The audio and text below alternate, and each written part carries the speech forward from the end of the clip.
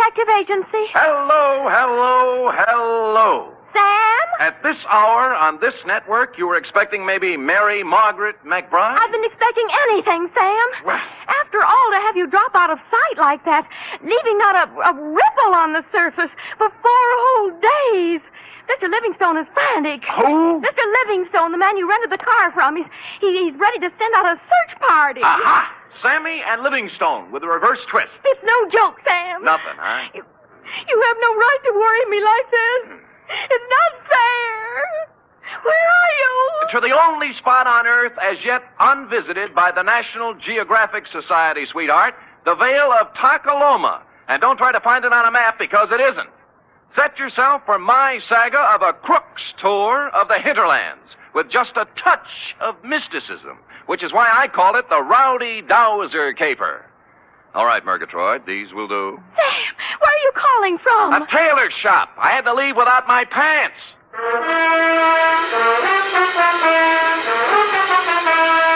For NBC, William Spear, radio's outstanding producer-director of mystery and crime drama, brings you the greatest private detective of them all, starring Stephen Dunn in The Adventures of Sam Spade. Dum-da-da-dum-dum-dum. When you and I were young. Effie. Sam? Who else? Are you decent? Decent? Well, you said you'd lost your pants, so... Oh! How do they look? Well? Isn't it a little early for Halloween? Ooh, you made a joke. You ready, woman? As always, Sam. Date, fill it in. 2 Constable Ollie Shuttle, North Takaloma, California. From Samuel Spade, license number 137-596. Subject, the Rowdy Dowser caper. Dear Ollie, on Wednesday it was when I returned to my office of a fine spring morning to find a note lying on my desk like a big, juicy piece of cheese in a mousetrap. Quote, Mr. Spade, call North Takaloma 3, unquote. North Takaloma. Where have I... Long distance. North Takaloma 3. Yes, sir. One moment. Would you repeat the number, please? North Takaloma 3. North Takaloma City. Nice diction. That is North Takaloma? I'm not kidding. Look it up, girl. Look it up. Yes, sir. North Takaloma City. Well, she must have found it in the book because soon we had encouraging buzzes and clicks. 6 operators later, we had punched our way north to the farm at Slattery Flat. Then we knocked off for lunch, while Slim Slattery repaired the windmill that made the juice for the last lap. At 2:07 p.m., victory was in sight. Yeah? Sam, this is Operator Nyan for the 10th time. Oh, fine. How we doing, Millie? Sam boy, I am actually ringing North Takaloma City. Oh, good girl.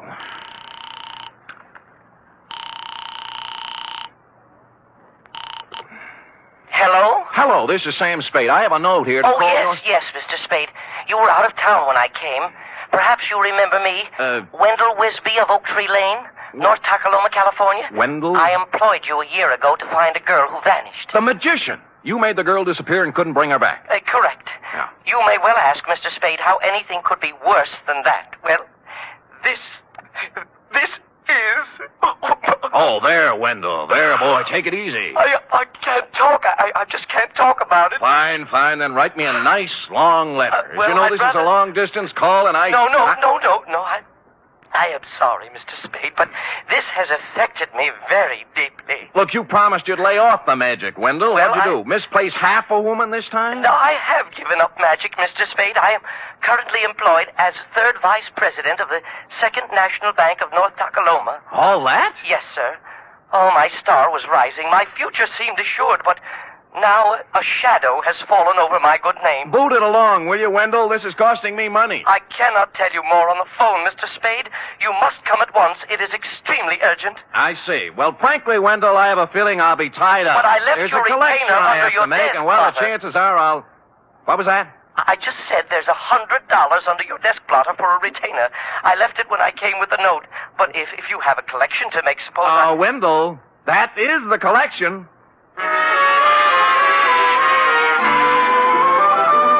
And so it befell that shortly before lunch on the following day, I guided my rented hack across the ford at Clobber Creek, up the high road through Possum Notch, and down into the Vale of Takaloma, where I muscled my way through a flock of geese in the main street and tied up before the imposing stone facade of the Second National Bank. Inside, sitting in front of the door marked Urban Root President, sat a secretary whose facade looked colder and even more imposing than the bank's. She was shriveling one of the customers, a meek little milquetoast in a salt and pepper soup. But as I informed you, my good man, President Root is extremely tied up at the moment. Oh, I'm quite aware of that, miss. I wouldn't bother him for the world, but you see, No, I don't see. And since you refused to state the nature of your business... Did I refuse? You most certainly did. Oh, dear me, I didn't mean to refuse anything. It's just that... Well, it's sort of personal, and may I go in? You may sit down until I tell you to go in. Is that clear? Yes, ma'am. Yes, I understand. I don't mind waiting. Don't mind at all. And now you, sir. What do you want? I have an appointment with Wendell Wisby. Mr. Wisby is in conference with the President Root. Thanks. If you'll sit down, I'll... just a minute, sir. Just a minute. And you must understand, President Root, this is a matter of family honor. Yes. I shall... Oh, Hi, Wendell. Mr. Spade. How sorry I couldn't get here sooner, but it's a long haul. Well, Mr. Spade is a friend of mine, President Root, from my salad days as a magician. A very competent detective, I might add. Well, thank you, Wendell. Yeah, I see. We are indeed fortunate to have him with us in this matter. Good, good. Please sit down, Mr. Spade. Thanks. You are aware, Mr. Spade, this matter is to be held in strictest confidence. Word must be kept from the depositors at all cost until... But remember, President Root, remember the code of the Wisbys. Should worst come to worst, I shall make good. I shall make good if it takes me... I understand, Wisby. I understand. Well, mind if I admit I don't? What is it, Wendell? Snatcher. Snatch whom? Uncle Purse. Our former cashier, Mr. Spade. Purse Snatcher. Wisby's uncle. Purse Snatcher. What about him? Everything. He has disappeared. Absconded. That is a harsh word, President Root. I would prefer to say he disappeared until we have further proof. The money's gone, isn't it? How much money? $53,000. From Uncle Purse's accounts. Huh. It may be he has absconded, President Root, but we must remember that despite the Snatcher surname, Uncle Purse is a Wisby. And a Wisby never lived who got away with $53,000. All right, Wisby. He disappeared. Yes, may I ask when he disappeared? Last Friday night, about 9 o'clock. Anyone see him go? Almost everyone. His car stalled at Main and Persimmon. Several people saw him trying to start it. He was acting very strangely. Oh, how was that, Wendell? Well, Clem Clobber and Charity Fid and several others spoke to him from the curb, but he wouldn't answer them. He didn't say a word to anyone, which is not at all like Uncle Purse Snatcher. Wisby, man to man. Would you feel sociable with a satchel full of stolen money on the seat beside you? Well, there you have a point, President Root. I can't blame you for the way you feel, President Root, but I must continue to believe the best of Uncle Purse until Mr. Spade discovers the worst. Oh. And in that dismal eventuality, please know I intend to pay off the $53,000 plus interest on the installment plan. $5.37 per week for 48 years. Oh. You have my word on it, sir. The word of a Wisby. With which solemn pronouncement, Wendell marched out, closely followed by me. Salt and Pepper Soup Milquetoast was still fingering his hat brim, looking hopefully at Miss Icewater for the sign. At Wendell's suggestion, I hustled out to the Snatcher homestead for a word with Purse's wife, a timid little woman with her heart in her eyes, known from one end of the valley to the other as Aunt Wistful.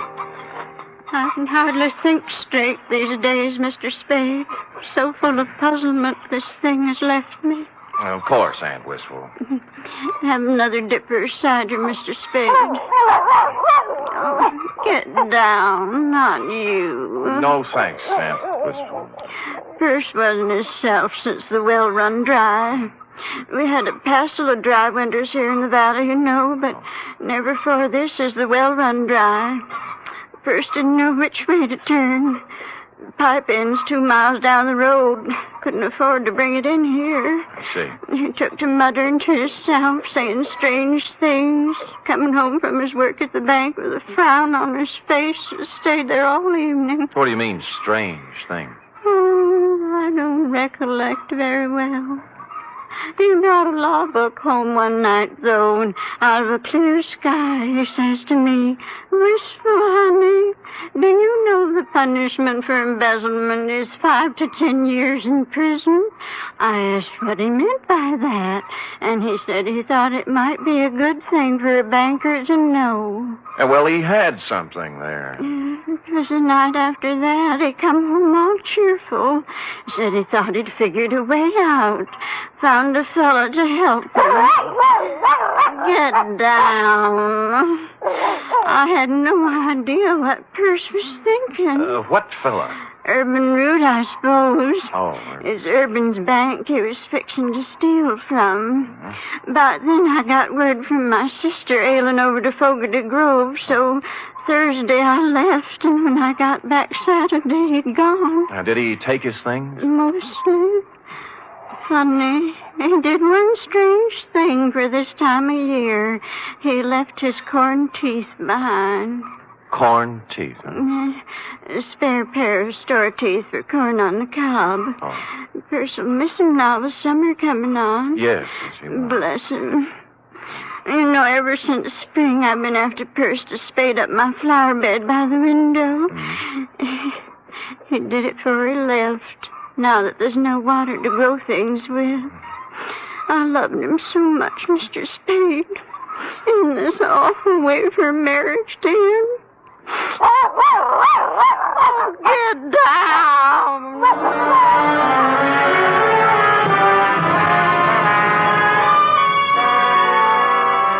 Well, I started at Main and Persimmon Streets and worked south, farm by farm. Everyone seemed to have been sitting on his front stoop Friday night because all remembered Perce Snatcher driving out on the South Road in his 1919 Winton 6. Up to a point, that is. Somewhere between North Takaloma and Fogarty Grove, I ran out of witnesses. And in Piney Crotch, of all places, the town beyond, they could guarantee Perce didn't pass through because the main drag was roped off all Friday night for a square dance. And thus matters stood on the third day when I limped back to the bank. For some reason, a crowd had gathered in the alleyway next door. Writing it off as a floating crap game, I walked inside, bowed formally to Miss Icewater, then plunked myself down at Wendell's desk. Oh, Shaw. I just found I miscalculated on the interest. At $5.37 per week, I won't have this paid off until I'm 134. And who knows, by then you may even have a wife and children to support. Look, don't you think you were a little impetuous with that retainer? What retainer? Mine, the $100. $100? Wendell, the $100 you stuck under my desk blotter when you hired me. I hired you? You came to my office while I was out of town, Wendell. You left a note for me to call you. I talked to you on the telephone. Well, didn't I? Mr. Spade, something is very wrong. I did not talk to you on the telephone at all. What? I thought you were employed by President Root. Well, where is President Root? I don't know. He stepped out some time ago, and there's someone waiting for him in his office. Oh? Do-do-do-dee-do-do. Hi, Miss Icewater. Oh, tell me, pretty mean, are there any more at home like you? Milk toast. But with a difference. The salt and pepper suit had gone. Beret, bow tie, plaid sport jacket with a racing form sticking out of the pocket. Maroon +4s and wool socks with tassels. He took one of President Root's cigars out of his pocket, bit off the end, and lit it. Then smiled, or rather leered, at Miss Icewater. Well, honey? I'm sorry, Oh, sir. 23 skidoo, sweet stuff. President Root will be back shortly if you... Oh, don't be a back number, beautiful. But, sir, I Papa love Mama? Well, I don't know what to say. You'll learn. Tell Cookie I'll be back, huh? Yes, sir. Anything you say. Live a little, baby. Live a little. Toodaloo. Golly! Golly, indeed. Miss Icewater. Hey. Oh. What was that? I don't know his name. A friend of President Root's. He's rather attractive, don't you think?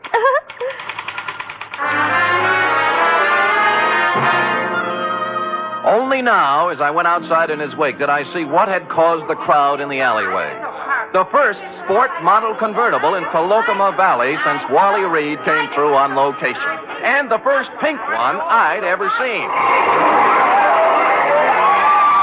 Pondering the new milk toast, I walked into the drugstore, found a phone book, and checked all 25 names. North Takaloma 3 belonged to the Atomic Auto Courts and Restaurant. Charity Fidd, proprietress.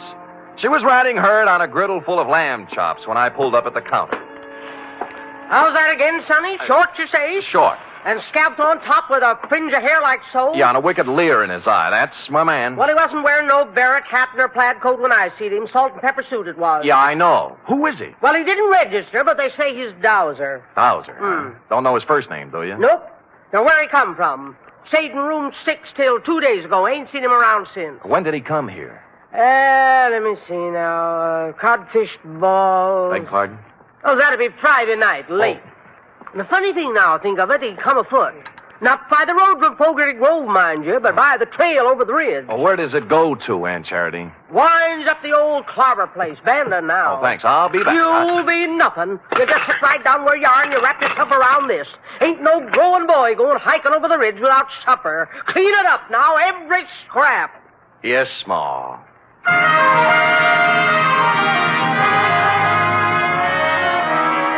It had been dark about 2 hours when, carrying one of Aunt Charity's best coal oil lanterns, I topped the ridge and looked down on Clem Clobber's abandoned barn, nestling in a grove of ancient oaks at the very foot of the hill. The moon was bright enough to show up the pair of grassy ruts leading from the rear of it down the gully toward the road to Fogarty Grove, a couple of miles away. On general principles, I blew out the lantern, then scrambled down the side hill and up to the barn door. I couldn't make out anything inside at first, and then finally something took shape. A dark hulk in the middle of the floor. Stupid me, I lit a match. It was an automobile. To be exact, it was Purse Snatcher's 1919 Winton 6. His hat and the tweed overcoat everyone saw him wearing Friday night were lying across the front seat. I held the match higher and bent over for a closer look. Whereupon Spade and the match went out together.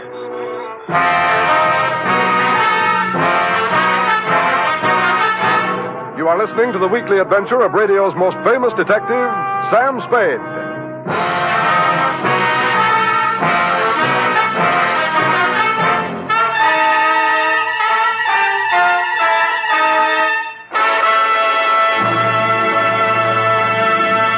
Three chimes mean good times on NBC. There's fun for you Sunday with two of your favorite families, the Blandings and the Harrises. Mr. and Mrs. Blanding stars Cary Grant and Betsy Drake in the title roles as the proud but somewhat bewildered owners of the famous Dream House. The Phil Harris-Alice Faye Show stars Phil and Alice, of course, plus ever-helpful Frankie Remley, Brother William, and delivery boy Julius. Yes, there are laughs this Sunday and every Sunday with the Phil Harris-Alice Faye Show and Mr. and Mrs. Blandings.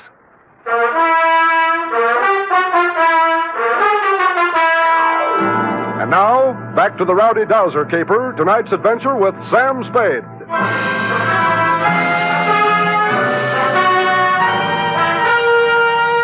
I must apologize, Constable, for succumbing once again to the traditional nemesis of the private eye. But the bald facts are simply that I bent over for a closer look at the Winton 6 and was struck a dastardly blow on the rear of the head.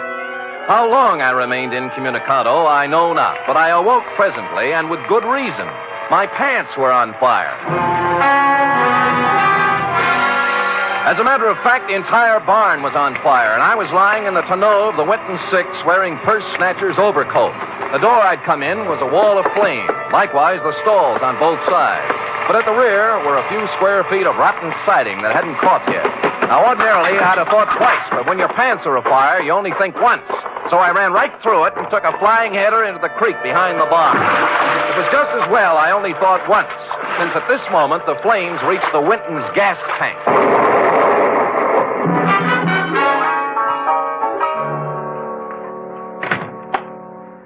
Hi. Good laws almighty, what have you been up to, boy? Smoking corn silk behind Clobber's barn. Match got away from me. Well, stay right there till I find my goose grease. No. Later, Aunt Charity. How about the key to 6? The Dowser fella? Yeah. Won't need no key, son. No door open? If he left it open, he's in there now. Barrett hat, plaid coat, and a 25-cent cigar. Help yourself.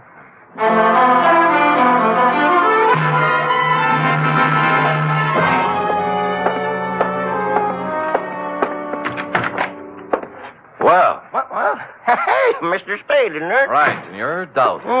Dowser? Isn't it? Yes. Yeah, that's right, Dowser. Hey, you can call me Alonzo. Sit down. No, I'll stand. Oh? You're lucky you caught me. I was Just leaving, so I see. I was detained, as you probably know, over at Clobber's barn. Detained? Okay, Dowser. We'll let that do for the preliminaries. Now, why'd you just try to kill me? Kill you?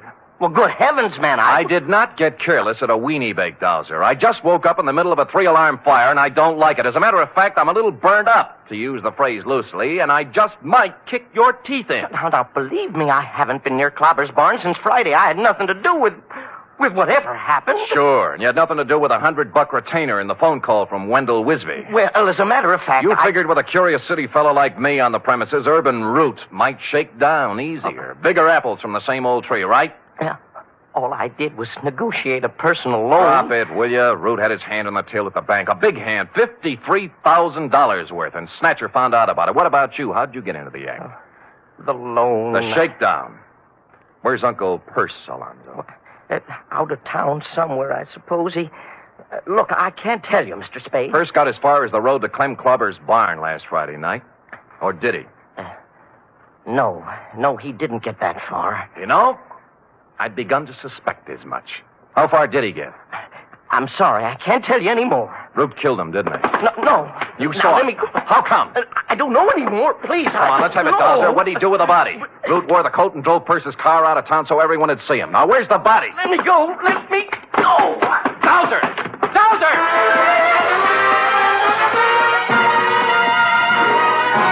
He squirted out of my hands like a watermelon seed, leaving me with a plaid coat, and took off down the line of atomic cabins toward the atomic restaurant. A nice high-knee action for a little guy, and what with my burns and contusions, I'm forced to admit he was widening the gap between us when he rounded the corner of the atomic restaurant, making possibly the gravest error of his career. Aunt Charity was rounding the same corner, coming the other way with an armload of wood.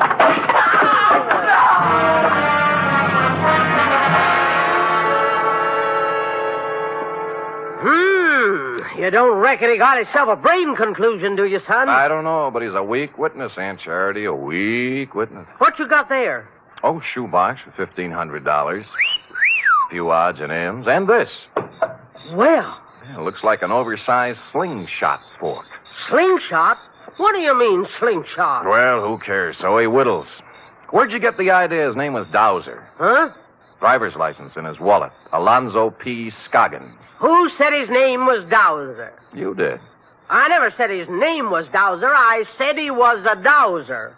Oh. And what's a dowser, Aunt Charity? A guy who finds water for people, that's what. Well, that's nice. If you could...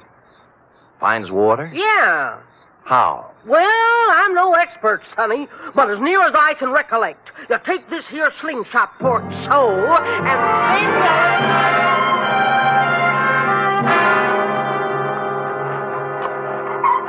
Mr. Spade, I can't go through with it. Get hold of yourself, Wendell. Remember the code of the Wisby. But this sinister revelation has virtually prostrated me, Mr. Spade. And you must remember it is now over a year since my salad days as a magician. Tut, Wendell. Stout fella, stiff upper. And further, even at the peak of my career, I was only sketchily acquainted with the field of dowsery. Hold it. There they are. Aunt Wistful is sitting on the back porch with President Root.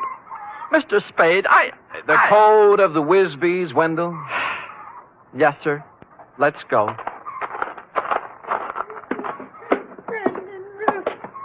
I just can't tell you how full up with gratefulness I am. Now, Aunt Wistful, don't take on so. It's nothing at all. It's, You remember Mr. Spade, President Root? Wait, of course. Of course. Hardly seems any time at all since we met President Root. Oh, Mr. Spade, President Root's going to buy the farm. Isn't that wonderful? Touching. And he's allowing me $10,000 on it against the money Perce stole. Well, that's a generous offer. I thought so. Considering there's no water on the farm. Perce said many times it wouldn't be worth $40 an acre for that water. Well? Did you say something, Wendell? Yes. Aunt Wistful, I have great news for you. It may not be necessary to sell the farm. What do you mean, Wendell? We've made a deal here. Maybe the signals are off for now, President Root. You recall Uncle Perce said he'd found a man to solve his problem, Aunt Wistful?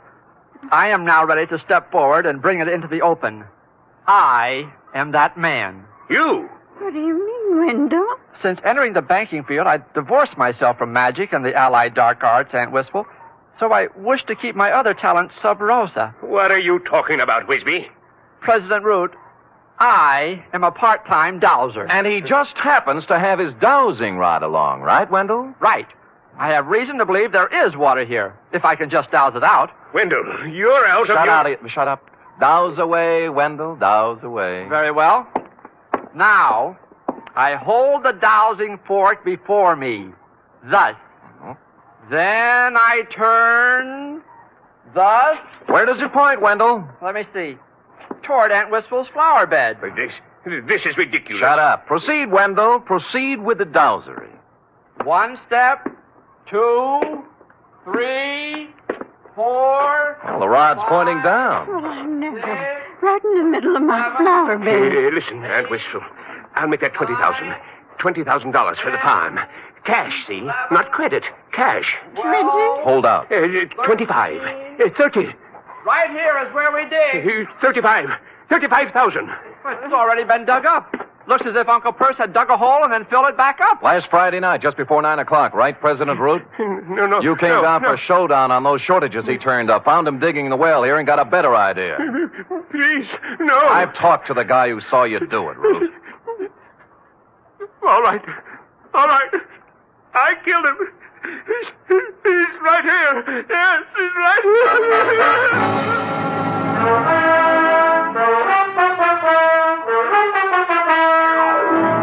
Which is where you came in, Constable, and since you can take it from here, I shall close, as always, with... Period. End of report. Right. Another triumph, Sam. Another new sphere of effort. No field is safe from my talent, sweetheart. You will please preserve it for posterity during the following 15-second announcement. Scoot. Scoot.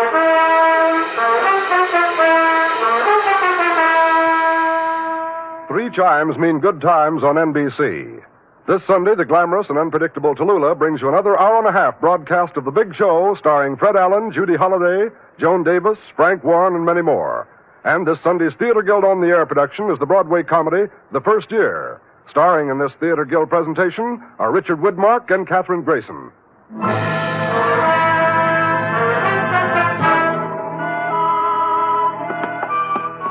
Here it is, Sam. Ah, efficient girl. Yeah? Yeah, Millie, this is Sam, boy. What's up? Oh? Thanks, Millie. Well, what is it, Sam? They just relayed a message from Fogarty Grove, F. Wendell is being installed as second vice president tomorrow night at the Moose Hall. Oh? He wants me to come. Oh! And bring a girl. Are you game, little one? Well, that's one way to get the report to Constable Ollie Shuttle. I'll do it, Sam. Good girl. Pack up an emergency ration of sorghum and hominy grits. I'll pull up at your doorstep in the morning at 8 o'clock. Well, I'll wear my sunbonnet and Mother Hubbard. Oh, good night, Sam. Good night, sweetheart.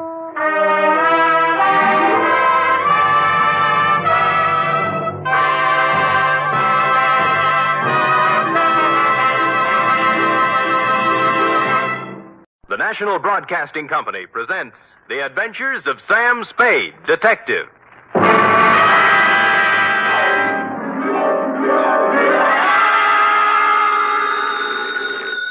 Sam Spade Detective Agency. Hi. Sam? Who else? Did you wind it up, Sam? Is it all over? If you're talking about the usual happy ending with the villains dead and buried and the lovers joining hands while the camera does a slow fade, it is not all over, sweetheart. What do you mean, Sam? The villains in this piece are for real, still doing business at the same old stand from one end of the country to the other. Oh, Sam, you sound so grim. Only because I have a grim tale to tell, little one. So warn all within earshot that if they seek bluebirds of happiness, sweetness and light, and love conquers all, to try another detective. Because even now I am on my way with something that might butt into your sleep for the next few days. To wit, my report on the Denny Shane caper.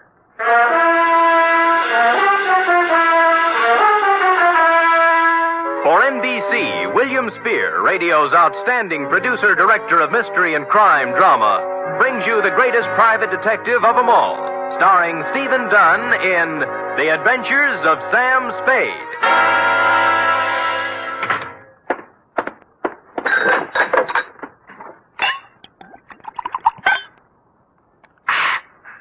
Effie! Sam? Yeah. Oh, I'm sorry, Sam. I didn't hear you come in. Ooh. Oh, tired, Sam? Yeah. You look pale. I guess maybe I'm a little sick, too. Now, Sam, I warned you about heavy lunches when you're on a case. Not that kind of sick, Angel. This kind starts at your shoe tops, runs up your backbone, and kicks around in your head till you're... Where's the book? Right here, Sam. Okay. The date, fill it in. 2? To John Q. Public. From Samuel Spade, license number 137596. Subject, the Denny Shane caper. Dear John Q. She was sprawled in the corner chair when I got back from lunch. A kid of 16 or so, complete with bobby socks, hair ribbons, and shoulder bag.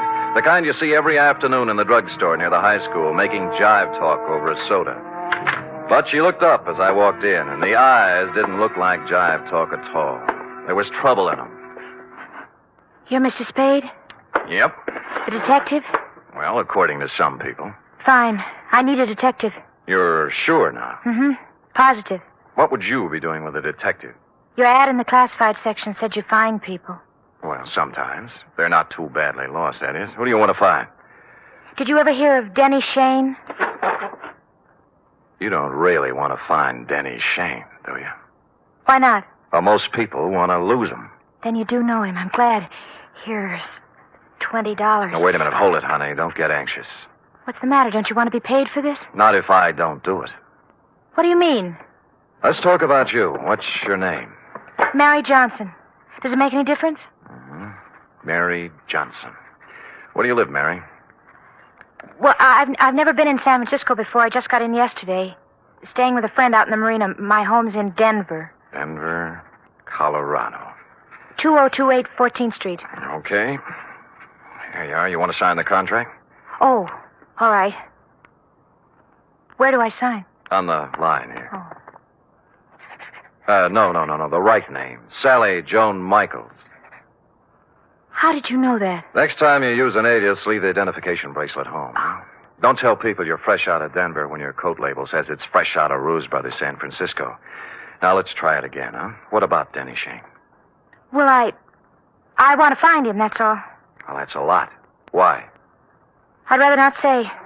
Well, in that case, Sally, I recommend another detective. You'll find there's an ad in the classified section just below mine. You mean you won't do it? Sally, if I may get pontifical for just a moment, Denny Shane is not the kind of character I would pick out for a kid like you. He has a reputation for booking horses, which is illegal, and welching his bets, which is worse. He is associated at one time or another with almost everyone in the files of the Kefauver Committee. And as for the girls he runs around Stop with... it, will you? Oh, so that's it. No, that isn't it. I've never seen Denny Shane in my life. If we do find him, you'll have to point him out to me. Really? He's been good to me. You see, all my life he's been good to me. Mm-hmm. And you've never seen him? No. Denny Shane is my brother, Mr. Spade. My mother died when I was born. I was adopted, but Denny went to an orphanage, and I guess he sort of ran wild after he got out. Yeah. What do you mean he's been good to you? Sent me money on birthdays and Christmases, sometimes in between. He always said if I needed help to tell him, but I never knew where to find him. We need help right now, Mr. Spade.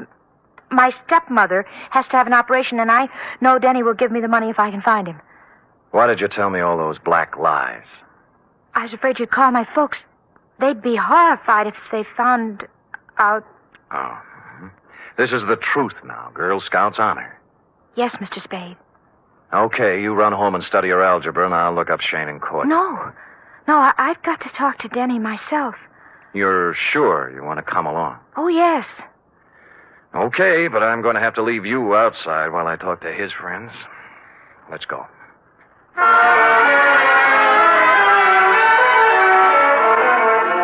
I hadn't seen Shane since 3 years ago when he conned a client of mine out of $3,000 on a phony mining stock deal. I knew it was waste motion, but I checked the hotel where he was living then and found he was long gone. Came next in the following order: one gambling joint in South City, one saloon in the Mission, and one very dubious apartment on Turk Street, run by a charming wench wearing wedgies, culottes, and peach brandy. She gave me a peachy smile. Oh, Denny Shane? Don't step on your laughs. You seen him lately? Funny you asking about Denny. I saw him yesterday. First time in 2 years coming out of Augie Dano's. Oh, who's Augie Dano? Runs a gym exercise studio, reducing setup on Sutter Street. You know, work a little, lose the middle. Get it? Yeah, I got it. But anyway, thanks.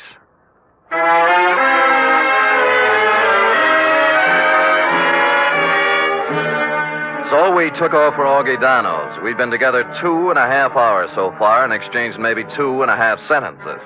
She just sit quietly in her corner of the cab with her hands folded on her lap, looking straight ahead. Sally. Hey. Oh, What's the matter, honey? nothing. Oh, now, come on. You can tell your Uncle Sammy something's eating you. Now, what is it? I told you. You're sure it has nothing to do with Denny and you? We settled that. I don't know, did we? You know, I got an ache in my bad knee. Is that good? Nope. I only get it when things are going sour on me. Well, here's Augie Dano's. Come on, you can go in, too. This place looks respectable for a change. The gold lettering on the door said Augustine Dano, Masseur, Scientific Reducing. And inside was an expensive-looking reception room with birch paneling, potted palms, and antique leather chairs, into one of which I stored Sally while I made bold to enter a door at the rear marked private. Oh, now there. Look what you made me do. I am sorry. Oh, dear me, you should be. My best perfume all over the... I'm sorry. I didn't mean to slam the door, lady. The draft. This is a private office, sir. There is a button outside clearly marked ring and wait. That I did not see, and once again, I am so sorry about spilling the perfume. Oh, my. Toujours, my regret. TV. $12 an ounce. Oh, well, I regret TV, too. Now, look, how about announcing me to the professor? But now, if you mean Mr. Dano, he's quite busy with another... Mr. Rudnick, if the envelopes are ready, Oh, who's this? You've got me. My name's Spade. Spade? Spade. The detective? Yeah. Detective? Oh, what... Just a minute, Miss Rudnick. Would you have your nerve barging in like that? I thought you were a client. All right, Miss Rudnick. All right, here. Well, 4 bits. Now, buy yourself another quart. well, I never. This I can believe. Well, what do you want, Spade? I'm looking for Denny Shane. Someone saw him walk out of here yesterday. Shane? That's right. Well, what's the matter? Some trouble or something? No, his kid sister's trying to look him up. Oh. That's funny. What? Well, that someone saw him coming out of here. I'd never heard of the guy. Of course, we got people in here all the time, salesmen, agents, friends of clients, But no Shane. Not that I know of. What's he look like? Oh, about my height, blue eyes, pale complexion, too thin to be coming here as a customer. Well, I wish I could help you, pal, but like I say, so many people come in and out of here, Sure. Thanks anyway. Bye. Bye. Any luck? No, never heard of him. Come on. Too bad. Where to now? Oh, there are a couple of more places. After you. Cab's gone. Well, I told him not to wait. I thought we might have something to eat across the street. I'm not hungry, thanks. Look, you better call your parents. No, don't. I told him I was spending the night with a girlfriend so they wouldn't worry. That's another big black lie. Look, I'm tired of playing this way. I want it all. I told you. You're eating your heart out over something, and it's not Mama's operation. Now, it's something bigger, and it hurts worse. And don't tell me any different because it's written all over your face. Please don't ask me any more, please. Oh, skip it. Where's the cab? Don't take me home. That's just where you're going, honey. Well. What's the matter? Look, coming up the street. Is that... Yeah, Denny Shane. You're sure? Of course I'm sure. I've got to be positive. I'll prove it to you. Denny? See? Yes. Denny, come here a minute. Oh, Sam Spade, isn't it? Yeah. Well, you recognize the kid? No. She's your little sister. Sister? What are you talking about? I haven't...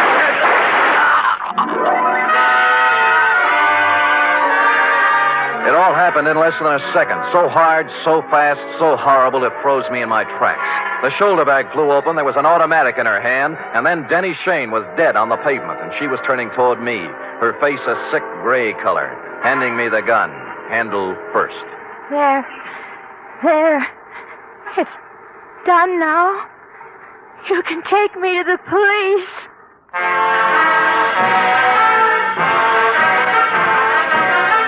You are listening to the weekly adventure of radio's most famous detective, Sam Spade.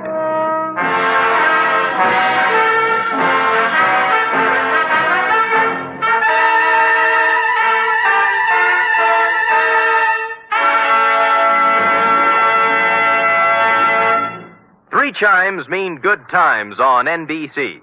Whether it's comedy, music, or drama you're after, you'll find it on The Big Show this Sunday. The dynamic Tallulah is your hostess, and her guests include Fred Allen, Jimmy Durante, Vivian Blaine, Jane Morgan, and Rudy Valley. You're invited every Sunday to The Big Show.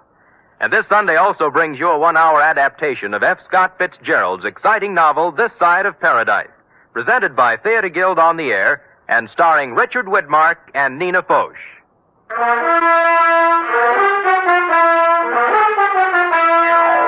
And now back to the Denny Shane caper, tonight's adventure with Sam Spade.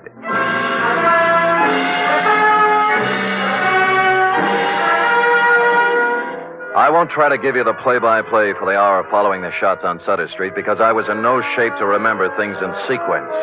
In less than a minute, we were in the center of a milling crowd. Cars jammed up. Horns began to blow. Then the morgue wagon and a squad of homicide dicks and flashbulbs going off like firecrackers.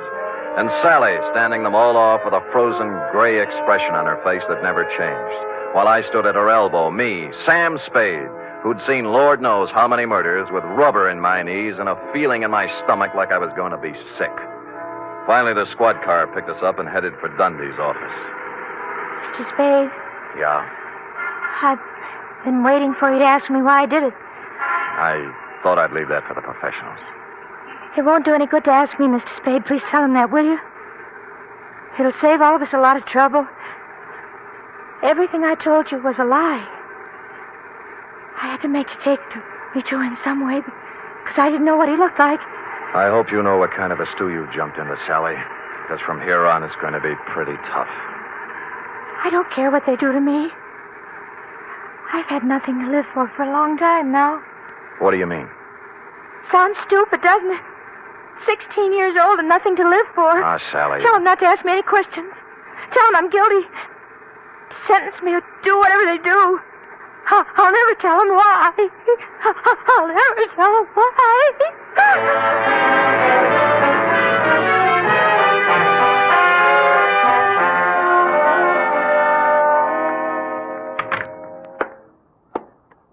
Give me a cigarette, Sam. Yeah. Why did I have to grow up to be a homicide, Dick? No dice, Lieutenant? No dice. It's her old man's gun. Hooked it out of his drawer this morning before she left for school. I still think she's mixed up with Shane somewhere. Dundee, believe me, that's one thing I can guarantee. She didn't know Shane from Hopalong Cassidy. Well, I'm only falling back on the standard answer to this kind of a clam bake, Sam. This is not a standard clam bake. You're telling me. You know, Sam, it kind of scares you. What the Sam Hill's happening to our kids? A 16-year-old girl still in high school walking up to someone on the street? Shut up, Dundee. Oh, I'm sorry. It's got me, too. She's resting on the couch in there. Stick around till I get back. I gotta go down and wait for her folks.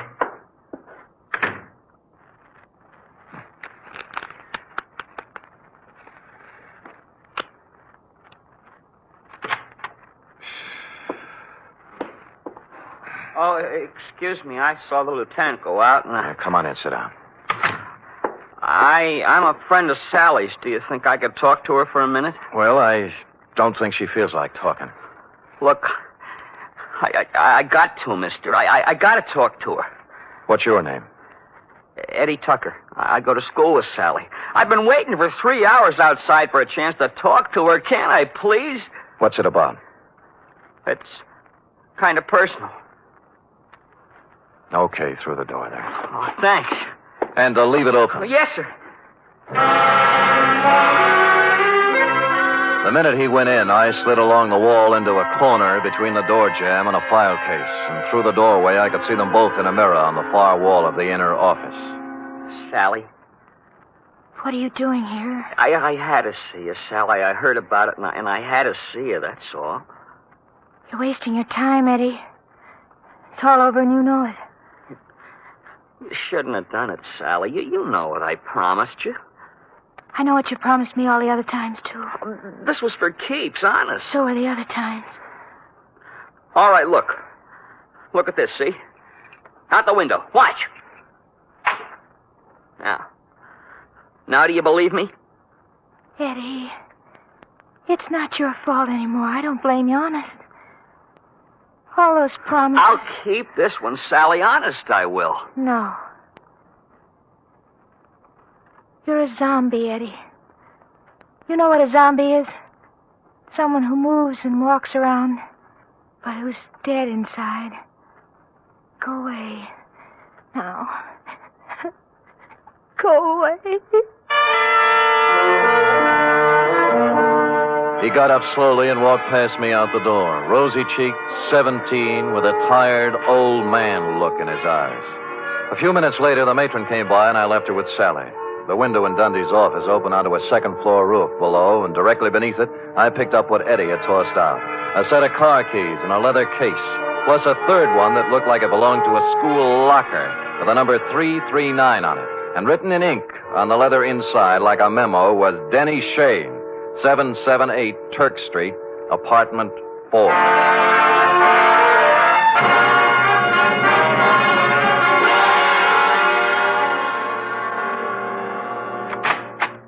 Hello, kids. Oh, well, it's you again.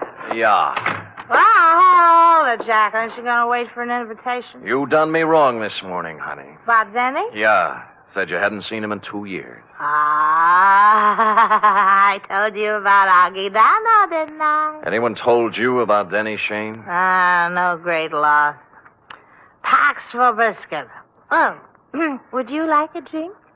Thank you, no.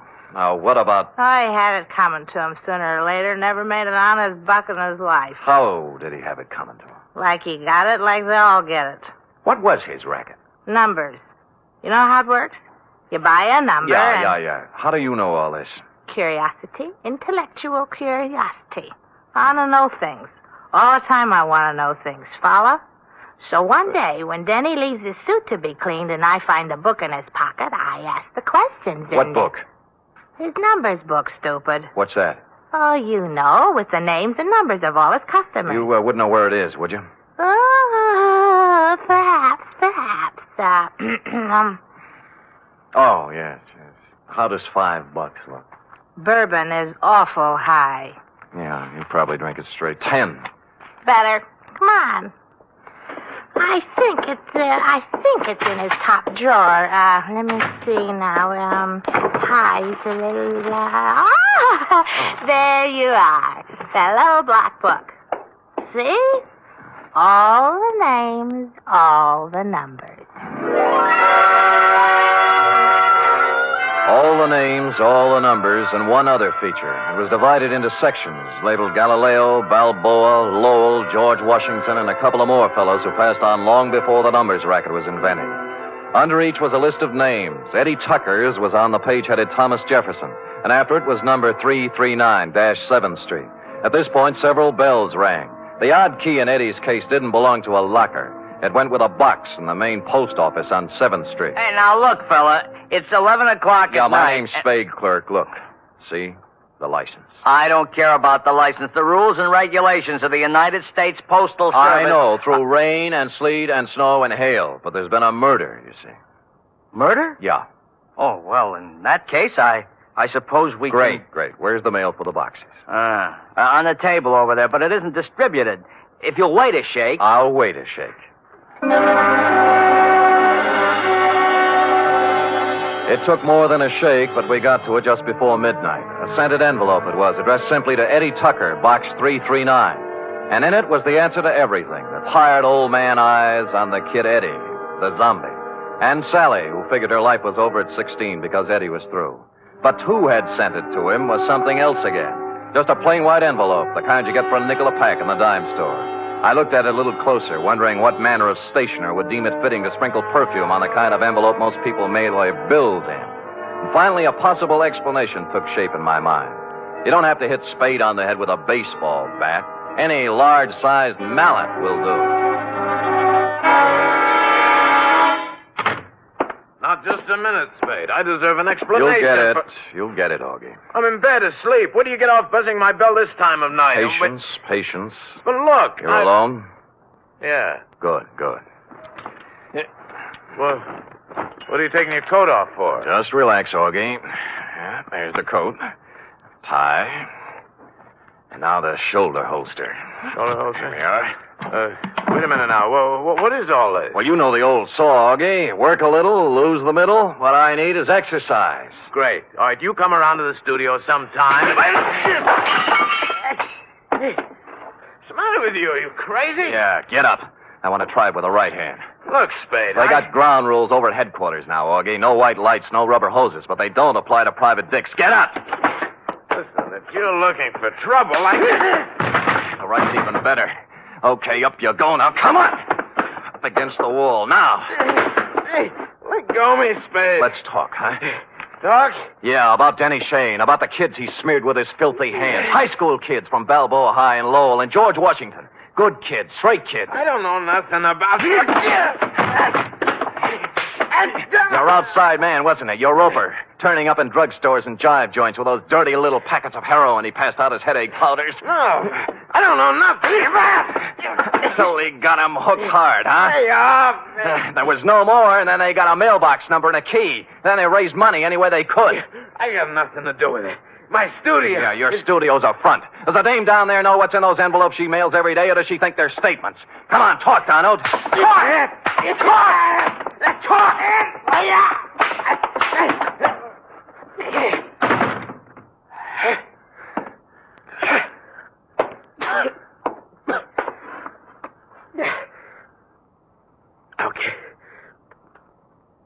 Okay. I'll talk. Which he did, a full hour's worth in Dundee's office, and a harrowing tale it was. I felt like printing up 1 million copies and mailing it out to every father and mother in the country. They'd taken him downstairs when I happened to glance out of Dundee's window, and down on the second floor roof, a point of light was moving back and forth slowly from one end to the other.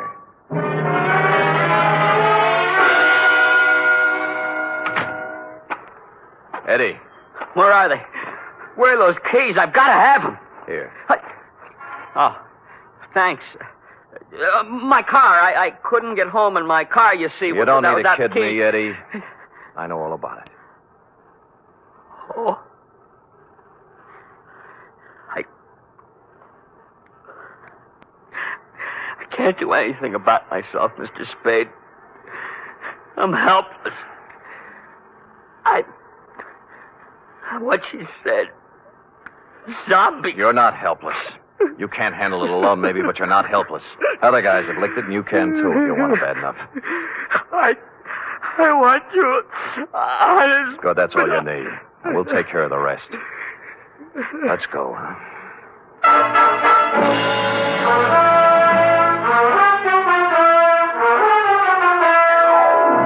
Like I said, this one doesn't have bluebirds at the end. Not yet, anyway. The bold fact is that Sally Joan Michaels is facing the juvenile version of a murder rap.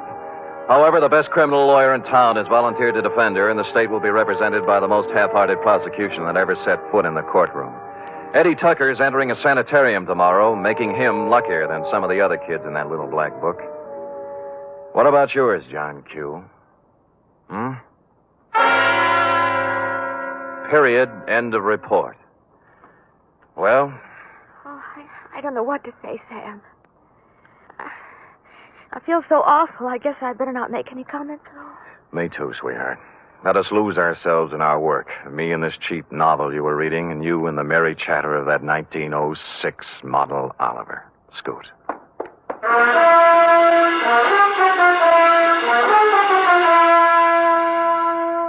Three chimes mean good times on NBC. This Sunday, there's fun for you with two delightful families, the Blandings and the Harrises. Mr. and Mrs. Blanding stars Cary Grant and Betsy Drake as the troubled but proud owners of the famous Dream House. And the Phil Harris Alice Faye Show brings you Phil and Alice, plus Brother William, darling child Julius, and the ever-present Frankie Remley.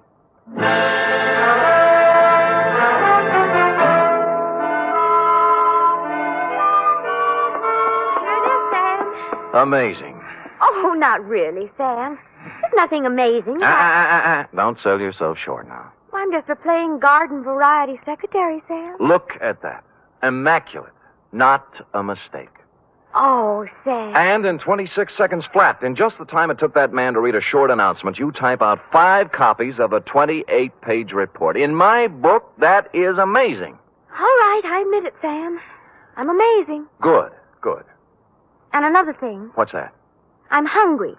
Oh. And tonight is sauerbraten night at Schroeder's, and Max Nishi's letting girls in now. Cherub, as you may have gathered, I didn't collect a fee off this one. Oh, but Sam, I still have $10 you gave me last week to cover my back salary from 6 weeks before that, so we really... Schroeder's it is, yes. Let me go home and put on my other shirt. And I'll get my sauerbraten hat. Good night, Sam. Good night, sweetheart. She is amazing.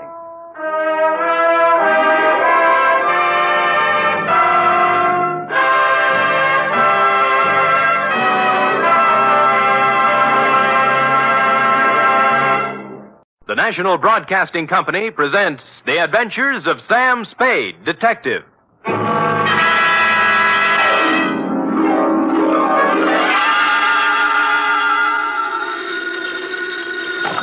Sam Spade Detective Agency. Me, sweetheart. Sam! I heard you were hobnobbing with the wealthy set of our city. If what I was doing is their idea of hobnobbing, I'm glad I'm in the lower income brackets. What do you mean? What happened? I will only reveal that, Effie, in the intimate secrecy of our office. Was it that bad? Worse, F. Emotions ran amok. Passions were strewn from Fisherman's Wharf to the peninsula. Oh. Hatreds festooned the very air. And there was jealousy, too. My. It was positively lurid, as they say. Well, do you think it's all right for me to hear it? Well, I'll expurgate it a little, F. I'll water it down to your strength. I'll use monosyllabic instead of polysyllabic words, and so on. Now, Sam, I want you to tell me everything you think I should hear. And then just a little more. It's a deal, F. Prepare yourself for listening, and I will shortly make my entrance with a saga of society skullduggery, the lowdown on the uptown and all that. Now, if we need a name for it, why not call it the Vendetta Caper or the Revenge of Monte Cristo?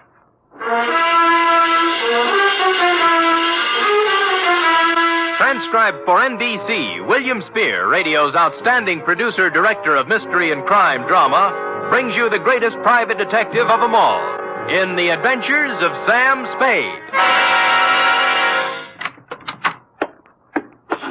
You don't have to call, Sam. I'm right here.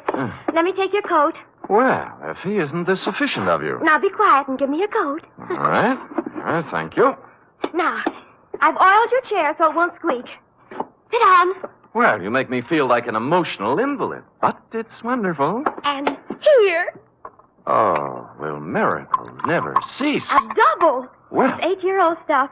I had Friskin's drugstore send it up. Applejack, it's called. Applejack. Well, what brought it on, F? Why this particular polishing of the Applejack? Well, Come on, out with it. No, I just thought, well, you've been working with the rich people, and maybe you were handsomely compensated. Mm-hmm. And, my back salary? You're not mad, Sam? Well, as it happens, I did make a few dollars, and yours will be the first account settled. Oh, Sam! So, it wasn't me. It was the money all the time. No, Sam, no, I just... I accept your apology. To Lieutenant J.F. Randall, San Francisco Police Department, from Samuel Spade, license number 137596. Subject, The Revenge of Monte Cristo. Monte Cristo? Is this a historical drama? Christoph. Cristoff. Oh. Monty. Monty. and it's still a historical drama. Dear Lieutenant, revenge is an old-fashioned motive, but when you get it raw and distilled, as in the Gosden affair, it's new all over again. This was the slow-burning, deliberate kind of passion that starts smoldering way back in the forgotten days and explodes among some people who never knew they were living over a keg of dynamite. It was yesterday morning that the distant sputtering of the fuse began to be heard by a man named Chandler Gosden. You know him, the hulking rich boy, the electrical appliance scion who took up professional boxing for a while. I think he was billed as Gold Plate Gosden, a society scrapper. And he was doing well, too, until a right cross by someone who needed the money more than he did sent him back to clipping coupons. Spade? Yeah? I'm Chandler Gosden. Well, I recognize you. What do guys like you charge? Well, it depends on the job. Investigation. $60 a day, and any unusual expenses. Cheap? Well. Do you guys have some kind of a code, huh? Code? You know, like doctors. Do you keep things in confidence? Well, most of us do, including me. Yeah, I don't suppose it'd make any big difference if it got out. I'm not afraid of him. I just as soon punch him in the mouth as look at him. Who? Monte Christoph. Heard of him? No. Moved into the peninsula, my neighborhood.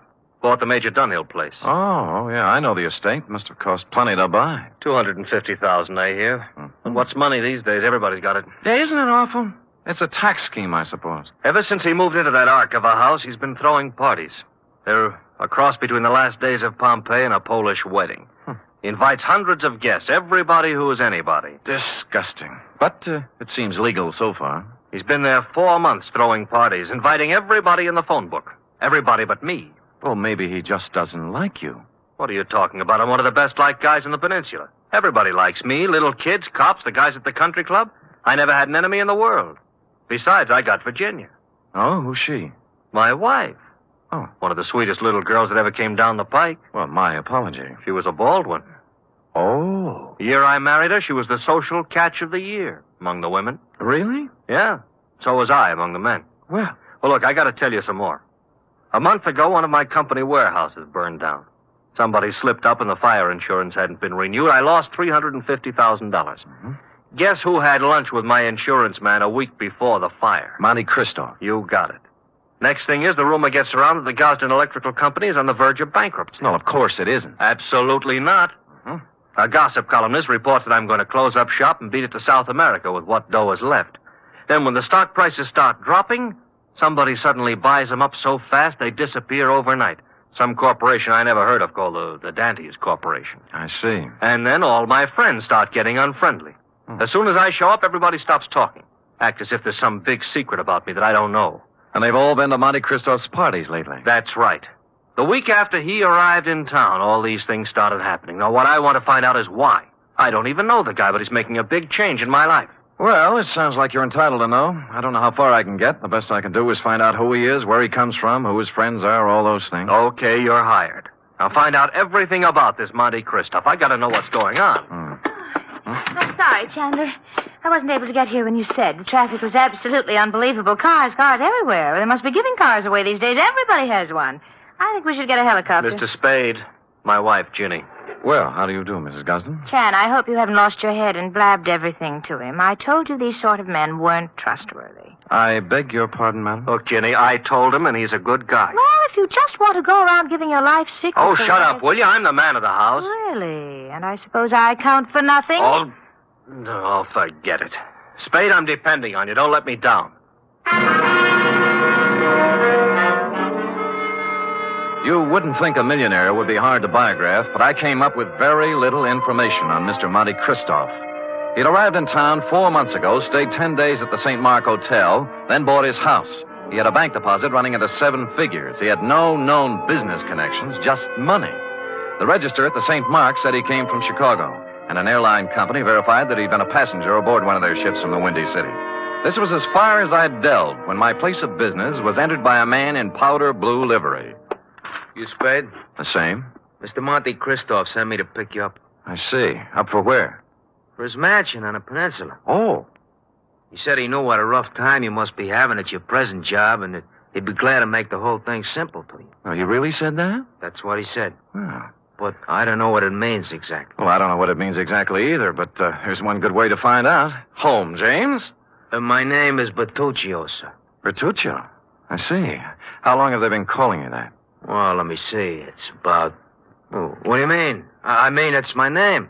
All right. We'll talk it over in the car.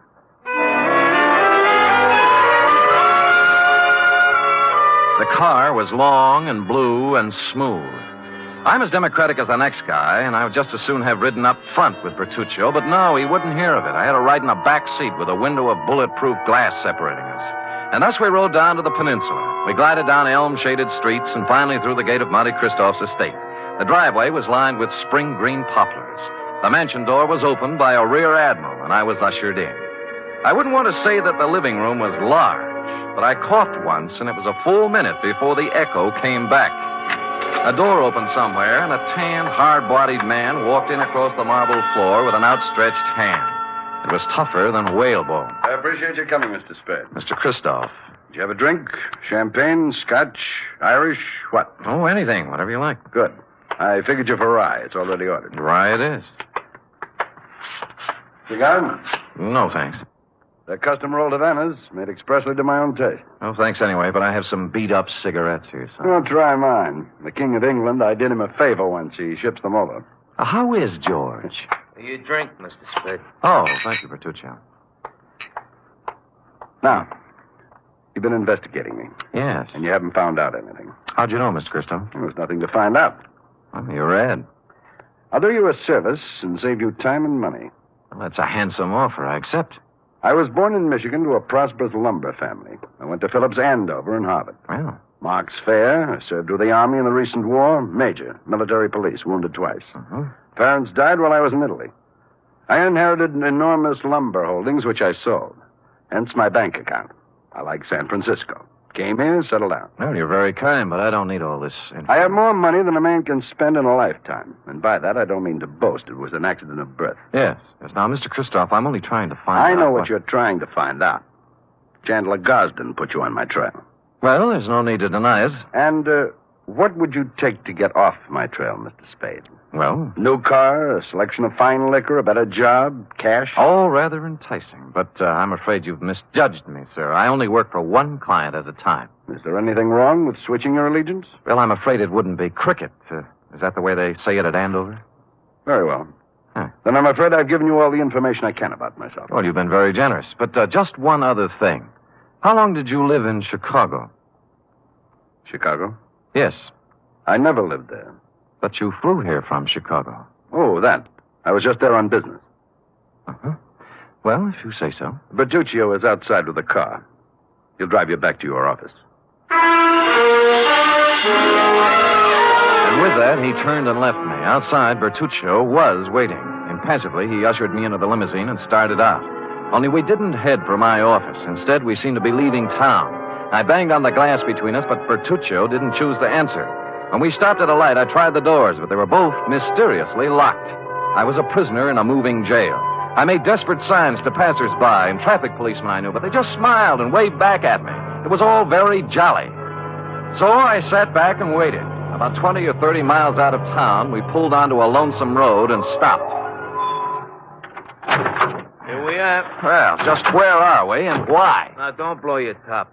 Christoph told me to take you out here and to give you this. Oh? What's in the envelope? Money. $2,000 to be exact. Well, that's a lot of grands. They're going to do a lot for you. You're going to take it and keep going north. 48 hours will be long enough, just so you keep out of Frisco. Well, just so you know how I stand, I'm going back. You know, I was hoping you'd say that.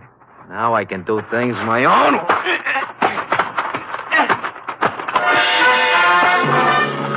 He pulled out a long black sap and started wielding it. The first cut just grazed my head and smashed into my shoulder. I blocked his second blow and moved in for some close work. The third time he swung at me, his arm caught an overhead tree branch, and that was his undoing. He took 4 or 5 and then went down and out.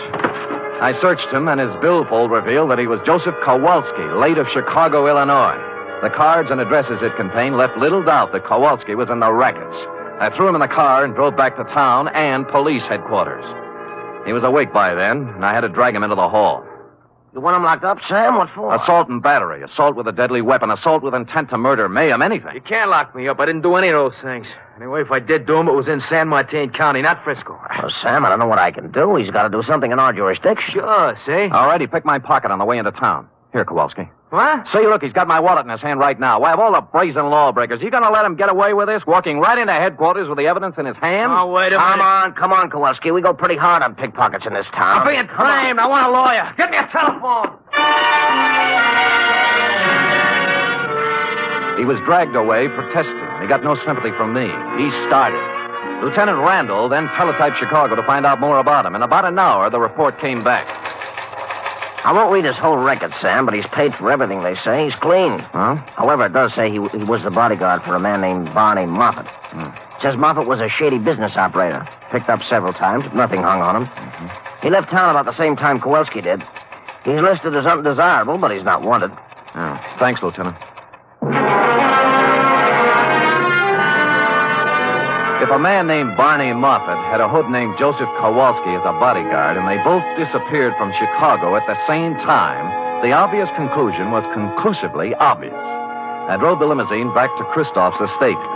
But as I parked the car, my headlights hit another car. There was someone getting into it, Mrs. Chandler Gosling. Oh, you, what do you think you're doing? Remember me, Sam Spade? Oh, detective. Yes. What are you following me for? What were you doing in Christoph's house? I thought he wasn't a friend of yours, or your husband. Mr. Spade, get in, please. Let's talk. Okay, spill it. It's none of your business what I was doing in there. Whatever it was, I want you to forget you ever saw me. That'll be pretty hard to do. Would money help you? In this case, no. What do you care what happens to my life or Chan's or Christoph's? Because your husband's paying me to worry. All right. But if I were you, I'd just forget that you ever met any of us. Because this mess we're in is so bad that nothing you or anybody else can do is going to get us out of trouble. With that, she burst out crying. I couldn't get anything else out of her, so I let her go, and she drove off. I walked up to Christoph's house, knocked on the door, and a servant opened it. I took a couple of steps inside when 6 pairs of arms grabbed me. Some of them had fists on them. The struggle was just getting lively when Christoph appeared. All right, let him go. Well, I don't appreciate this kind of treatment, Christoph. You weren't it, Spade. All right, men, take a walk. Now, what's it all about? It was my orders if you ever showed up here again. Why'd you soften? I just heard about Kowalski. You managed that very well. I admire resourcefulness. How would you like to work for me? No thanks, Moffat. Moffat? Barney Moffat, late of Chicago and the rackets. So you know, huh? Well, I wasn't sure until just now, but you cleared up the doubt. How much do you know? Very little. Just that you were a shady operator, but nobody's looking for you or anything. Spade, I did a lot of things. Several years at tightrope walking with the law. But I never did anything they could jail me for. I have an idea you're considering doing something in the near future. What makes you say that?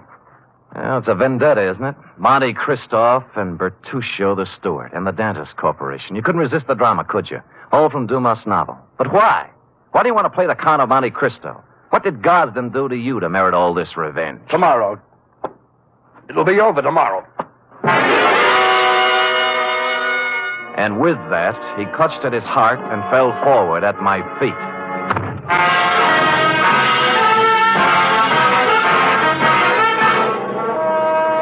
You are listening to the weekly adventure of radio's most famous detective, Sam Spade.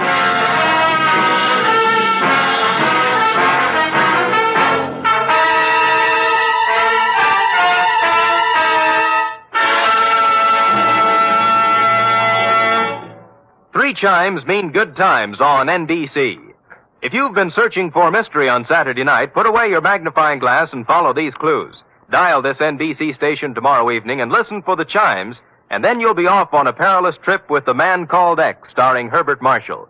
And if you've been searching for music, too, on Saturday, then Eileen Wilson is your dish as she stars in Your Hit Parade with Snooky Lanson and Raymond Scott's orchestra. And now back to the Vendetta Caper, or The Revenge of Monte Christoph, tonight's adventure with Sam Spade.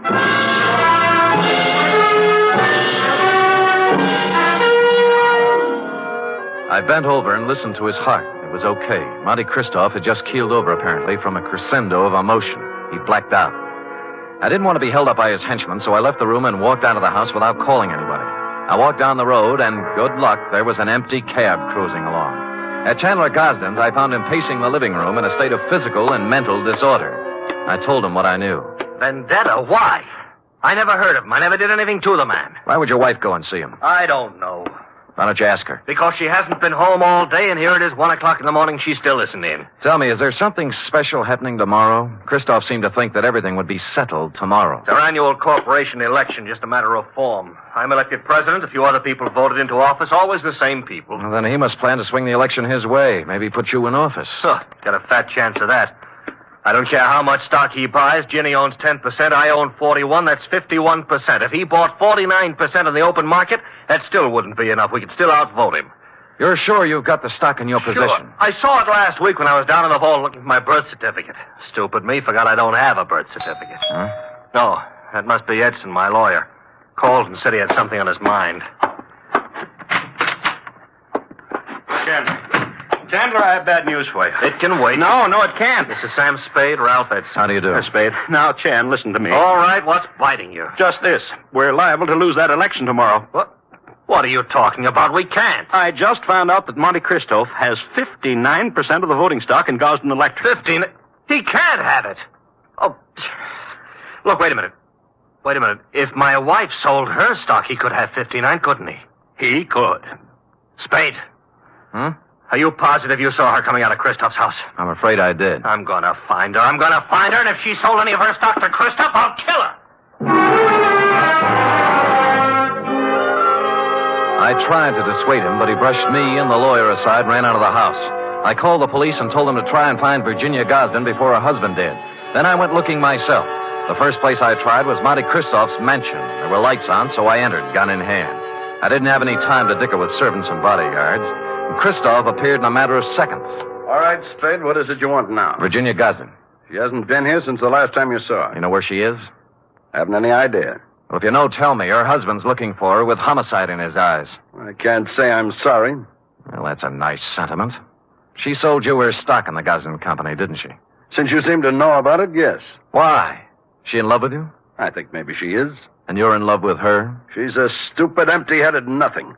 I can't stand the sight of her. I hate her. Now, hold it now. You'll knock yourself out again. Yes.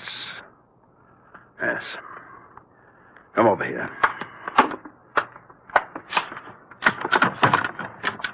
Take a good look at that. No, it's a pillow. An ordinary pillow. So? You notice how dirty it is? Yeah. Notice that it isn't even stuffed with feathers. They were too good. It's stuffed with dirty cotton rags. Well? My father's head was lying on that pillow when he died.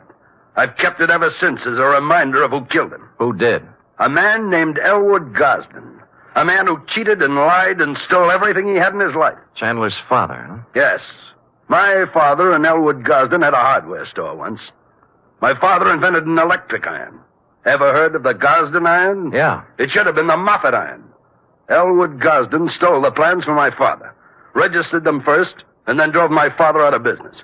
He made a fortune out of it, and then went into other electrical appliances. Well, things are beginning to gel now. My father became a peddler and died poor and broke and ill. My mother died 20 years before she should have from overwork, while the Gosdens grew fat and respected on the Moffat brains. So you started your vendetta, huh? I started it the day my father died. I set out to make one thing in this world, money. And I made it in handfuls. You can look me up. Barney Moffat, Chicago. Gambling, black markets, gun running, slave trading, anything and everything that had a big profit in it. And then I set out for San Francisco to break that Creighton son of Elwood's and his whole family. And on the way, you lost a guy named Barney Moffat. What difference? Look, you've got money now and everything you need. Why go on with it? I don't care anything about money. I only want to use it against them. Do you know why I had all those parties? To buy stock from people. Yes. Stock in the Gosden Company. I've paid twice, 3 times what the shares were worth. But right now, I own 59% of the Gosden Enterprises. And tomorrow morning, when the two of us meet at the stockholders' meeting, I'm going to vote him out of office and take over the company. And then, I'm going to drive it right into bankruptcy. And you got Mrs. Gosden's stock by making her fall in love with you. I had to. Don't let's talk about it anymore. About Chandler Gosden, he's a man with a very short and violent temper. He might come gunning for you. That's just what I hope he does. Ask the man at the door to show you out.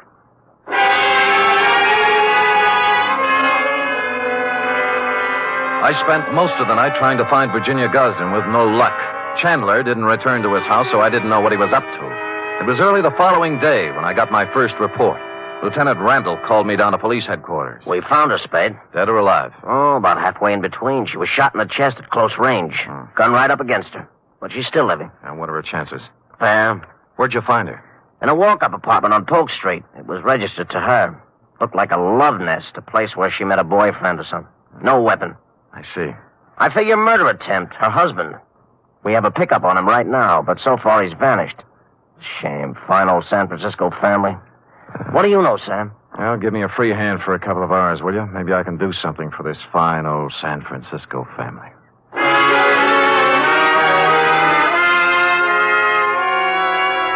I had no more idea than the police where Chandler Gosden was at the moment, but I had a good idea where he might be later in the morning. I put a call into Ralph Edson, his lawyer. The stockholders' meeting of the Gosden Company was to be held at 11 o'clock at their executive offices. Edson got me in, and at 5 minutes to 11, Monty Christoph walked in. There were three of us. None of us spoke. We just sat around a long, polished table, alternately watching the clock and the door. At 11:03, the door opened. Chandler Gosden stood there, rumpled, red-eyed, vicious. He had a gun. The first man who moves is going to get a bullet right in the face. Chandler, for heaven's sake. Shut up. Is that the gun you tried to kill your wife with? It's the gun, but I didn't try to kill her. She did it herself because he drove her to it. Me? Yeah, you, Christoph. You were meeting her in an apartment. Don't think I've been dumb. Put that gun away and let's get down to business. Are you kidding? I got the same gun she used on herself, and I'm going to use it on you. Well, stop talking and get it over with. You act as if you want me to do it. All right. Edson, Spade, clear out of here. Gosden, use your head. I said get out of here. Now go on. Okay, but don't take your eye off him. He's got a gun in his pocket. Don't worry, I won't. You were working for him. Working for him all along. Everybody was. No, now listen to me. He wanted you to kill him. He doesn't care about himself. He just wanted you to be put away for murder. Spade, this is our affair, not yours. Now, look, both of you shut up and listen. This is a tough thing to try to settle something that's been boiling up in you, Moffat, ever since you can remember. You spent all of your grown-up life trying to get back at the wrong man. It appealed to some ironical sense of yours to carry out the Monte Cristo revenge story. Now, let me ask you this. You remember all about Monte Cristo and how he ruined the people who had ruined his life and how his father died heartbroken. But do you remember the end of that book? Go on. He found that he couldn't bring himself to revenge the wrongdoings of families on their innocent children. That reads good in a book, but I don't feel that way. Well, maybe you will when you hear this. What? This man right here that you spent 20 years getting ready to ruin is not even a Gosden. Huh? What? He's an adopted son. Mr. Elwood Spade, Gosden adopted him from an Oakland orphanage on October 11th, 1907. I got the records to prove it this morning. I don't believe it. I would have known. Mr. Edson, you've always been the family lawyer. Isn't this true? It was a long chance that Edson would play along with it, but to bring it off, it needed the final clincher. Lawyer Edson looked at me, then looked at Chandler Gosden. He gulped and licked his lips. It's true. It's true, Chandler. Adopted? Your father never wanted you to know. Chandler didn't move. He just stood there stunned. But Barney Moffat sank down into a chair and buried his head in his hands. Edson and I looked at each other and waited. And finally, Christoph looked up and spoke. Start the meeting. Mr. Edson? I hereby declare the annual stockholders' meeting of the Gosden Company open. Mr. Gosden? I don't care what happens now. I bow to the majority stockholder. Oh. Mr. Christopher... I beg your pardon, Mr. Moffat? As the majority stockholder, I vote that the chairmanship of the Gosden Electrical Corporation remain as it has for the past 20 years with Chandler Gosden.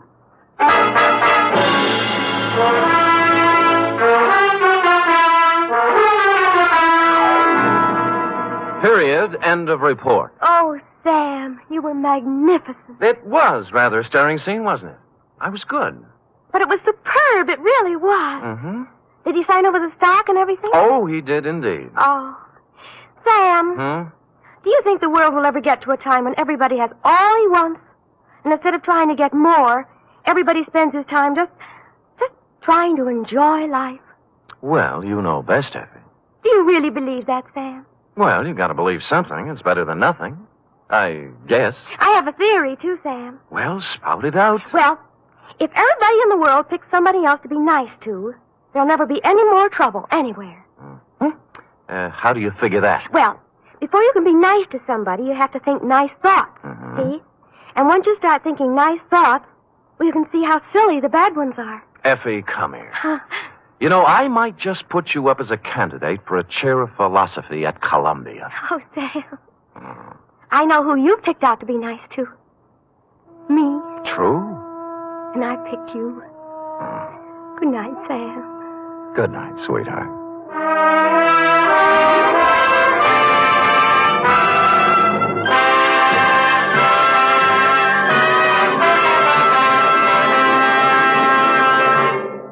The National Broadcasting Company presents The Adventures of Sam Spade, Detective.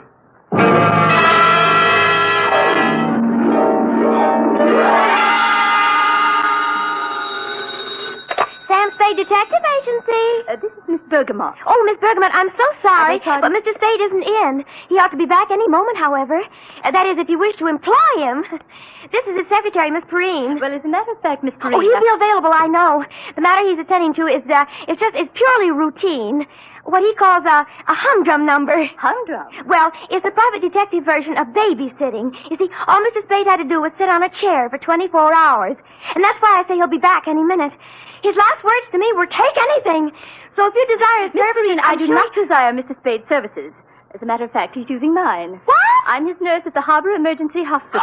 Nurse, another shot. Please, this time, bourbon. You must lie quietly, Mr. Spade. He's coming along quite nicely. The bullet didn't enter the cranium at all. Bullet? Cranium? Both. Mr. Spade wants to... But I refuse, nurse. I refuse. But, Miss Nightingale, I am. F. Wonder Girl. Sam. Oh, Sam! Dry those big brown eyes, Cherub. Fluff up the sofa and spread out some lamp for me to lay my poor bullet-ridden head on. In practically no time at all, I'll be staggering in to gasp out a humdrum report on the Kimberley Cross Caper.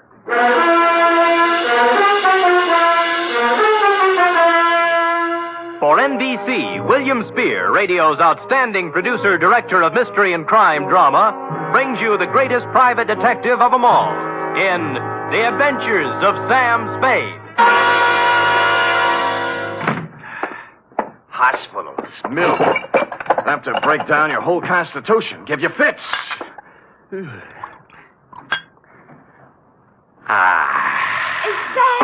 Who else? Oh, Sam. You look like the drummer man in the Spirit of 76. Nothing. As you know, Angel, no profession is without its hazards, least of all this tawdry one of ours. Now, sit down now. Oh, yes, Sam. Now, may I put my poor wounded head in your lap? Oh. Comfy? Mm-hmm. Oh, poor Sam. Oh, they're stupid, too, honey. Let's see now. Hey, new feeling. I do, huh? Date, fill it in to G.J. Runcible, claims manager, Sunset Indemnity Company, from Samuel Spade, license number 1375596. Subject, the Kimberley Cross Caper. Dear Mr. Runcible. It's just as well for private investigators that we have no way of knowing, by the way a job starts, how it's going to end. I remember once I went beating the bushes for a mad dog killer and ended up playing Monopoly with him in a hotel room for 6 hours. And I remember, too, the time I agreed to take a box of homemade candy to an old lady, wound up with a double murder and a case of arson. Yours, Mr. Runcible, belong to this species. Spade. G.J. Runcible, Sunset Indemnity. You available? Maybe. What'd you have? Are you or are you not available, Mr. Spade? Answer yes or no? Yes. Yes. How much? $50 a day. Expenses, right. Got a job for you next 24 hours. All you got to do is sit on a chair and keep your eyes on something beautiful. Sounds keen. Might call it a babysitting job. Oh, who is she? Kimberley Cross. Pretty? Like $250,000. Oh, rich, too, huh? She's on exhibit at the Bergendorf Galleries on Sutter Street. She's on exhibit? Get over there right away. Well, I better. Check with Mr. Bergendorf personally and then see Johnny Stroud, our company man. He'll give you instructions. Fine. Now, why don't you tell me what we're... Hello? Hello? Always happens on page 6.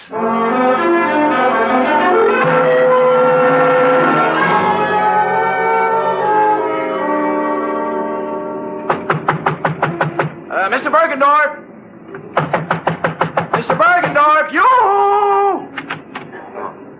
Sorry, sir. The exhibit officially does not until 9 a.m. begin. As you see... It's 8:45. I won't charge you, Mr. Bergendorf. I won't charge you. You can bring out the baby any time now. Mr. Runcible of the Sunset Indemnity sent me. Here's my credentials. Mr. Spade, you are? Mr. Spade, I am, yes. Now, what's with this Kimberley cross? To a single-horse gallery such as mine comes such an honor only once. Yeah. Today only Bergendorf's is with Tiffany's in the same class. Mm-hmm. Here. Huh? Is picture of Kimberley cross. Yeah? 14 stones, all blue-white. 8 down, 6 across. Total, $268,000 plus 20% tax. Oh, jewelry. To call this jewelry is to call Elizabeth Taylor a garden variety tomato. Yeah. Is a crown jewel from Thuringia, Mr. Spade. Really? Is part of a state of a dead duke. Is price tag $268,000 plus 20%. Yeah. Where is it? Involved. Time lock. Comes 9 o'clock on the nose, she opens. Then... Yeah, the exhibit begins. Yeah, there's a company man here from the insurance outfit, isn't there? Johnny Stroud. Oh, where is he? He's working concealed. Oh? This man Stroud undercover. Clever stuff, huh? You see, parked at curb across the street, one autobus. Oh, yeah. Department of Public Health, City and County of San Francisco. What, Anti-tuberculosis campaign. Pardon? Is giving to public for free gratis 1 X-ray per citizen for chest cavity. Oh, chest X-ray. Handily parking opposite the Bergendorf Gallery, so inside Mr. Stroud can take for himself a plant. Get it? Clever. The free gratis autobus for chest X-rays was a square-in job, complete with reception compartment, X-ray machine, and attendant. The latter a sincere type with horn-rimmed glasses and white-starched blouse. I use the word sincere advisedly, since he was at the moment doing a selling job on Johnny Stroud. You know what I always say, Stroud? What do you always say, George? You never can tell about a call. You never know. Yeah, you see right there. I got a cold. Maybe. 8 to 5, it's only a cold. But 5 to 8, oh, let me take the picture now. No charge, no pain. No dice. Go away. Oh, Spade? Yeah. Good. Come on in. The boss said he was sending you up. Plenty of room back here. You realize you're standing right in front of my X-ray machine? We'll move when you get a customer. Customers, yes. Where are they? Where are those chests? If people only knew that 8 to 5, it may be a cold. Then Did Runcible brief you on this, Spade? Yeah, it was brief, all right. How do you make it? 14 vulgar-sized diamonds looking for a buyer. Sunset Indemnity insuring Bergendorf against loss during the 24 hours they're on his hands. That's 2 for you. There's 2 against me, too. Oh? Like, why does Sunset Indemnity need outsider help when they have you? And why are you playing like a movie dick when the sensible thing to do is to sit down next to the exhibit with both eyes open and a rod under your arm? What are you doing, George? I'm testing my machine. Don't let me interfere with you, boy. George doesn't like me. I see that. Well, I guess the boss left out one item, Sam. A tip? Yeah. Last night, some schmo called him around midnight and got him out of bed. Oh? Runcible's a pessimist, you know. When Sunset Indemnity's on the line for $250,000, he tends to get jumpy. Who had the tip? Anonymous. They all are. Right from the oat bin, the guy says.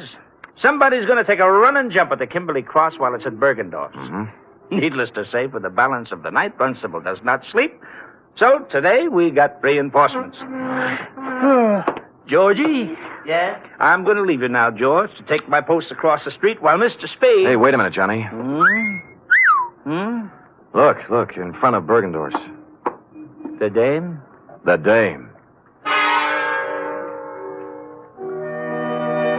To paraphrase Bergendorf, calling her a dame was like calling the Kimberley Cross a hunk of jewelry. But that's not what interested me, at least not right then.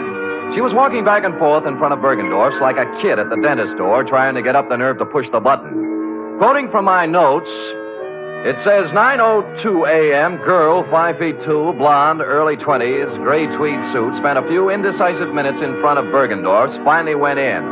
She came out almost immediately, started west on Sutter, then evidently saw a patrol officer approaching on same side of street, hurriedly crossed toward our post in Public Health Department Mobile Unit number 2 and entered. Hello. Well, good morning. Am I too early for the... Oh, you're just in time. First customer of the day. Let's see now. Name? Martin. Martin? First name? Bernice. Address? 826. She wasn't a very good liar. While she was telling him her name was Bernice 25. Martin, she filled with a leather handbag with the initials PC on it, big enough to read from across the street. George filled the form out, then moved her around to the machine. By now, the cop she was ducking had walked by and turned the corner. Shall I? No, it won't be necessary to take off your coat. Is this all right? That's good. Stand right there. Hold still now. Take a deep breath. Hold it. There. That's all there is to it. You're doing a wise thing, lady. You think so? Certainly. 8 to 5, it's only a cold, but 5 to 8, you never know. Here's your stub with your number on it. We'll notify you in a few days. Thank you. Thank you.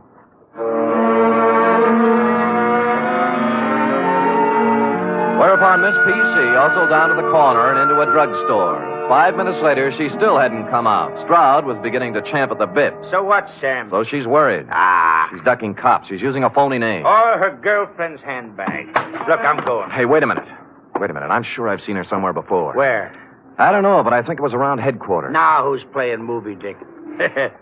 Look, it's 10 after 9. I'll go over and settle down next to the vulgar diamonds, and you make yourself comfy with Georgie. If I get busy, out you go, Keep pal. your eyes on the customers going in and out. There's a good loud burglar alarm over the door there. You can hear it a block away. You see what I mean? It's good and loud. Holy cow. Stroud took the gallery, and I set sail for the corner drugstore, pulling up in 20 seconds flat. She was gone, of course. The druggist was at the fountain, mixing a Coke, which he spilled when I reached across and grabbed him by the lapels. Blonde, you say? Yeah, young, gray suit. I told you, Jack, she just came in here. I know. What do you want to know about her? What'd she do, telephone? No, she was just like you. Asked me about a guy. What guy? Larry Galliano, his name is. Wanted to know if I'd seen him come by this morning. Who's he? I don't know. Did she describe him? Didn't have to. His picture's on page 1 of the morning paper. Here, take a look.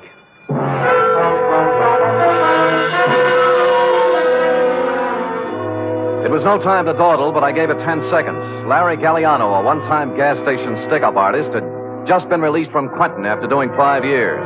On the way across the street to Bergendorf's, it came back to me where I'd seen her, standing outside the courtroom, crying when they sentenced him 5 years ago. Over here, Sam. Yeah. Oh, no. Bergendorf, huh? Yeah, shot from behind. The stones, needless to say. Sure. Maybe you were right about that day. No, she didn't have time. Someone was hiding in here waiting for Bergendorf's to open up this morning. How'd you get out? Well, there must be a back door in this joint. I'll check it. The phone's on the desk. Wake up Lieutenant Denny, huh? Right. How he'll love it, too. 2 of us holding hands across the street while... Stroud! Johnny Stroud! Look, it's me, Bergendorf, Sam Spade. Stroud? He's checking the back door. Who did it? Double-crossed me. Once it is all. Who? Who you talking about?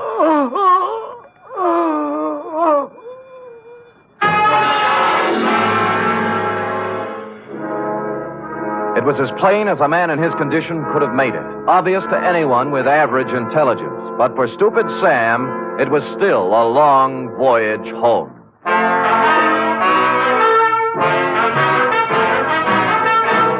You are listening to the weekly adventure of radio's most famous detective, Sam Spade.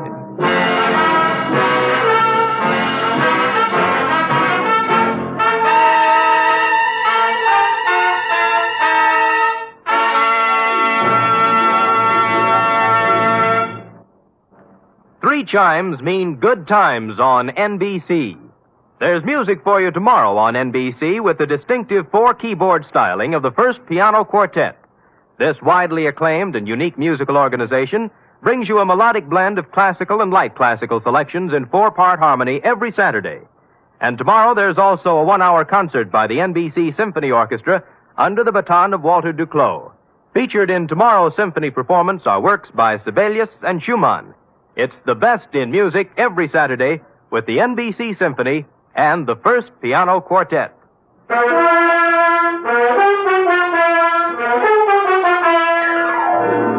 And now back to the Kimberley Cross Caper, tonight's adventure with Sam Spade.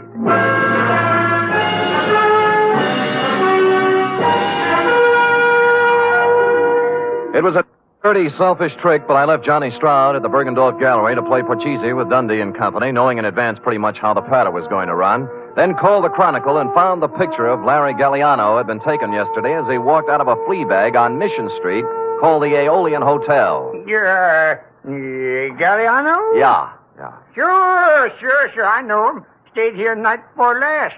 Until I found out about him. Oh, found out what? That he was an ex-con. Wow. This here's a respectable house, mister. We don't cater to felons, misdemeanors, or any other members of the Demon. Demon? Yes, indeed. So, when I found where Galliano come from, why... Yeah. Now, look, did he give you a forwarding address? I don't know. Let me see, son. Yes. Oh, yeah. Christopher Apartments on Jones. Say, you're in luck, young man. Yeah, my girlfriend's a landlady over there. Now, looky here. Don't you sweet talk her now.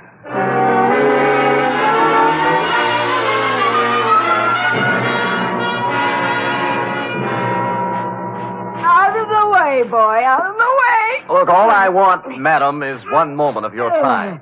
I already told you, boy, I don't know no Galliano. Never heard of him. Stop! So I don't want to hear from him. Yeah, well, wait a minute now. Will you just take a look at... One side, boy, one side. Oh, I got I'm four sorry. more right there. Sweet. I ain't no time for Well, it. Mrs. Landlady, I'm afraid you've lost out. What? Yeah, you were in line to win a bagless vacuum cleaner, you know. Wait a minute, Curly. Wait a minute. What you want to know, bud? Yes. Well, this Galliano just might be using another name. Now, this is his picture right here. Oh. Yes. Now, I will rephrase my question. Has he been around? Nope. I see, landlady. Well, do I win? Oh, I am sorry, but stand by for the giant jackpot. Is it electric?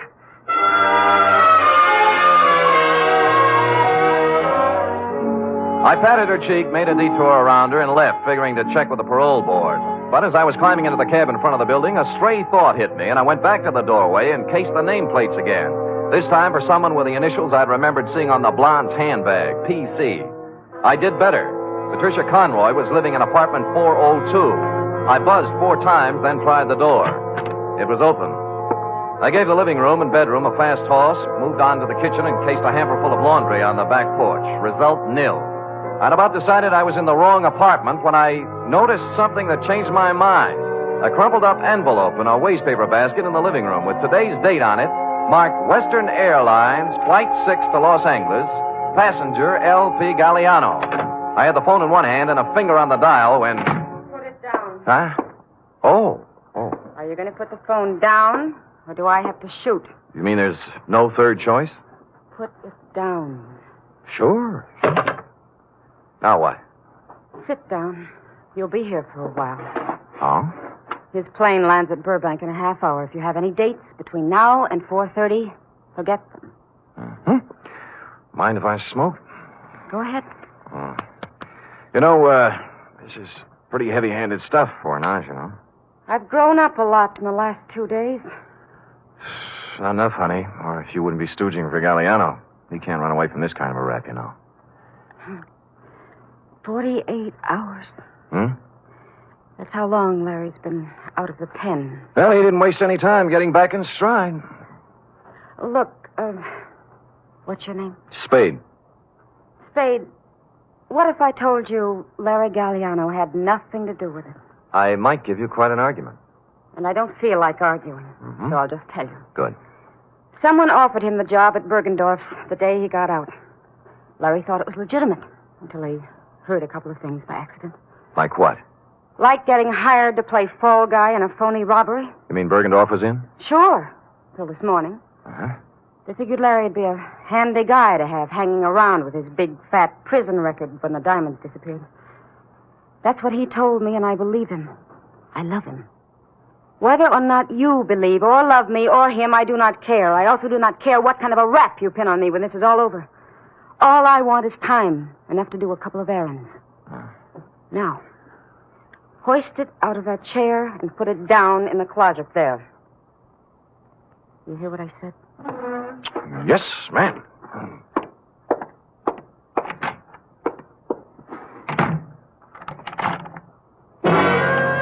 I was wrong. She was no ingenue. Happily, the closet had a light in it, so I settled down on a hat box and read some old copies of Mademoiselle until 5:30 when I heard the door close. What with soundproof outside walls, no window, a double slab door with a lock she thoughtfully filled with gum, it was almost 7 when I got back to my office. The next move, of course, was to call Lieutenant Dundee and wise up the Los Angeles police on Galliano. I picked up the phone and put it down 4 times. There was no use kidding myself. The yarn she told was pretty wild, but there was something about the way she told it. And I believed her. In here. Yeah. You remember me this morning? Oh, George, yeah. the technician from the X-ray mobile unit? Yeah, George, what's on your mind? Funny thing, that girl, 34 chest, you remember the blonde? Oh, yeah, I remember her very well, George. What about the blonde? Well, I tried to call her. Operator says there's no such number, and the company has no record of a Bernice. She was using a phony moniker, George. Her name's Patricia Conroy. Now why would she do that?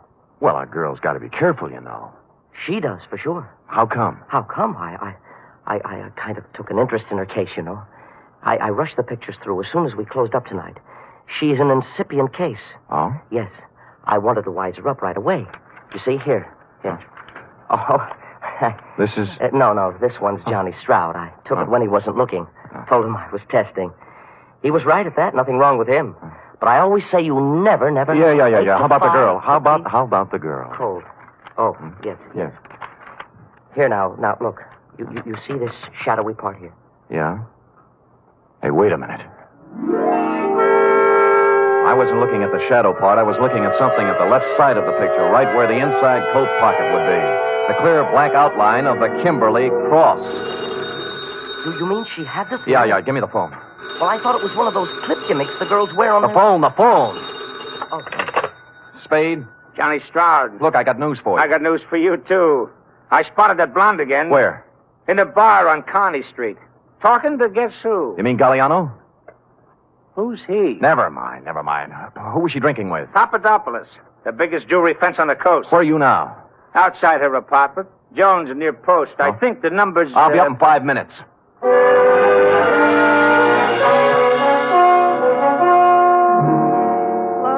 Like I told you, Spade, I don't want to argue. She says she doesn't want to argue, Sam. Too bad. I don't mind telling you I'm a little burned up, baby. I fell for that line you handed me this afternoon. I didn't even mind sitting in your closet for 2 hours. What's that? Sure, she's got a .32 tucked away here somewhere. Had me looking up the barrel while she dished out a lot of... Who's got the cross, honey? You or Galliano? We don't know anything about it. Then what were you doing in that bar with Papadopoulos? Larry said whoever had it would try to move it through him.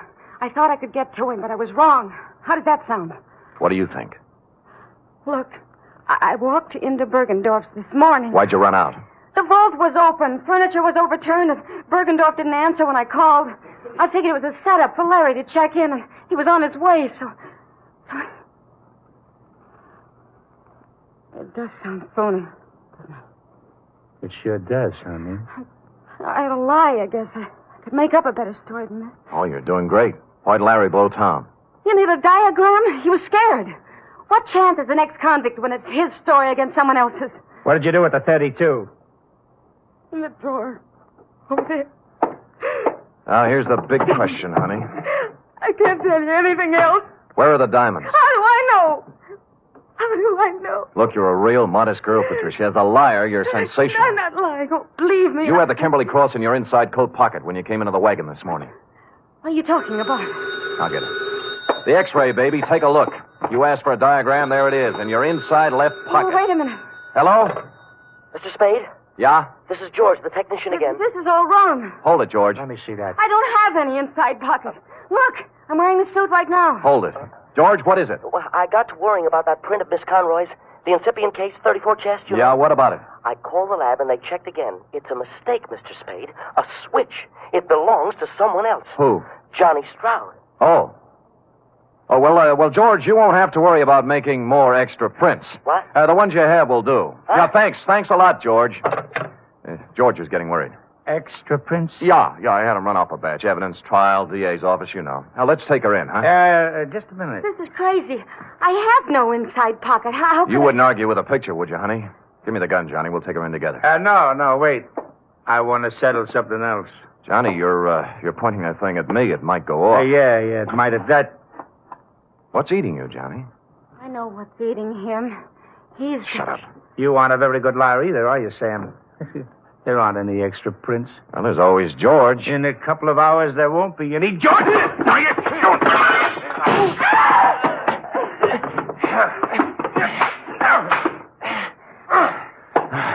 Okay, Johnny, on your feet. Let me go, Sam. Let me go. We can work out a deal. Shut up. Sam, your head. You're shot. Here, take the gun. Call Dundee. Get it? Dundee. Homicide.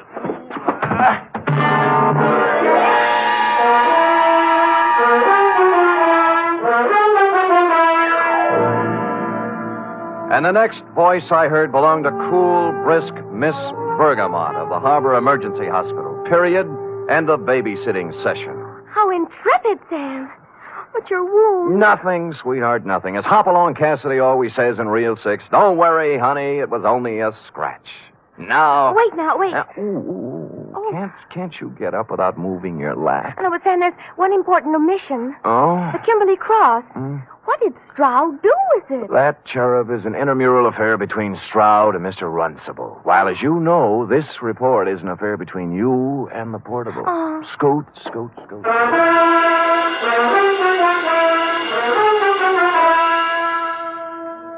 3 chimes mean good times on NBC. There's music and mystery for you tomorrow evening. For music, it's your hit parade bringing you the top tunes in the land with Eileen Wilson, Snooky Lanson, and Raymond Scott's orchestra. For mystery, it's The Man Called X, starring Herbert Marshall as an intrepid adventurer in international intrigue who travels wherever there is mystery, danger, and romance.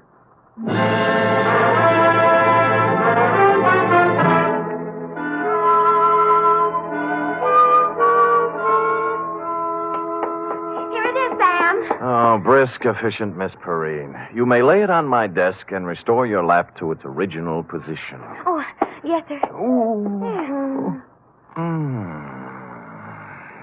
Comfortable, Sam? Loving every minute. Sam, Yeah? a girl can't help wondering sometimes. About what? Well, the way you described the blonde in your report. Glamorous, like the Kimberley cross and all. You like that? Oh, I just wish sometimes someone else could be your secretary, and I'd be the one you'd meet in a room with velvet draperies and a long cigarette holder and slanting glasses and a black lace negligee. Hold it, girl, hold it. You've gone quite far enough. I know, but it's only natural for a girl to want to be glamorous, Sam. Pardon me. You show up with any of those props, and I'll turn you over my knee. You like me the way I am, Sam? Yep. Why is it always this way? Just when I think I'm getting somewhere, I find myself saying, good night, Sam. My sweetheart.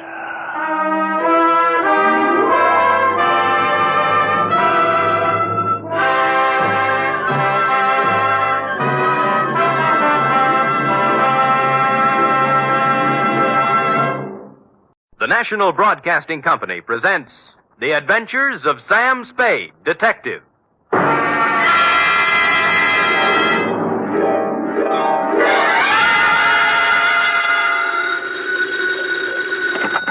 Sam Spade Detective Agency? Me, sweetheart. Oh, Well, that's a warm reception if I ever heard one. I'm here at my post, Sam, ready to do my duty. All right, let's have it. Have what? What have I done? Well... Come on. Sam, who was that lady I seen you with? What lady? What lady? Sam, for your information, there was a 5-column picture on page 1 of the Chronicle showing you with your arms around... The redhead? Yes. It means nothing to me as a person, Sam, although I am a redhead myself. But I feel there are certain standards of publicity and agency of our stature. Angel, if you'd bothered to read the caption under the picture, you would have learned that my arms were around this other redhead to keep her from braining me with a paperweight she picked off Dundee's desk. Oh. Yes. So take my picture back out of the drawer, and while you're at it, grab the book and pencil. because I'll be right down with a somewhat lengthier explanation entitled The Sinister Siren Caper.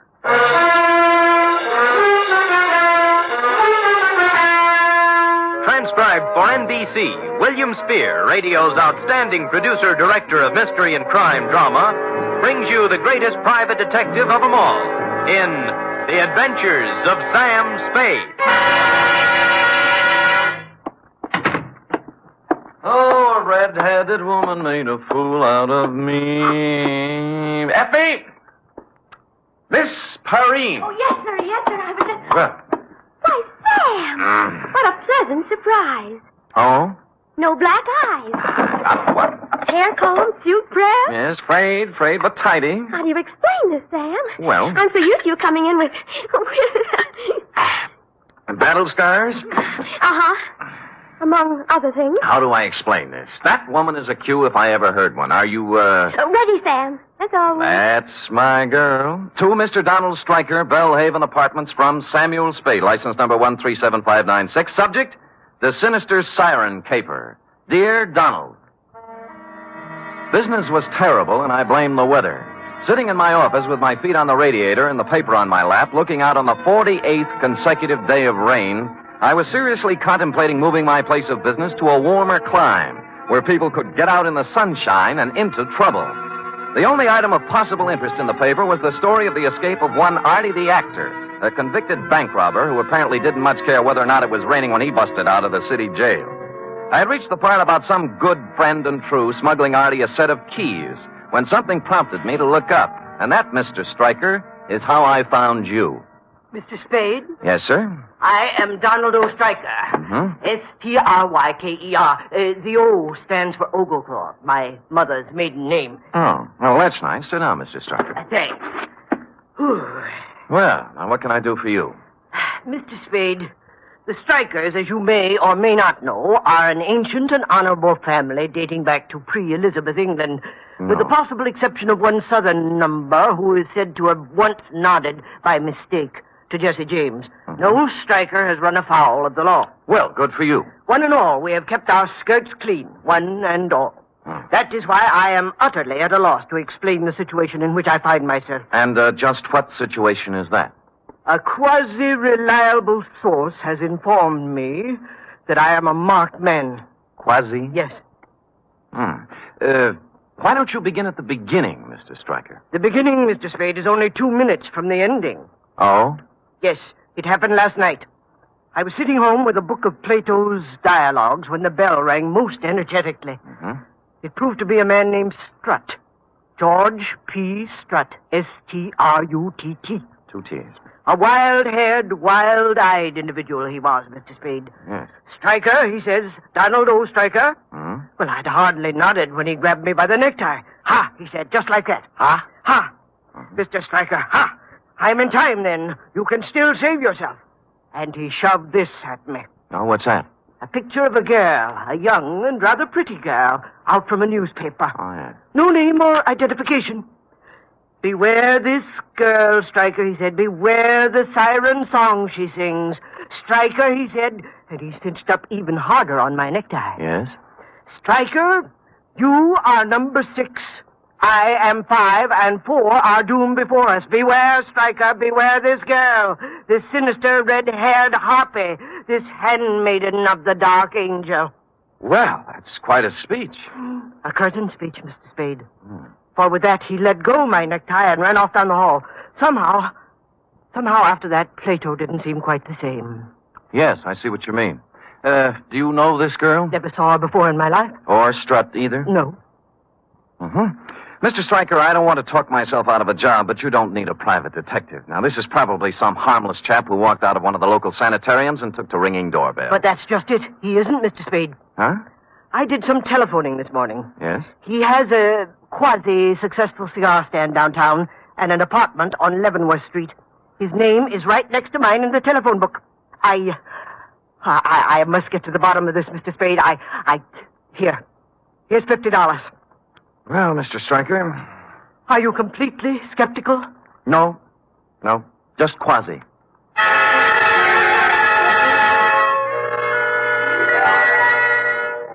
And with that, we formalized our agreement on one of my quasi-legal contracts, and I promised to call you instantly if anything turned up, and you departed, still in a quasi-quandary.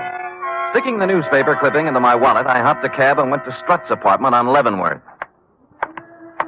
Let's see, 26, 24, 22. Hoo-hoo! Hey! Hey, lady! Yeah, open. It was a cleaning lady, cloth on head, mop and pail beside her, testing the guarantee on Strutt's grand piano. Awake unto me. That knothead. Who? Strutt. Oh. Ain't got no respect for $1,000 grand piano. Listen to that. Busted string. Yes. It's a crime, that's what it is. What do you want, Jack? I take it Mr. Strutt isn't in. Nope. Who are you? Sam Spade, private detective. Detective? Yeah. Seems Strutt thinks someone is going to kill him. Oh, no.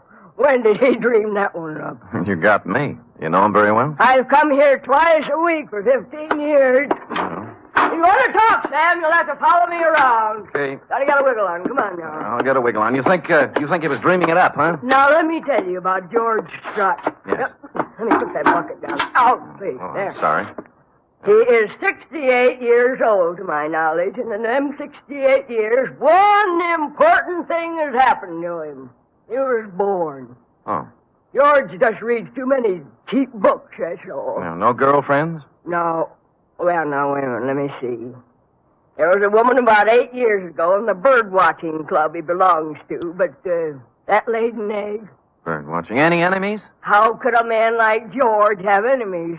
Nobody notices him. He matches the rug. Now, look.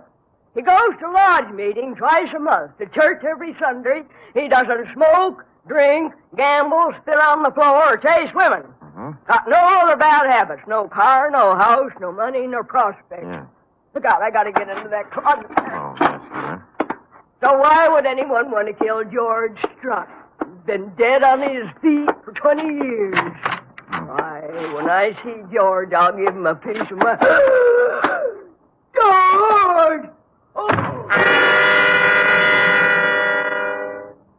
I turned in time to see him lean out stiffly, pause like a falling tree, and then topple to the floor.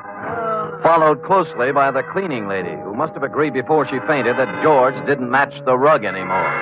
While this struck a false note in my mind, it explained the false note in the piano.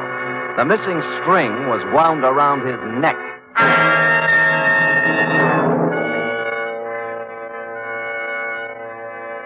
I dragged her into the bedroom and managed to get her onto the bed by making 2 trips. Then I called homicide.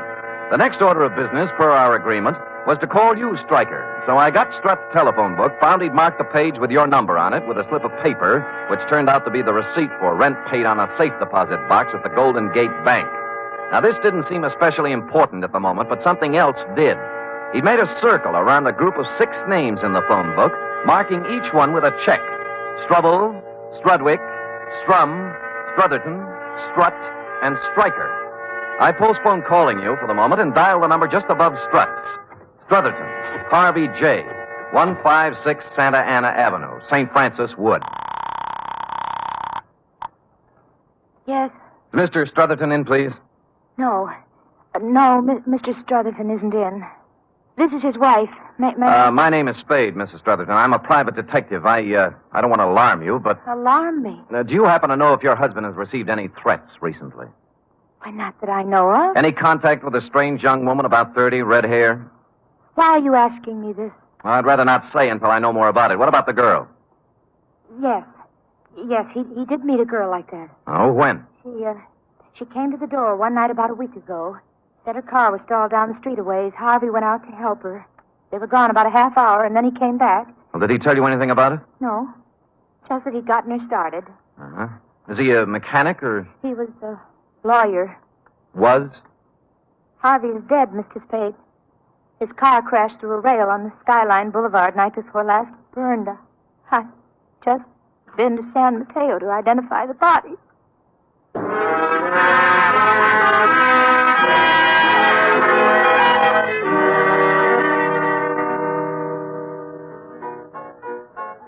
Strum Joseph P., 828 Howard Street. Yeah, that's Joe. There's your beer. Thanks. You know Joe pretty well? I might not. Why? What do you mean you might not? This is 828 Howard Street, isn't it?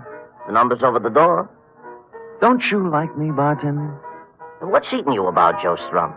Look, you see this? Private detective's left. Huh? Oh. Yeah.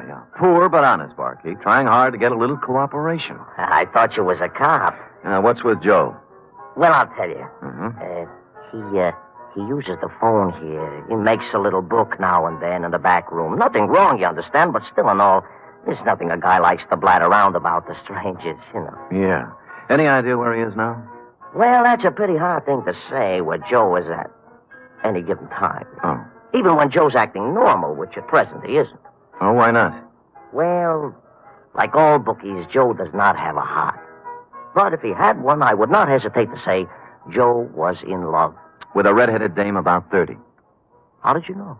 Here, look at the picture. Let me get my glasses. Oh. Glasses. Yeah. There they are. This is the dish. You know her name? No.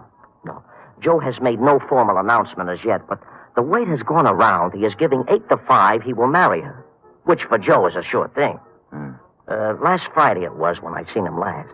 They sat up to the bar here, and the two of them talking at some length about things I had never heard Joe discuss before. Like what? Well, as I said, bookies are different from people, so it should have not surprised me that Joe and his wren were not discussing rose-covered cottages, as do most boys and girls when they reach the loony stage. Yeah. From what I could gather as I passed by now and again, serving the other customers, Joe and his girl were discussing a cozy little rose-covered safe deposit box. Mm-hmm. And you haven't seen either of them since last Friday, huh? No, be right with you. Yeah. Cloverleaf buffet, Charlie talking. Huh? Yeah. What? You don't say. When? This morning, huh? Yeah, sure, I will. Thanks for calling. Goodbye. Hey, you wouldn't know a bookie who might be casting about for a phone, would you, pal? What happened to Joe? Body washed ashore on Baker's Beach this morning. That was the morgue.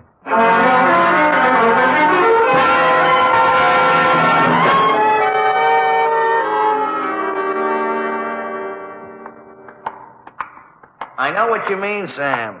Marks, abrasions, contusions, indications of foul play. That's right, Maxie. Did you see the police surgeon's report? Yeah.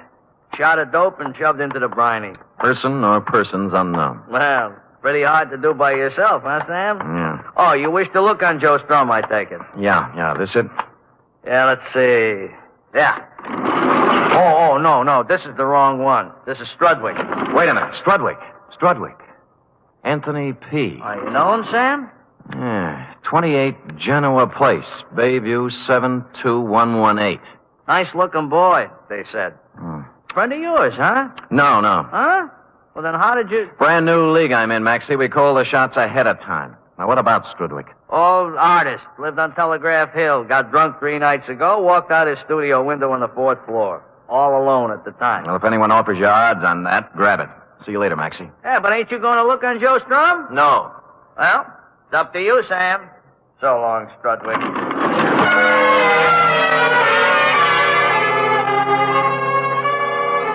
Top man on the totem pole was James A. Struble, a barber who lived on 18th Avenue.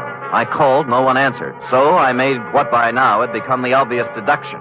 I went to headquarters and checked the homicide reports, likewise the accident files and the traffic detail. Surprise! No James A. Struble.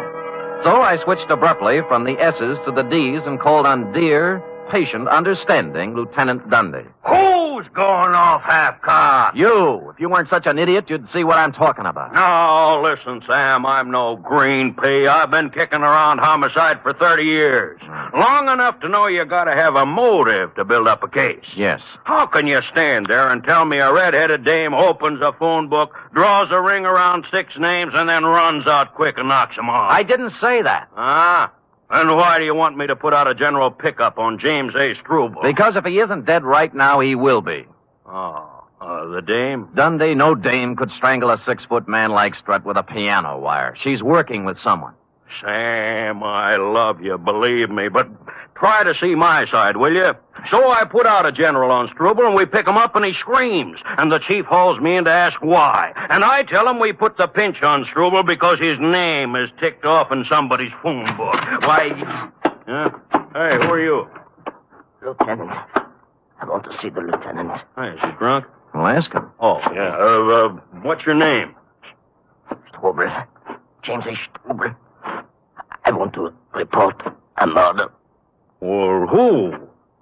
Me.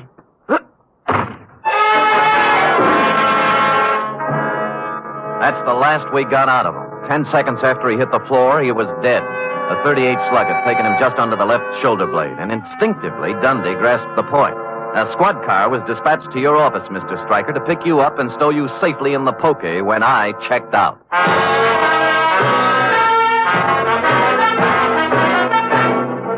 You are listening to the weekly adventure of radio's most famous detective, Sam Spade.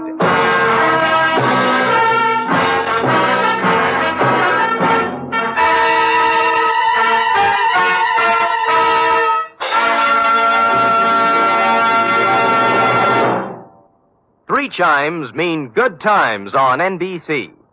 This Sunday, the glamorous and very unpredictable Tallulah brings you another gala broadcast of The Big Show. Among Tallulah's guests for this Sunday's Big Show are Fred Allen, Eddie Cantor, Phil Baker, Eddie Fisher, and many, many more. It's an hour and a half of the very best in comedy, music, and drama. Every Sunday, it's The Big Show on NBC. For drama this Sunday, Theater Guild on the Air presents the heartwarming play Jeannie, starring Barry Sullivan and Margaret Phillips.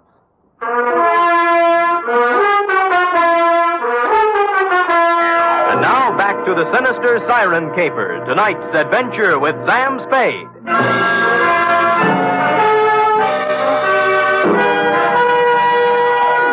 The next move looked like a tedious one. To take the clipped-out picture of the redhead and try to identify her by matching it up in the files of one of the town's 4 newspapers.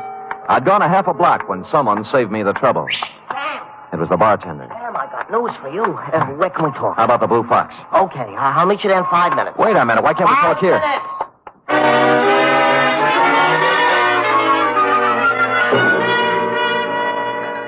Cheers. Yeah. Sorry, Sam, sorry. Well, you're in sad shape, bartender. What happened? The redhead. Joe Strum's girl. She was in. When? An hour ago. She was loaded to begin with. And when I poured her a couple of stiff horns on the house, she begun to talk. Oh? Sam, crime is rampant. Yeah, for instance? Well, from what she told me, Joe Strum was dwelling in a fool's paradise. Much talk, many promises, and an occasional smooch. But when the score is added up, Joe never gets past his own 10-yard line. Whose girl was she? Whose girl?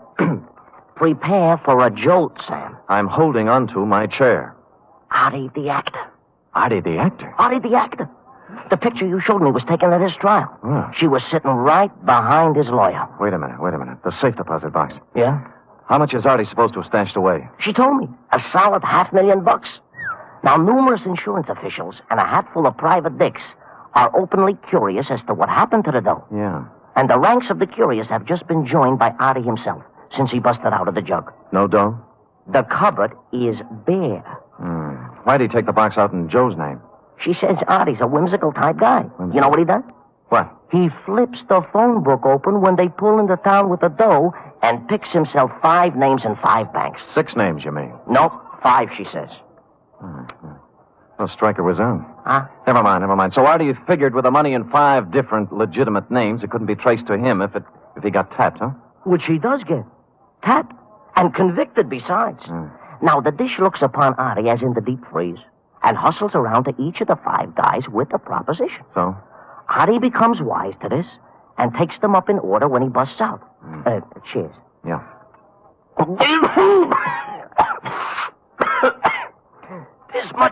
This much I learned before she staggers out of my joint. The rest I must leave for you to think. You can't drink, bartender. Occasional. Sam, if there is any other reward, though, floating around when the smoke settles, I will be at the Cloverleaf. It's only beer, you know. And if you run across an honest, hard-working book who needs a phone... Yeah, thanks a lot, Charlie. So long, Pat.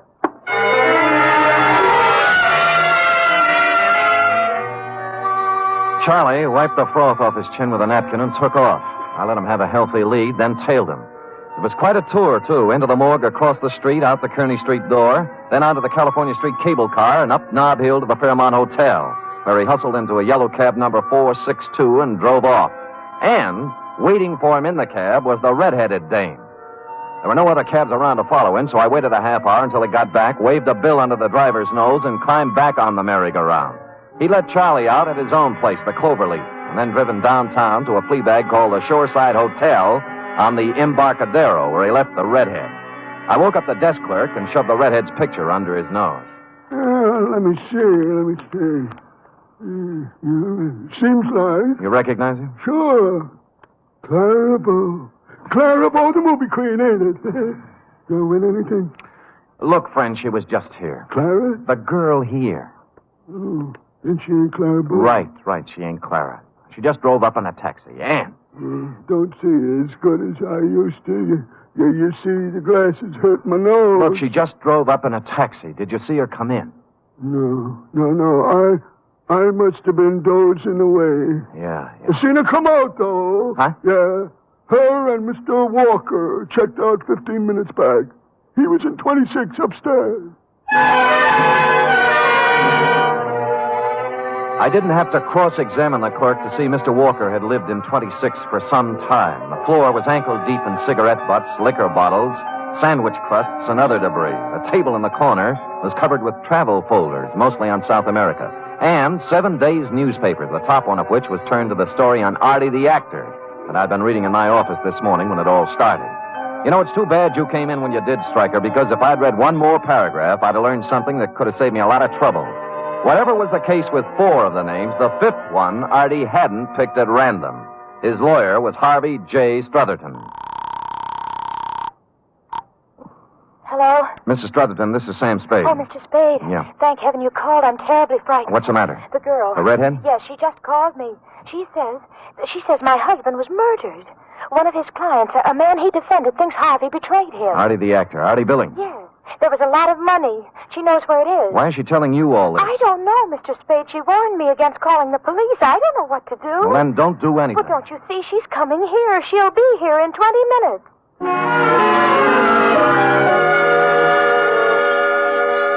I made it in 15, left the cab a block away, and walked down Santa Ana Avenue to number 156. The night fog had moved in, making it tough to follow the path through the high shrubbery to the door of the house. Mrs. Strutherton hadn't helped matters any by turning out every light in the joint. Mr. Spade? Yeah. She here yet? No, come in. Why'd you turn out the lights? I thought I was being watched. There's a fire in the living room. This way. The shades and draperies were all pulled. The windows shut tight. The house had the musty reek of a room that's been closed up for a long time. She guided me around the dining room furniture and through the doors into the living room, sat me down in front of the fire. Would you like some brandy, Mr. Spade? No, thanks. Cigarette? Yeah. Thanks. Tell me now. Tell me, I want to know everything. This man my husband defended. You know he's out of jail? I saw the papers. Why would he kill Harvey? After my husband did everything in his power to get him acquitted. Money. A lot of money. How much? $500,000. How about a match? Oh, yes, of course. I held back, and without thinking, she leaned over into the firelight. I saw Mrs. Strutherton then for the first time. It was the redhead. All right, hold it. Now, don't move. What are you This doing? is a .38, baby, at the back of your neck. Now, don't move. All right, where is he? I don't know what you mean. You heard what I said. Where's your husband? He's dead. He's The dead. body you identified in San Mateo is Artie the actor. You and Harvey engineered the escape so you'd have a fall guy for 5 murders and $500,000. Now, for the last time, where is he?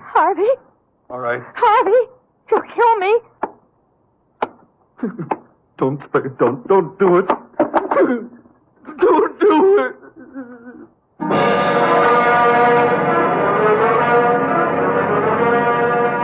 I didn't have to. A few months hence, the state of California will do it the legal way. It was a long ride round Robin Hood's barn, Stryker, but you wanted to get to the bottom of it, so there it is. Period. End of report. Sam, what about the money? They're still looking for it, F. Harvey has thus far chosen not to talk, but Dundee hasn't really turned on the persuasion machinery yet. Who knows? Maybe he's opened the phone book at the P's and put his finger on Perrine, Effie. Oh, don't even think of it, Sam. I settled for $26.87, which represents the shortage in my check covering the period. Effie! What, Sam? Can I believe my ears? What? I look back upon the past 12 hours. How to keep our little organization together, to stave off the bill collector. Oh, Sam. I placed my life in jeopardy, tangled with a murderess, used my poor, tired body as bait for her savage conspiracy. Sam, I'm sorry. Ferreting my way through morgue and crime-ridden alley to finally win the fight, and then to come home expecting a cheery welcome and to get instead scurvy innuendos and a bill for $26.87. Oh, forget it, Sam. Don't ever mention it again. I'm sorry. Well, that's my girl. Here, 10, 20, 5, 6, 7. $27. Now we're all square. Thanks, Sam. Thank you. Come here. Now you can bring me the 13 cents tomorrow. That's my boss. Good night, Sam. Good night, sweetheart.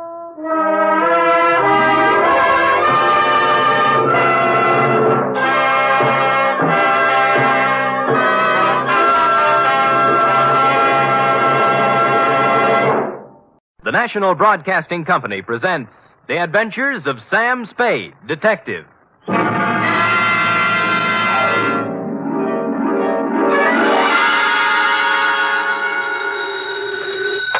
Sam Spade Detective Agency? Me, sweetheart. Oh, Sam.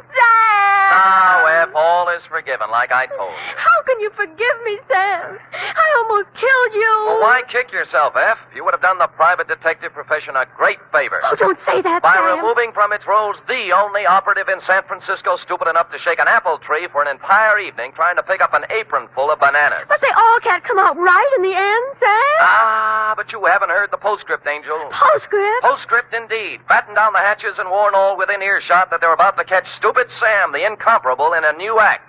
For during the next 29 minutes and 30 seconds, I shall don the mantle of Don Quixote, shoulder my battered lance, and tilt at windmills in an object lesson to the gullible entitled The Spanish Prisoner Caper.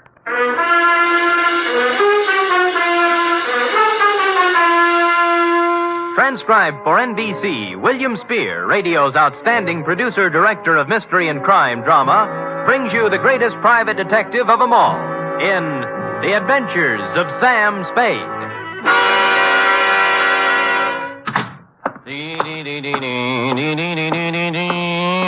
Effie? Yep. I don't know what. Oh, now, there, Angel. Don't cry, little girl. Don't cry. I'm so stupid.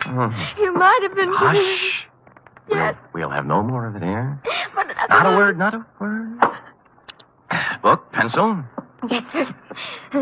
Go ahead. Date, fill it in to Miss Marjorie Loveland, Brockhaven Apartments, from Samuel Spade, still license number 1375596. Oh. Down, F.A., down. Subject, the Spanish prisoner caper. Dear, dear Marjorie.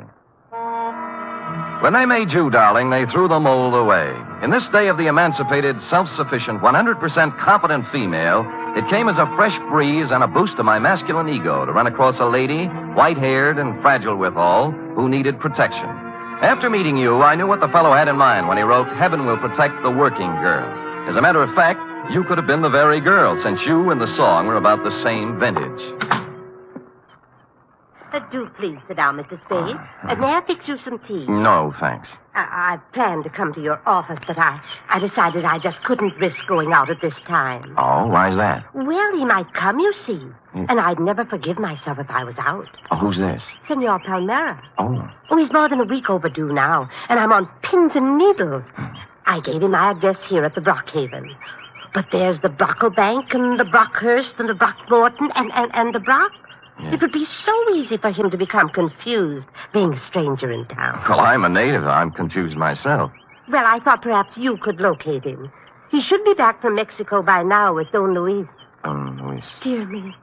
So many things could happen to them. Walking the streets with all that money. What money? The gold and the precious gems. How about starting all over again? Why? Haven't I made myself clear, Mr. Spade? Well, I have the end fairly straight, yes, but if you'll give me the beginning, we'll have everything. Well, I suppose the beginning was 3 weeks ago. Where? In the lobby of the Grand Hotel for Women. I see. I was staying there temporarily while I was waiting for this apartment, you see. So? So, the day I got word I could move here, I packed up and had them take my things out to the taxi. Then I went to the desk and got my money from the vault.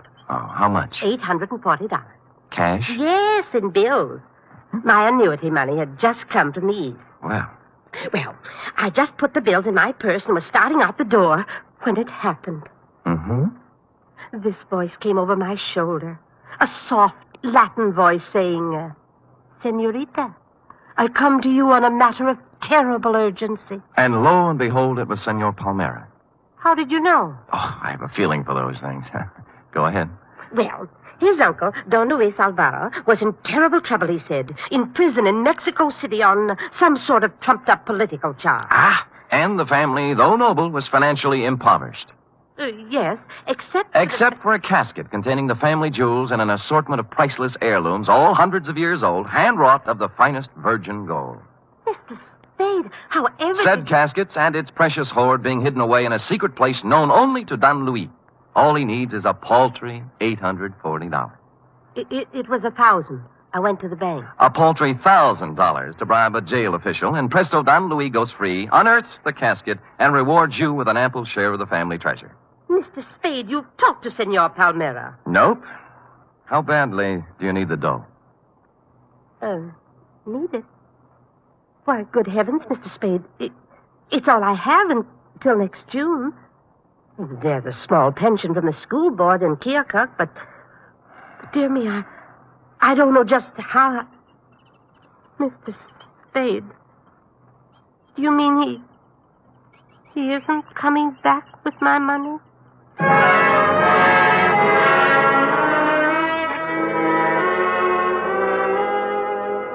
The truth of the matter, Marjorie, was that you'd fallen for the Spanish prisoner's swindle. A hoary old chestnut that goes back to the day of P.T. Barnum and before. But you look like if I gave you an honest answer, you'd dissolve into tears. And as I said, I was in one of my heaven and spade will protect the working girl moods, so I made up a dishonest one. Mr. Spade, will I'll try and look him up. Maybe it's all a terrible misunderstanding. Oh, good.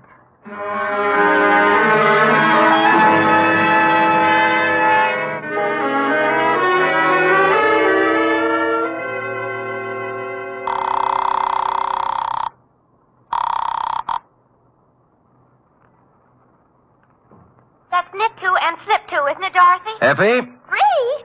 What'd you say? Miss Perrine. Oh, Sam Spade, Detective Agency.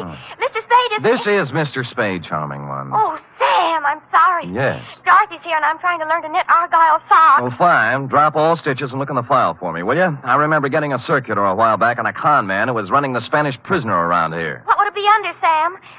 Spanish prisoner? Con games, obsolete. Get out the file. Oh, just a minute. It's Sam, Dorothy. Count those stitches while I look in the file. Confidence game. Oh, here. You told me to knit to and slip to, I'm sure. Sam! Yeah? I found it. His name's Pedro Rodriguez. Rodriguez? There's no address, but it says he habitually associates with somebody named Lolita Montoya. Sounds Spanish. Slightly. Any address for her? 615 Mason Street. Fine. And that's all there is, Sam. Mm-hmm. Oh, golly, I'm so mixed up with these darn Argyles. Well, what's so tough about that? Well, you ought to try it sometime. What row are you on? 27th. Knit 3 and slip 1, she says, and I... She's wrong. Knit 2, slip 1, knit 1, pass 1, and knit 1. You got it? Sam! How versatile! Nothing at all. I've been going out with a gray lady.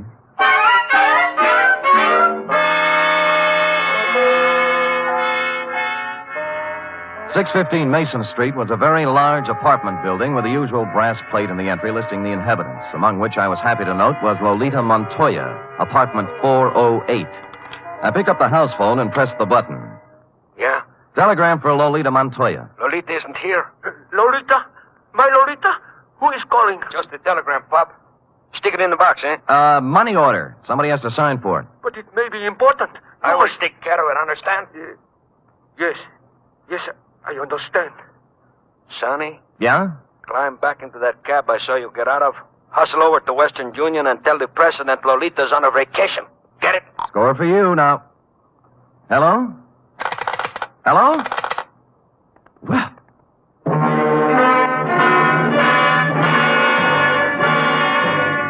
Nothing daunted, I punched a few bells until one of the less suspicious tenants gave me the front door buzz, walked in, and took the automatic elevator to the 4th floor. Or I should say toward the 4th floor, since halfway between the 3rd and 4th, she quit cold. The elevator, that is, but there are devices for such things. I pushed the button marked emergency, and it took me only 50 minutes to get out, assisted by the janitor, the manager, and 12 tenants. The doors on the 4th floor, it seemed, had been carelessly pried open and held that way by a magazine carelessly stuck in the crack. Continuing my stealthy approach to 408, I found my man and his pal had somehow sensed I was coming and run off without stopping to close the door. The apartment was filled with cigarette smoke and not much else, a bed, an empty dresser, and a table on which were one pot half full of foul black coffee, a little pointed gadget that looked like a nut pick, and a handful of metal shavings. I was contemplating what connection, if any, this had with your missing $1,000 when... Yeah? This is Stuyvesant, Pedro. I just wanted to inquire how everything is coming along, if at all. See, great. How much? Well, there's 1,000. Is it good? Oh, gee, boy, what do you think?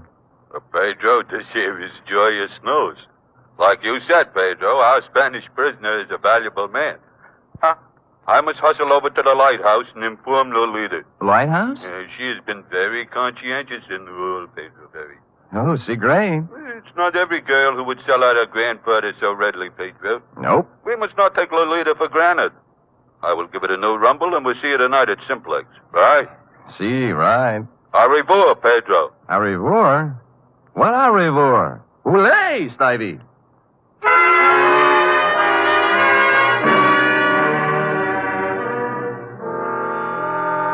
The only lighthouse I knew was a gin mill perched midway down the Embarcadero south of Market, surrounded by shoals strewn with human wrecks of all description.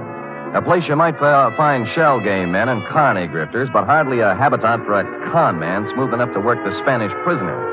The lighthouse keeper, who looked like he'd retired from the sea after a losing battle with Moby Dick, was bent over a pinball machine next to the door. As far as I could see by the one light in the joint, it was empty. Get up, get up. Yeah, get up, get up, get up, get up. Oh. Too bad, lighthouse keeper. Yeah, what do you have? Well, beer when you're ready. Do you know Pedro Rodriguez? Yeah, worked for me once, a couple of years ago. I canned him. Why? He's a swab. Only honest nickel he ever made was when he was here. All right, get up, get up, get up, get up.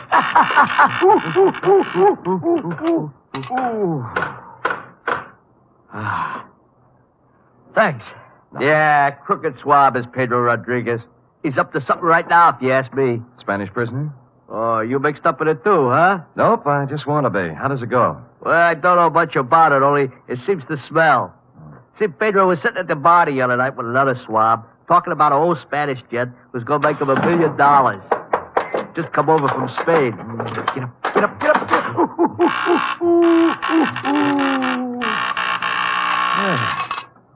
Nice shot. Body English, pure and simple. Yeah, so what about the Spanish gent? Well, I didn't hear no more about that. Hey, I'll tell you what you do. You ask Lolita about it. Anything Pedro is mixed up in, she generally knows about. Good. Where do I find Lolita? Let's see. I ain't sure whether it's the 3rd or the 4th. 3rd or 4th what? The booth from the back there. Oh. She's been sitting there all night writing letters. You better be careful, though. She got an awful temper. Thanks, lighthouse keeper. How about the beer? Sure. Hey, Larry, draw one.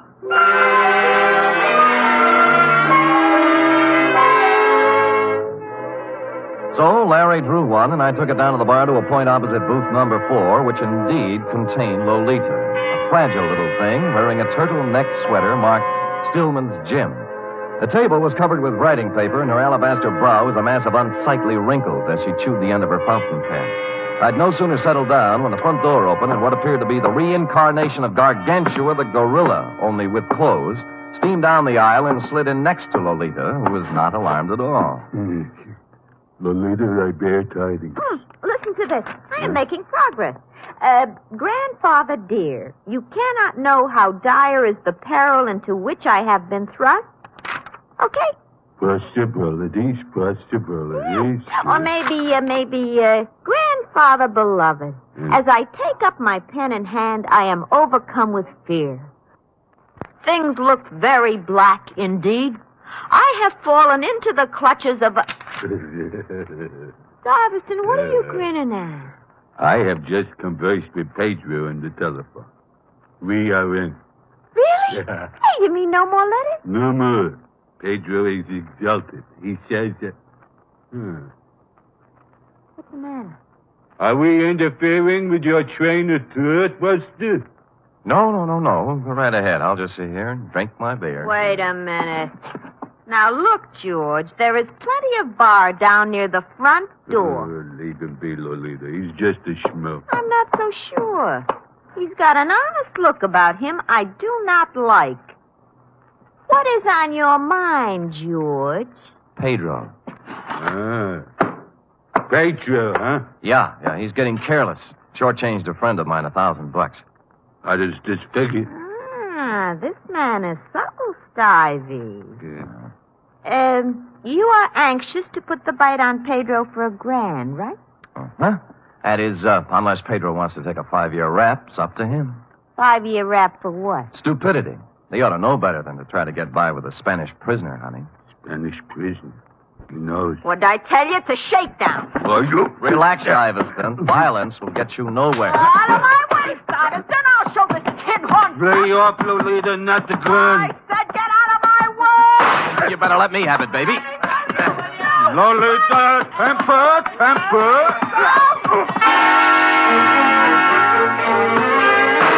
I got hold of the gun with one hand while Lolita chewed on my other one. Stuyvesant, meanwhile, catching my head under his arm like a nutcracker and kicking me in the stomach with his knee.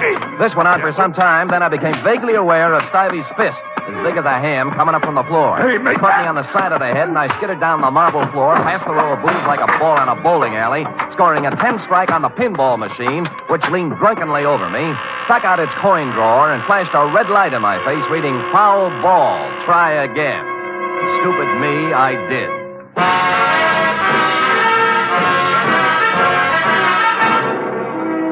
You are listening to the weekly adventure of radio's most famous detective, Sam Spade.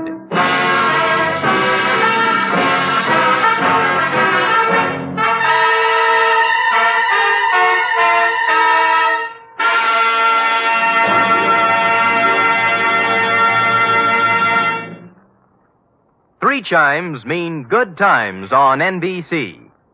There's music and mystery tomorrow on NBC. For music, your hit parade brings you the top tunes in the land, as selected by you and presented by Raymond Scott's Orchestra, Eileen Wilson, and Snooky Lanson.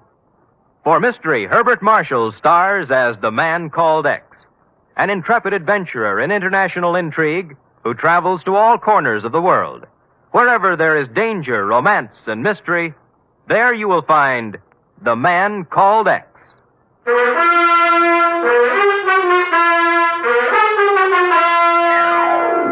And now back to the Spanish Prisoner Caper, tonight's adventure with Sam Spade.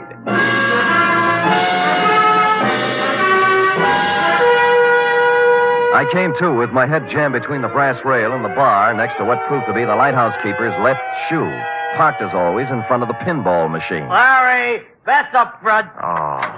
Get up.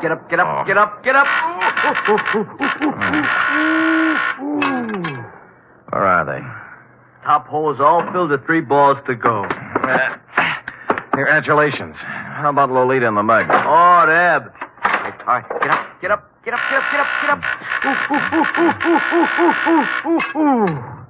Oh, Deb? Took off, blast them. I had 780,000 points run up, and they had to go and throw you at the machine, cause a tilt. And Larry!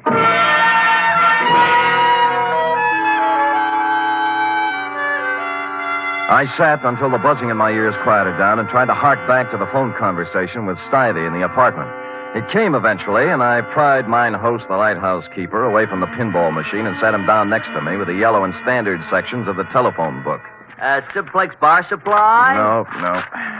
Simplex, Easy Do Garden Furniture, nope. How about Simplex Printing Company, 509 Sansom Street? Nope. Simplex Office Files. Simplex Service Station, 12th and... No. Well, how do you know, mate? There's 42 Simplexes in this book alone. You find one that sounds like the front for a con operation, I'll buy it. Let's see. Simplex Cleaners, nope. Simplex Associates, nope. What's that? Nothing suspicious. Simplex Associates. Business opportunities, investments, gold, oil, and mining securities, marked cards, loaded dice, and Las Vegas real estate. Nothing. Well, that just sounds like it might be a possibility, though. Yeah, real estate. Midday. Homicide, Dundee. Sam Dundee, do me a favor, will you, pal? What? Run across the hall and check the bunco files. There's an outfit called Simplex Associates. Well, what's it about? Well, it started out as a con game. A grifter took my client for $1,000 on the Spanish prisoner. Spanish prisoner? Yeah. Well, what's that got to do with me? Call Bunko yourself, Sam. They're closed down at this time of night, Dundee. Be a sweetheart now, I'm will no you? sweetheart. I'm a homicide lieutenant, and I don't run a service agency for private detectives. Unless there's a corpse in it. You can take your business elsewhere. Dundee, look. Hold it, will you? I can't hold it. I got to get it. Lolita, where is she? Where is my... I got him. Well, I'm down on the floor. The couch in the back. No, don't move. Easy. There. That's it. Lolita, I know she is here. They must free her. You must call the police and... Free her? Why was Pedro holding her? To make me do this thing, this terrible thing. And I have done it. But you must stop him now.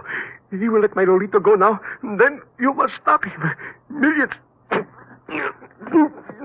of pesos in my honor. You must. Where is he? Simplex. He's in a bad way, mate. Not anymore.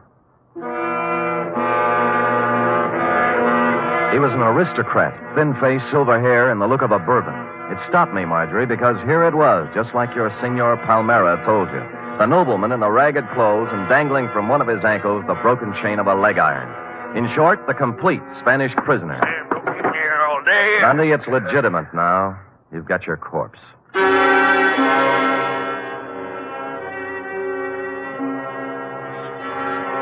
There was nothing on him to indicate who he was or where he came from, but I had a feeling I'd seen him before. After making the lighthouse keeper promise me he'd lay off the pinball game until Dundee arrived, I took off for my office on a very practical errand. Buckling on my .45, sweetheart. If I had a light tank and a bazooka, I'd take them, too. Oh, Sam, your face I know, sweetheart. Oh, Sam. About the Spanish prison? Well, there's a real Spanish prisoner in this one. He's dead now, by the way, and from the cheap grift of $1,000 from a poor retired school teacher. We're now up in the $1 million bracket. They got a murderous ex-Corrine playing like she's been kidnapped and writing extortion notes to her grandpa, and a mug who looks like a monkey's nightmare, and nut picks and metal shavings, and someplace or somebody named Simplex, not to mention... Oh, Sam, stop it. It's all my fault. I was so mixed up with the Argyles. What have the Argyles got to do with it? When you called about the file, the circular on the confidence man. Yeah? I was looking under Kong under the C's, but I got out the one next to it by mistake. No. Yes. The one marked counterfeiters. Only then did I remember where I'd seen the old man before. The paper was still on my desk, and his picture was still on the front page over an article that ran something like this. Search on for ex-Spanish Treasury official. Police today were still without definite leads in the search for Raymond Montoya, former chief engraver of the Spanish Mint. Montoya, who arrived in San Francisco 3 weeks ago to visit his granddaughter, vanished from his hotel room shortly after checking in, etc., etc., etc. Yes, Sam? Call Lieutenant Dundee at the lighthouse on the Embarcadero. Also call the Treasury Department. Tell them both Pedro Rodriguez and his two assistants are even now busily running off currency from plates engraved by Raymond Montoya at the Simplex Printing Company, 509 Sansom Street. Yes, sir.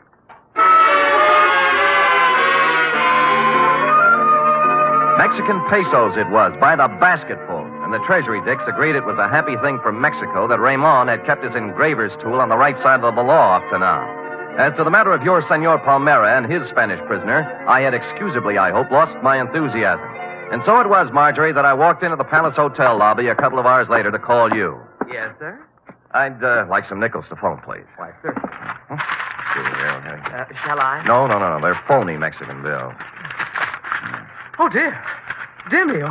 Oh, good heavens. You shouldn't show money around like that. I just stuck them in my pockets for evidence. Forgot to turn them over to the Treasury. Here we are. Here's the dime. Yes, sir. And here you are. Thank you. Hey, senor. You dropped some big money. Keep it. Huh? Yeah. Put these back in my pocket.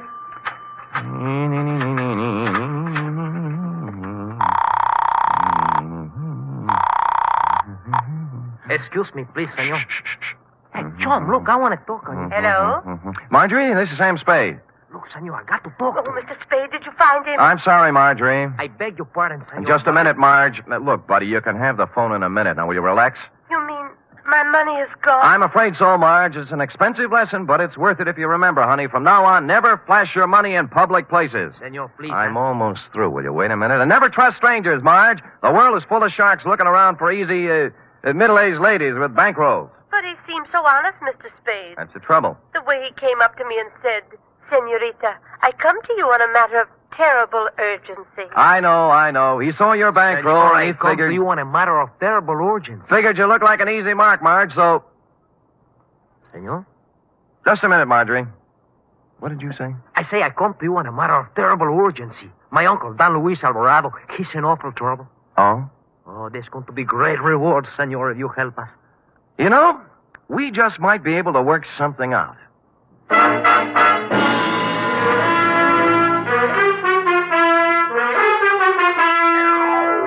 Well, Marjorie, he had $1,358, from which I deducted your $1,000 enclosed herewith, plus $58 representing my standard retainer.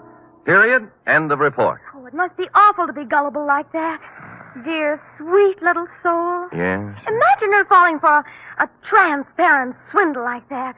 You know, that's one thing I've learned from you, Sam. Oh? I have my savings in a real good, solid thing. What's that? An avocado mine. An avocado mine? Where? In Nome. That's in Alaska, you know. Mm-hmm.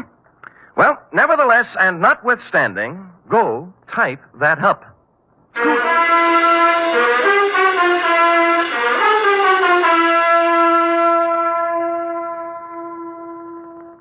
3 chimes mean good times on NBC.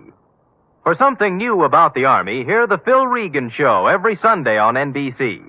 Coming from a different service base every week, Phil Regan brings you songs and fun and brings prizes to talented GIs. It's an exciting newcomer in your Sunday chime lineup on NBC. And Sunday also means Cary Grant and Betsy Drake as Mr. and Mrs. Blanding.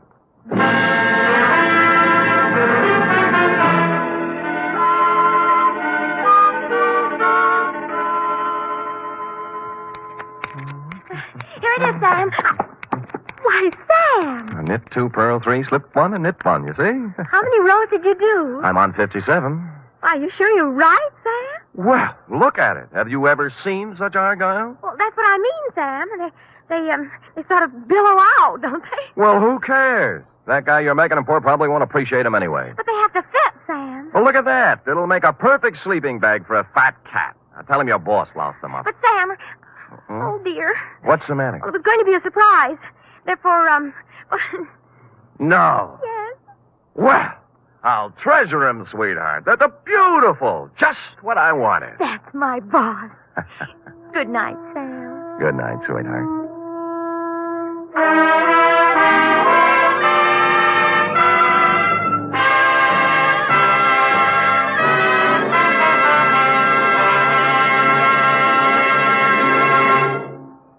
The National Broadcasting Company presents The Adventures of Sam Spade, Detective.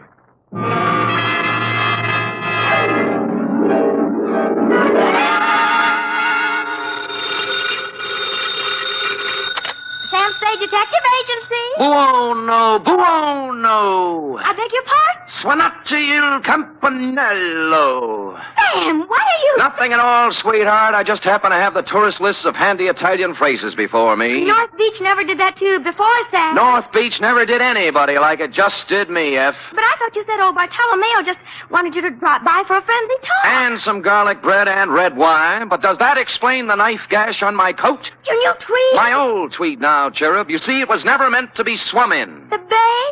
Yes. Not again. What else? By now, your keen feminine instinct should tell you this is not the social call, Wonder Girl. As a matter of fact, I plan to drop by presto presto with words anent a little something I call View of Fisherman's Wharf from the Water, or the Crab Louis Caper.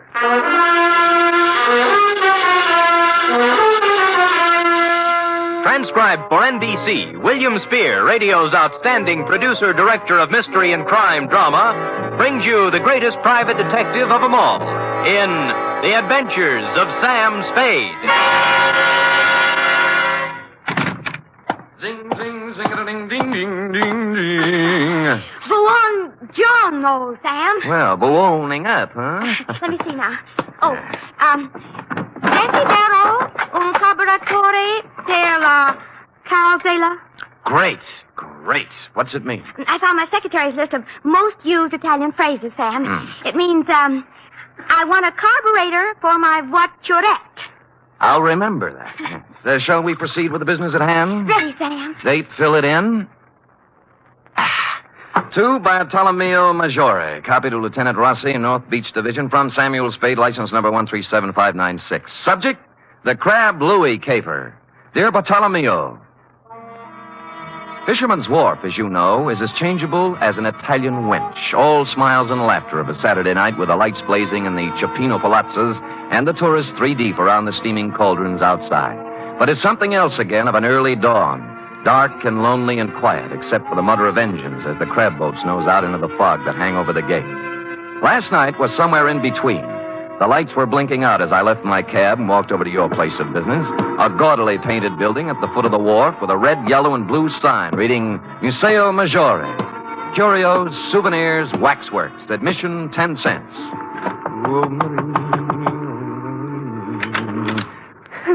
Who is it? I'm Sam Spade. Bartolomeo called me. He isn't here. Passage grado at the end of the wharf. Thanks. Look, is there anything I can... Sorry.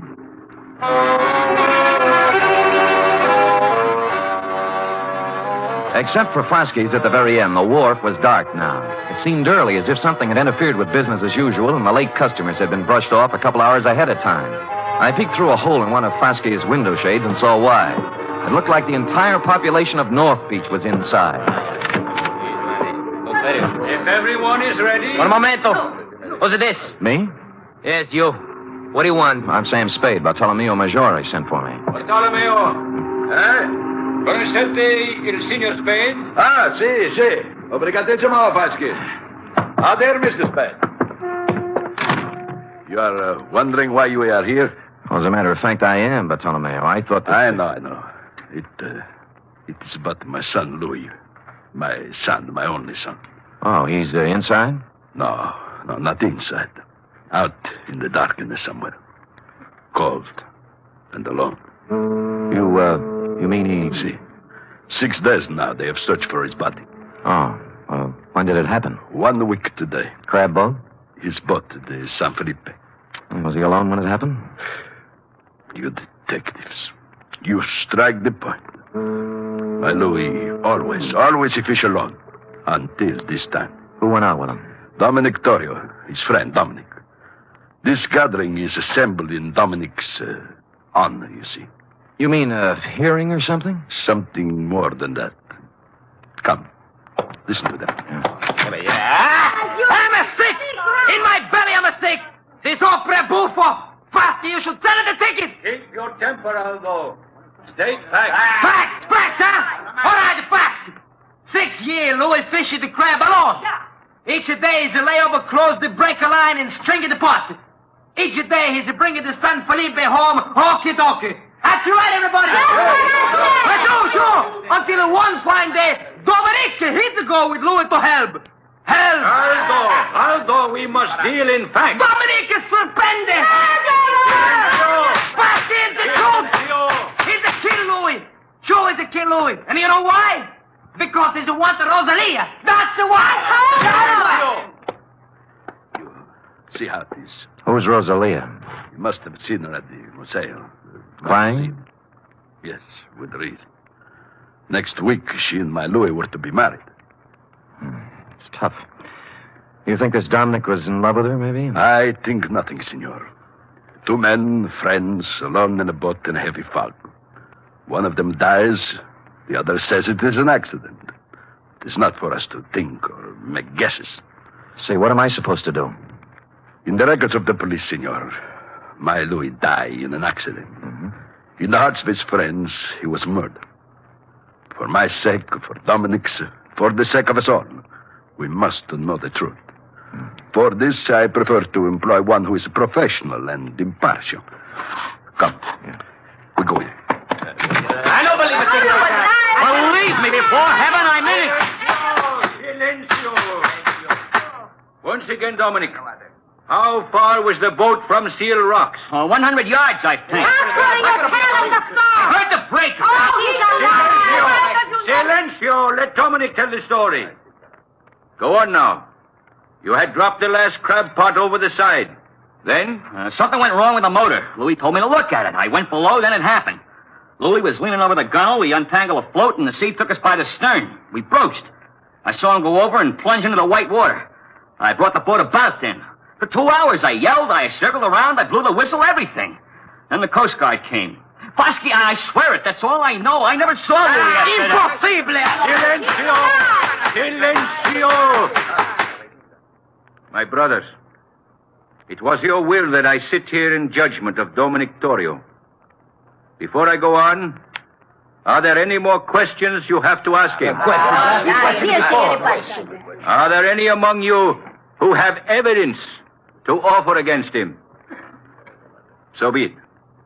You know as well as I, there is only one verdict here. The charge is dismissed. The court is adjourned.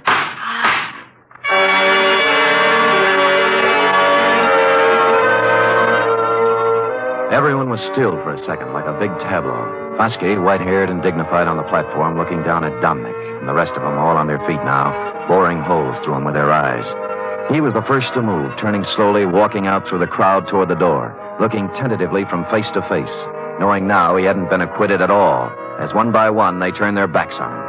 I felt terribly sorry for Dominic, until he walked past me and I got a look at his face, at his eyes. In my racket, I see that look more often than the next guy. I never saw it any clearer than I did now. It was fear and hatred and guilt. So I left you talking to Fosky, Bartolomeo, and walked back down to the wharf to the Museo. Rosalia. I told you Bartolomeo is not here. I've seen Bartolomeo. I want to talk to you. Sit down. I don't want to... Sit down. Oh. That's a good girl. It was quite a place, the Museo, a catch-all for everything nautical you would run across in 60-odd years of living on the sea or next to it. From a 10-foot shark pickled in formaldehyde to a life-size figure of Captain Kidd, complete with drawn sword, lace cuffs, and treasure chest at his feet next to the door. I turned back to Rosalia, sitting on a rum keg under a flickering hurricane lamp, the only light in the room. What do you want of me? Bartolomeo wants the truth about what happened on the San Felipe. They're deciding that at the meeting. They already did. They did? You mean Dominic... How did they decide? Dismiss the charges. No evidence, no witnesses. It was the only thing Fosky could do. You feel better? It doesn't bring back my Louis. No, it doesn't. Dominic's going free now, from both the law and his people. No vengeance for Louis. Why were you crying when I came by tonight? Haven't I the right to cry with my Louis? Drop it. Huh? Why didn't you go to the meeting? Afraid to give yourself away? I didn't feel like it, that's all. You're a Sicilian, Rosalia. Vengeance is pretty important to you. If you'd loved Louis, you'd have been in there screaming for Dominic's scalp. You shut your mouth. But no, you sat home crying, not for Louis, but for Dominic, right? How long had it been going on? Did you know Dominic was going to kill him when they put out in the San Felipe? Why would Dominic kill him? Well, that's a stupid question. He's in love with you. In love with me. In love with me. Drop it. Drop it, Rosalia. In love with me? Oh, I wish it were so. Huh? He killed for me. Is that what they say? It's all very flattering, very.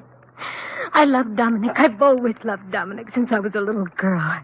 I threw myself at Dominic, and I begged him to marry me.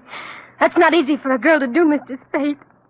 I begged him, and I promised to work for him, to be his slave. You know what he did? He laughed and he spit upon me. And you stand there and you tell me that he murdered for the love of me. You wouldn't walk across the street. All right. Take it easy now. Come on, take it easy. So I do the silly woman thing. I promise myself to Louis. To crazy Louis, to a madman. Crazy? You don't believe that, huh? Louis the Great, il Campione. A champion of the crab fishermen who dares to fish right on the breaker line. Catches more crab than anyone else. Louis the Fearless. Do you know why he's fearless? He's too crazy to be afraid. What do you mean? He mutters. He talks to himself of great riches, of thousands of dollars, of him and me. Louis the crab fisherman and me, living in the finest house in North Beach. When was this? Last week. He went up in Bartolomeo's attic one night and he came down with a big hunk of his raw wax from the waxworks. The Tresor, he called it. A stupid lump of wax. And he held it up before me, so. And he says with a mad gleam in his eye, "From this, Rosalia, from this I will carve for us the biggest, finest house you can dream of. Here, look." What's Captain Kidd got to do with it? He puts it in the treasure chest. See? You will keep this a secret, Rosalia, he says, if you love me. And he laughs again like a madman. Me love Louis Maggiore? I hated him.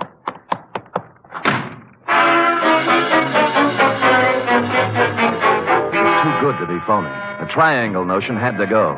You could hardly blame Rosalia for thinking he was crazy. And the treasure chest was a hunk of tallow. Not a very fresh hunk at that. And Louis's routine with it must have hit her like the graveyard scene from Hamlet. Therefore, having no theory, nor evidence, nor witnesses, I also had no motive. As always in situations like this, I did the sensible thing. I went home and went to bed. Or I thought I went to bed. Hello? Spade? Yeah. I got a tip for you. No? Find yourself a nice, dirty divorce case somewhere and stay out of North Beach. Well, this almost sounds like a threat. Call it advice. There's $100 in the mail for you. You'll get it this morning. Plus a bribe? A gift. Can I keep it if I don't play? If you don't play, you won't need it. I suppose it's useless to ask who this is. Louis Maggiore. Say that again? Louis Maggiore. Shall I spell it? You might explain it. You talk to Rosalia. Figure it out for yourself. Sure. So she never loved you, and you knew it. So you go over the side when the Comer hits, swim ashore, then discover they think you're dead and decide to leave it that way rather than go through with a wedding. You got it. I got more. So life without Rosalia in North Beach is impossible. You can't face the shame and loose talk that goes with a busted wedding. So you're going over the hill and find a new life for yourself. Wait a minute, Spade. Oh, there's more. So you're tossing over a car, a bank account, a boat worth $7,000. Walking out on your old man, to say nothing of 3 years apprenticeship and 6 years of hard work to get where you are. I understand perfectly. And you're being a little insulting. I make a lot of my dough with my big flat feet, but I do make some of it with my head. Now try again. You don't believe I'm Louis Maggiore? That is the general idea. And it might surprise you to know that 5 minutes ago I was ready to chuck the whole antipasto. Now I'm back in with both feet. What's with the music box? Nothing. Tell me, would you know Louis if you saw him? I've seen his picture. Fine. I guess I'll have to prove it to you. If I satisfy you I'm Louis Maggiore, will you stay home? Scout's honor. Now where do we prove it? You know Castellani's grotto? Halfway out in the wharf, yeah. There's a ramp running around behind it. I'll see you there in a half hour. I know just what you're going to say, Bartolomeo, but I didn't go alone. Roscoe was right there with me, with his safety off. It was the kind of spog San Francisco puts on once a year for the tourists. Just to nail down its position as runner-up to London. I had to feel my way along the row of dark chowder houses to Castellani's. Except for the foghorn and the lapping of the water below, there wasn't a sound. The only cheerful thing in the picture was Roscoe, who was now out of my pocket at the ready. I eased up to the corner of Castellani's. There was an alley between it and the next building, leading around on the ramp over the water. Spade? I could see the glow of his cigarette first. Then I made him out, in a slouch hat and overcoat. He was standing at the rail. Spade? Right here. Well, you satisfied now? I'll let you know. I moved out from the side of the building and walked toward him. He must have known about Roscoe because he didn't move, just let me come right up next to him. I was stupid, sure, but it wouldn't have worked for him except for the fog. 2 feet away, I saw what I thought was Louis was a booby trap. The hat and overcoat were slung over a piling with a burning cigarette on the rail next to one of the sleeves. I rolled to one side just in time. The knife slashed through the padding on my left shoulder, and he was on me. Roscoe went into the drink, and I took on the arm with a knife with my 2 hands and 32 teeth. Unhappily, overlooking a spare foot, he knew what to do with. I went through the railing like in a silent version of the Sea Wolf, arriving thus in the limpid and soothing waters of San Francisco Bay. At the moment, I was not sorry.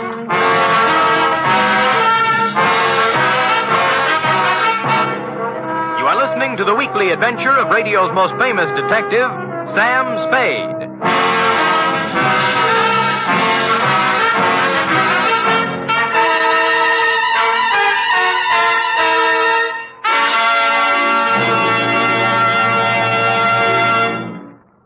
Three chimes mean good times on NBC. Sunday, Theater Guild on the Air presents one of the greatest dramatic undertakings in the history of radio.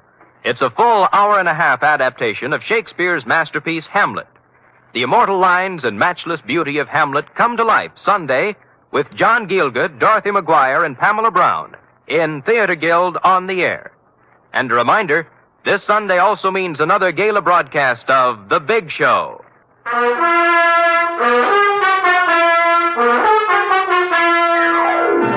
And now back to the Crab Louie caper, tonight's adventure with Sam Spade.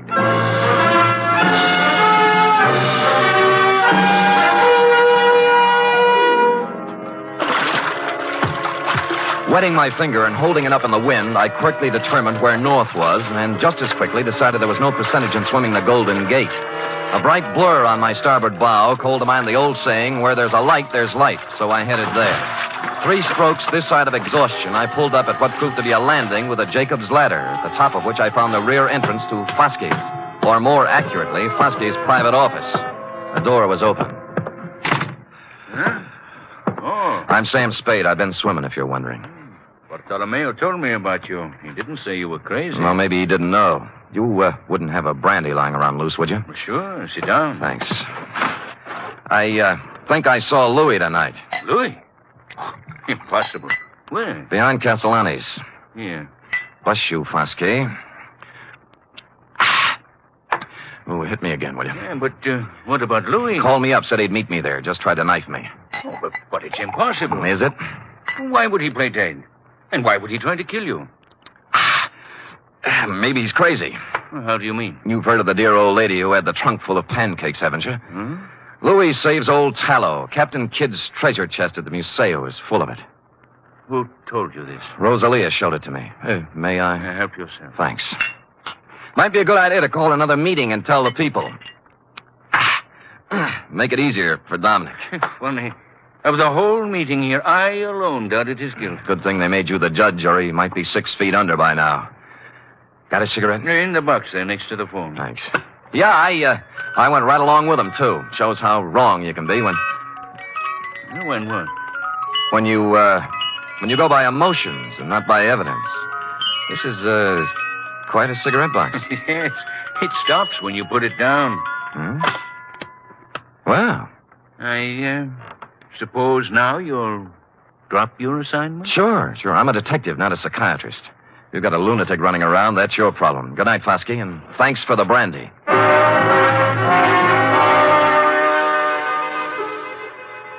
If Roscoe had been along, I might have played it differently, but when you're sitting across a coffee table from a guy you suddenly realize has the wet cement all ready, you do what I did, make polite noises and concentrate on getting out on 2 feet. It was 7 to 3. Dominic was stashed in a handy closet listening to the whole thing, which was handy since the next obvious move was his room in a house on Jefferson Street. A rooming house owned and operated by a 4-corsage bosom-type lady known as Mama Luca. Oh, senor, I don't know nothing. You're scared, Mama. Did Dominic threaten you? No, don't ask me. Look. He killed Louis Maggiore.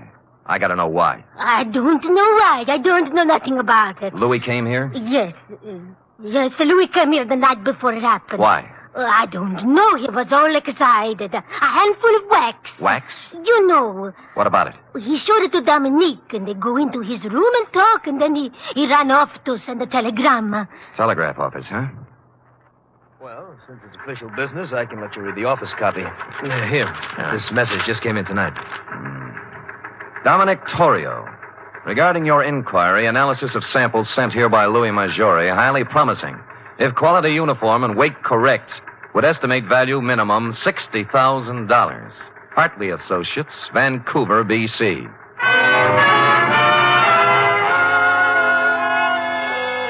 A lump of smelly stuff that looked like old tallow, picked out of the ocean and worth $60,000, was a strong enough clue for even stupid Sam to pick up.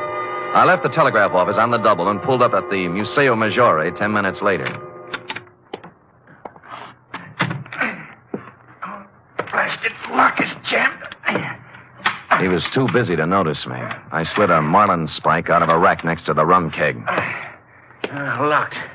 Must be locked. I hate to do this, Fosky. Wait a minute, Spade. Wait a minute. The next voice you'll hear will be the nurse with a breakfast tray. Bartolomeo! Senor Spade, what have you... Look. What have you done? His Honor was playing Pandora with Captain Kidd's treasury. Treasure box? Yeah. But why? Who is it? Who? Fosky. Surprised? Fosky? Why would he, of all people? He likes a buck as well as the next one, possibly even more, when there are 60,000 of them. $60,000? Yeah. Is he mad? Like a fox. Here, let me pry this cover off. There. What is this? Well, it may not look like much to you and me, but to a perfume manufacturer, it's prettier than the Venus de Milo. Tallow? Ambergris. It's what happens when a whale gets a tummy ache. Louis must have run onto it 10 days ago. Padre mio, $60,000. Yeah.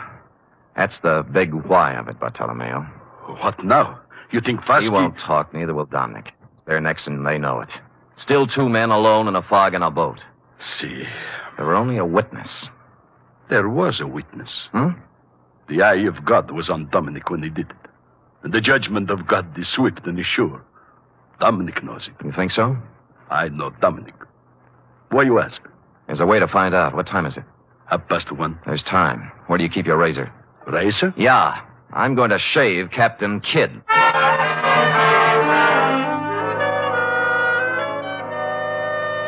Which I did, finishing around 2 a.m. And during the next 3 hours, I got wet, cold, and seasick in the order named, but made it back to the Museo in time for a couple of stiff horns of grappa before you and I hustled down to the wharf, where Dominic was picking up bait for his crab nets.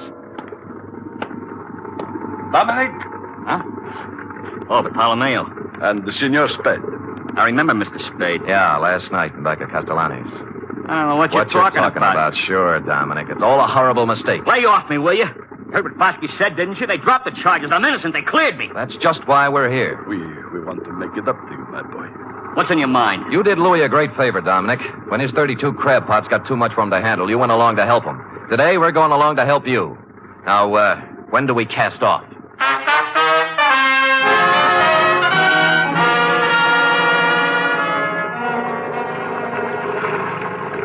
There's a float up ahead. What color? Yellow and red. Is that yours, Dominic? That's mine. Great. Pull up alongside. Well? What's this all about? I told you, Dominic. You're lying. What are you trying to do? Break me down? He's dead in an accident. You heard what Fosky said? Yeah. Forget it, Dominic. Forget it. We love you like a brother. I told the truth. What are you trying to do? Torture me? Is that what you want? Revenge? No. The matter is in other hands now. What? You mean? There is always one witness, isn't there, Dominic? Oh. That's what you mean, huh? Is that why you came to tell me that? That's a good one. Hold the wheel, Spade. I'll bait my net. I'll spit in your eye one day, old man. One day when you get smart. You and the whole lousy We war. both watched him hold the line, what you had playing it on me. the deck, prattling to himself like a little kid whistling in the dark. He was a lousy actor, pale under his sunburn and drenched with I sweat. won't let you Up forget it came, pal. coil by I got coil. something to prove. Then it began to come slower. I can make it stick. When I can prove it in court, I'll sue you till you bleed. Hey, what's the matter here? What's pulling on this line? Maybe it's your conscience, Dominic. It's heavy. It's... What? The Lord moves in strange ways. Hey, can't get it up. Let me help you. There we go. 1, 2... Up! Lee! Get away from me! Let me go!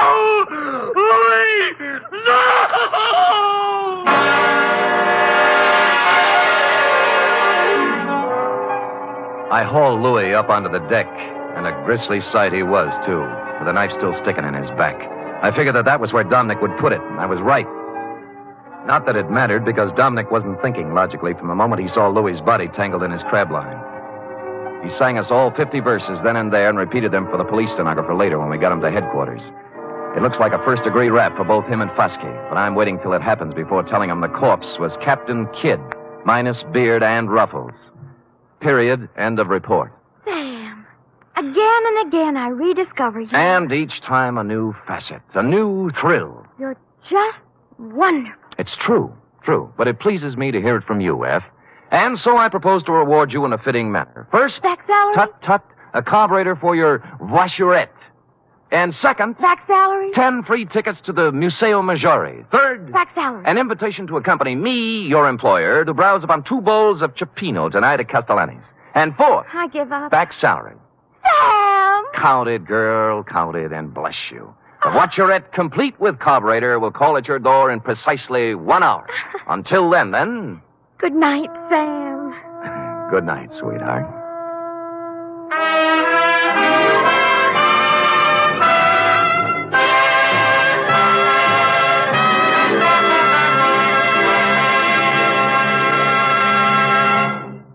The National Broadcasting Company presents The Adventures of Sam Spade, Detective.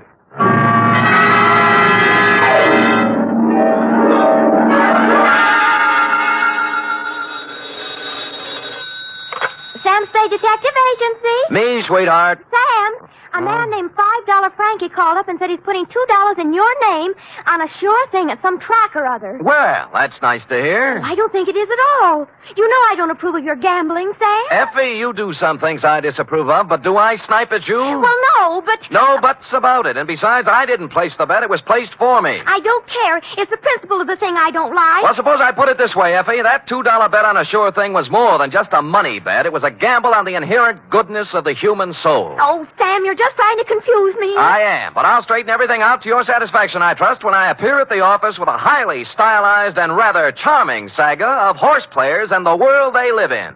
What else but the sure thing caper? For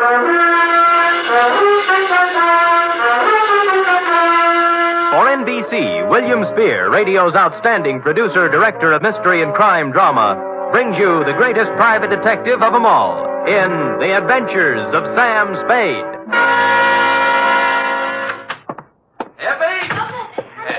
Yes, and I hope you always are at the wages I pay you. Oh, I'm glad you brought that up, Sam. When I pay them. I don't want to start an argument, but I do need some new clothes. Oh? You want me to put up a good front, don't you? I will rephrase my answer. Yes. Well? Effie, if you can hold Warp and Wolf together for a few weeks, I have a feeling we'll be rolling in dough, driving big cars and wearing mink. Oh, you mean that best. All conjecture. Enough of your sneering. Now, you hear me out. Weigh the evidence, and maybe you'll feel differently. I doubt it. No good comes of playing the horses. Dates, fill it in. 2 $5 Frankie, care of... Sam, wait a minute now. $5 Frankie what? What's his last name? I don't think he has one, F. As I get it, he was born just before a Gold Cup handicap at Pimlico, and they didn't have time to give him a last name and place a bet, too. So they chose the bet. Oh, Sam, that's awful. What do you mean, awful? That horse paid 18 to 1. Well, to get on, 2 $5 Frankie, care of Patterson Smoke Shop, Myrtle Street City, from Samuel Sucker Spade, San Francisco, license number 1375596. Subject, the sure thing caper. Dear $5 Frankie, for you to be seen at the hour of 1 p.m. post time anywhere but at the track is truly a veritable, unbelievable occurrence. So when my door pivoted open Monday at said hour and a short gent with 36 shoulders and a 44 long plaid coat came in, my eyes told me it was you, but my mind screamed no. I checked your wide-brimmed pork pie, your zoot gabardine slacks, suede and alligator wing-tip shoes, and it still repeated you. Sammy, do not look as if you have just lamped the ghost. It is I, $5 Frankie. But at this hour, Frankie, what is it? Your watch broken? Did you lose your way? You sleepwalking? What? No, Sam. I am in complete possession of my faculties. Good. And I came here with the full knowledge of my intellect. Uh-huh. I even see through the crystal of my timepiece that it is 1 o'clock, the hour from which they break from the barrier. That's right. But I have not been drinking, and as for sleepwalking, that is strictly for gents with unhappy marital relationships. All right, Frankie, I'm forced to agree with you that you're standing in front of me instead of the $5 window. Now, what's the dope? Well, ordinarily, I do not resort to hiring a strong arm to consummate my business dealings. Naturally. There being a full supply of such muscles lying around the back room of Patterson's smoke shop. Loose? But when the job calls for both tact and muscle, I am forced to roam far abroad in search of the same. You mean you have a job for me? A real honest-to-sea-biscuit job that'll pay money? With the ordinary Seamus, I might try to offer a little paddock chatter, you know? Yes. But with you, Sammy, I will tender coin of the realm. Good. I will pay you, of course, in $5 bills, as is my wont. In advance? 10, 20, 30, 40, 50. 10 times 5. Figures. Now, do you veritably consider yourself in my employ? I am veritably in the race, Frankie. Good. Now, Sammy, leave it to be understood by both parties that I am not touting you off on any sour deals. Mm-hmm. A rather curious situation has arisen, and I will explain it to you candidly, as they say in certain novels which I have not read. Well, most novels lose so much in the translation. True. Yeah. My narrative begins yesterday, to be exact. Mm-hmm. Yesterday, their heels and toes into the back room of Patterson's smoke shop, a gent whose face was once as familiar to me as my own. By name, said gent?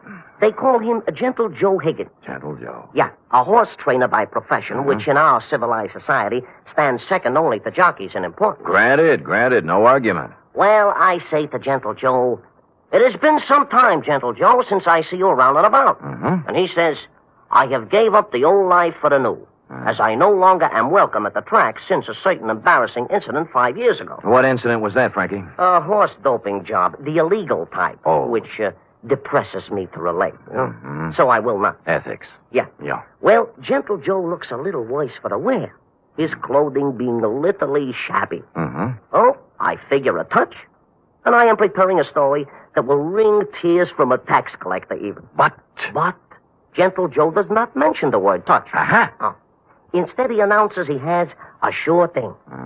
Sammy, you know how those words do to a horse player. It's like throwing a bale of catnip to a lion. Oh, my arteries open to let the blood through faster. My nerves give off loud, ringing noises, and my mind is already computing. Of course. Well, before I can stop myself, I have pressed 500 rocks in Gentle Joe's hand, begging him to place them on the same sure thing. I'd have done the same thing under the circumstances. Of course.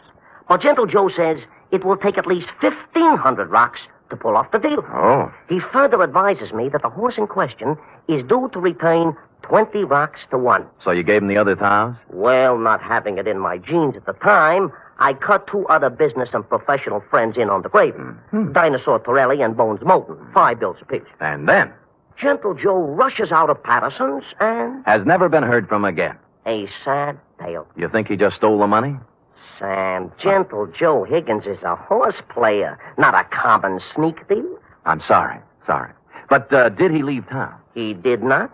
On the advice of certain informers, I tracked this Gentle Joe to a ramble-shackle rooming house on Clark Street. 241 to be exact. And? And there the trail gets very cold indeed. He's made his move, huh? No. But he has a landlady who would not let me in. Complicated. Oh, she is a frightening person to behold.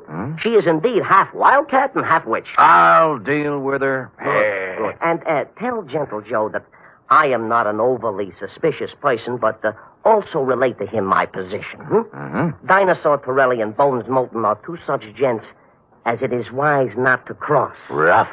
Back fence gossip has it they are the Undertaker's best friend. Well. Indeed, it is also rumored they are behind their quota for the month. Well, and Sam. Yeah? At Bay Meadows. Yeah?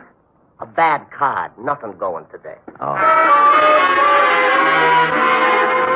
In preparation for my meeting with this redoubtable landlady, I ran through my repertoire of low, mean faces in front of the mirror, leaving smoking holes in the glass. And then I stamped out, heading for the rooming house on Clark Street, 241 to be exact.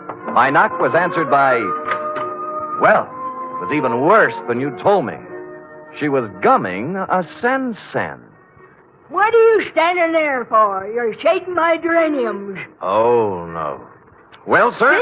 Speak up, Curly. I ain't got all day. Madam, perchance do you house in this quaint colonial inn a fine old gentleman called Gentle Joe Higgins? You the Lord? No, I'm in business for myself. You see this? Oh, one thing I hate worse than the law is private detectives. Can't trust them. No, cheap, never have any money. Look. Never want to pay anything. Look. Always want something for nothing. A surly, no good lot of pocket pickers who should all be boiled in oil and thrown in a pit full of snarling One beasts moment, of prey. madam. Madam, look at this. Oh, Yeah. well. That's the kind of crinkling I'd like to hear. I thought you would. Wouldn't mind having a mattress stuffed full of that green paper. It is a pleasure, distinctly, to be able to present it to such a charming, witty, and gay woman, I guess, as yourself. Now, Come in, Bright Eyes. Yes. Now, where did you say Gentle Joe could be located? Second door to the left. Thank you, kindly. Only he ain't in. Gone out somewhere, he has. Your timing, madam, and I should add Defarge, was a little sadistic. Now, give me my 5 back. You ain't heard my proposition yet. I've heard enough. Madam, you have acted in a very hateful manner. Another 5, I'll let you wait in his room. Madam, you are a Dresden doll. No matter what anybody says. Can the tatter wave your locks and let's go. Let's have a ball. Once in Gentle Joe's room, I closed the door, thus separating myself from that Skid Row bankhead. While I was waiting, I cased the room. Spartan. A bed, a chair, a dresser, a racing form, some worn clothes, various mementos, and pictures of his better days at the track. I was studying an old print of Equipoise when Gentle Joe turned up. Yes, she was a great stretch runner, wasn't she? Yes, indeed. A mile and 141 and 5th, and hardly damp at the end. Well, yes. Now, don't yes. look upset, Mr. Spade. Fanny told me that you were a detective waiting for her. Oh, she's a swell kid. Yeah, Fanny's impetuous, but a good sort, yeah. Keeps the right people out and lets the wrong ones in. A fine judge of character. No, you're generous, sir. I'm about to have a cup of tea. Will you join me? Be delighted. I'll just take the water out of the tap. It's hot enough. Well, Gentle Joe, I'm here on a rather painful mission. How in goes the tea? $5 Frankie thinks you caged him out of $1,500. And now for the water. And 2 tough friends of his are looking for your scalp. Yeah, there we are. Now we'll just let that steep a while, and we'll have us a pickup. Did you hear anything I said? Of course, Mr. Spade, of course. Every word. I know why you're here. Those men are worried about their money. Yeah. But next time you see them, you tell them not to worry. Well, they said this sure thing of yours was going to return 20 to 1 odds. That's a lot of money. Oh, it will. All of that. Maybe even many times more. Yes, it's a sure thing. You mean the race hasn't been run off yet? Yeah, there we are now. I think the tea should be ready. Well. Mm-hmm. Now, this is yours. Thank you. And this is mine. A Darjeeling flowering pekoe.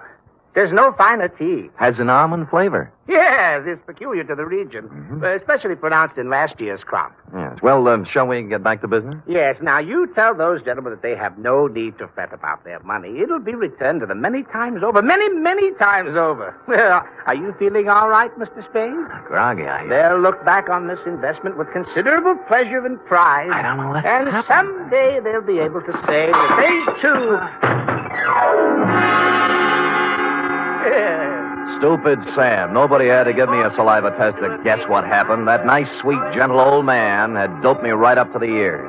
I tried to stand up, but my legs were like 2 wet pieces of spaghetti, and I went down. Gentle Joe went right on talking and smiling until everything was nothing. When I came to, Joe was gone, and so was my faith in horse people. Fanny had made herself scarce, too, and I stumbled alone out into the daylight for resuscitation. It took walking, coffee, whiskey, and a bowl of raspberries to bring me around. I eventually found a safe haven in my own office. Sam Spade Detective Agency. Mr. Hangover speaking. Mr. Spade, this is Gentle Joe. What? Listen, you... Yeah, I know how upset you must be over my little deception. Little but, deception? It was What? all to a good purpose, Mr. Spade. You see, I had to get out of there in a hurry with the minimum of discussion. I seem to remember you were hustled out of the racing game for doping a few 3-year-olds. Well, that's what some people in official circles felt. But, Mr. Spade, I want to apologize to you and tell you that I will be able to explain everything to your satisfaction. No. What's the matter? Help! Get away! Hello! Hello! Hello! Hello! Somebody put the phone back on the hook, so I hung up and dialed a friend at the telephone exchange. She quickly traced the number. The call came from the Sunset Stables out near Bay Meadows. I dialed back, but nobody answered, so I beat it out there. It was dark, and the only person I could rouse was a young stable boy. Yeah, what do you want? My name's Spade. A guy named Gentle Joe was calling me from here, and something happened to him. Gentle Joe Higgins? That's what I said. Oh, I haven't seen him in 2 or 3 years. Now, look, don't give me that. He called from here. Now, where is he? Oh, look, beat it, will you, before I scream for the cops? All right, I'll look myself. Oh, I say you can't. Now, no.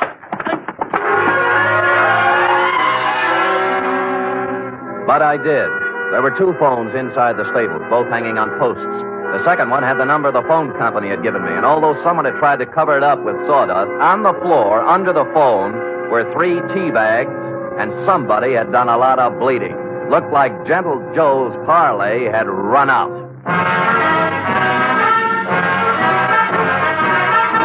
You are listening to the weekly adventure of radio's most famous detective, Sam Spade.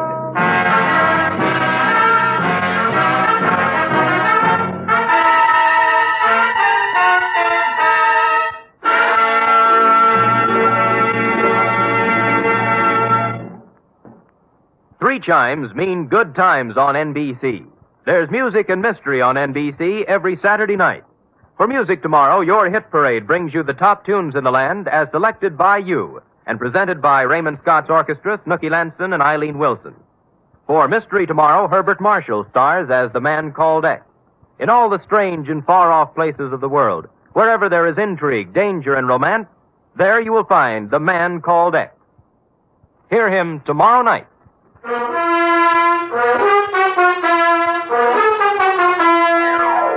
And now back to the Sure Thing caper, tonight's adventure with Sam Spade.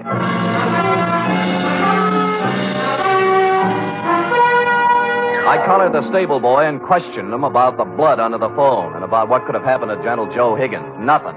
Just wouldn't talk, and he was too small to beat up. So I went looking for the stable manager. He lived in a small white house behind the exercise ring. He wasn't too happy at being awakened, but when I explained things, he came down to the stable with me. I can't understand it, Mr. Spade. Gentle Joe Higgins hasn't been around here for at least 2 years. That's what the boy told me. You see, for doping a horse once, he can't come near a track or a stable. If we let him hang around here, the racing commission would fine us. Well, he called from here and something happened to him. The number the phone company gave me matches up with one of your phones. There was a lot of blood on the floor, too. Well, here we are. Now, which phone was it? That one. All right, let's look at it. This is the phone, and here's the... Wait a minute. Come in here, you. Let go of me, you big... Let go. Now, tell Mr. Kemp here what was on the floor when I came in. Nothing.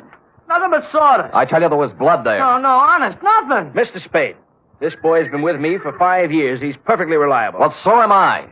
Well, what do you think happened? I think somebody used this old man for a punching bag. Maybe you'd better go home and sleep on it, Mr. Spade. We'll talk about it tomorrow. Look, don't humor me. Make this kid talk. Mr. Kemp, this guy's tappy. Danny, are you certain there was no blood or no Gentle Joe? Mr. Kemp, I'd swear on my father's grave if necessary. You see, Mr. Spade? I calmed down in a little while and searched the place myself. I came up with exactly nothing but an attack of hay fever and a horsey smell. And I suddenly wondered why I cared about Gentle Joe at all after what he'd done to me. So I went home and called $5 Frankie. You say you have conversed with Gentle Joe? Twice, and both under rather trying circumstances, Frankie. Once I was doped, and once something happened to him. Uh-huh.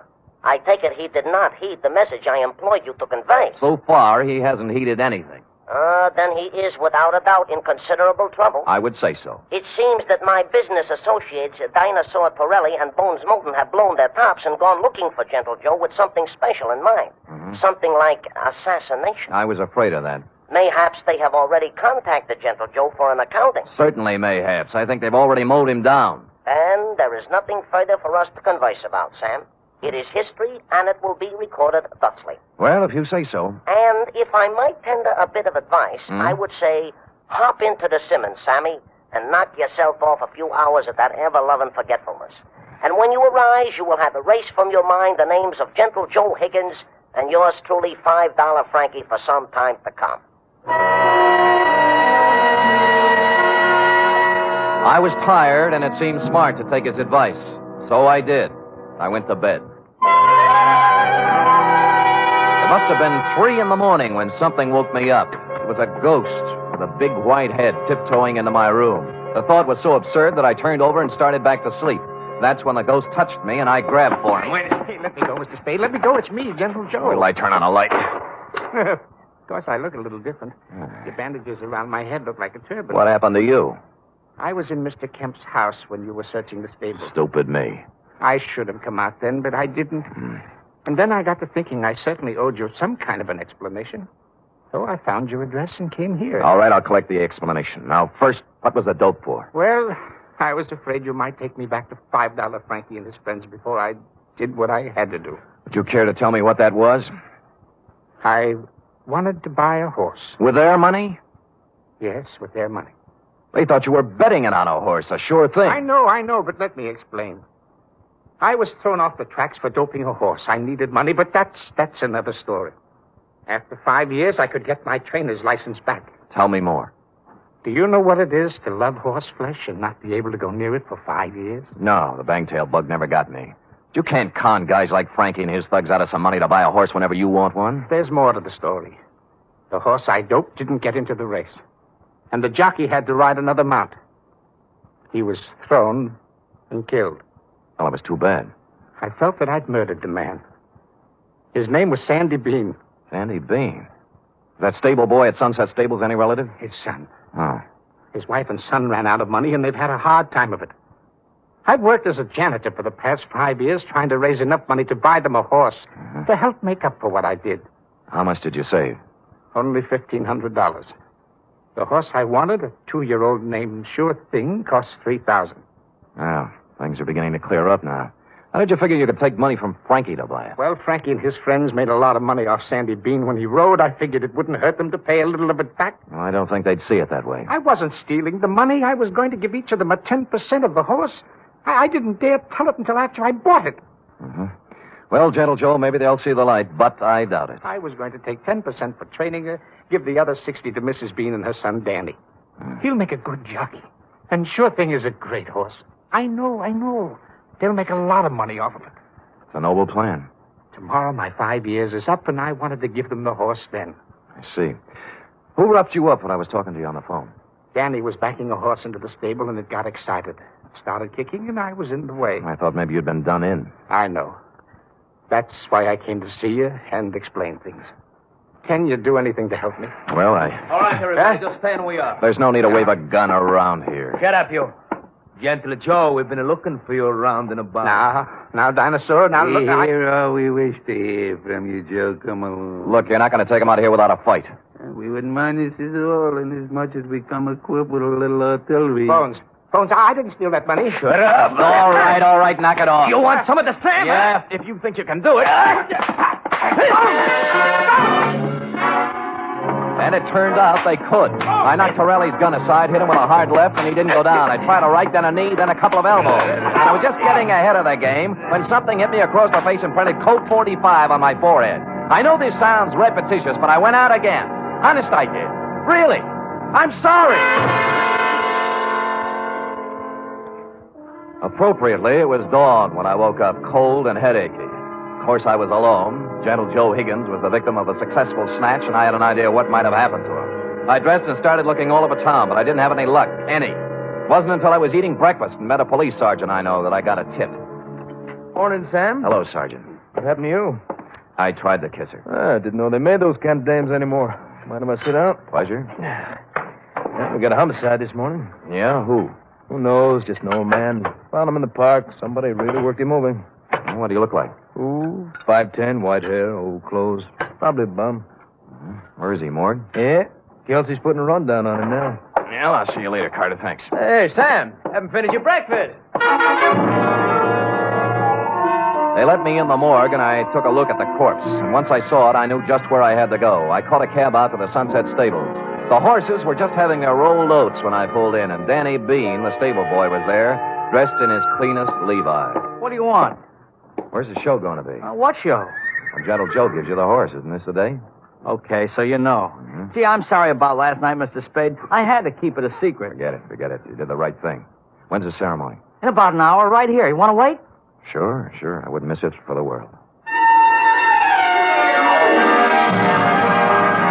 Of course, I cheated a little. I didn't tell you who it was I saw in the morgue. The truth was I didn't know. It wasn't Gentle Joe Higgins, though, and so I reasoned thusly if Torelli and Moulton didn't finish him off in the night, he must have gotten out of it somehow. He was a resourceful old man, and I was sure nothing short of death would keep him from presenting Denny with a horse on the day he planned. And I was right. An hour later, he came walking in leading the prettiest chestnut mare I'd ever seen. There was a smile 2 feet wide on his face, and behind him, carrying blankets, a saddle, and riding colors, were who else? $5 Frankie, Dinosaur Torelli, and Bones Moulton. Well, Mr. Spade, this is a surprise. Well, it's a pleasant one. Yeah, this is sure thing. Oh, isn't she a beauty? She is indeed. How'd you do it, Gentle Joe? Well, Mr. Spade, I just invited them over to my place to have a cup of tea. You get it? Yeah. While we was half out, he explained the whole thing to us. Sound like a good deal to me. We can win both ways on the track and at the window. Oh, look at the life of that horse. Just waiting to cross the finish line. Sammy boy, this is indeed a signal occasion, huh?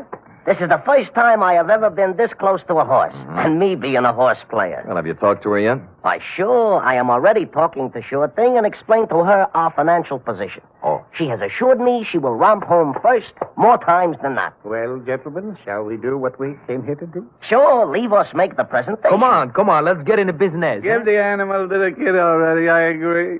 Danny? Yes, Mr. Higgins? Danny, the 4 of us are giving you this horse, Sure Thing, in memory of your father, the late, great Sandy Bean. Thank you. Thank you, sir. She's a beauty, isn't she? I feel like I was just born. Ride her well, son. Ride her well.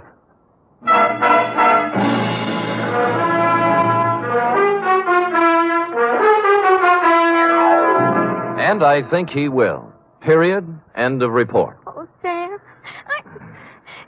it was so beautiful. A simple, old-fashioned type story, F. We feel we can use one now and then. And I'm glad nothing happened to anybody. Because I just loved them all. Everything considered, F, they weren't half bad. Now, how about typing it up? Oh, I'd love to.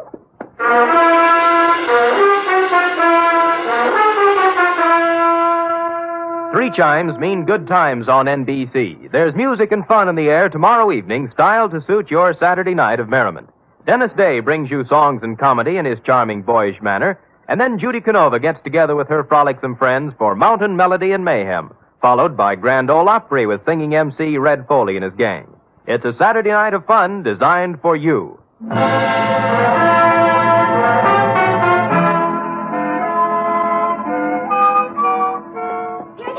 All typed up. Now, let me see now.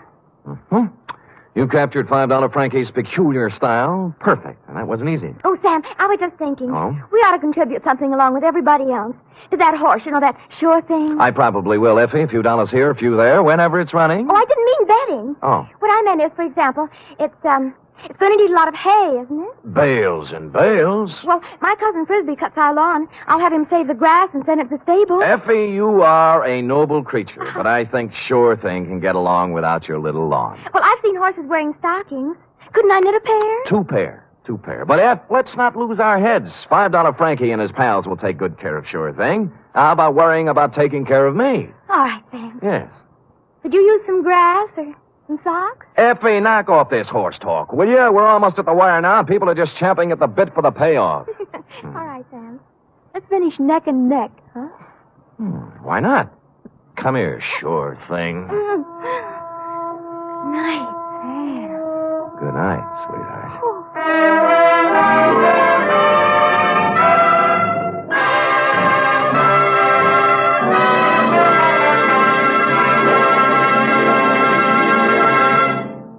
The National Broadcasting Company presents The Adventures of Sam Spade, Detective.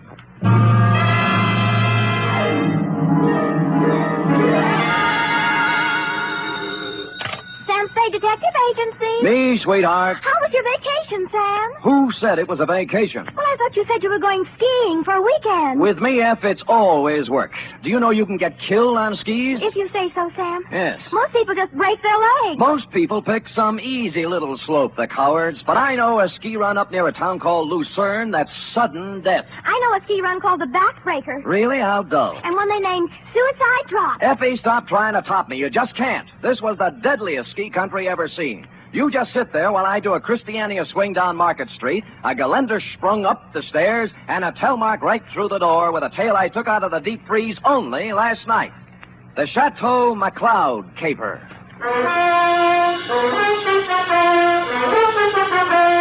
For NBC, William Spear, radio's outstanding producer, director of mystery and crime drama, brings you the greatest private detective of them all in The Adventures of Sam Spade.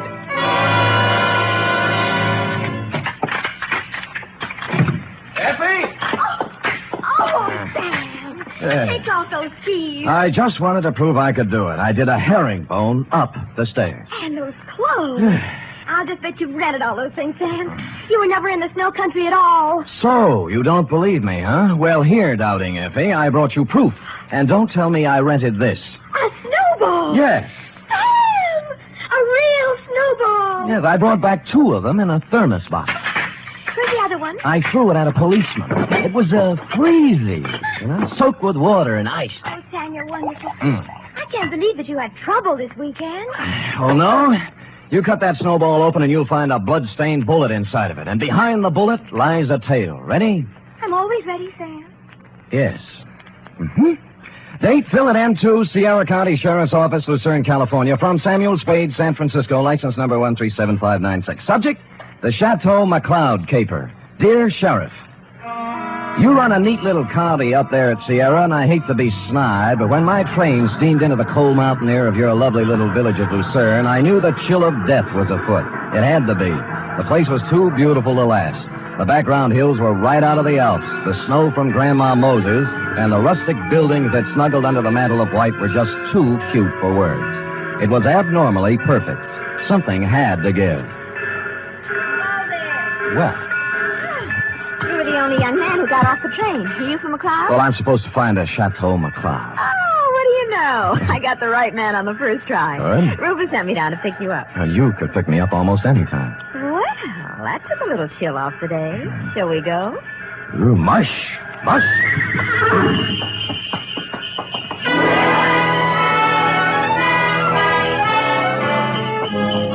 We glided out of the station, runners squeaking on snow, the soft pat of hooves, and the jangle of merry bells.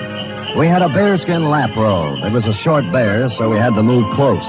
Her cheeks were apple red, and her silk brown hair flowed in the spanking breeze. Oh, it was a scene that will forever be etched in my memory. Rufus tells me you're an advertising genius. Well, I have placed a few ads in my day, mostly help wanted. Aha, don't kid me. He says you're going to put the McCloud Tanneries right on top with a new campaign. On top. You know, you're supposed to have a big name. Just 8 letters, Sam Spade. Oh? Well, I'm Rita Parker. I'm supposed to be Rufy's girlfriend. Of course, I think it's only to make his wife mad. But it's fun up here. Yeah, but this is my first trip. Oh, well, then you're in for a treat. That is, if abnormal psychology appeals to you. What does that mean? The McCloud guest register is always full of dynamite. Oh. For example, this weekend reads thusly. Rufus McCloud with half of the money in the world trying to get the other half. Good. His wife, who has an interlocutory decree. Mrs. Interlocutor. Yeah, Cora. Yeah. Her boyfriend, Paul Endicott, gigolo type. Charlie Allison, co-worker and friend to Rufus. He's a food technician or something dull. And then there's Tozier Svenborg, ski instructor, who comes down like a wolf on the fold. And people like that. Yes, well, I'll never remember all the names. I'm in the ad game, you know. It's initials to me. I call people, RL, TS, NTG, and, you know. Well, the names don't mean a thing. Just remember this. Every 30 seconds, duck. I beg your pardon?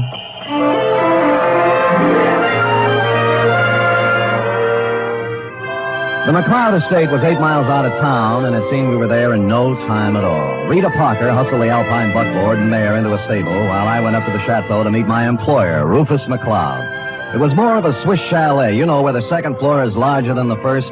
And I guarantee that no one in Switzerland could have afforded this chalet, even with the second floor the same size as the first. I walked in and found Rufus, big and red-faced, standing in front of a fireplace that could easily have roasted a brace of oxen, rump to rump. Of course, you're Sam Spade. I am, Mr. McCloud. You came at an opportune time. There's no one around to overhear our conversation. I suppose you wonder why I hired a detective for a place like this. Well, not especially. I go where the people go, and the money. You'll be paid well for your time and trouble. I must be quick. In essence, this is my situation. Yes. Earlier this week, I received an anonymous letter saying that if I invited the guest list I'd planned for this weekend, there might be serious trouble. Here's the letter. Keep it to yourself. It's a Los Angeles postmark. I see. Well, we might start by tracing down this typewriter through an L.A. detective agency. Every one of my charming guests is from Los Angeles. One of them wrote it, if you ask me. Very likely. I want to know who wrote it, if I can, but more than that, I wonder what serious trouble the writer is referring to. The girl you sent to pick me up said you had a very volatile group of people assembled. Perhaps they're high-strung individuals, but they're civilized. I'm sure their conflict would never get beyond a cutting phrase or two, or perhaps a punch thrown here or there. Well, then you really don't believe you'll have any trouble? I don't know. I thought it would be advisable to have a man like yourself around. Yes. One who deals in trouble professionally. Perhaps if things do get out of line, you can help repair the damages or even prevent things from occurring. Well, I'll do my best, Mr. McCloud, but it's not easy to look for something when you don't know what you're looking for. Oh, here they come, Spade. Oh. Back from the ski runs. Oh. I told them you were handling an advertising campaign for my canneries.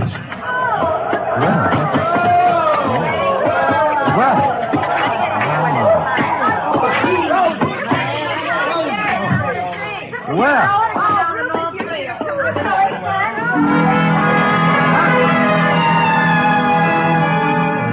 They came stamping in, pulling off gloves, unzipping parkas, and if it hadn't been for the grown-up dialogue, looking all the while like a group of carefree children, it was hard to believe that the chill of death was also in them even then.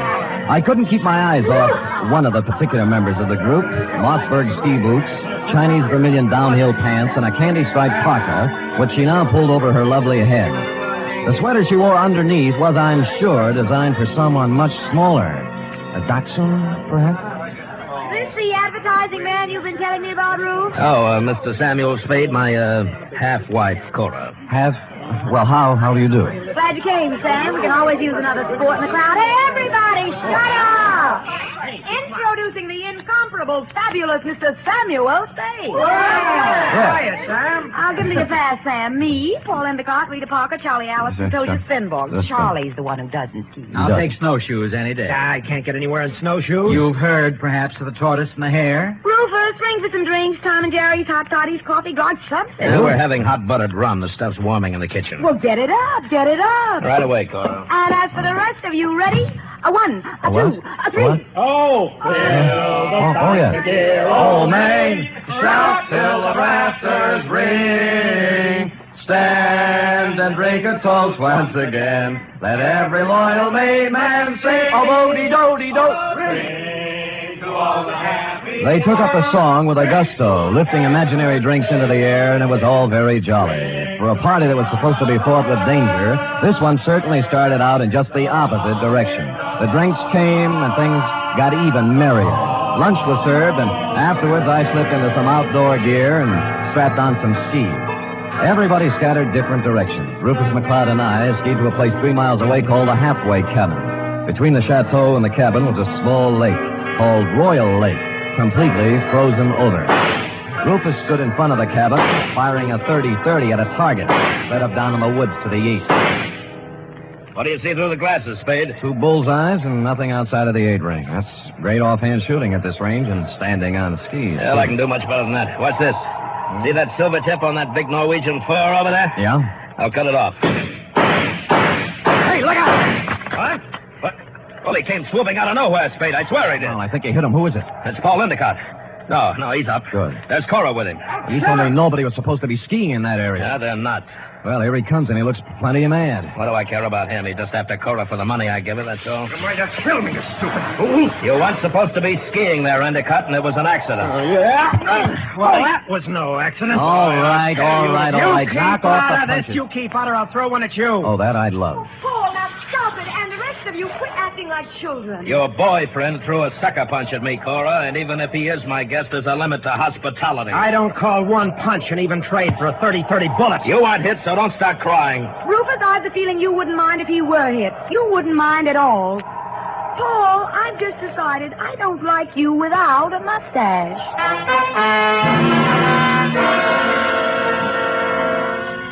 Well, from then on, everybody dropped the pretense, and you knew where you stood. And it was chilly, too. Later in the day, we were all back at the Chateau again, and Paul Endicott wove his delicate variation on his main theme. I'll knock your block off. I tell you, Mr. Endicott, you have some delusions. I have no delusions, Tozier. I've seen the way you look at Cora, the way you two are always trying to lose me on the trails. Some people ski faster than others. Yeah, well, let me tell you something. The next time you try to wolf this girl, it's going to be your last. I'm nobody's wolf. I'm a ski instructor. That is what I was hired for. Well, stick to what you were hired for. Knock off the extracurricular activities. I don't have to take this kind of talk from you. Anything you'd like to do about it? As a matter of fact, there is. Fellas. Get it. Boys. Men. Wait, stop it. Fellas. Stop it. Yes. I'll never see either Fellas. one of you again. Sam. Yes, you want me to stop them, Mrs. McCloud? No, I want you to take me out of here. Oh, all right. All right. Well, Let's put on our skis and get out of here. okay, here, I'll help you. Oh, thank you. You're such a gentleman. Well, even so, won't take a minute. Ready? Yes, Here we are. Now, where are we heading, Mrs. McCloud? Oh, I thought we might go out to the boathouse. It's on the southern tip of Royal Lake. It's only a mile and a half. Nothing. And my name is Cora. I'm not really Mrs. McCloud anymore. That's kind of rough on you, isn't it, bringing your new boyfriend around all of your ex-husband's friends? Well, I like it up here. Rufus likes to have me. They're not all against Paul. At least they weren't. But he's on the defensive so much, he's going to make enemies of all of them. Yes, he's off to a rousing start, I'd say. Do you know something, Sam? I don't care about Paul Endicott, really. Or Rufus McCloud, or Tozier Spenborg, or anybody. I just care about Cora McCloud. Well, now, that's a good, honest answer. You know, most people wouldn't be that frank. But, Sam, Yeah? I haven't known you long. Well, I like your style. Style? I could care about you.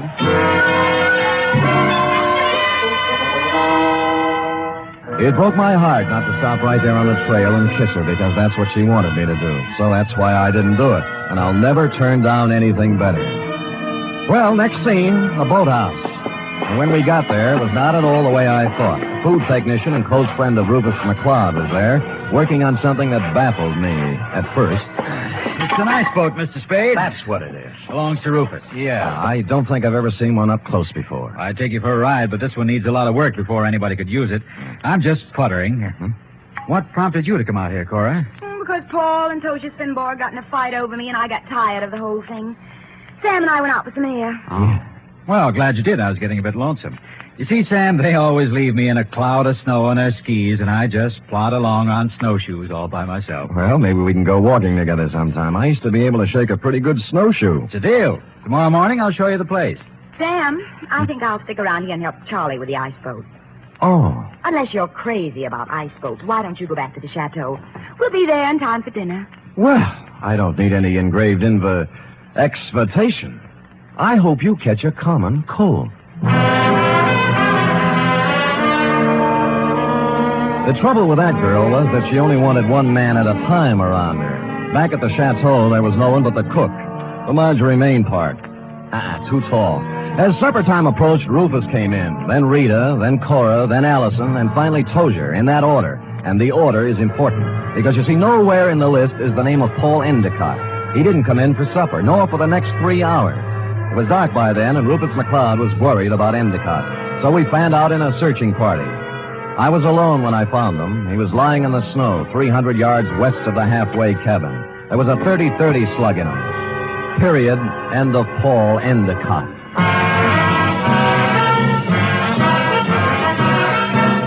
You are listening to the weekly adventure of radio's most famous detective, Sam Spade.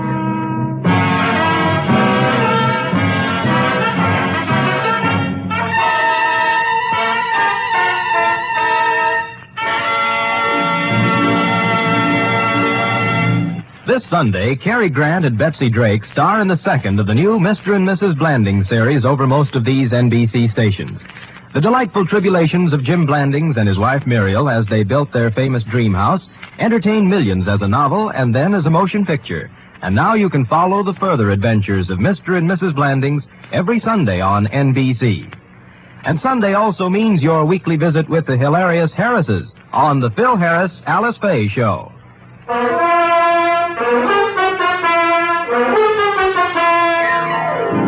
And now back to the Chateau McCloud caper, tonight's adventure with Sam Spade.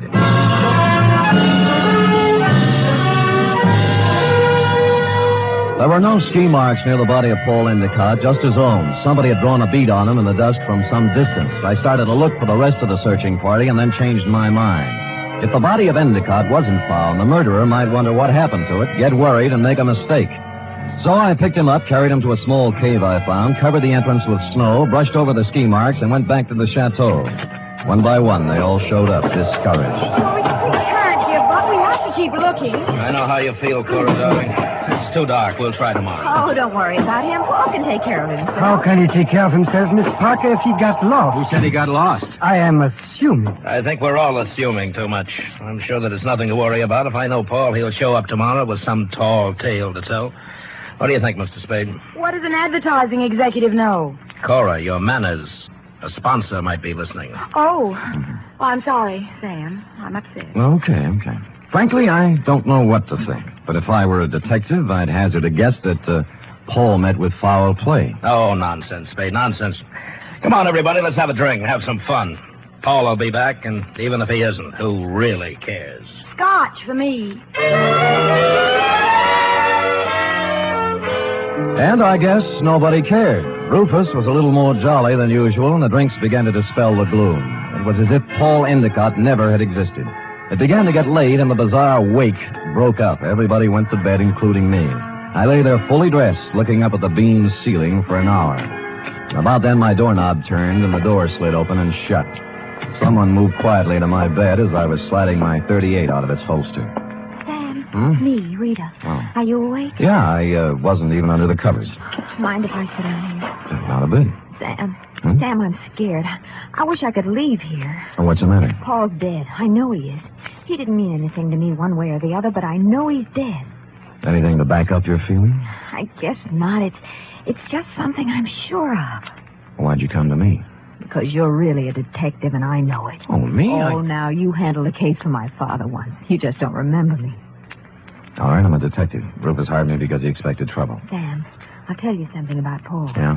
Cora didn't really like him. They were always fighting. She only cares about herself, so she said. Tell me, what kind of a car does Paul drive? It's a yellow convertible, but it's still in the garage. I checked. Any other cars missing? No, they're all there. Oh, and I found out something else. What? Before supper, there was a gun missing from Rufus's gun rack. It's back now. Mm-hmm. Anything else? That's all I know, Sam, except that Paul's dead. I know it. I wish I'd never come up here.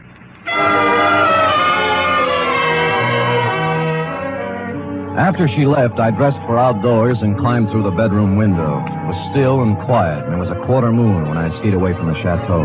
I wanted to look the land over myself before the next day, when the clues, if any, were trampled into the snow.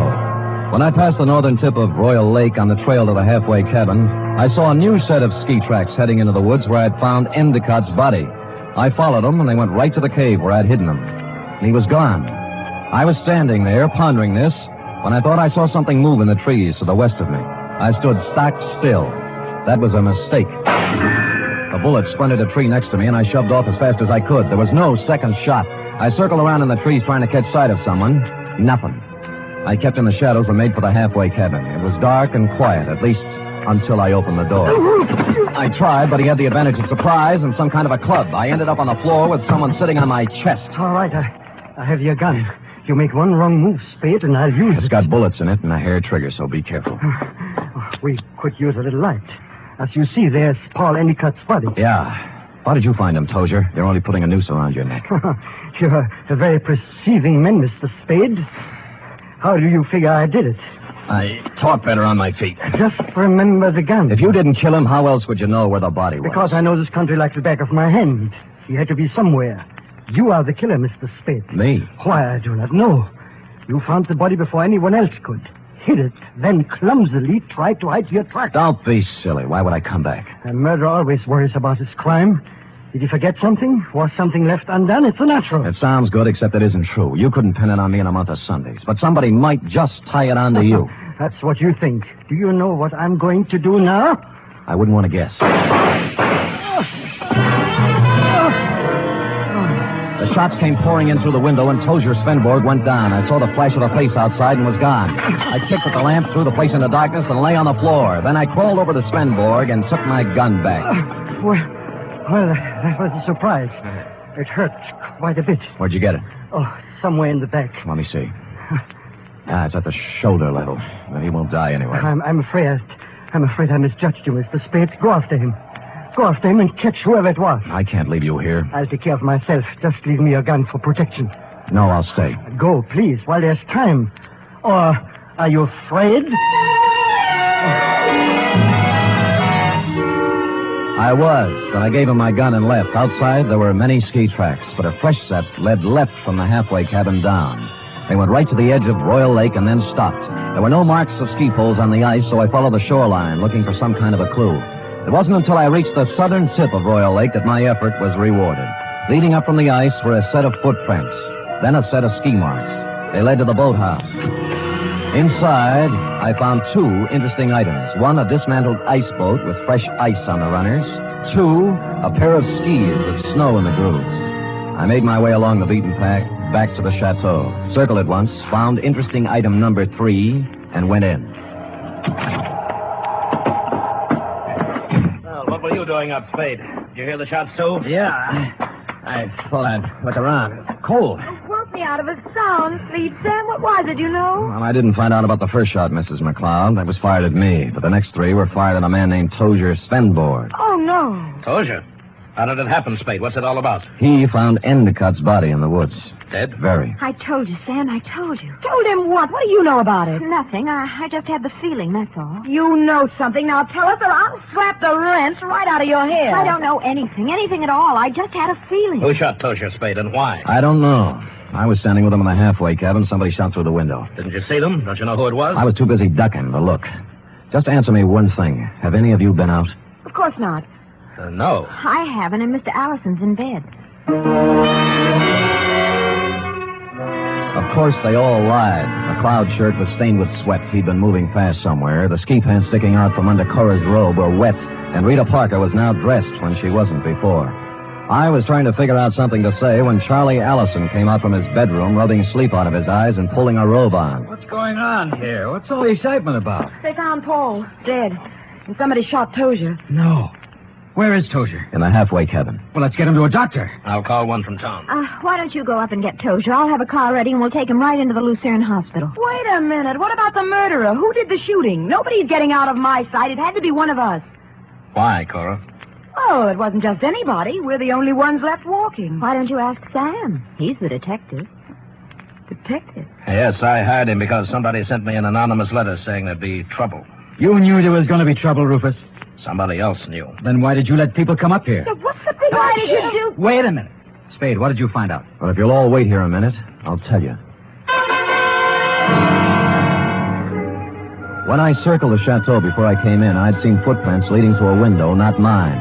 That meant somebody else used the back way in and out, too. I wanted to find out whose window it was, and of course, while I was looking, I remember the apparently dismantled ice boat and the fact that a set of skis were in the boathouse. It took me about a minute to find the right room, but somebody knew it. All right, Spade, stand where you are. Allison, you might be a great food technician, but you're a lousy killer. Yeah, well, at least he didn't get her. Neither will you. I got him, Spade. All right, come on, stand up. Come on. You sap. Cora, huh? You think you could get her by killing somebody? Shut up, leave me alone. I'm sorry for you. Sorry for anyone that ever knew her. I'm sorry for myself. She loves me, you fool. What's the matter? I was sound asleep. We found our killer, Mrs. McCloud. Charlie? Yes, baby, Oh, Rufus, it's been a long day. I need a drink.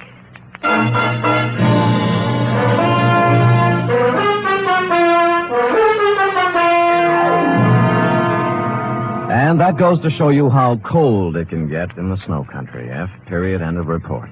Sam, why would a man do anything like that? When he knew he couldn't get away with it? Because he was stupid, Effie. People must have told him 1,000,000 times that they told him once, crime just doesn't pay. No. Yeah. Now, go type that up, will you? Go on, scamper. Woof.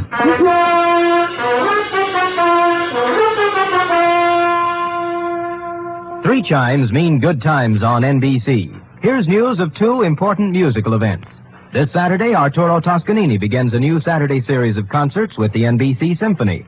And for his premiere, the celebrated maestro Toscanini will present a special hour-and-a-half performance of Verdi's Requiem. And beginning next Monday, you can hear the first in a new series by the Boston Pops Orchestra.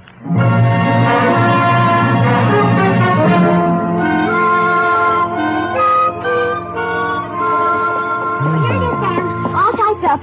All but the P.S. page, that is. What P.S. page? Why should it need a P.S.? Sam, you know that this report, to borrow a phrase from you, is full of holes. My phrase? I wish I'd never said it. Now, for instance, who sent the note to Rufus? Paul Endicott. He expected trouble. That's why he was so belligerent to everybody. All right. Yes. I'm going to come right out and ask you. Good. Why did Allison kill him?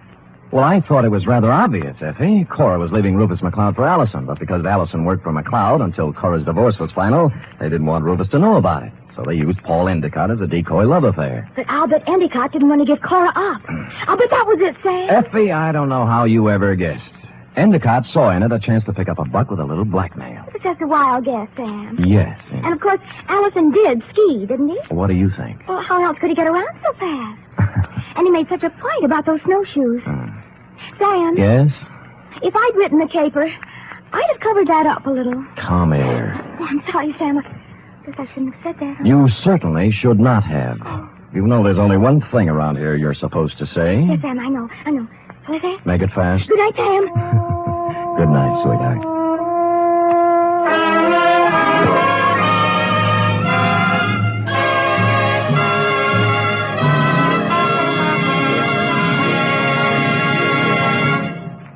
The National Broadcasting Company presents The Adventures of Sam Spade, Detective.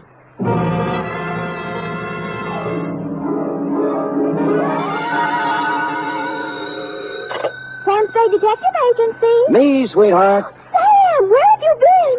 I don't know what to tell them. Tell who? The reporters, everybody. They all say you're the first private detective in the history of San Francisco to get rich honestly. Oh, Sam! When I think of all the back salary I'll be getting, the fur coats... Easy, girl, easy. Prepare yourself. Sam? Yep. You mean... The $50,000 is not available to employees of the network or sponsor, which unfortunately I happen to be. Sam! But cheer up, girl. Think of the taxes we'll save. Now, make everything fast. I'm on my way. Meanwhile, puzzle me this. You ready? All right, Sam. Why does a man who was going to blow his brains out set his mental clock ahead 4 hours? Sam, it doesn't make sense. Ah, but it does. Mull and ponder, sweetheart. I'll be down in a trice, 1951 model, with an intellectual type report to challenge serious thinkers everywhere. To wit, the Biddle Riddle Caper.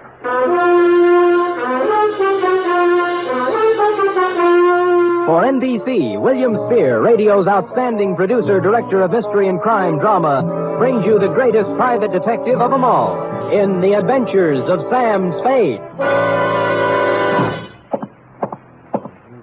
All alone by the microphone.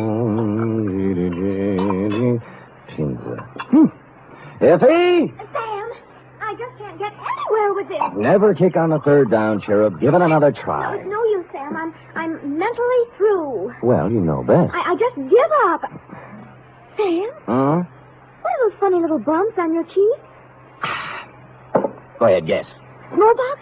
Plague? You get more. Looks like little waffle marks. That's what happens when somebody hits you with a microphone, sweetheart. Now, if you look closer, just above the marks, under my eye, clearly and distinctly, in reverse, of course, the 3 letters of a network known far and wide for its hospitality to unemployed private detectives. You mean? Shh, not here, girl. Poise the pencil. Who knows? A sponsor may be listening. Ready? Yes, sir. To Mr. Tracy Abbott, Drake Carlton Hotel, copy to Dundee at Homicide. From Samuel Spade, license number 137596. Subject, the Biddle Riddle Caper. Dear Tracy. It had a nice conventional start, this one. A nice conventional phone call telling me to drop up to room 402 of the Drake Carlton around 3 in the afternoon. But when I got there, I found that over the nice conventional number on the door was hung a temporary sign reading Olympic Radio Productions. Tracy Abbott, editor, director, and producer. Bidding farewell to the nice conventional part, I made bold to enter the door. Abbott, 5'8" of solid Hollywood, was waltzing with what I took to be a musician, composer, or some such. We open Coal Bunny like this. Now, Killer at Large. Banging with the theme. Theme. Bum, bum, bum, bum, bum, bum, bum, bum, Bum, bum, bum, bum, bum, bum, bum, bum. A great big wonderful chord there, Bunny. Check. Check. And then the teaser. Quote, don't go away, you out there. Stick right close to that radio set of yours, because the next half hour might put $50,000 in your pocket. Yes, $50,000 will be paid by the sponsors of this program for information leading to the arrest and conviction of a killer at large. Tonight, that's it, sustain the chord. Yeah. Tonight, the murder, tremolo. Tonight, the murder of Carol Stevens. Then, da-da-dee, bum-bum-bum-bum-bum-bum. Check. What's that? Cymbal crash. Do it again. Don't need it. Check. Check. Big, wonderful, lush. That's the word, lush. With scope and sweep and power. I got it. Well, I'll get as lush as I can with 8 pieces. Scope, sweep, importance. Gotta sound important. Check. Check. I'm Sam Spade, Mr. Abbott. Ah, yes, Spade. Glad to see you. Please sit down. No, on the other hand, you'd better stand up. No time to lose. You have 24 hours to find a man for me. Well, that's pretty short notice. Mr. Spade, Killer at Large is real. We keep a sensitive finger on the pulse of the people. Well, that's nice. We deal in real facts, real people, real crimes, and real criminals. Check? Just how do you do this? How do you accomplish all this on the radio budget of today? Now, you see before you, Spade, the mechanical marvel which makes this possible, the tape recorder. You're familiar with the tape recorder? Oh, more or less. Check. Tomorrow night at 9 p.m. PST, with the aid of the tape recorder, we shall reconstruct one of San Francisco's more sensational, unsolved crimes. The murder of Carol Stevens. You mean the burlesque dame 3 years ago? 2 years, 8 months, and 29 days. You remember much about it? Well, let me see. She turned up dead on the floor of her apartment, didn't she? Check. Victim of the well-known blunt instrument. In this case, a bronze bookend carrying the bas relief of Abraham Lincoln. Much ado. Headlines by the yard. A parade of witnesses, but no arrests, period. Fine. Now, what about me? Our show, Spade, is made up of the simple, honest, spontaneous statements of the witnesses themselves. Mm-hmm. We're set on this one except for one man. The most important one in the case, of course. Oh, who's that? Jimmy Biddle, the doorman at the Broadway Burlesque, at the time the Stevens girl was killed. Oh. Knew her, some say he loved her. Top suspect until he came up with an alibi. Our advance men have combed the city for 2 weeks trying to find him, but no luck. So he's blown town. That's what I thought until this morning. You mean you've heard from him? I heard from someone who said he was Biddle. He also said he knew who killed Carol Stevens. And he wanted the $50,000. Right. I mean, check. Oh, fair enough. Well, that's what you advertised, isn't it? Not to people who hang up when you get curious. If it was Biddle, I've got to record his story. I want him here by 8 tomorrow night. Check? Well, since you keep bringing it up, check. Yes. You can make it out for $100. At Homicide, I cased the files on the Stevens thing. San Francisco's answer to the Black Dagger. A cheap killing of a cheap dame in a cheap apartment that used a lot of expensive newsprint. She'd taken her last turn under the blue spot around 10:30, left the theater, and hustled straight home, because at 11 sharp, according to the neighbor across the hall, someone had tried the Abraham Lincoln bookend on Carol for size. She hit the floor just as the 11 o'clock news came on. Biddle's alibi had to be good, and it was. It came, as a matter of fact, from the greatest little alibi factory in town. Biddle was drinking old fashions with Joseph P. Norgard, the well-known criminal lawyer at the time of the killing. So I trotted over to Norgard's office on Market Street, found him tied up, and settled down in the waiting room next to a gimlet-eyed youth in a neon-striped suit who looked like he made a living sticking up crap games. He was filing his nails. Buddy. Yeah, buddy? You sure you're in the right office, buddy? Positive, buddy. I just thought I might save you some trouble, that's all. Sam Spade, ain't it? Hey, you're a smart kid. I try hard. I still think you'd be wise to blow. Now, this is quite a turn you do, buddy. Study nights with Richard Woodmark. Sam, I told you I want to save you a bad time. You're a nice guy. Thank you. Must be a lot of things you can do around town to make a buck without coming here. Now, why don't you lift it out of that chair? I'm not going to do it, Mr. Norgard. And that's fine with me. I'll get with you later. Bye, buddy.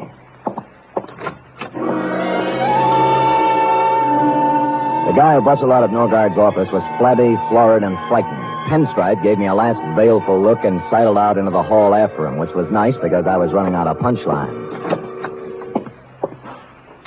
Luke, I thought I told you to. Oh. Mr. Norgard? I am? I'm sorry to barge in. My name's Spade. I'm a private detective. Of course you are. And a hungry one. Well, we're polite in here, too. Why do you say that? You're the fourth today. Oh? I'm about to prepare a mimeograph statement entitled, What I Know About the Stevens Case, or You Too Can Make $50,000. Like a copy? You know, I can't remember when I've been treated so nice. What do you know about the Stevens case, Mr. Norgard? It's all in the homicide file. On the fateful night, I ran into Jimmy Biddle as I was coming out of a bar in Chinatown. He'd hit the skids. But he used to be a useful friend, so I asked him up to my apartment for a drink. Was he? Sat him in a chair, made him an old-fashioned, loaned him $5, and hustled him out. Uh-huh. Total elapsed time, 45 minutes, from 10:45 to 11:30 p.m. And that is all I have to say at this time. Have you seen Biddle since? Not since the investigation. I don't know where he is now, and I don't know who killed Carol Stevens, period. Paragraph. Do you think Jimmy knows who killed him? Maybe. Well, he says he does. Oh? Where did you see him? He's hungry, too. We work the same breadline. I'm sorry I said that, Spade. Who are you working for? Olympic Radio Productions. Killer at Large. Yes? They want me to come to the studio tonight and record a statement for them. Uh-huh. I wonder if I ought to tell them what I really think. What's that? About Biddle. There's no point in talking around it anymore. I think he killed her. Well, that's a neat trick if he was drinking your liquor at the time. Oh, I think he did it after he left my place. Two things place the time of death. The medical examiner's report, which could be off as much as 3 hours. And the neighbor who thinks he heard the girl fall as the news came on. How reliable is that? Well, they usually think of those things during an investigation. But they didn't think hard enough. You say you talked to Biddle? He called my client. Why? He had 50,000 good reasons, according to him. You know, funny things happen when the dough gets into it. Bought people don't stay bought. Lost people get found. Yeah. Well, I've told you all I know, Spade. If you have no more questions. Oh, just one more. Who's the little weasel in the pinstripe? You mean Luke? Yeah. Oh, I put him out there to scare off the hungry ones. Nothing to do with you. And the fat character he's tailing has nothing to do with me either, huh? You really want to know? Love to. He's a pastry cook. I'm representing his wife in a divorce action. Thinks he's Casanova. Pressure cooker, eh?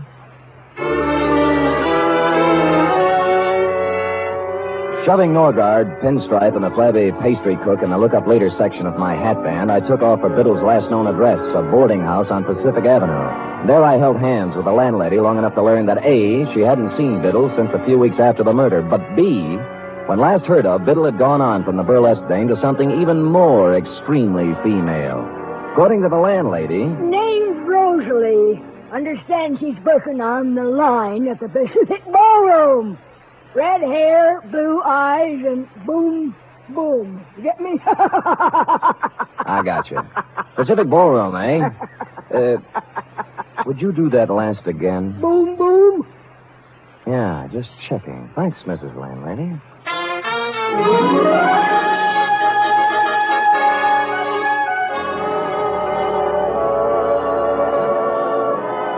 Hello? Hi. Am I the lucky girl? Well, you look like your name ought to be Rosalie. Oh, you're psychic. Got your ticket? Here, let me know when they're used up, huh? Don't worry. Hey. You know you're a pretty good dancer? Arthur Murray, class of 1906. Only I didn't come here to dance. Oh. I'm looking for Jimmy Biddle, you know him? Yeah, I know him. You a cop? Not exactly. Oh, what's the difference, cop or no cop? You'll find him one of these days. Where? In the bay, maybe. Or the morgue. He knows it. That's the funny part. He knows it, and he can't do anything about it. It's got him. Rosalie, baby, look, I'm not... That's enough about Jimmy. Let's dance, huh? That's what you're paying for, isn't it? Well, come on. Where is he? You're wasting your time. I won't sell him out. I'm through with him, but I won't sell him out. Ah, here's your ticket.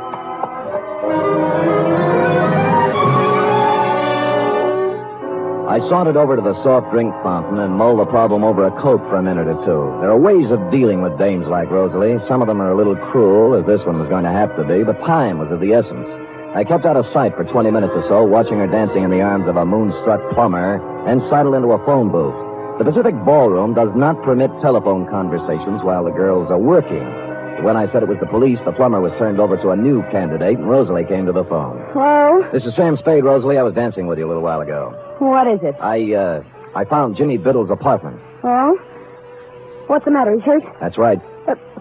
Bad? I'm afraid so. He wants to see you. Oh, okay. I'll be right over. She didn't stop for a rap, just plowed a zigzag furrow through the mob at the main door and climbed into a cab at the curb. The driver must have been an old fan of hers, because they were almost out of sight by the time my cab got rolling, and that's the way it was across Market Street and all the way out Van Ness to the marina. Her cab was pulled up in front of an apartment on Jefferson Street, and she'd just gotten out when we slid in behind them. Hiya, you want to go up together? But you said you... I'm sorry, honey. I know it was a dirty trick, but now that's no way to be. You shut up.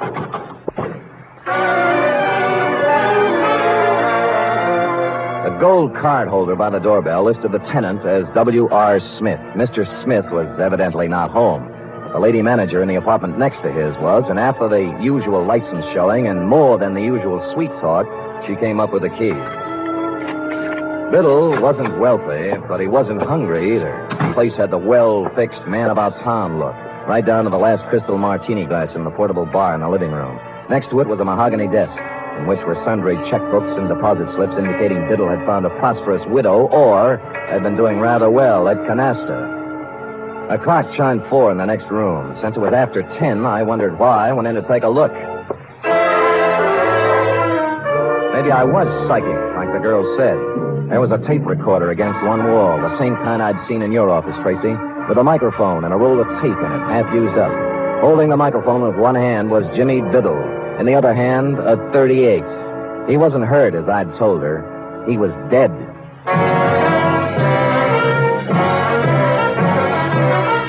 You are listening to the weekly adventure of radio's most famous detective, Sam Spade.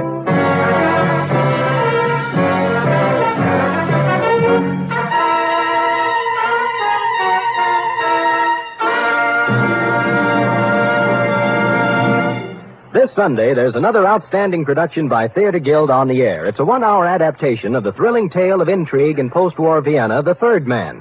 Joseph Cotton and Senior Hasso star in this Theater Guild on the air broadcast. And Sunday over most of these NBC stations also means The Big Show, an hour and a half of the finest in comedy, music, and drama. Tallulah will be your hostess, and just listen to a few of the stars. Fred Allen, Marlena Dietrich, Danny Thomas, and Fran Warren. There'll be many more, too, so tune in this Sunday and every Sunday for The Big Show.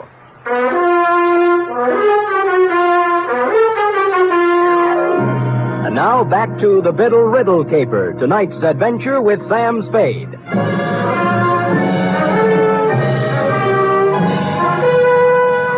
In accordance with Chapter 5 of the Private Detective's Manual entitled How to Keep Your License, I called Homicide and gave him the facts and figures, then went back to the study. Jimmy Biddle was surrounded by props like Part 1 of a photocrime puzzle. I carefully reached over his shoulder and pressed the button on the tape recorder. My name's Jimmy Biddle. The DA will remember me. We saw a lot of each other during the week after Carol Stevens hit the deck in her apartment 3 years ago. At just about this time of night. I fooled him then. I could probably go on fooling him, but I'm tired of it. I'm tired of living this way. So here it is. I knew Carol Stevens well. I was crazy about her, and I was jealous, too. That's why I killed her. Thought I could go on and on, playing hide-and-go-seek for the rest of my life, but sooner or later this kind of thing gets too heavy to pack around. You gotta get rid of it, one way or another. Period. End of report. I rousted the landlady again, and we went over the room together. A helpful type landlady. She contributed 1,000-odd bits of gossip about Jimmy Biddle, only one of which struck me as interesting. She'd come in this morning, she said, to clean his apartment, and among other things, had wound and set the 8-day clock on the mantel. The same clock, which was now exactly 4 hours fast. Looking closer at the tape recorder, I saw a small label pasted above one of the knobs, reading Murgas and Reed, recording technicians. Next scene, the manufacturing section of Sansom Street. A 5-story building, all dark at this hour, except for a light in the office on the second floor back, which happily turned out to be D1. Burgess? Reed! Anybody? Hello. What do you want? Well, the pastry cook. I'm sorry. We're closed, you see. Office hours 9 to 5. Now, wait a minute. Just a minute, pastry cook. I'm not a pastry cook, sir. My name is Murgis. I am one of the proprietors here. Just a moment, sir. Sorry. It was getting cold out in the hall. Oh, so you're Murgis, huh? I am. And I don't care who you are. I know all about it, sir. I know it wasn't a practical joke. What wasn't a practical joke? That tape. You can march right back to the man you're working for and tell him he can't buy me off. Is that clear? Not very. There's no use denying it. I saw you in his office this afternoon when he threatened me. Oh, get down, okay? What is it? Oh! I crawled out on a fire escape in time to see my buddy in the pinstripe suit hit the bottom. The alley, praise be, was blind at one end, so Luke took off toward the street. I caught him in one leg. He stumbled, fell, smacked his head against the brick wall of the alley, and took the count. I was frisking him when a prowl cop who'd heard the shots moved up. I convinced him I wasn't rolling a drunk and left him to run back upstairs. Murgis? Murgis! Here. We better get you to a hospital. Who are you? Sam Spade. I don't work for Norgard. Right now I'm trying to hang a murder rap on him. Told me it was a practical joke. A gag. What? Tape. Jimmy Biddle. Tape. Jimmy rented the machine from you and made the tape himself, right? Yes. He... Norgard. What about Norgard? Tried to beat me into it. Beat me. Wouldn't give it to him. Give what? Tape. No.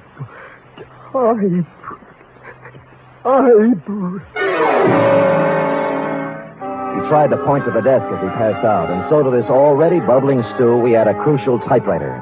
While waiting for the ambulance, I cased it and found nothing, then stuck a piece of paper into it and began to type. 4 quick brown foxes had jumped over 4 lazy dogs when the sound changed. I looked closer, then tackled a messy job I always leave to my secretary. I hate to play with typewriter ribbons, but this wasn't a typewriter ribbon, since said ribbon had come to an end and I was pecking away at a piece of sound tape.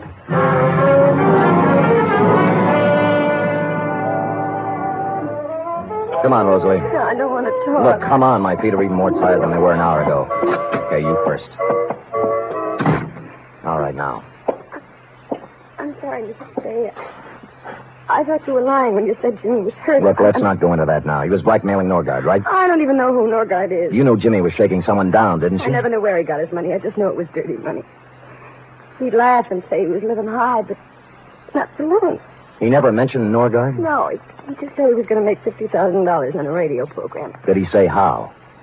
Singing. I thought he was kidding, then he showed up with that tape recorder. Well, he wasn't kidding. Then what? He wanted to be alone, he said. He was going to make an audition and send it to a sponsor. That's where he made the mistake. He sent it to the wrong sponsor. Huh? He figured to hit Norgard for the biggest touch of all. Thought hearing it might make him dig deeper. So he recorded his statement, sent it to Norgard for a sample. But there was something he didn't think of. What do you mean? He should have studied up on his tape recorders, Davy. With a pair of scissors and a good technician, Jimmy's eyewitness account turned into a first-class confession. The final phase of the Biddle Riddle was, as you will recall, Tracy, enacted on one of the sound stages of the nation's leading network, where, as you will also recall, you were busily transcribing the testimony of various witnesses on the Carol Stevens case. How you got him there, I'll never know. But there he was, as big and legal-looking as ever, perjuring himself once more into one of your microphones. I walked out of the Twin Dragon on Grant Avenue. As I remember it now, Biddle was across the street. He apparently recognized me, though. Excuse me, will you, fellas? What?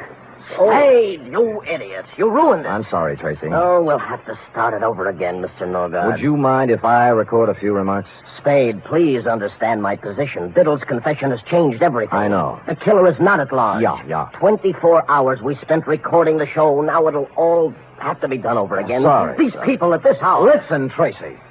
All right, Spade. What is it? I'm only trying to help. Now, where's Biddle's confession? On the machine there. We're going to dub it onto the main tape. Good. Now, be a good lad and show me where you're starting to stop it, huh? Right there. Okay. So, what is this, Spade? This is going to interest you, Mr. Norgard. Now, let us turn to the tape, keeping our eyes on the spool as it slowly feeds Jimmy Biddle's last statement. My name's Jimmy into the Biddle. amplifier. The DA will remember me. We saw a lot of each other during the week after Carol Stevens hit the deck in her apartment 3 years ago. At just about this time of night. I fooled him then. I could probably go on fooling him, but I'm tired of it. I'm tired of living this way.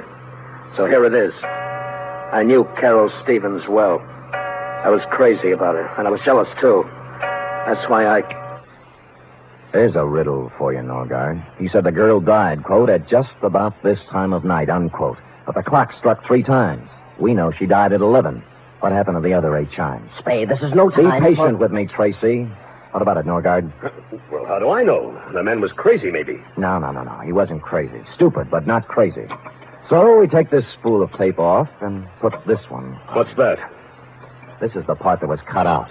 Got it from the guy who did the splicing job for you, thinking it was a practical joke or something. Sam, do you know what you're saying? Yeah, but Biddle says it better. The last thing we heard was I was crazy about her, and I was jealous, too. That's why I killed her. Only he didn't say killed her. Just, that's why I... Well, standing outside in the hallway of her apartment the night she died. I'd seen her leave the theater with a guy I recognized. And I followed him home to her place. Heard the argument, everything, but I had no idea he'd kill her until I heard her hit the floor. Door busted open then, and he came out looking like a crazy man. He didn't even see me. He just ran down the back stairs as fast as he could go. I went in and saw her lying on the floor, dead. I could have killed him then, but I thought of something better. He's good pay. The cash comes right on time. But I'm tired of living this way. So there's the story. The man who killed Carol Stevens...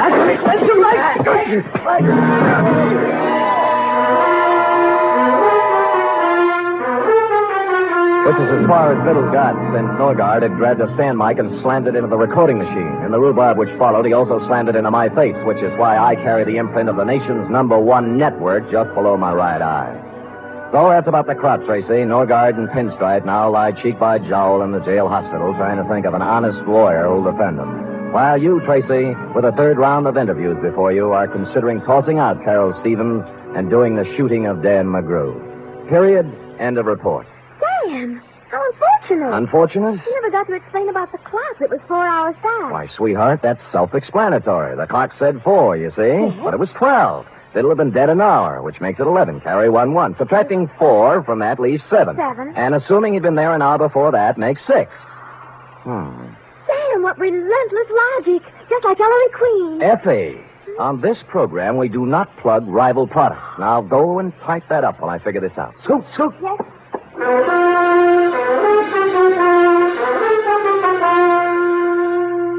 3 chimes mean good times on NBC. There's mystery and music every Saturday on NBC. For Mystery Tomorrow, Herbert Marshall stars as the Man Called X. The Man Called X is a man without a name who travels the world over combating the forces of international espionage and intrigue. For Music Tomorrow, your hit parade brings you the top tunes in the land, played by Raymond Scott's orchestra and with vocals by Snooky Lanson and Eileen Wilson.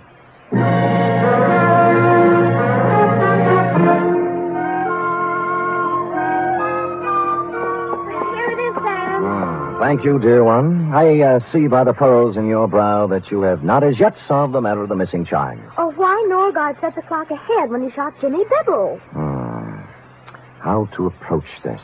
You realize Norgard cut a hunk out of the tape, Yes. removing Biddle's eyewitness account, setting him up as a suicide, right? But Sam... Don't make me change my grip. Though Biddle, by his own statement, made the recording at the time of the murder of Carol Stevens, to wit 11 o'clock. Now, in cutting out the crucial words, Norgard also had to cut out 8 chimes. This, he realized, would be noticed. So he set the clock ahead to make the number of chimes jibe. Chimes jibe. Chimes jibe. Nice ring. Sam, will it be all right with you if I just say I understand when I really don't? Sure, sweetheart. I'll just type and answer the phone, and you use your feet and your head. And together we'll end up... I know, with... Good night, Sam. Good night, sweetheart.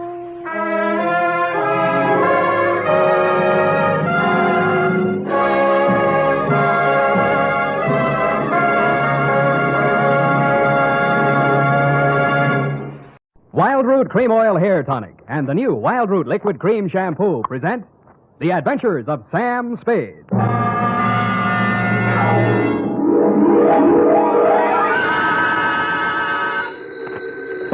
Sam Spade Detective Agency. Me, sweetheart. Oh, Sam. I'm glad you're back in town. So am I, Effie, so am I. Confidentially, I didn't think I'd make it. Confidentially, that is. Was it dangerous, Sam? I should say it was. Why, for the past 24 hours, I've been at it hammer and tongs over hill and dale, through shot and shell. It was enough to turn any ordinary man's blood to ice and his hair pure white. Oh, that sounds terrifying, Sam. I wish it had been only terrifying, Effie. It was blood-curdling, spine-chilling, hair-raising. I was bored. It was also rural and countrified. Well, what happened, Sam? Tell me. You've heard of the Martins and the Coys? No. And the Boston Massacre? No. Custer's Last Stand? No. Well, put them all together, and they spell what I'll shortly begin to dictate, a report which I call, in a burst of clever literary plagiarism, The Farmer's Daughter Caper.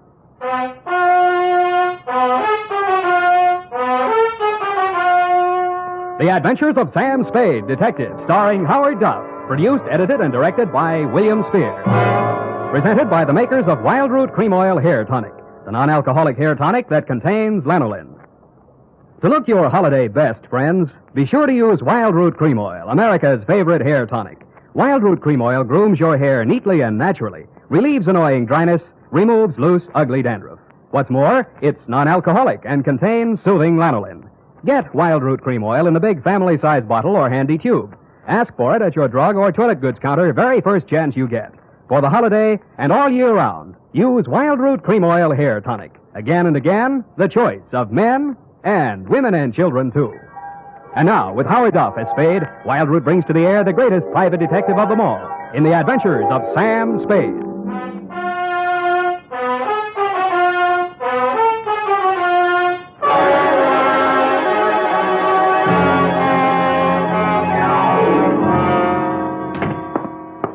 Effie. Pull up all the shades. All right, Sam. Now, turn on every light in the place. But it's daylight. Do what I say. All right, Sam. Now, check the closets. But what for? For snipers. What do you think? All right, Sam. Nobody here. Okay. I guess it's safe to come all the way in. Oh. What's this all about, Sam? I don't understand. Effie, it's just that I don't ever want to be caught in the dark again, especially when people are shooting at me. I want to see every nook and cranny of every square foot of land that surrounds me. Sam, who was shooting at you? Where? They were shooting from the left, from the right, from up above, down below, everywhere. Death was winging in on every breeze that blew, and they all blew my way. Oh, Sam, now stop this. I'm just dying of curiosity. When my time comes, I hope that's all I ever die of. Ready? Yeah. Date this week, to Mr. Elliot Parson, Parson Drive Yourself Garage, 1618 St. Charles Street, San Francisco, 13, California.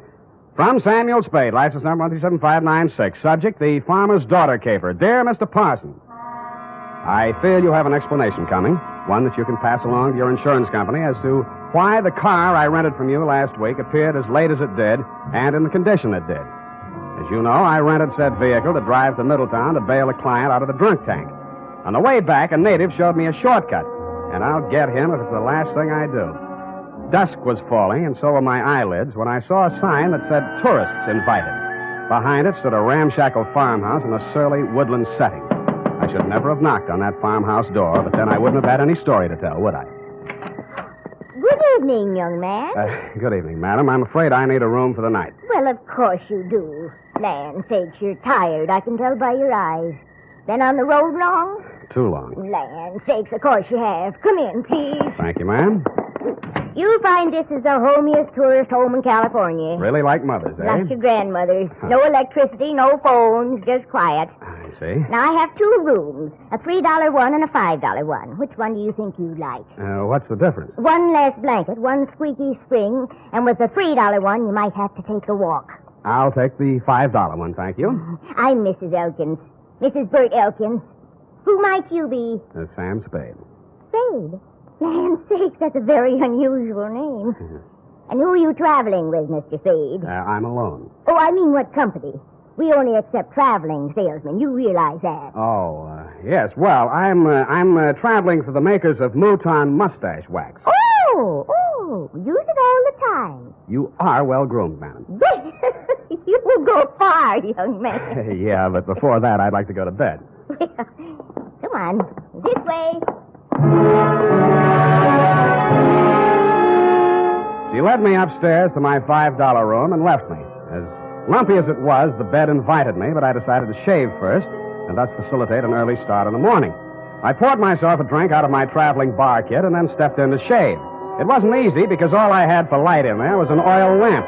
When I came back to the bedroom with the lamp in one hand, I stopped short in utter surprise. I'd heard about these things in traveling salesman stories, but I never expected to see it. She was sitting in an armchair, smoking a cigarette. High heels, silk stockings, light rayon dress, and a face right off the cover of Cosmopolitan. Hello, Sam. Hello. Mary Smith. Huh? Hope you don't mind me just barging in. Well, no. That is, Afraid I'll bite you? It never entered my mind. Well, I might. I'm so tired of talking to myself, I need someone like you. You know, you're not bad to look at. Who, me? Where do you live? What do you do for a living? Well, I guess you'd call me independently wealthy. I wish someone would. How nice. San Francisco? There must be some fog on my lapel. Look, Sam, I'll give it to you straight. I want to get out of here, go to San Francisco. Could you take a passenger tomorrow? Well, what would your mother say? She's my aunt. What do I care what she says? I don't belong on a farm. Out in the west, wet pasture ruins my nylons. I'm a city girl, Philadelphia. Why did you leave? My parents died. Look, Sam, I won't be a burden to you. I just want to get to San Francisco. After that, I'm on my own. Sam, take me with you. Please take me with you. You won't regret it. Well, what am I going to do with this lamp? Who cares? Oh, Sam. Well, I thought I'd find something like this going on in here. And what Get out of here. Go back to your room, young lady. Go on. Now, Mr. Spade. It does look bad, doesn't it? Oh, I'm not blaming you, Mr. Spade. Nan sakes, it's her. She ain't responsible for what she does. She's like this all the time. I see. Now, when I go out, you just lock your door. Just keep it locked. But, man, this is a $5 room. A sleepless hour later, I heard something slide under my door. I looked and found it was a note that read, Mr. Spade, Sam, please unlock your door, and when the house is quiet, I'll come and see you. I'm desperate, terribly, terribly desperate. Don't leave me. Give me a chance to tell you what it's all about, please. Stupid me, I unlocked my door, dressed again, and waited. An hour and a half later, I heard my doorknob turning in the dark. The door opened quietly and quickly. Sam, the things that go on in this house, they're insane. Oh. I've been here 3 months. When my father died, I had no money, and because Aunt Maud was my only relative, I came here. And ever since I came, they never let me out of the house for more than an hour. They never let me see anyone or do anything. Why? I wish I knew. 5 days ago, Uncle Bert left early one morning. He hasn't come back since. Aunt Maud says he's away on business. He doesn't have any business. Yeah, well, even so, that doesn't seem strange to me. Then there's my dog. And what about it? It disappeared the same night Bert did. They told me it ran away. I know it didn't. I've had it for 3 years. It never ran away. Well, what do you think? I was sure I could hear it howling somewhere for 2 or 3 nights. Then the howling stopped. I think I know where it is, but I don't know why. It scares me. Well, where do you think it is? Sam, you're going to think I'm crazy right out of my mind, but... Well, about 150 yards behind the house, there's a hillside with an old cave in it. Oh, an old cave. I don't know what it's used for, but yesterday I saw the whole front end of it closed with dirt. Sam, they buried that dog alive in that cave. I know it. Oh, wait a minute now. Did you ask Mrs. Elkins? Yes. All she said was the dog ran away and mind your own business. She told me to leave the cave alone. Sam, let's go out there and look. Please. Well... So big, brave, stupid Sam, idiot boy, allowed her to show me the back way out of the house, and we sneaked to the barn together. She found a shovel, and we walked to the cave. When my eyes got accustomed to the dark, I saw the entrance had been covered with dirt, and recently. I took the shovel while she stood watching. I cleared half of the dirt away and worked as quietly as I could, but apparently not quietly enough. A flashlight suddenly hit both of us in the face, and a shotgun barrel flashed in the beam. Get away from there before I shoot your head off. Point that thing someplace else, please, ma'am. What do you think you're doing, mister? Digging. Mary, you get back to the house. No. Aunt Maud, I won't. Get back to the house before I count 3, or I'll put a load of buckshot right through you. Now, 1. Aunt Maud, my dog is in there. 2. All right, Now, Mrs. Elkins, suppose you put that gun down and tell me what this is all about. I got one thing to say to you, mister. Get in your car and get out of here and don't waste any time doing it. But, madam... Your suitcase is in the car and your $5 is with it. Yeah, but... Now get, or I shoot you as a trespasser. And I could do it, mister. Land sakes, I could do it. Now get. So I got under guard to my car. I got in and drove off. And Mrs. Elkins stood in the driveway with a shotgun still pointed at me until I was out of sight. I turned left at the first crossroad, parked the car, and cut through the woods back to the farm. I could see a light in the living room. Nobody was in or near the barn. And when I got to the cave, there wasn't a sound anywhere. I picked up the shovel I dropped and started digging again. 30 minutes later, the shovel broke a small hole through into that cave, and a stifling blast of fetid air rushed out, and something leaped out at me in the dark. And it wasn't the dog. It was a human hand on a human arm.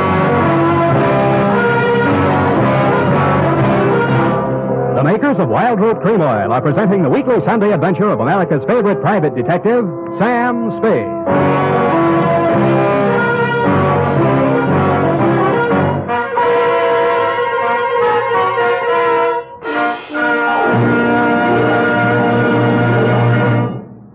Now, here's important news on good grooming.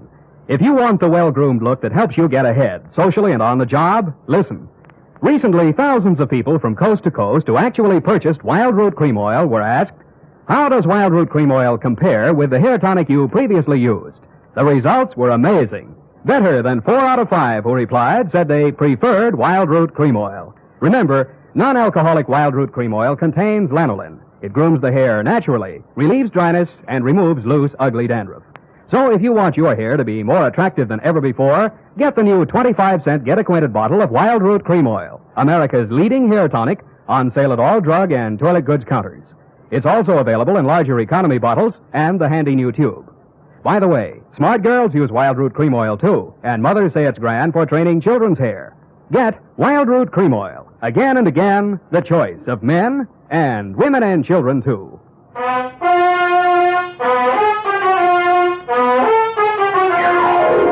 And now, back to the Farmer's Daughter Caper. Tonight's adventure with Sam Spade.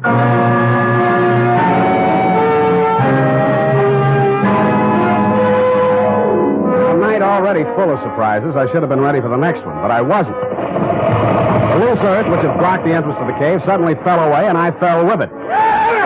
Then I heard something like nothing on earth. Nails dragged across my face, taking skin and flesh with them. I twisted and went down, and something went down with me. The snarl became a voice. Oh, bury me alive!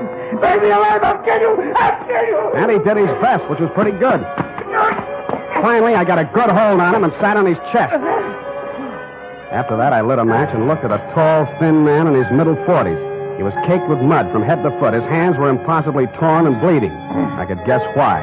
Judging from the stubble on his face, he'd been bottled up in that cave at least 5 days. How he was still alive, I didn't know. He acted like a madman, and he had every right to. But surprised, when his eyelids fluttered open again, he read a very sane line. I'm all done then. You got a drink, friend? Not on me. They hit me on the head and left me there. They thought I'd stay in there forever. Forever. Who put you there? Who did it? But they couldn't keep me there. I dug my way out, didn't I? Didn't I? I dug my way out, didn't I? The force of the bullets knocked him halfway back down the incline to the cave. All I could do was hit the dirt. Finally, when it seemed safe, I broke cover and ran smack into somebody carrying 2 bags. No, please. Let's have a look at you. Sam, it's me. Sam, I knew you wouldn't go away without me. I knew it. I couldn't stay in that awful house any longer. None of that now. Who was that shooting at you? I don't know. Where's your aunt? House, I suppose. I slipped out the back way. Any visitors tonight? No. What is it? What is it? I think I found your Uncle Bert. Come on. I led her back to the cave entrance and showed her the body of the man I'd dragged out. I watched her face a long time as she looked at him very carefully. That's not Uncle Bert, Sam. Really? No. It's Mr. Linden. Jewelry salesman. Came to the place a few nights ago. 5 nights ago? Yes, come to think of it. The same night your uncle disappeared. Tell me, did you ask Mr. Linden to take you back to San Francisco the same way you asked me? Did you? Yes. He said he would. Got up early and left without me. He didn't get far. What kind of car was he driving? I don't know. I don't remember. Do you drive a car? Yes, but Here, Mine's down the road about 500 yards. Go to the nearest phone and call the highway patrol, a sheriff, anybody who represents law. Got that? Yes, I know exactly what to do. To make sure we were both thinking of the same thing to do, I followed her in the dark, watched her get into the car I rented from you, and drive off. Then I turned around, put a new clip in my gun, and walked back to the old homestead. It was still very homey. By the light of an oil lamp, Mrs. Elkins was peacefully knitting what looked like a shroud. Why, Mr. Spade? Why, Mrs. Elkins? Land sakes. Land sakes. Now that we got that out of the way, let's get down to business. If you're here to make trouble, young man, believe me, I can handle trouble. My kind of stock know about trouble. Well, suppose you tell me about the trouble I just had, or haven't you heard all the shots that were fired around here tonight? Shots? My. Seems I would have heard gunshots. Seems you would. Look, I've got a sheriff on the way. Have you, Mr. Spade? Why? I suppose you didn't hear the shooting. Oh, yes, I'd forgotten. Was anyone hurt? A man named Linden. He's dead. Linden. Now that sounds familiar. It should. He stayed here 5 nights ago. He was a jewelry salesman. Yes, now I remember. You say he's dead? Somebody tried to bury him alive in your little cave. How awful. I do declare. I thought you would. Well? You must be joshing, Mr. Spade. I'm not joshing at all, Mrs. Elkins. Well. Dead alive, you say? Look, let's talk just like plain folks. Where's your husband? Where's the jewelry samples you probably stole from Linden? Is there anything else you want to say? Gunshots, eh? Well. I left the sweet old thing knitting and rocking and made my way through the house looking for guns, jewelry, and killers. I got downstairs in time to see Mrs. Elkins disappear out the front door. When I tried to follow, I stumbled over the rocking chair, which is indeed a lucky thing for me. After a few minutes of silence, bravely crawling on my stomach, I followed the shadows of the house until they blended into the shadows of a large, hulking building, which happened to be the barn. Inside, I bumped my head on the radiator of the car. Naturally, I didn't find any keys in it, but I did find a familiar jewelry salesman-type mud-soaked corpse. I was trying to remember how to cross ignition wires. I heard the hum of a motor and saw 2 headlight beams swinging up the driveway. They lasted as long as any other lights. The car came to a lurching stop, and a thick-set figure in a Stetson hat stumbled towards me, tugging at a gun. That burned gall-blame cuff thing, Undo the flap. Oh, thanks. Huh?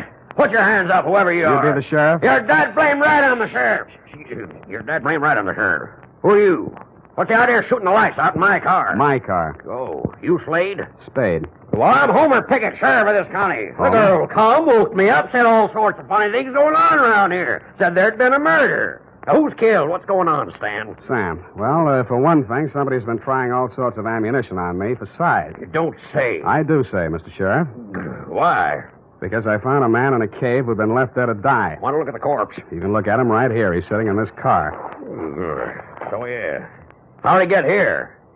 Somebody moved him here. Shouldn't have moved a corpse till the police examine it. I didn't move it. Huh? Now, listen closely. Listening? Huh? I found the man. He was still alive. Then somebody shot him. Shouldn't have moved him. Then they tried to kill me because I found him. When they didn't kill me, they decided to hide his body. Illegal. They probably intended to drive away and dispose of it so there'd be no evidence when an efficient, smart, alert, courageous police officer like yourself came around to ask questions. That sounds reasonable. Who's behind all this? Well, Mrs. Elkins threatened me once and tried to kill me once. More!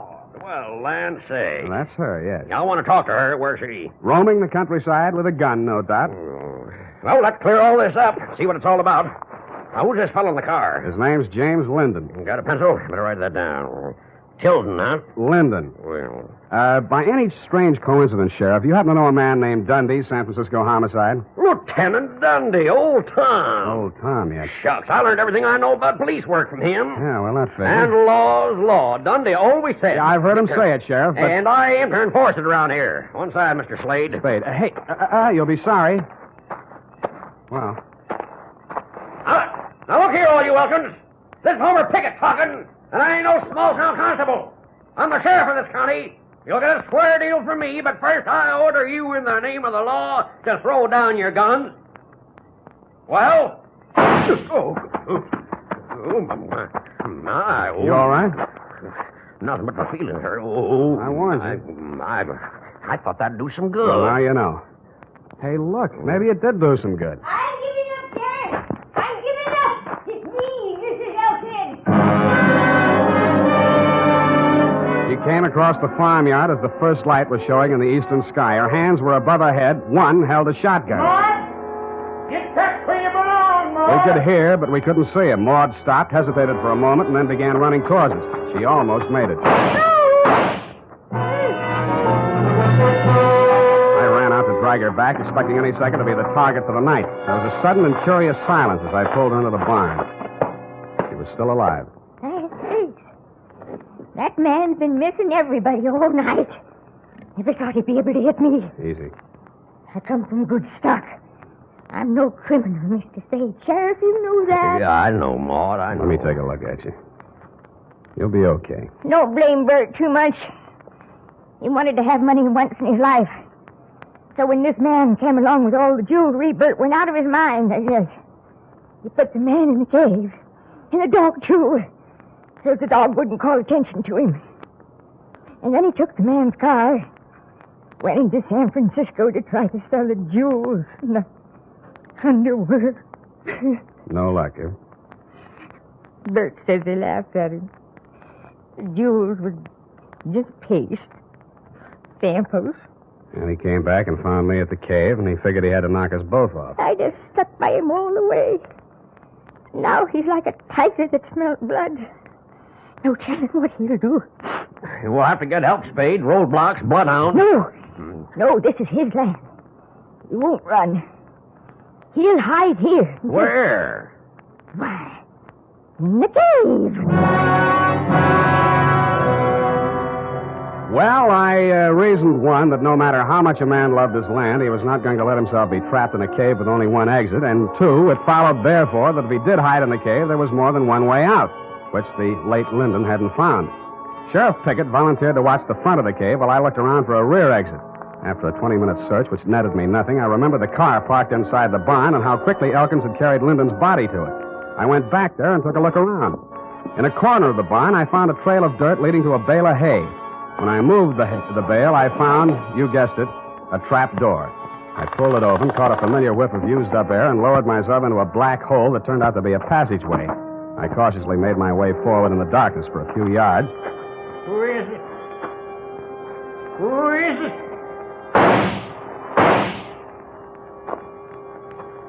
I pressed back against the dirt wall, listening to him approach. When I figured he was close enough, I threw a cloud of dirt toward him across the passageway. His gun flashed and lit up the whole place for a second, and I fired 3 times at the silhouette. I waited, then I went towards him. He was lying on his back. I kicked his gun away, and when I bent over him to feel his pulse, he suddenly came to life.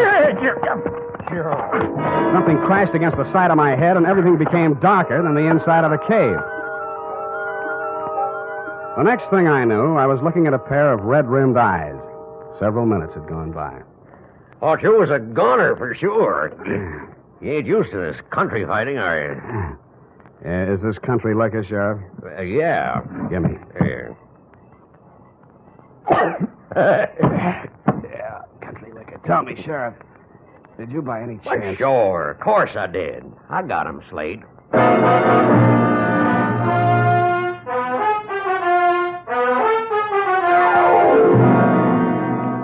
Period and a report. Sam.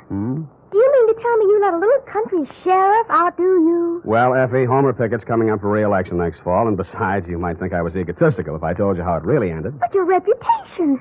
You're the greatest private detective of them all. And so I can afford to be generous. Now, not another word. Scoot, type that up.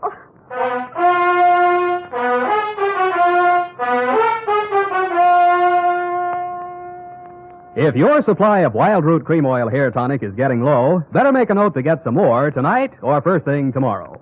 Remember, Wild Root Cream Oil is the famous hair tonic that grooms your hair neatly and naturally, relieves dryness, removes loose dandruff.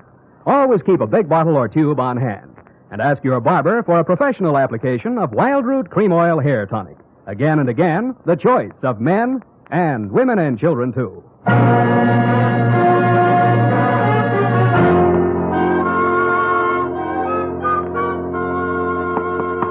Here it is, Sam. Let me see here. F, you rewrote the ending. I had to, Sam.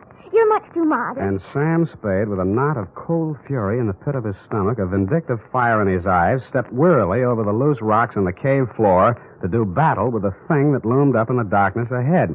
The thing's roar filled the night with terror. But Sam Spade, dauntless and knowing not fear, stepped up to the monster, laughed in its hairy face, and with one quick convulsion of his powerful shoulder muscles, dropped the thing in its tracks. I see. Well, is that the way you think it ended, Effie? Oh, Sam, I guess I was being a little foolish. I'll change it. No, as long as you've done it this way, we'll leave it this way. Can't waste paper. No, I'll change it, Sam. Leave it! Oh! Sam, Yep. I copied that ending out of an old Black Mask magazine. You what? Don't be mad. Come here. Come here. I copied that out of an old whiz-bang. Oh, Sam. Night. Good night, sweetheart.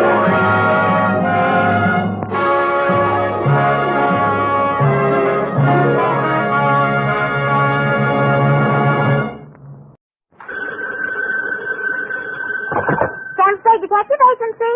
Me. Oh, Sam, it's you. I'm the filter and in the flesh. Any messages, phone calls, letters, telegrams? Just the usual. A bill to the landlord and a notice from the telephone company. Well, dispose of them as usual. You sound awfully chipper. Have you been on a case, Sam? Did you make some money? Yes, I've been on a case. No, I did not make any money. Oh, your client got murdered before he could pay you? Wrong again. My client was a woman. She did not get murdered, and she could pay me. Huh? And she did. But you just said she didn't. True, Effie, true. Things are not what they seem. I'm a little confused. You just said that... And I meant every word of it. Stop registering bewilderment. All is paradox. So, sharpen your pencils, straighten your seams, get out your notebook, and prepare to be confounded by the contradictions I shall contradictate to you during my report on the honest thief caper.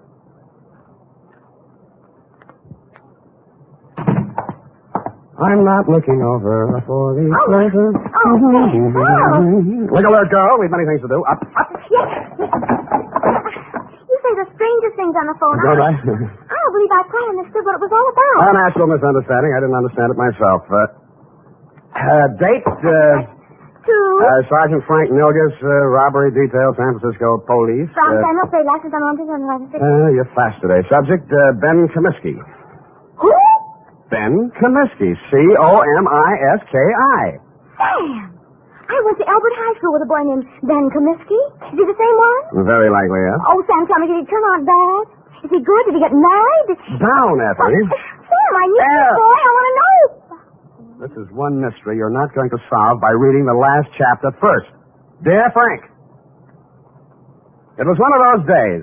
The sky was black and it looked like rain, but when I put on my trench coat, the sun came out. At breakfast, it looked like I'd ordered fried eggs, and I wound up with pancakes. Also, I discovered I was wearing one blue sock and one black one. After that, I gave a cab driver a 5 instead of a 1 and let him ride off with a change. And there was one other thing. Sam, bank just called. You're overdrawn. Nuts, Ev. I made a deposit 2 days ago. I checked, Sam. It didn't. You're nuts, too. I made out the slip myself, and Oh. Give me, Sam. I'll take it right down. Yeah, better do that, Angel. Yes. Oh. Can I help you, miss? Is this Mr. Spade? Come right in, miss. Sit down. Miss Perrine, you may go and do that. Instruct them that if such a mistake occurs again, I shall take my account elsewhere. Yes. Now, please sit down, Miss... My name's Louise Miller, Mr. Spade. I want to hire you. How much will it cost? Well, now, Miss Miller, let's talk about it a little I first. haven't much time, Mr. Spade. I have to be at the office in a half an hour, and I have to cross town. You see, Well, Mama thinks I should forget all about him, but I can't, and Well, here I've got $95. Will you please do something? Just something. Come on now, come on. I'm sorry. That's all right. Now, who is he? What's he done? And why does Mama want you to forget him? Ben Comiskey. We were going to be married pretty soon. We even picked out our furniture. No. It's all right now. Go on. What's he done? I'm saying he held up a store 2 nights ago. We picked him up on the street today. He's in jail. Mm-hmm. Well, if he's innocent, I'm sure they'll find that out. He won't even see me, Mr. Spade, and he won't see anyone. Ben's good and kind and sweet, and I love him, and I want to marry him, and I want you to find out why what it's all about. Look, Miss Miller, I think you should be in the office of a good lawyer. I'm He sure that... doesn't want a lawyer. He won't even see the public defender. He doesn't want anything. Oh, please, Mr. Spade. I just want to die if Ben went to prison. I just want to die.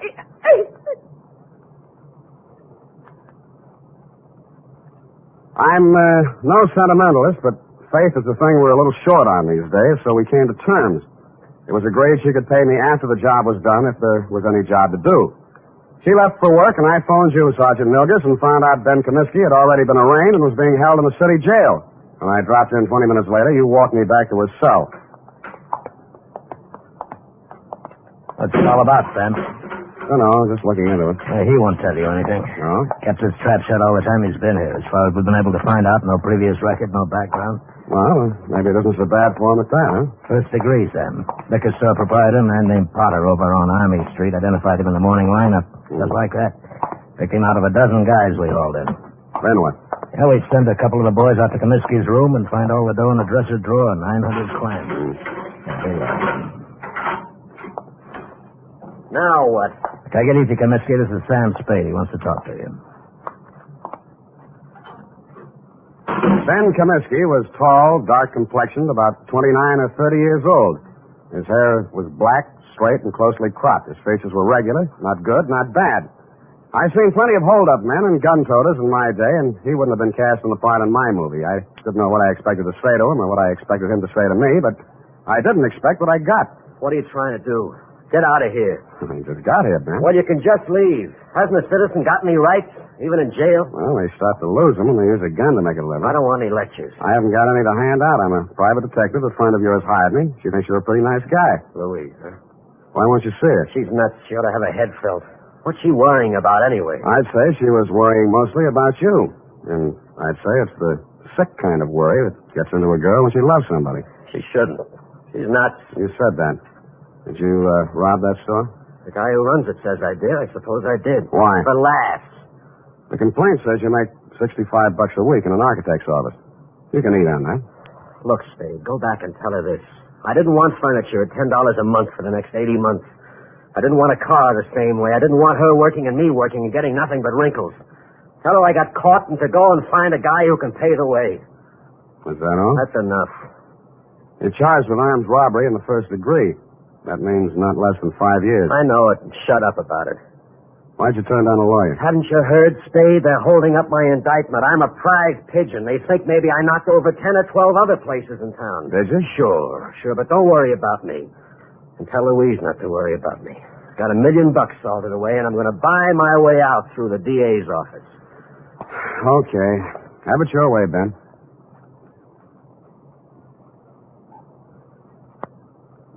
But an hour later, I found myself strolling around Ben Comiskey's old neighborhood. A man named Gabrini, who owned a grocery store, remembered him and liked him. A woman in a bakery shop told me how he'd gone into the Army as a private and been discharged a first lieutenant. A phone call to a Mr. Henderson, Allied Architects, revealed that Ben Comiskey was in line for a raise and promotion. All in all, I was getting a composite picture that didn't look quite right. I decided to try his mother's place. It was on Lombard Avenue, a street that starts on the waterfront. According to the penciled note above the doorbell, it was out of order. The slot in the mailbox read, Mrs. Anastasia Comiskey. Yes. What is it, please? You're Mrs. Comiskey? I'm busy now. I fix lunch for my son. He come back from Cincinnati. Please. Oh, Mrs. Comiskey, I'm here to talk to you about Ben. He's your son, too, isn't he? Yes. Ben is my son. Well, I'm trying to help him, Mrs. Comiskey. Why? He has no money. I have no money. A friend of his, Louise Miller, hired me. Oh, Louise, she's a foolish girl. Very foolish. Her heart should not be with Ben. I think he's a very lucky man to be loved by somebody like that. If not for her, Ben would not be in jail, in trouble. Oh, you don't want to help my son. She don't want to help him. She'll leave him alone if she wants to help. Ben is bad. Not good like my son, James. James is always good. Times he's away, he sends me money. From what I hear, Ben's always been pretty good, too. Always one good son, one bad son. What's going on, Mom? Oh. Who's this? He come to ask questions about Ben. Huh? I'm Jim Comiskey, Ben's brother. Oh, my... You run on in, Mom. I'll talk to this gentleman. All right. Get out of here. Look, I'm just trying... If you've got any questions to ask about Ben, go to the police. They can give you all the answers. And stop bothering my mother. Been through enough in the last 2 days. If I catch you around her again, I'll break you in half. The man who slammed the door in my face had the same angry look and the same angry glare of Ben Comiskey. The angry Comiskey brothers definitely wanted nothing that looked remotely like help, it seemed to this casual observer. I went back to my office to wait for 6 o'clock. That's when I intended to call my client, report my opinions, and drop the case. But at 5:30, she called me. Mr. Spade, Yeah? this is Louise Miller. Oh, yes. I was just going to call you. I'm afraid I haven't been able to do much. It looks like... I know, Mr. Spade. I just telephoned downtown. Ben pleaded guilty at the indictment this afternoon. He's going to be sentenced tomorrow. And that, to all appearances, Sergeant Milgers, was the crop. But 2 hours later, and for the second time in one day, I found myself doing what I didn't think I'd be doing. Walking around a dull, gray, 2-story apartment house on Adams Place. My ex-client's address, to be exact. I was wondering what a lonely, distraught girl would be thinking the night before her boyfriend was shipped away to prison. I found out. I got a whiff of it as I walked down the hall. It was coming out from under her door. I had to use my shoulder. The room was acrid and stinging with gas fumes. And Louise Miller was stretched out on the floor in a 6-foot kitchen. When I picked her up and carried her out, I wasn't sure whether she was dead or not.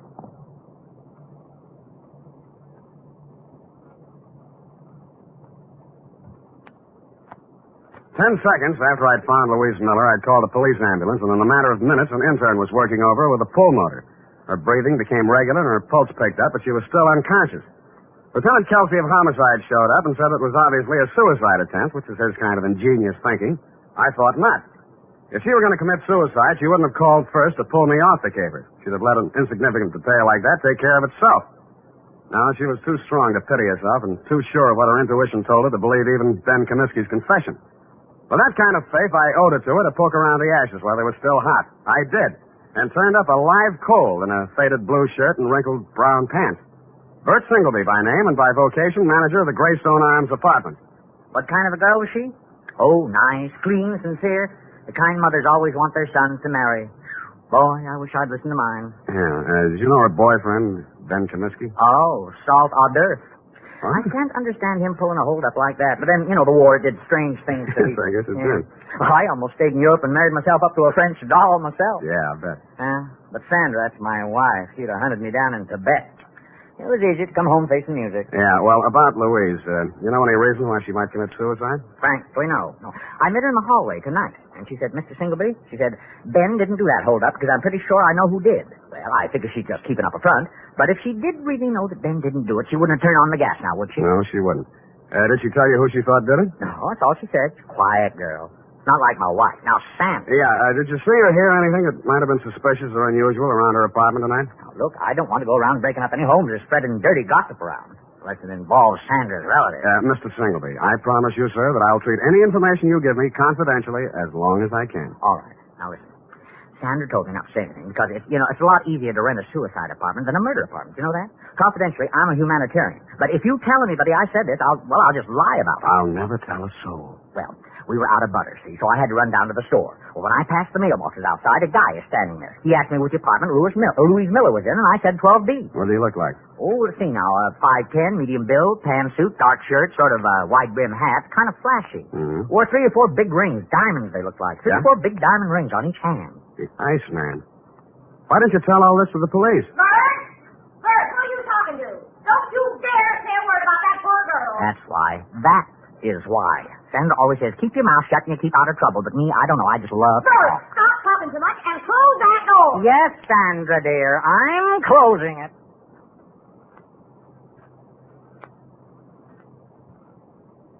The Iceman. I'd heard about him for years, a Chicago import, but I'd never bumped into him before. He'd been headquartering at the Red Spot Cafe, the kind of a place that Skid Row winos visit when they want to slum. It was dark inside, but I strode manfully to the bar. Yeah, something? The Iceman here? What do you want him for, huh? He's a friend of mine. You're a friend of whose? What are you giving me? You got bull written all over you from the top of your stupid head to the bottom of your flat feet. He had the tan suit, the flashy rings, the dark shirt, and the wide-brimmed hat. He stared at me with eyes that were icy and insolent. He rubbed the knuckles of one hand into the palm of the other as if he just ached for a chance to bruise them, which I was sure he did. 4 guys sauntered over to lean on the piano, and as ugly as they were, I knew it wasn't a barbershop quartet. 2 more left the bar and stood behind him, and a few others got up from nearby tables and joined the group. I should have brought my team, but I hadn't. You're a friend of mine, huh? Well, if it isn't Claude Bettering, the juvenile delinquent of 1940. Is that so? Now, you're a real brain. Who are you, Brainy? Sam Spade. Oh, no, ain't that a pretty name? You got something on your mind? I just wanted to talk with you about what you did to a girl named Louise Miller tonight. Never heard of her. Sounds cute, though. Girls are a lot easier to push around, aren't they, Claude? Call me Ice. Claude? Some guys are just as easy as some dames. Where have I been all night tonight, fellas? Here, Ice. You heard that, Spade? I've been here all night. Any of you guys ever hear of a Louise Miller? No. Yeah, sorry, nobody ever heard of her, see? Well, she has a lot of friends who have. The police, the people down at Mercy Hospital, and me. And none of us are going to forget her. Or what happened to her. And who did it. Got something you'd like to do right now, maybe? Yeah. But I'll pick my time. All right. Enough of this cheap chatter. I don't want to be seen talking with you too long. I got my reputation to think about. Now blow before I take one hand out of my pocket and push your stinking face back through that door. You'll need both hands, Samson. Go on, you creep. Fellas. All right.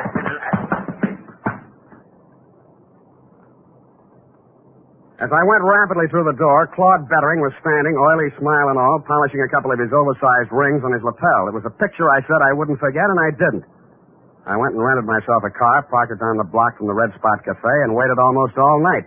I knew that Louise Miller was not the kind of a girl who would have anything to do with a guy like Bettering.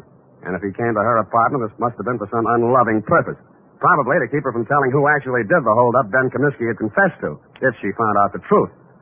Finally, a bunch of palookas came out, Bettering included, climbed into a car and drove off, me after them. One by one, Bettering dropped his men off at their hotels and apartments until he was finally alone. He stopped at a brownstone on Hobart, and I caught him just as he opened the door of his apartment. Well, the tough guy. You're going to find out. Don't think I'm easy.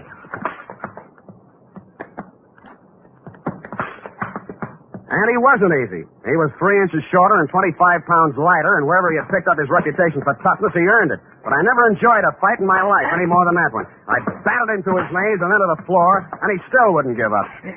You stinking creep. Why did you beat up Louise Miller? I didn't. Why? I didn't. Why? I didn't. Why? The apartment house manager identified you. He's a liar. Who did you do it for? Nobody. Who? Nobody. Who? You stinking creep. I'll push your face. Who? Who? Push your face.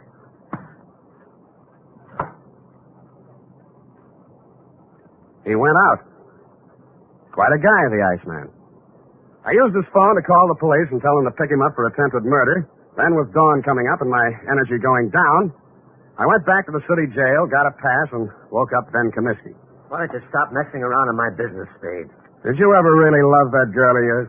Get out, you sadistic jerk. Well, she's in Mercy Hospital now. You can send her a card. Write something nasty on it. So long. Spade. Yeah? What's she in the hospital about? What do you care? Tell me, please. Somebody turned on the gas in her apartment and tried to kill her. It's nothing, really. Please. Who did it? Who did it, Spade? I think it was a guy named Claude Bettering. They call him the Iceman in certain circles. But why? That's what I'd like to know. Who's Bettering? I don't know. Your girl believed you were innocent, Comiskey, but you said you weren't. My guess is that somebody figured she knew something and tried to shut her up. I think Bettering was hired by somebody. Spade, look, I don't have any dough, see? But I want to get out of here. For one day. You know anybody to raise the bail? I won't skip, and I'll pay back anything you want. Why? I gotta see somebody. I don't think I can. Who do you want to see? My lousy, dirty, low-down, no-good brother. He hired Bettering? Who else? He did everything.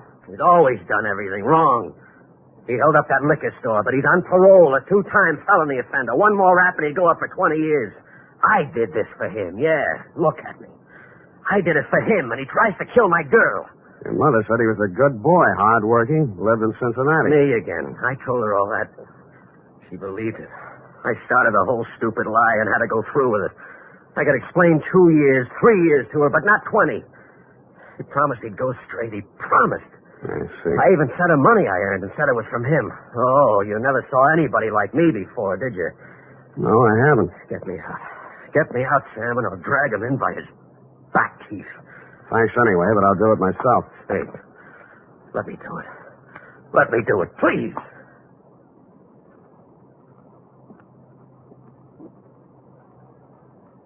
I drove over to Mrs. Comiskey's house and knocked on her door.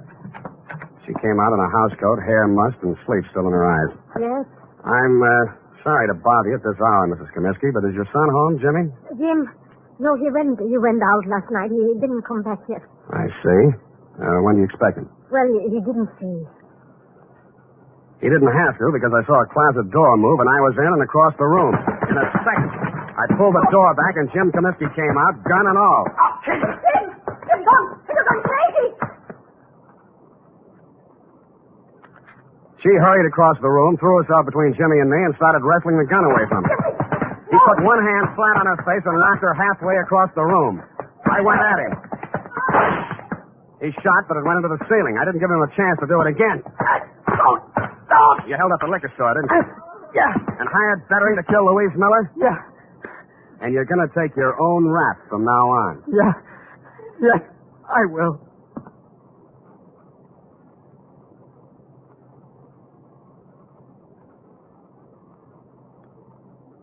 And he did. Period. End of report. Oh, Sam, that poor old lady. Yeah, she lived in a dream world built by a son who had too much heart and not enough common sense. But, Sam, that man in the liquor store identified Ben as the hold-up man. Well, when he saw both brothers together, we realized we'd made a mistake. At night, with a hat pulled down and a collar up, anybody could have confused the Comiskey brothers. Sam, why is the world so cruel? Because people live in it. Now, go on, type it out, huh?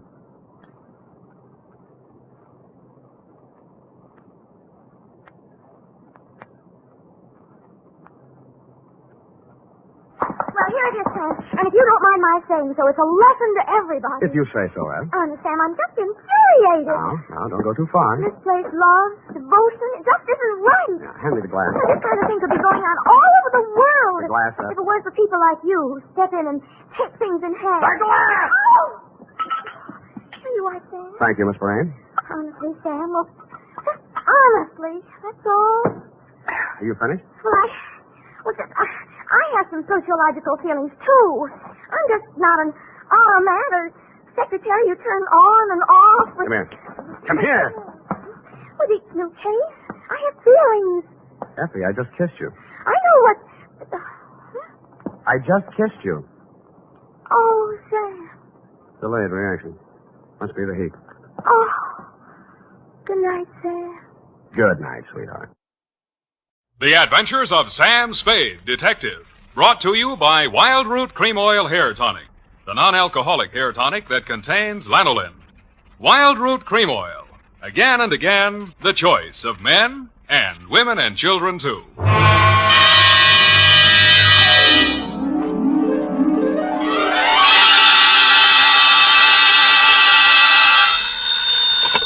Sam Spade Detective Agency. Me, sweetheart, Shaman Spade. Shaman, not Sam? An old Indian word signifying wise man. And it's true, Effie. I'm a lot wiser man than I was yesterday at this time. Oh, really, Sam? Really, little papoose. Put on some war paint, a few turkey feathers, and your best open-toed moccasins. Where are we going, Sam? Why, to Ted's teepee for a rousing repast of ground corn and dried buffalo meat. Oh, well. Don't quibble, Effie. Get the wigwam ready, sharpen my tomahawk, and lay out my herringbone breechclout. I'll be right in to dictate the the Shanagma, the Indian caper.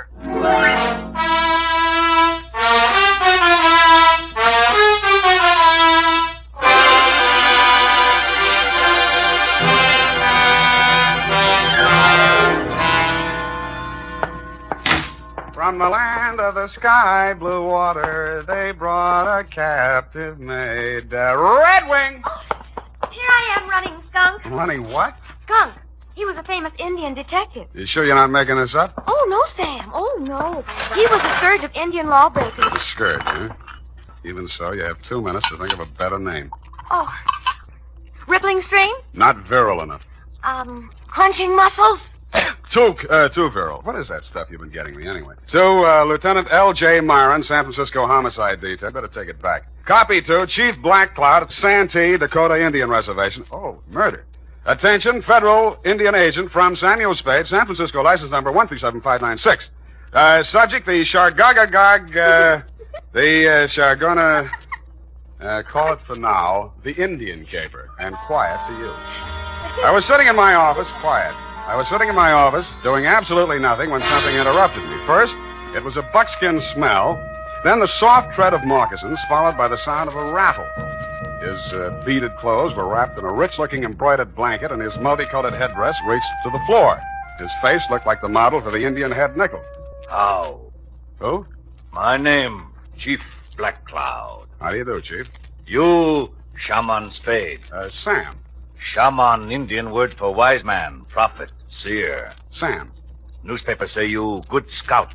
Well, they exaggerate so, you know. Chief need to hire good scout for job. Well, shall we talk? You come for powwow in Chief's Council Lodge. Where's that? Semak Hotel, 4th floor. I see. You have reservation. Well. You ride with Black Cloud. He have iron pony on street made by great Indian chief, Pontiac. And he actually had a council lodge at the St. Mark, 4th floor. Outside the door of his room, 2 braves were standing, arms folded. One of them was the first Indian I'd ever seen with hair on his chest. We entered the room. Indian file, of course.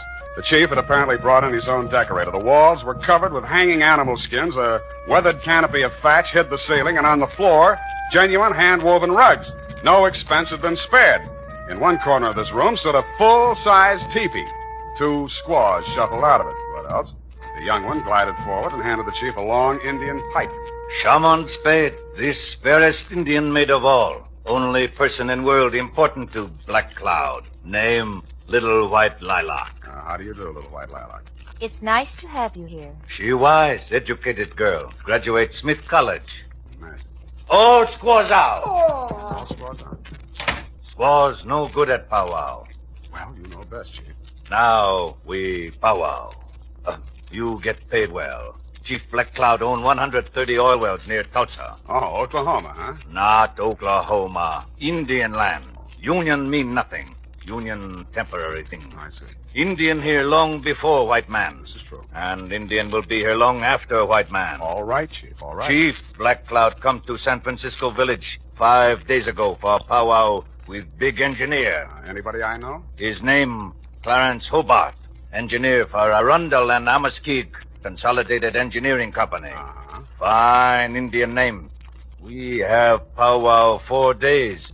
Hobart disappear. And you want me to find him, is that it? Chief tired of San Francisco. Want finish powwow. Get back to Santee, Dakota Reservation. Clarence Hobart. Okay, I'll see what I can find out. Good. One moment, Shaman Spade. Sam. Chief have something you guard for few days. What's this? This beaded wampum belt. Ancient relic of Nipmuc tribe. Nipmuc. Here in Tipi-Semak, too many light-fingered chambermaids and bellboys. You want me to hold on to this for you? Yes. Wampum of great sentimental value. Woven by ancient wise man Tani Luka. Tells interesting story in history of tribe. Guard it well. Haven't lost a wampum yet. Is that all, then? One more thing. We smoke pipe of friendship. All right. I smoke. Here. Now, you smoke. To friendship. Now I know what happens if the bag of Lucky Strike doesn't bite.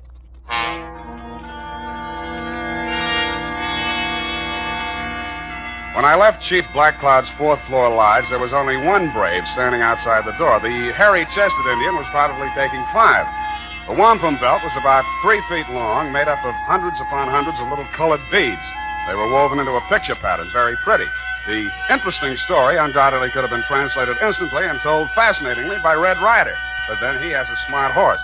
I put the wampum belt in my pocket and headed for the offices of the Arundel and Amaskig Consolidated Engineering Company. Fine old Indian names. I inquired about Clarence Hobart. They referred me to his partner, Anderson Watts. Hobart disappeared?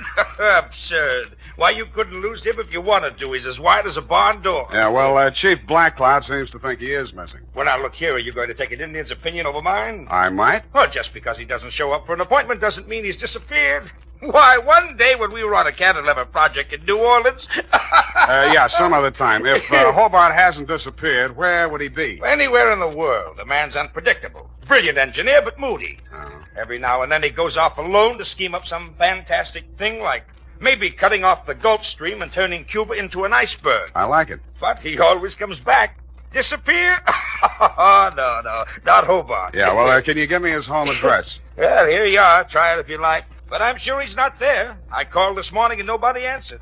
Honest injured. I left this utterly charming man and started for the address he had written down. I was taking the shortcut through the alley on Sutton Street when I heard the rattle of beads, and a naked brown arm of considerable size reached out of the murk.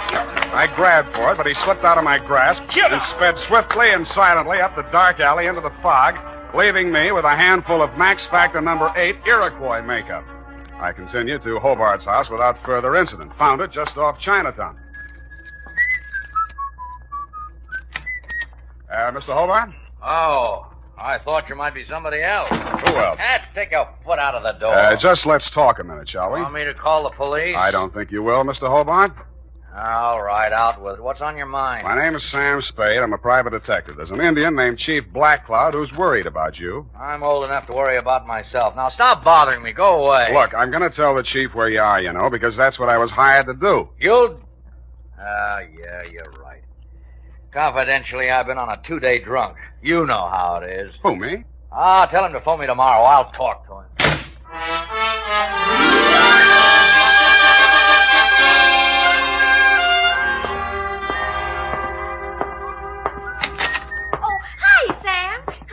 Hello, what are you doing here today? This is your day off. I just wanted to show you something. Happy, first do me a favor and put this wampum belt in the safe, will you? A wampum belt? Genuine Indian art. Oh, it's beautiful. Tells the story. You know what? Yeah. It'll go beautifully with... Oh, Sam, I forgot. There's a girl waiting in your office. Well, good. Well, Sam, don't you want me to show you? And there was indeed a girl in my office. It was Little White Lilac, Chief Blackcloud's fairest Indian maid of all. Only a heap big change had taken place. She still had the Indian color, but gone was the headband, gone the buckskin dress, gone the squatting squaw, the St. Mark teepee. Little White Lilac stood revealed in the thin disguise of a modern white woman's cocktail dress, complete with pale-faced 20-carat perfume. It was a transformation worthy of a high-priced medicine man. But more surprises were to come. Hello. How? I've been waiting for you. Yeah, well, Big Brave just returned from hunting party. You can drop the teepee talk. I'm civilized. Well, okay. What's on your civilized mind? Chief Blackcloud gave you a wampum belt. I want you to give it to me so I can destroy it. Uh-huh. Well, I gave my word to keep it, and I accepted the promise of money for its protection. Now, you wouldn't want me to be an Indian gift. I mean, violate my ethics, would you? Sam, if I must tell you, Chief Blackcloud is insane. Not if he keeps you around. Must we have these juvenile references to my personal beauty? Juvenile? Well, sorry. You are Indian, aren't you? Of course. I am a Nipmuc. Nipmuc. That wampum belt is a secret to undreamed-of wealth, greater than the fortunes of the 10 richest families of this country. Wow. Chief Blackcloud is wealthy from oil, but that belt make him more powerful than the Bank of America. You mean he could take my car back? You think this is a joke, don't you? Well, I love the way you tell it, though. He's going to use it to destroy modern American civilization. Oh? To pay the white man back for what he did to the Indian. I see. He wants to start a giant Indian revolution. And you want to destroy the wampum to save all this, Exactly. And now you'll give it to me, won't you? Uh-uh. What happens in the next chapter? Sam, you have to believe me. Why? Why do you think the chief is here conferring with an engineer? He wants to get at that wealth. Hobart's going to make him wealthy? Now, really, Little White Lilac, isn't this all a little white lie? Sam, if I take you to Hobart and he confirms what I've said, Will you believe me? I might. Come on.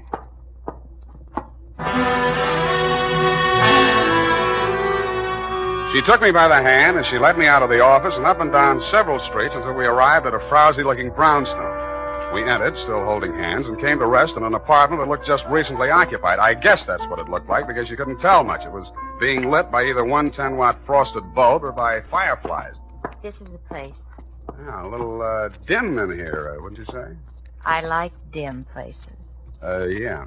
Mm-hmm. Where's Clarence? I'll get him in a minute. First, Sam. Yes, Lila. You've been so nice. I have? I want to find some way to thank you. I'll wait while you look. I can start by kissing you. Hmm. Please, Sam. Oh! The kiss was great. In fact, it blew the top of my head off. After this, there was a free fireworks display, followed closely by a giant roar that sounded like Niagara Falls with a cold. It was a short feature, followed by a long period of dark, black silence. When the curtain came up again, I was lying in an alleyway. I was stiff and cold, my head throbbed with pain, my brain was a jumble, my suit was torn and dirty, my patience was at an end, and my anger with Little White Lilac knew no bounds. I went down to the office to change clothes and get a drink. The phone was already ringing when I opened the door. Sam Spade. This Chief McCloud talking from St. Mark Tipi. Yeah. What's on your mind, Chief? 10 minutes ago, bellboy delivered to Chief McCloud box. Inside box is scalp of Engineer Clarence Hobart. I hung up the phone, fell into my chair, snapped on the lights, and fell out of it again. My office had been massacred. The place had been ransacked thoroughly and looked like the morning after a Comanche smoker. And you guessed it, my safe had been drilled open. The ancient and valuable Nipmuc wampum belt was gone. At this point, I decided what Chief McCloud needed was a detective. Now, here's important news on good grooming. If you want the well-groomed look that helps you get ahead, socially and on the job, listen. Recently, thousands of people from coast to coast who bought Wild Root Cream Oil for the first time were asked, how does Wild Root Cream Oil compare with the hair tonic you previously used? The results were amazing. Better than 4 out of 5 who replied said they preferred Wild Root Cream Oil. Remember, non-alcoholic Wild Root Cream Oil contains lanolin. It grooms the hair naturally, relieves dryness, and removes loose, ugly dandruff. So if you want your hair to be more attractive than ever before, get the generous new 25-cent size of Wild Root Cream Oil, America's leading hair tonic, on sale at all drug and toilet goods counters. It's also available in larger economy bottles and the handy new tube. Get Wild Root Cream Oil. Again and again, the choice of men who put good grooming first. By the way, smart girls use Wild Root Cream Oil, too, and mothers say it's grand for training children's hair.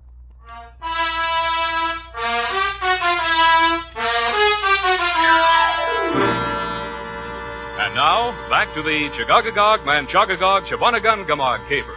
Tonight's adventure with Sam Spade.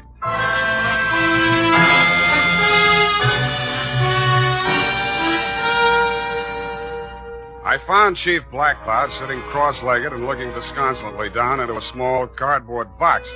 Both squaws, including Little White Lilac, were on one side of the room grinding corn. Lilac looked through me as if I didn't exist. I sat down next to the chief, looked into the box, and recoiled.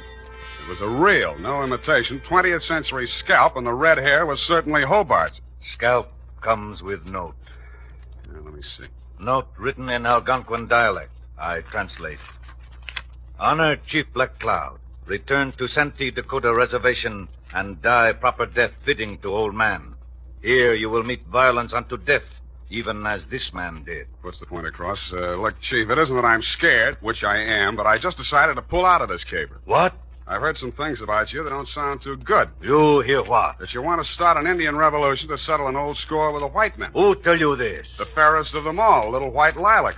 She tell you? I've never talked to him. She not only told me all that, but she... Quiet! Spade, when did Little White Lilac tell you these things? She came to my office today. That's a lie. I never left this hotel. We will see. Kalanuka. Yes, Chief McCloud. Did Little White Lilac leave hotel today? Little White Lilac with me all day. Why, Never out of sight. Enough. Go away. Kalanuka speak with tongue of truth.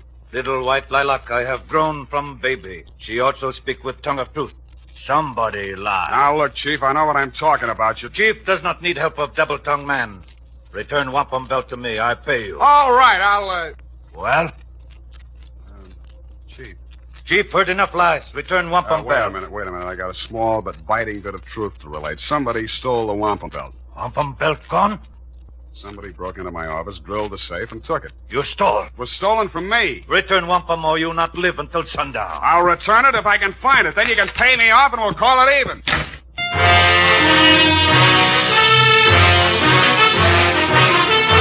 The makers of Wild Root Cream Oil are presenting the weekly Sunday adventure of Dashiell Hammett's famous private detective, Sam Spade.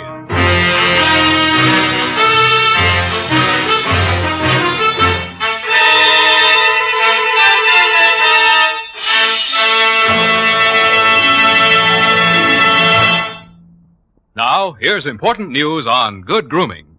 If you want the well-groomed look that helps you get ahead, socially and on the job, listen.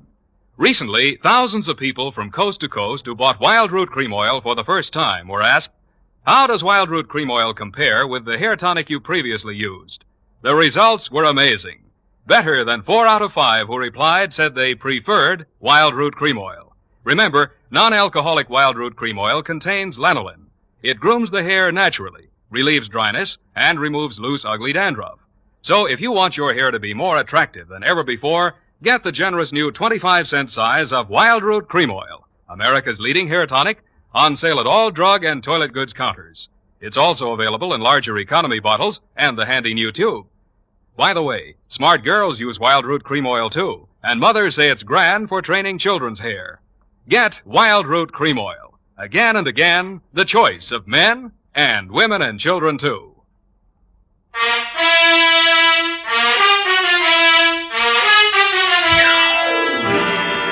And now, back to tonight's adventure with Sam Spade.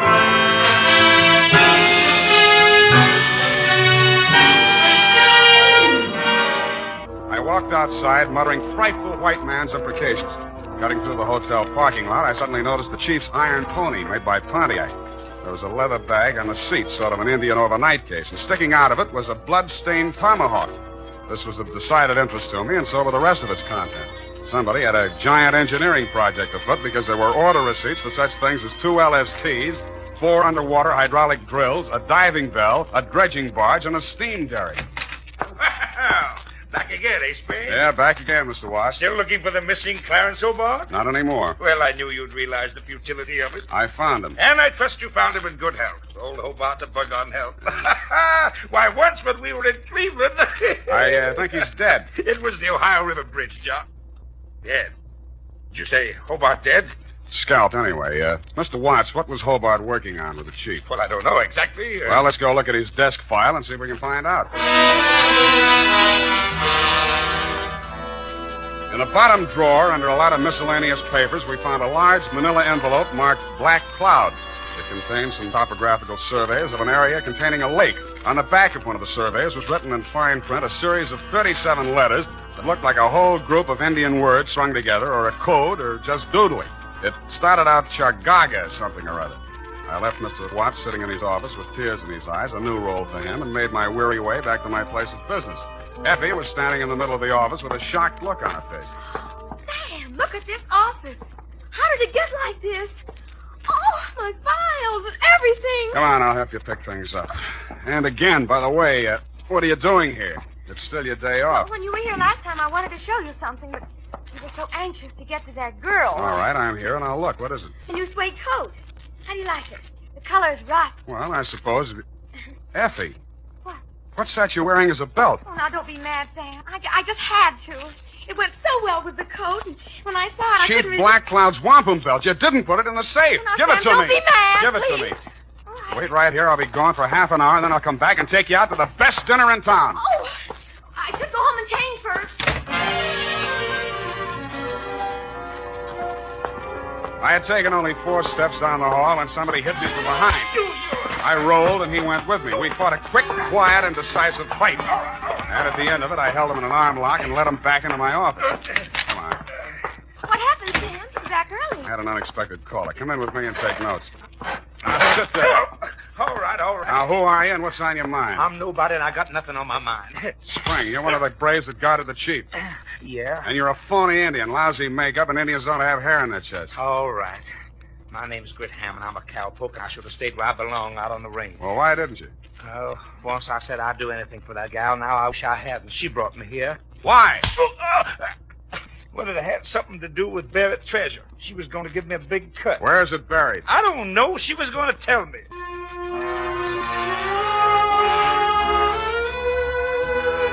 I took Hammond around a homicide and left them in their safekeeping. While there, I got the latest flash. They had found Clarence Hobart dead and Les scalped down by the waterfront. There were no clues except a blow on the back of the head and lipstick on his mouth, which was enough for me, having been through the same course myself. Then I proceeded to St. Mark, 4th floor. Little White Lilac met me at the door. You can't see the chief. Why not? He's asleep. One side. When the chief sees what I've got, he'll wake up screaming his wampum. You have it? And with that, she pounced. I pushed her off, but she came back and got a hold of one end of the wampum and tried to pull it away from me, with disastrous results. The wampum came apart, and in a second was nothing but hundreds of beads rolling different directions all over the place. In fact, it was no more. Oh! What happens in Chief's council lodge? Chief cannot sleep. Well, I brought back your wampum, but now it's all over the floor. Wampum belt destroyed? Yes, it's destroyed, you stupid old man. You talk to Chief? Yes, stupid. You had the world in your hand. You didn't know it. You wanted it all for yourself, to tear down the earth. It could have been used to live. What are you saying? To live the way I'm supposed to live. Now nobody will have it, not even you or that fat engineer who wanted it. Little White Lilac, shut mouth. I've been shutting my mouth all my life. You're a stupid, ignorant, disgusting old man. You'd be better off. His big hands were around her throat. He stood there, anger and betrayal in his eyes. Then his hands dropped and he turned away with tears streaming down his face. It was then that the fair Indian maid went for him with a knife. And that was my cue to step in with a pale-face weapon.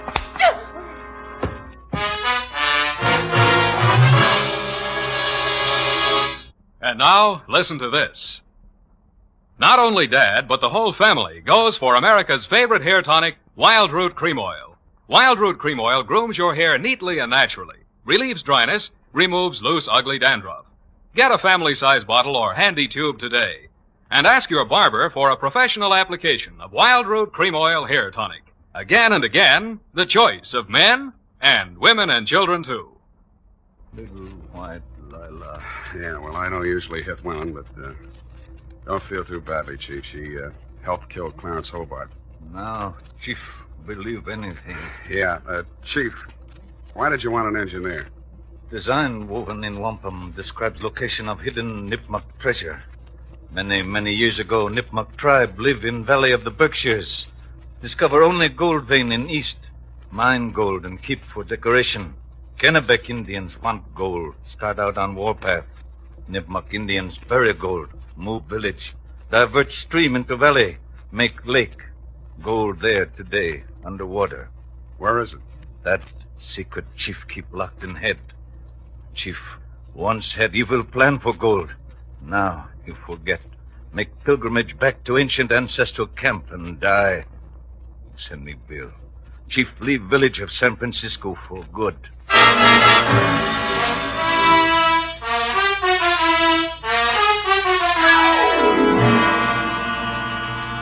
Period. End of powwow. Oh, Sam, it's sad. It is, it is.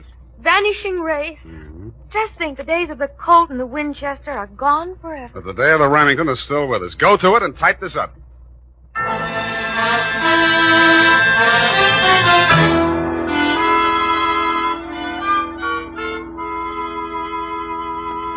it's all here, Sam. Except one thing.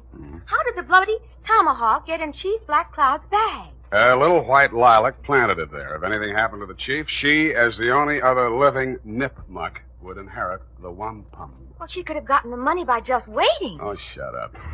Sam, you notice anything about the report? Yeah. Hey, you got the name of the caper right. The, Chargaga... Oh, what is it? Chagagagog, Manchagagog, Chabunamungamog caper. You've been going out with an elocution teacher. Oh, Sam.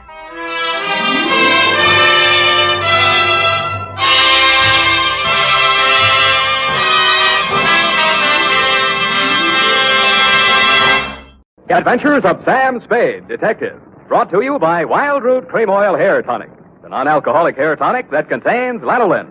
Wild Root Cream Oil. Again, and women and children, too.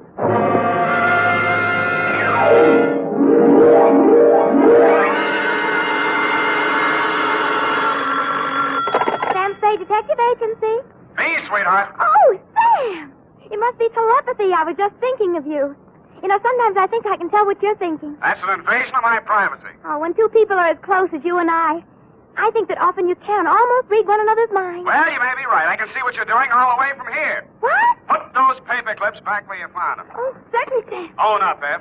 You purloined pencils, absconded with erasers, pilfered stationery, filched stamps for your personal use. I only write to Mother when there's nothing else to do around the office. Besides making unit phone calls and charging them to me, you've tapped the petty cash drawer for lunch money. Sam! And you've been filling your pen with company ink. I didn't think you'd mind, Sam. I'll pay it all back. But I have a big heart and boundless compassion. Stay where you are, sweetheart. I'll be down on my unlimited generosity with your back salary. Really, Sam? And 2 tickets for us to go to the fights tonight, and dinner. And last, but by no means least, my stirring and vivid report on the prodigal daughter caper.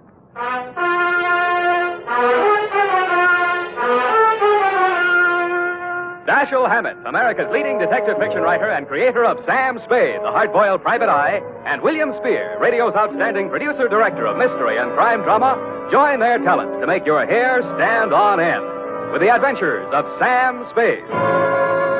Presented by the makers of Wild Root Cream Oil for the hair. Here's a smart resolution to make. First day back on the job after your summer vacation. From now on, every single day, I'm going to pay special attention to the way I look. I'm going to use Wild Root Cream Oil Hair Tonic. Yes, folks, smart's the word for that resolution. For Wild Root Cream Oil grooms your hair neatly and naturally, relieves dryness, and removes loose dandruff. It helps give you that successful look that's so important to getting ahead. So, if you've never tried Wild Root Cream Oil, get the 25-cent get-acquainted bottle. Wild Root Cream Oil Hair Tonic. Again and again, the choice of men and women and children, too. And now, with Howard Duff starring as Spade, Wild Root brings to the air the greatest private detective of them all in the Adventures of Sam Spade.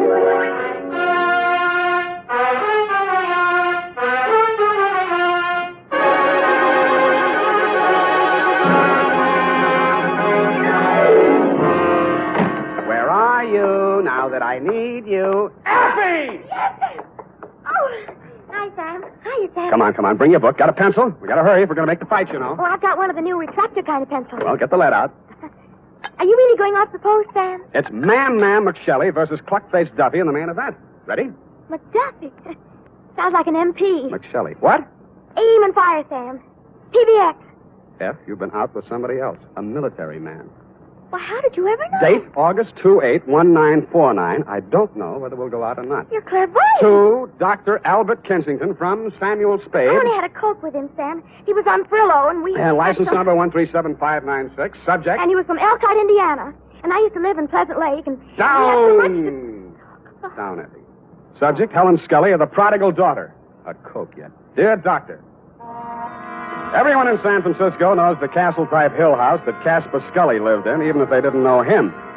When I got there was an all-black 49 convertible in the driveway, and slightly smaller, same color, a Russian wolfhound wearing a spiked collar and expression to match. He broke his chain when he saw me and ran in the back of the house. That should have told me something, but I plunged the doorbell and was admitted by a butler named Stanley, who left me standing in a draft in the library, looking at a cold television set. I pulled up my coat collar, took a plant in front of the fireplace, and lit a cigarette. Pretty soon, things started. A blonde girl in a yellow suit was having a one-sided argument with a gray-haired man in a gray suit. Nobody paid any attention to me. That stuff about how you forbid it and it can't go on. Well, let me tell you, it can go on just as long as I want it to. And there's nothing you can do about it, so don't, whatever you do, try to interfere. Oh, stop it. That hurt look again. I've seen it too often, and I'm sick of it. Do you hear me? I'm sick of it.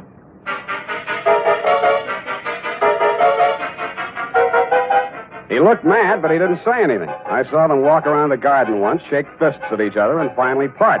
He disappeared up a narrow stairway, and she came storming back through the library. Who are you? How do you do? Who are you? Sam Spade. What are you doing here?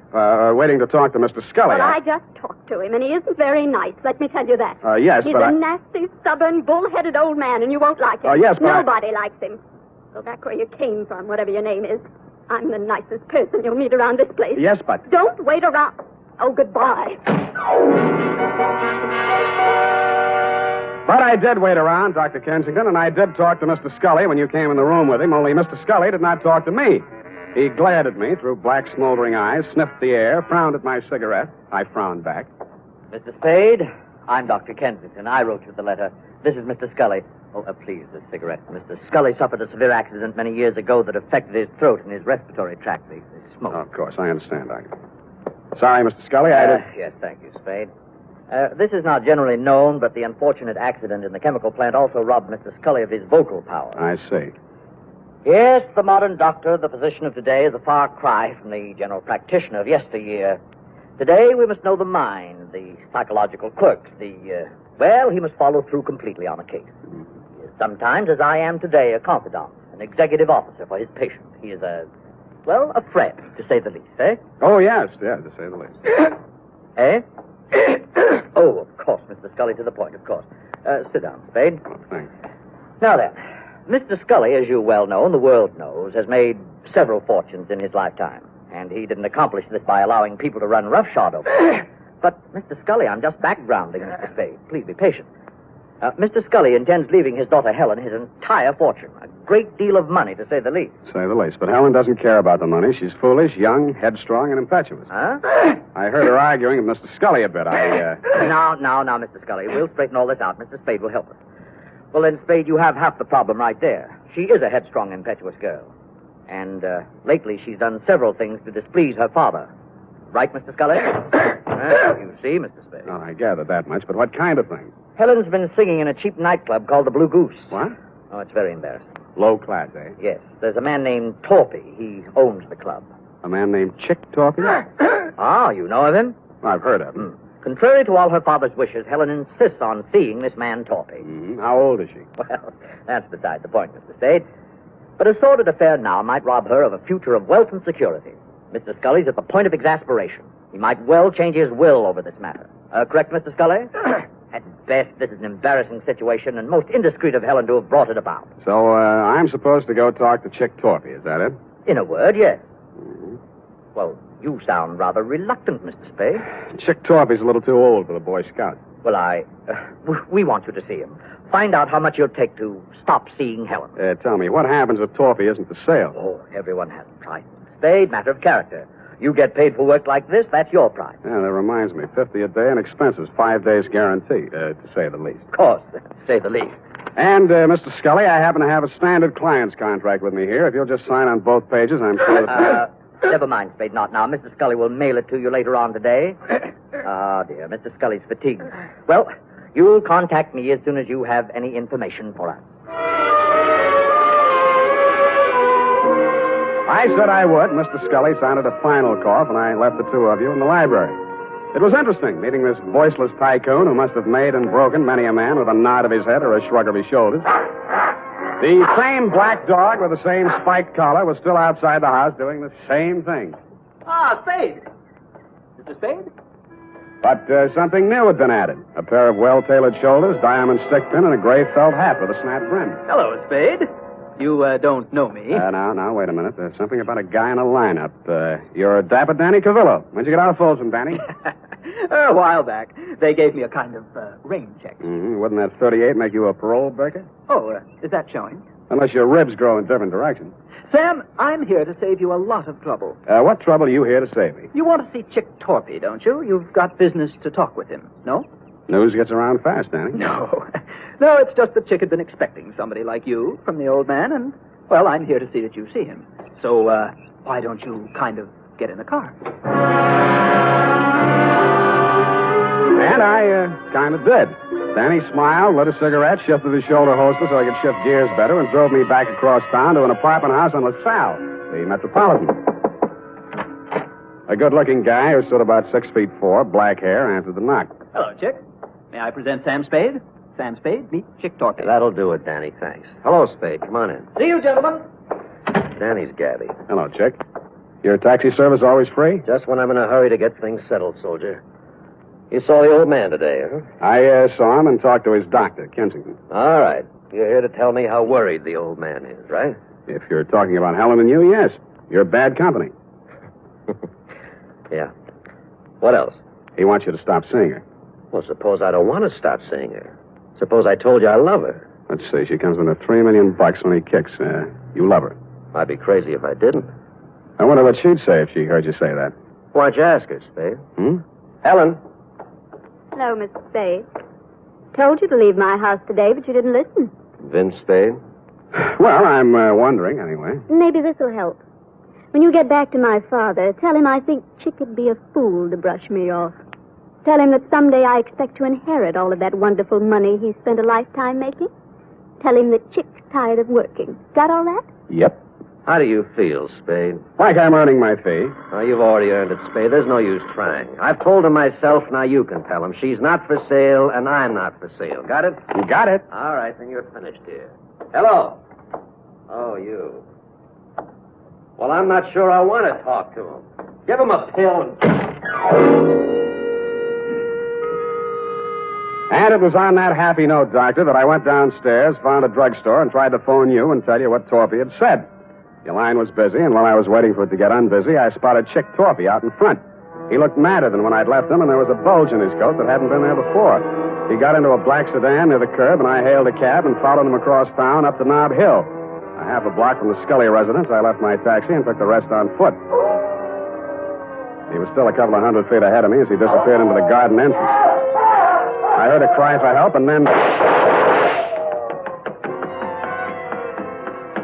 Chick was standing over something on the ground. When he saw me, he streaked for a break in the hedge. I stopped long enough to have a look at the body he'd left. My client. He still had gray hair, and he was still wearing the gray suit, but half his face had been shot away.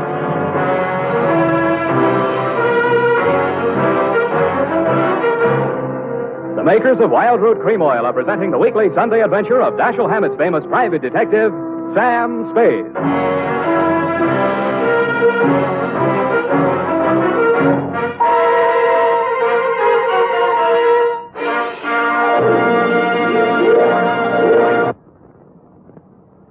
Remember, non-alcoholic Wild Root Cream Oil contains lanolin. It grooms the hair naturally, relieves dryness, and removes loose, ugly dandruff. So if you want your hair to be more attractive than ever before, get the generous new 25-cent size of Wild Root Cream Oil, America's leading hair tonic, on sale at all drug and toilet goods counters. It's also available in larger economy bottles and the handy new tube. By the way, smart girls use Wild Root Cream Oil, too, and mothers say it's grand for training children's hair. Get Wild Root Cream Oil. Again and again, the choice of men and women and children, too.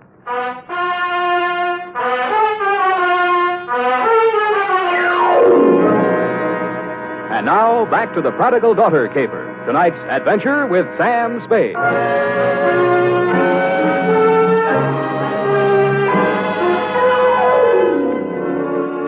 My 5-day contract arrived in the morning mail signed by Casper Scully. The headlines were no surprise. Chick Torpy sought in shooting of multimillionaire. Item: ballistics matched up slugs taken from body with weapon owned and licensed to one Chick Torpy. And item: because of a city ordinance regarding disposition, the body of Casper Scully, found off the immediate premises of his home, had been removed to the city morgue and would remain there until claimed by nearest of kin.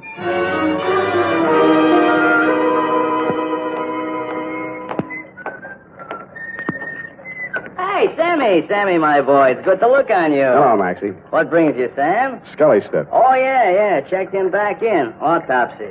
Were you in with this, Sam? Do you know Scully? Just met him yesterday. Well, like I say to you before, you do collect queer ones, eh, Sam? Oh, such a mess. Woo-hoo, such a mess. Yeah, I know. I found him. They tell me he has to be claimed. City ordinance, Sam. Nearest of kin. It would be his daughter, Helen. She called or anything? No, not yet. But to get back to him, a real queer one. Maybe the tops this season. How so? Barbarianism, Sam. That's what it is. The world is moving backwards. You can get deader than dead. Huh? You'd think the slugs in his chest would be enough, but no. 4 also in the head, too. Kill him twice. Say it again, Maxie. You mean that... Twice, Sammy. In the chest, maybe 20 to 30 hours ago. In the head, maybe 12 hours later. You see what I mean? I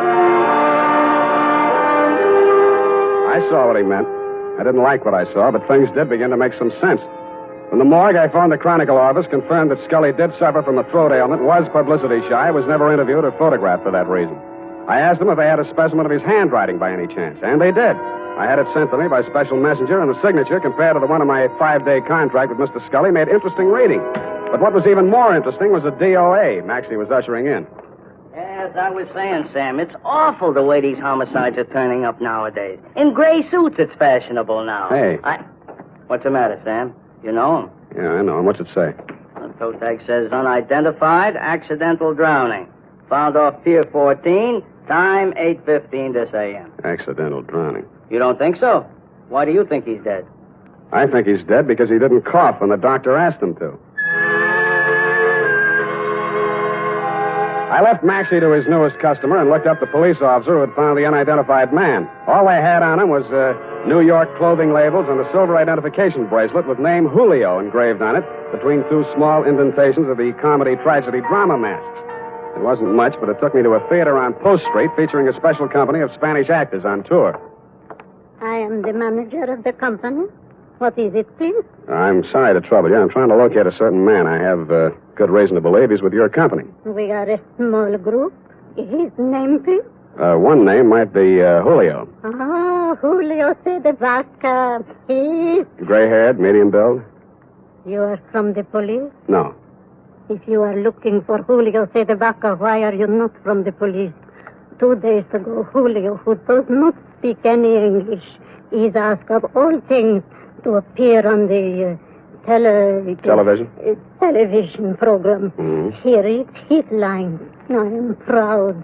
But yesterday morning, a man on the telephone, they speak, and Julio goes out with no word. I, too, am looking for him. He missed his performance the afternoon. I see. He drinks too much sometimes, I know, and he missed the evening. Where he is, this I do not know. But if you find him... I have found him. You have found? Does he have a wife? I am the Senora Cedevaca. What is it, Senor? What has happened to my husband? You better get your coat, Mrs. Cedevaca.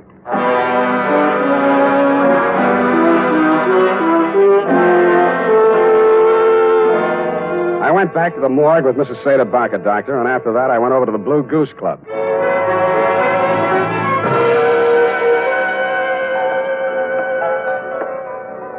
How are you, Spade? Tired, Danny boy, tired. Well, come on in and relax. Nice place. You run it for Chick? When he's away. Seen Chick lately?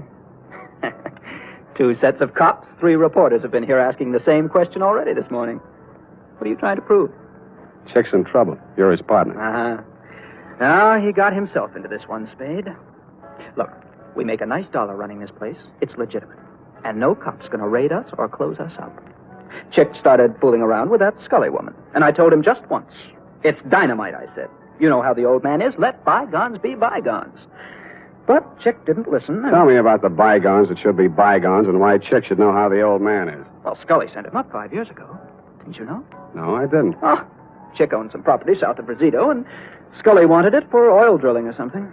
Chick asked too much, and Scully figured a way to get it from him in court.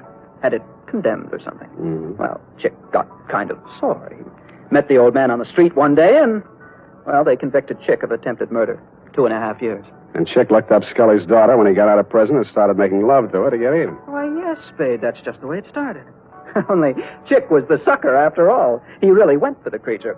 He married her 3 weeks ago in Reno, the poor sap. Anybody else know about that part of it? Only me. I was best man. By the way, Danny, did you rap Julio Cedevaca over the head last night and toss him in the bay? Who's Julio, whatever his name is? An actor who happened to look something like old man Scully. Enough like him to keep his mouth closed when I was there, but who might want to open it later. I don't know what you're talking about, Spade. Didn't think you would. But I don't like it. Yeah, boy. Timmy? Joe? Yeah. Throw this bum out. I'm sick of looking at him. Get out of here. And they did. It was 2 against 1, and I'd been up late the night before. I was doing very well, though, until somebody stooped to a form of subterfuge I have long since grown to hate. I was born on 2 swarthy shoulders out of the club and into the open air. I was on a balcony, and a good stiff sea breeze was blowing. I didn't enjoy it long. 1, 2, 3,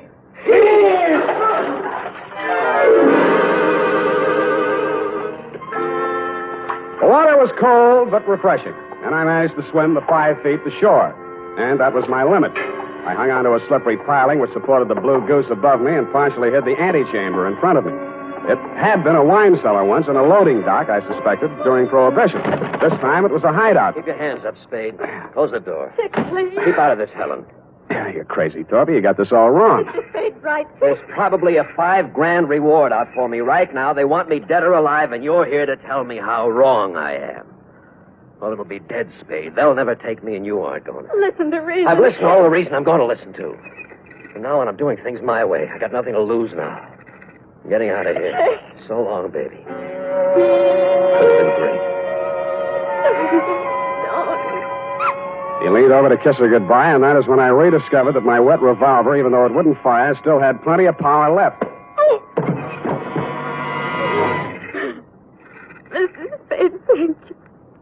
Thanks for doing that.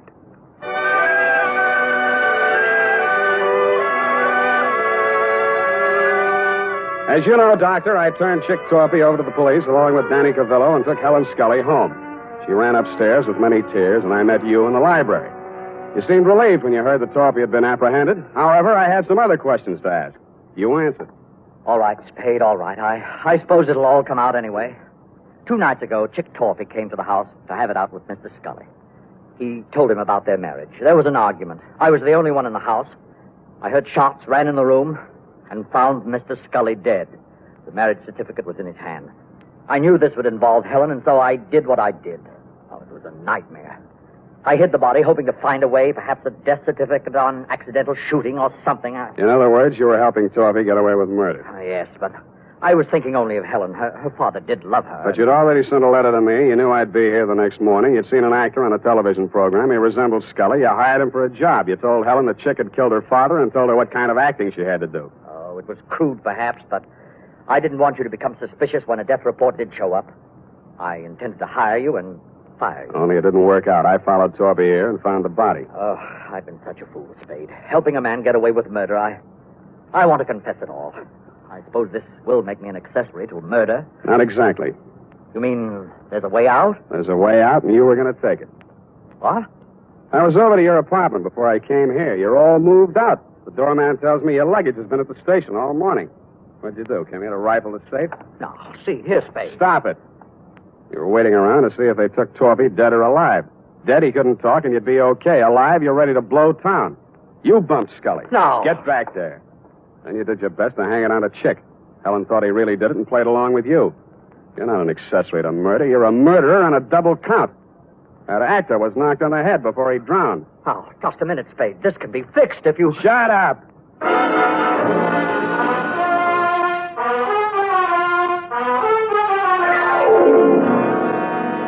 Period. End of report. Sam, I don't understand. What, Angel? I don't understand, Sam. What? Well, you say you turned Chick Torpy over to the police, yet Dr. Kensington was the murderer. A formality, F. He will be released and cleared in short order. Anything else? Well, yes.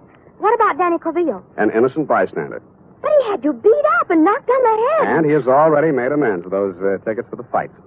No more questions, F. Type this up and I'll give you the happy ending.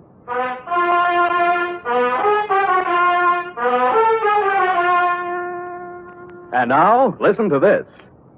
School days will soon be here, mothers. To make sure Junior's hair is always neat and well-groomed, get after those cowlicks and stray strands with Wild Root Cream Oil, the famous hair tonic that grooms the hair neatly and naturally, relieves dryness, and removes loose, ugly dandruff. And remind Dad to ask his barber for a professional application of Wild Root Cream Oil Hair Tonic. Again and again, the choice of men and women and children, too.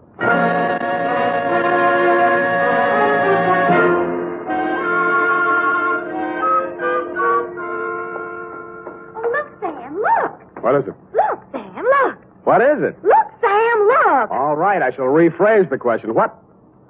Oh, I see. You mean the magazine Look, huh? They said an advance copy. It's not even out till next Tuesday. What's it doing here? Oh, look at them. See these? Who? Who are these people here? That's Sam Spade. What? On the radio. You know, Howard Duff. He plays you on the radio. Howard Duff. Why don't I play it on the radio?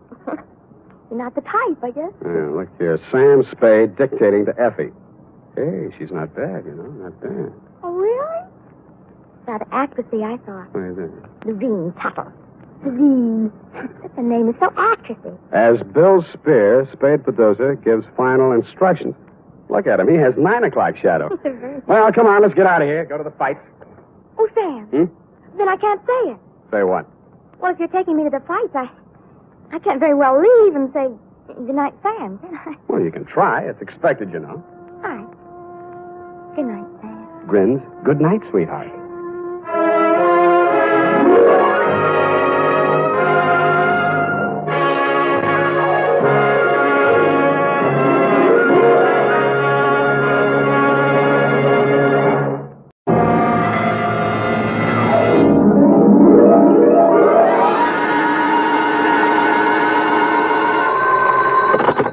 Detective Agency? Finitum est. Mr. Who? Finitum est. It is finished. Latin. Oh. Sam? What's left of me, sweetheart? Well, where are you? What happened? Who did it? Here, everything, and what? What? No, I asked you first. Sam. Now you're making sense. Well, did that Mr. Mortuus get in touch with you? Demortuus nil nisi bonum. Oh, Sam, stop it. Second year Latin, F. Speak well of the dead. You mean he's dead? If you have tears, prepare to shed them now. This one ends up worse than Rigoletto. Have your extra handkerchief ready, get some organ music on the radio, and I'll be down to dictate my report on the Tears of Night caper.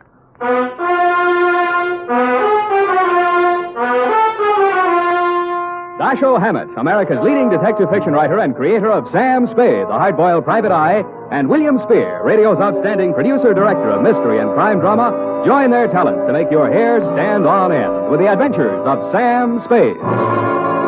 Presented by the makers of Wild Root Cream Oil for the hair. You know, just a little Wild Root Cream Oil in your hair can mean a world of improvement in your general appearance. Just try it and see.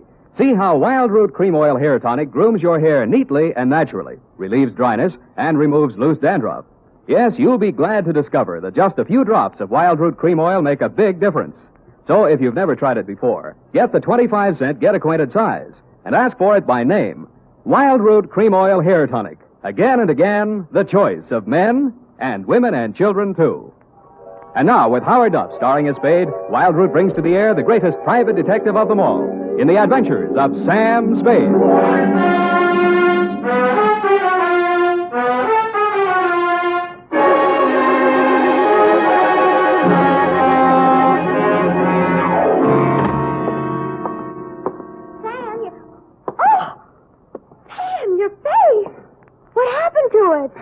Many things, Eph. But it's also kind of raw. Oh, Sam. In time, Effie, my wounds will heal. Oh, I'll bet that Mamie Gagan had something to do with it. I could tell when she came in here that she was going to be... Demortuus nil nisi bonum. Huh? Latin. Speak well of the dead, remember?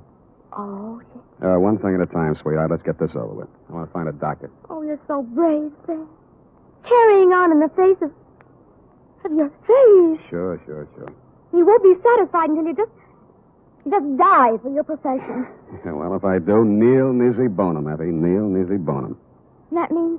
Latin means, you have bony knees.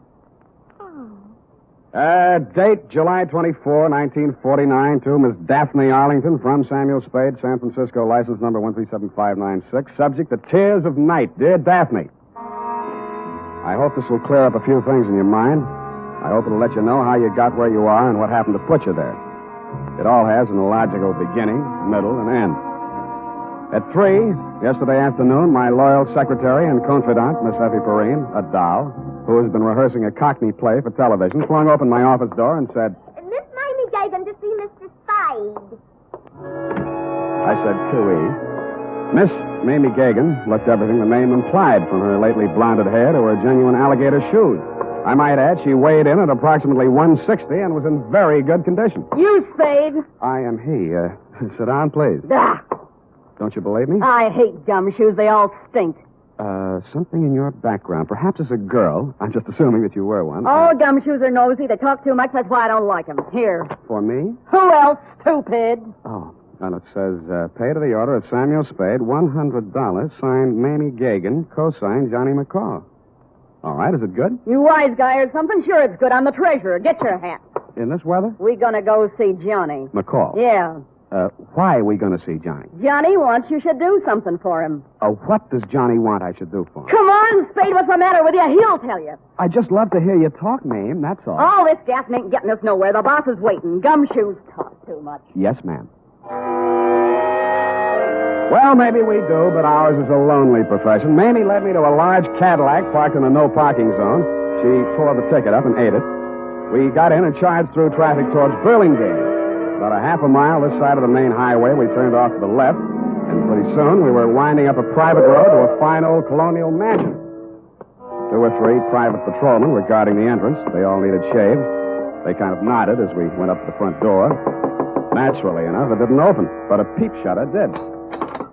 Yeah. It's me, Feely. This is the private peeper the boss wants to see. Open up. Okay. How are you feeling, Mr. Feely? Screw. All kinds of folks around. This way, Spade.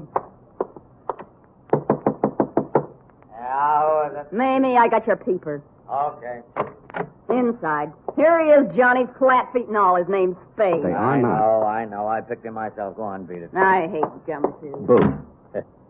Don't mind Mamie. She's kind of bitter. Yes, she is. We did a lousy job on her hair last time. It's all streaky. Yeah, I noticed. Go on, sit down.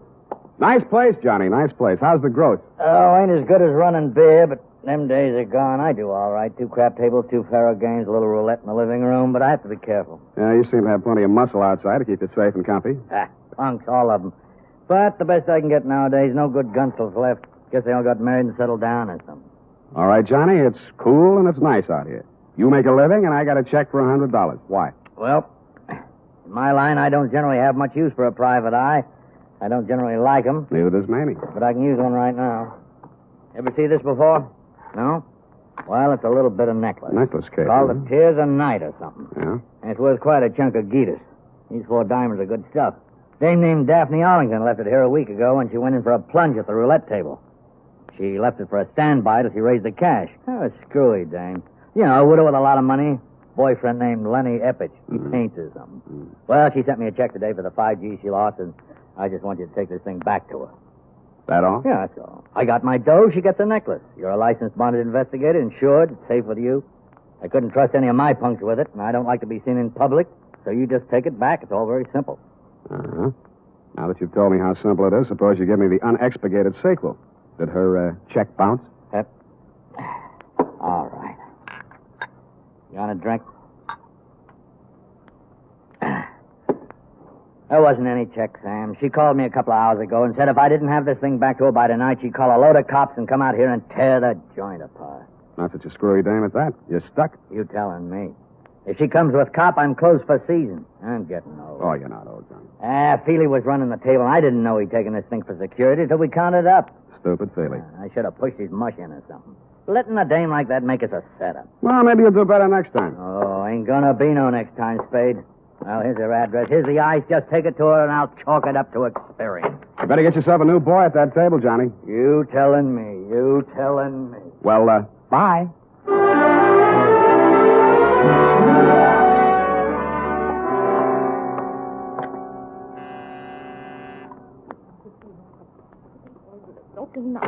Lenny, I thought you'd never get here. The performance begins at 8:30, and you know how the traffic is, and if we're going to have a bite to eat... You aren't Lenny. Where's Lenny? I don't know, Miss Arlington. I'm supposed to deliver some jewelry. Jewelry? That would be mortuous. Mortuous. Mortuous. Yes, but I... What are you looking at? Your throat. Really? Well, really, Mr. Spade, Sam Spade. Well, really, Mr. Spade. I'm only waiting for Lenny to get here so we can make the first curtain of Streetcar. And we're going to be late if he doesn't get here. You can understand that, Mr. Spade. You're going to be a little early. Streetcar doesn't open until Monday. And already, and he hasn't shown up. Well, good night, Mr. Spade. Hey! The white ermine cape you were wearing and the black strapless thing needed a touch, but you had it. A diamond necklace. In fact, the Tears of Night, the same one I had in my pocket, Daphne, was hanging around your lovely neck. I rebuzzed your buzzer and knocked on your door for quite a while until it was quite evident that you were not going to open up. Under the hallway light, I snapped over the necklace case. Mortuous, you had said. And mortuous was what it said stamped inside the case. A gloomy word with a gloomy address. The White Hotel on Turk Street.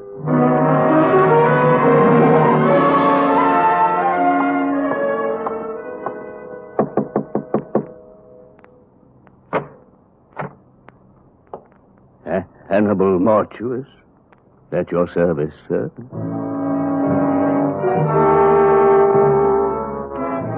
If ever a man had the look of death, it was this one who had its name. He was older than old, cadaverous, and in his skull-like head his eyes were white. He was wearing a flannel nightshirt. You find me a bit indisposed, Mr. Spade. The clerk at the desk said it was a matter of jewelry. Therefore, Hannibal Mortuus is at your service. Now then, sir, what is so urgent? I came to ask you about a diamond necklace. I found your name stamped on the inside here. House of Mortuus, most respected name in diamonds, as well as all the lapidary arts. Most respected. Fine jewels, and the name Mortuus is synonymous the world over. I am the last of 4 sons. But continue, Mr. Spade. Well, I just want you to take a look at this.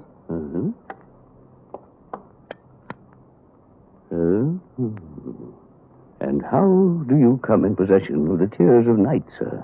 Well, a man named Johnny McCall, who runs a gambling club, hired me to deliver it to a lady named Daphne Arlington. She lost it at the roulette table. She left it there until she could raise the cash. Deplorable conduct on her part. Daphne Arlington, a most indiscreet young lady, to be sure. I recall my interview with her when her late husband, Sidney, ordered this necklace. A lovely body, propelled by a ridiculous mind. For shame, such conduct, a gambling house, the Tears of Night, a pond. Well, this is real, then? It isn't phony? Mr. Spade, I am a gemologist. The House of Mortuus. Of course it's real. Take a good look. When an artist creates a dazzling thing of beauty such as this, would he be so unlikely as to forget the time, the patience, the agony of his creation?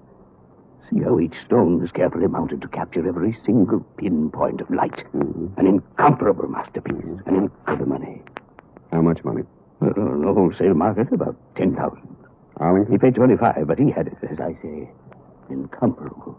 Yeah, well, I saw another one just like it tonight. Ridiculous. The finest workman at best could only create a crude resemblance. This kind of work demands an artist, or an artist. But tell me, Latin's enanguis herba? My second year Latin escapes me. Snake in the glass. Something wrong? Something wrong, yeah. You are concerned for the safety of this piece. I have a small safe in my room. You may have the key if you care. I'll take it with me. Thank you, Mr. Mortuus. My pleasure, Mr. Spade. Omnia Mortuus bonum vocat est. All speak well of Mortuus, of Panza. Good evening. In the dismal lobby of the White Hotel, I asked the night clerk for some wrapping paper and 20 cents worth of stamps.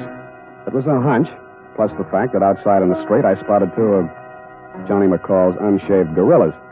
They were looking up at the front of the building. Mr. Mortuus must have switched off his light or something because their eyes suddenly dropped and I saw them separate, one on each side of the front door. With shoulders carefully hunched, I stepped out into the lonesome night. I hoped they would think I was carrying my .38, which I was not. They didn't. Here's the paper, Candy. You want to ask him for a match? Candy's nearsighted. That's too bad. This him, Ernest? Got a match, Spade? Yeah, not so close. Candy asked if you got a match. He's a dummy, Candy. He don't answer. Got a match, Spade? What'd I tell you? He's a dummy. He don't look like no dummy. Take your hands up. He's a dummy, all right. Ain't you, Spade? See, he's a dummy, Candy. I told him about you being nearsighted and he wouldn't answer. He don't talk. Go on, smart boy. Tell Candy how sorry you are about him being nearsighted. I told you he was a dummy, Candy. All private eyes like you. Candy asked you a question. He wants to know if all private eyes is like you. I don't like no dummy. We ask questions and he ain't told us nothing. That makes him a dummy. Maybe we find out something if we went through his pockets. Yeah, even a dummy's got pockets. Ain't that right, dummy? Hold him, Candy. All right, boys. You played the scene real good, and I'll see what I can do for you. Hey, he talks. Yeah. Make him talk again, Candy. Make him talk bigger, Candy. Bigger. He talks real nice, but he don't say much. Think maybe he's tough, Ernest? Yeah, maybe. Hold him up. See? He ain't so tough.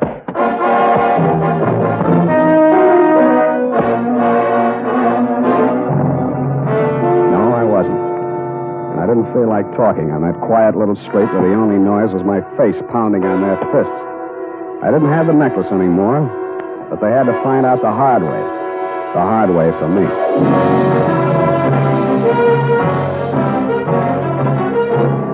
The makers of Wild Root Cream Oil are presenting the weekly Sunday adventure of Dashiell Hammett's famous private detective, Sam Spade.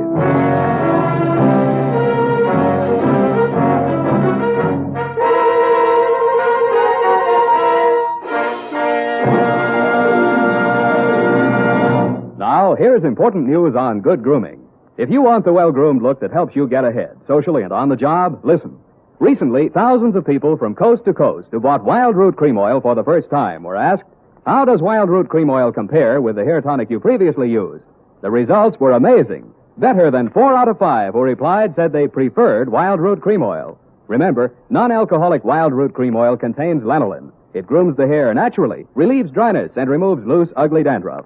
So if you want your hair to be more attractive than ever before, get the generous new 25-cent size of Wild Root Cream Oil, America's leading hair tonic, on sale at all drug and toilet goods counters.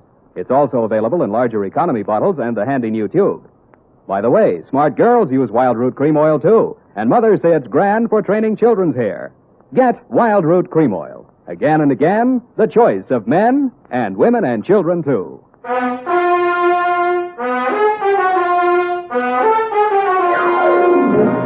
And now, back to the Tears of Night caper. Tonight's adventure with Sam Spade.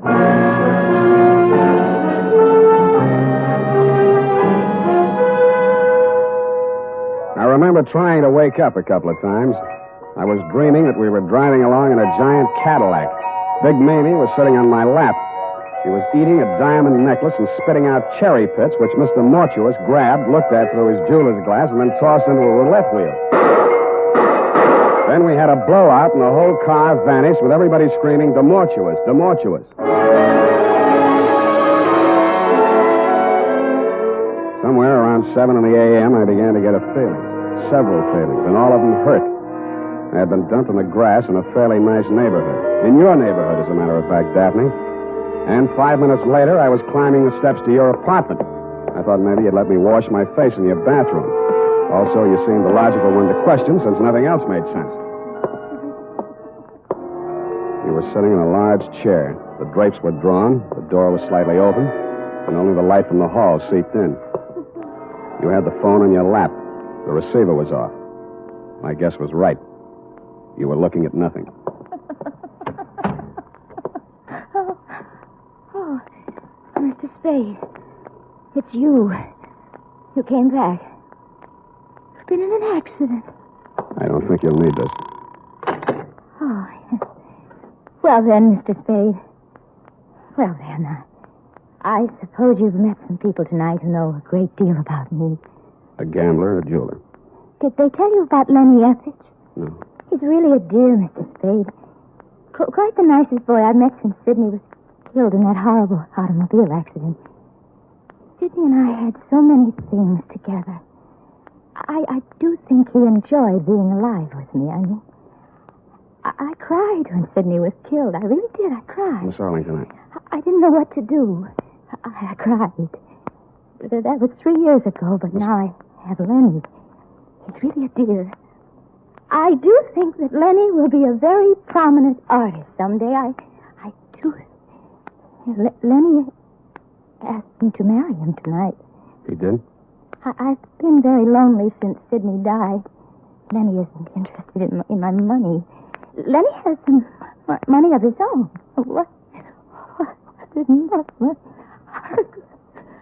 couldn't. My tongue adjusted to my mouth. Did that ever happen to you, Mr. Spade? Sometimes, yes. But perhaps I should see a correctionist. I'm glad you came by again. I didn't know you were a detective the first time. Who told you? Why, Mr. McCall. I really can't understand money. Please, Miss Arlington. I know it must be strange to you, but look at them. But some people live for it, and some people die. Please, Miss Arlington, we can't get anything done. Look, they do look so funny. So very funny. I've seen them count money. So much money. And I really believe that is all I live for. Oh, look. You were pointing at something across the darkened room. It took me 10 seconds to find the light switch.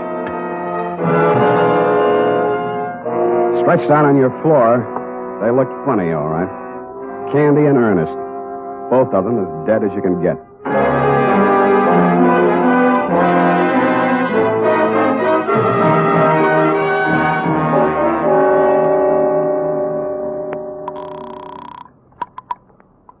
Hello, darling. Darling. I've been waiting all night. I knew you'd telephone and give me your answer. I knew you'd marry me. Your name, Lenny Eppich? Why, yes, but I was expecting... My name's Spade. I'm a private investigator. I'm calling from her apartment. Daphne's? Now, listen. There's been a couple of murders here. Murders? She's had quite a jolt. She's going to need you and all the help she can get to bring her out of it. I've called homicide, and it might be pretty rough for her. I'll be right over. Bring a doctor. Right. And a lawyer. I'm afraid she'll need one of those, too. I've got a good one. We'll be there. Thanks, Mr. Spade. He showed up about the same time the crew from homicide got there. Your fiancé's a good guy. He talked fast and urgently, as did the doctor and lawyer he brought with him, and through their combined efforts, you were removed not to police headquarters, but to the private hospital in which you are now a patient. It was obvious from the powder test that you could not have fired the .45 which ended the lives of Candy and Ernest. It was also obvious that the murders had been done elsewhere. But who had done them remained to be seen. Spade, I've been expecting you. Come in, sir. I've been amusing myself with your chessboard. Sit down. Oh, you've had a hectic night. Yeah, your boys were pretty rough. Candy and Ernest, two men of another world, Mr. Spade, not our world. Allow me to apologize for that action. I want more than an apology, Mr. Mortuus. And if that's my gun and it looks like it, it's got a hair trigger. And if you'll pardon me for saying so, your hands are a little shaky. I underestimated you, Spade. Such an ingenious method of protecting the tears of night. Why, sir, by the simple expedient of placing it in an envelope and mailing it to yourself from my hotel lobby, you hired as guardians the entire United States Postal Service, not to mention the armed forces. Thanks. What happens now? We wait for the mail. Just tell me where I'm wrong, will you, Mr. Mortuus? McCall wanted me to get caught with it. He didn't know it was real. You'd made a phony for him, only you found out it wasn't phony when I came to your place. Then there was a double cross. If you can bear my vanity, I've invented a new word. Triple cross. It has a ring to it, Oh. Including Mamie? Mamie and her friends have been very valuable to me, but I must necessarily exclude them from sharing the profits. Mamie knocked off Candy and Ernest? Abetted by the last of the House of Mortuus. You planted them in Daphne's place. Mamie and I. A crude touch, I thought, but it had a purpose. I happen to know that Mrs. Arlington has for a long time been on the verge of a nervous breakdown. With two cadavers in her living room, she was very unlikely to discuss a bogus necklace with the police. And I doubt very much if she knew she was wearing the original or the imitation. Flighty girl. That's the lousiest thing the House of Mortuus ever did. She walked in and found them. If you had merely returned the real necklace to her, it would have been simple to make an exchange, and none of this would have been necessary. But I know. You just sit here and wait for the mail. We wait for the mail. What about your other playmate? I'm afraid I'll be sought for a murder or two or three this night. Mamie. She got it, too? Yes. Where are the police going to find her? Oh, in my hotel room, which I departed hastily once the room clerk had informed me of your ingenious method for protecting the necklace. I shot her there. You were cheap. Cheap, sir? I don't understand. A $10,000 necklace? It's not quite a king's ransom, you know. The tears of night are worth 5 times that. I'm afraid I misinformed you as to their value. I didn't want you to become suspicious. You are a really horrible, terrifying old man. I suppose you think you'll get away with it. I don't intend to get away with it. An old man, yes, but I intend to spend my remaining years... They'll pick you up before you get to the airport. I doubt that. I shall turn the tears of night into cash. And with a well-laden purse, I shall guarantee to elude the police over half the world. In 2 years, perhaps 3, they'll get me. But I'll have spent the money, and... We have a visitor. Caution, Spade. I do shoot well. Answer it, tell them to go away. I'll be right beside you. All right. Open it. Look, one side, Spade, I got a gun. Obvious. Mamie. I thought I'd find you here waiting for the mail. You dirty, You didn't do such a good job on me. Caution, my dear. I have a gun, too. Everybody but me. I can last long enough to let you have it. Not so good, my dear. Your loss of blood has made you groggy. It's still good enough to... Wait. It was almost a photo finish. He kind of leaned into the wall with a pained and amazed look on his face, then he seemed to try to walk. Mr. Spade. Mr. Spade, sir, I believe I've been shot. I'll need a little assistance. I can't seem to hold my feet, sir. I can't seem to hold my feet. It was an awkward plan at best. The mortuus nil nisi bonum, Spade. Or if your second year Latin escapes your memory, speak well of the dead.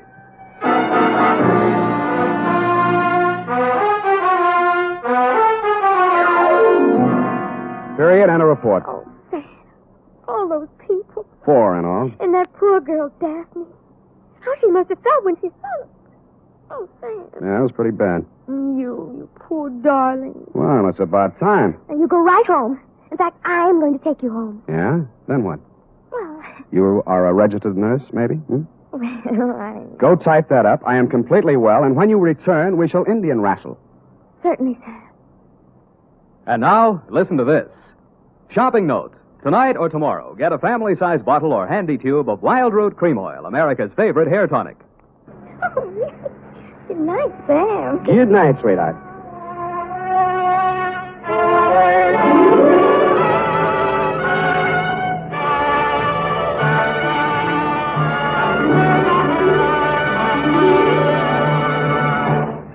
The Adventures of Sam Spade, Detective.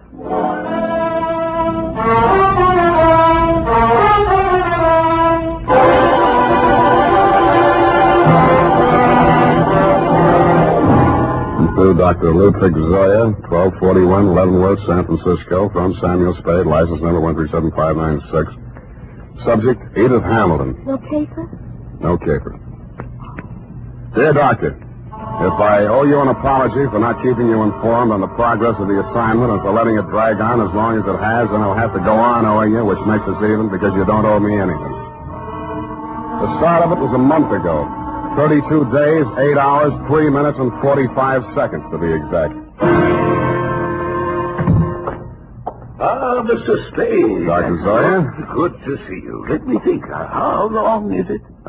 3 years since I visited your office. That was when you were my leading suspect in the Denov case. Ah, yes, poor Denny.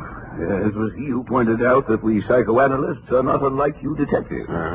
We probe, we question, we follow up clues in order to find out what is the dark secret which has nervously disturbed the human mind.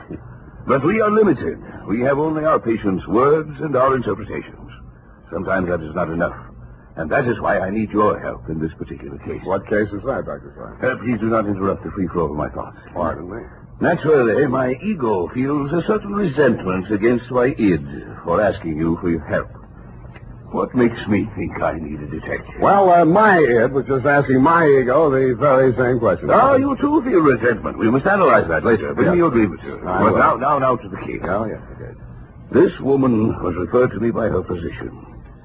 She has suffered a complete nervous collapse because she thought she recognized a certain person crossing the street. A person she had not seen for years. Who was that? My patient's son died under mysterious circumstances 3 years ago, and the woman she thought she saw was her daughter-in-law.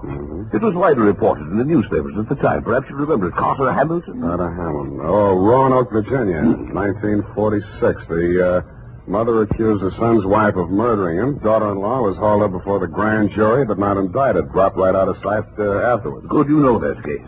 Well, actually, my patient is suffering from an agonizing sense of guilt. Unconsciously, she thinks that she herself murdered her son. Did she? Well, there may be something tangible at the bottom of so profound a feeling of guilt. You mean you want me to help you convince her that she really is guilty? No. That is for me. But first, we must find out. What we must find out is somebody else, whether they are guilty. What? Go all the way to Virginia, solve a crime that's been off the books for 3 years? No. The daughter-in-law is actually here in San Francisco. Well, if I remember right, she wasn't the only suspect. Well, whether she is innocent or guilty is of no importance. It is only important that we know. What? Excuse me. Yes, Mrs. Case. Mrs. Hamilton is here, Dr. Zoya. Oh, good, Miss Case. Send her in. This is my case. I mean, my patient. I want you to meet her. Oh, good afternoon, Mrs. Hamilton. Good afternoon, Doctor. The woman who stood framed in the doorway was a tall, commanding figure, impeccably dressed in black, with an easy $100,000 worth of black pearls wound around her neck and a black veil covering her face. She walked in ahead of you, displaying not a sign of nervousness, and stopped directly in front of me. Very deliberately, she lifted the veil, revealing a youthfully old face, deeply tanned and set off by snow-white hair. Only her enormous violet eyes showed any expression. She stared at me for what seemed like a full minute. Yes, you do. You look like the other one. Well, perhaps you had better explain, Mrs. Hamilton. My daughter-in-law, Edith, was very much in love with another man before she married my son, Carter. He jilted her. Carter was second choice. It was I who talked her into marrying him. That's why I'll never rest until my son's death is avenged. We must analyze this desire for vengeance. Oh, yes. Yes, I had a dream last night. I dreamed that Edith was dead, stabbed with the same bone-handled hunting knife she used to kill my son. Oh, yes. Well, no. You just lie down on the couch and relax, Mrs. Hamilton. I'll be with you in a moment. Come, Mr. Speaking. This is the most disturbing new development, her dream. You must get to that girl as soon as possible. Her life may be in danger. You mean the old lady is mixed up enough to take a shot at her? Here is the address. And take this briefcase. Why the briefcase? Well, there are legal papers in it regarding the Hamilton estate. They require her signature. I had Mrs. Hamilton arrange for you to take them to her instead of the attorney. I'm supposed to pose as a lawyer. While I'm there, I'm supposed to shake a confession out of her, and while I'm typing it up, I'm a bodyguard. You're getting a lot for your money, Dr. Zoya.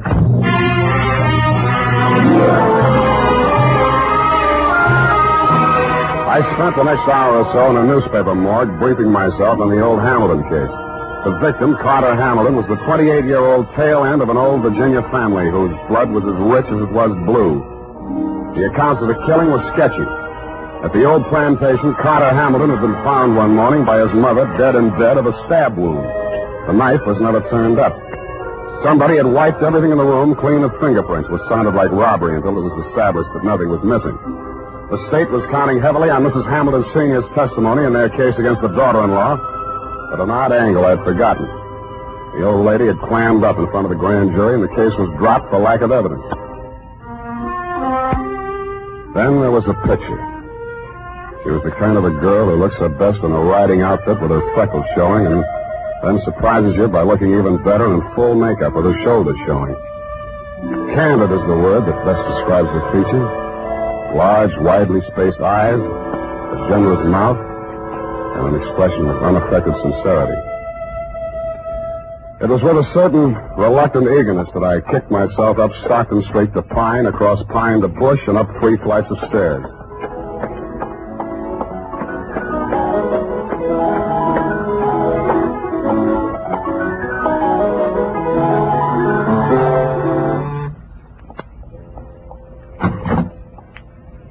Yes? This is Edith Hamilton? Yes. You must be from the attorneys.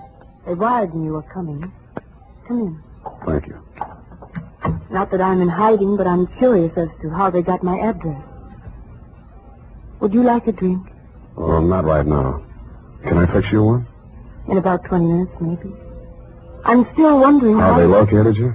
I think the elder Mrs. Hamilton saw you on the streets. Oh, is she here in San Francisco? Yes. Is that so surprising? No, it's a large city. What is surprising is her staying on after learning that I was in town. And she's not very well. In fact, I think she's had some kind of a nervous breakdown. I'm sorry to hear that. I'm very fond of her, you know, in spite of everything. No, I didn't know. Maybe I should explain. I'm a private detective local. I was hired here in San Francisco to bring these papers to you. Oh, you found me? I seem to be a little slow introducing myself. I'm sorry. Sam Spade. Well, if it had to be a detective, I'm glad it's you. But I can't help wondering why they didn't send a lawyer. The lawyers cost $50 an hour. I only cost 10. Oh. In the private eye stories, it's always $25 a day and expenses. I wish those writers would get abreast of the times. I'm sure they'll catch up. But if you're being paid by the hour, perhaps I can keep you here a little longer. I'm glad you said that. You remind me of someone. Pleasantly, I hope. Yes. Oh, yes. And sadly, too. Your husband? If you don't know about that, I hope you'll never find out. I'll leave that up to you. His hair was like yours. He was thinner. And his eyes were blue. Maybe we shouldn't wait till 5 o'clock for that drink. It was a funny kind of a drink. I'd never been hit by one before, black velvet. After 2 of them, I even began to hate myself a little less. And after the third, I decided there was some mystical connection between the drink and the color of her eyes. Black velvet.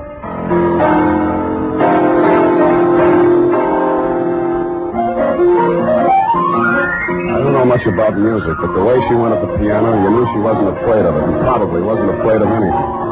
The pieces she played were like her, bold and at the same time delicate. Simple, but with a web of complexities in the background. Brilliant, but always colored with sadness.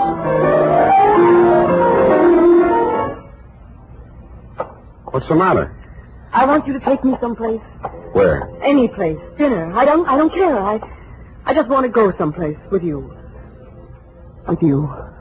Hey. What is it, Sam? I thought we were going out.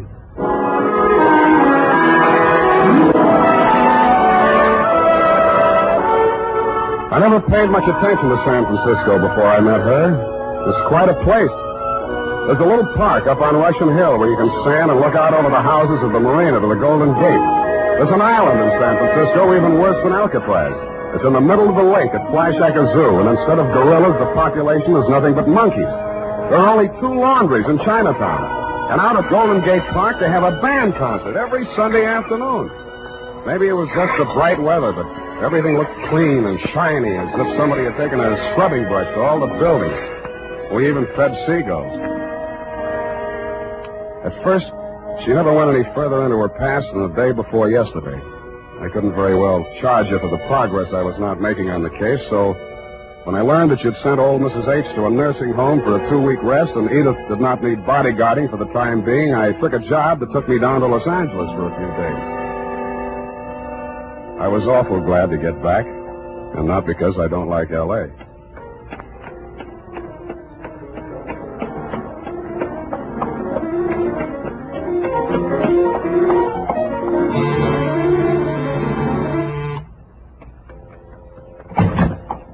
Sam. Oh, darling, he was gone so long. Hey, the posies. Oh, give them to me. Well, I like that. This is the last time I make a fool out of myself buying flowers. I'll love them later. Hey, you're trembling. What happened while I was gone? What happened to me happened before you went away. You know that. Sam, while you were gone, I had a lot of time and I did a lot of thinking. And I came to a very important decision. There was something I knew I had to tell you. And I wasn't so sure I could get through it. Now, look, Angel, it sounds serious. I don't think this is the time. No, but it is. Yes, it is. Here, take it before I change my mind. What is it? I wrote it all down. Sit here, facing away from the piano. And don't say anything until you've read it through. Oh, okay.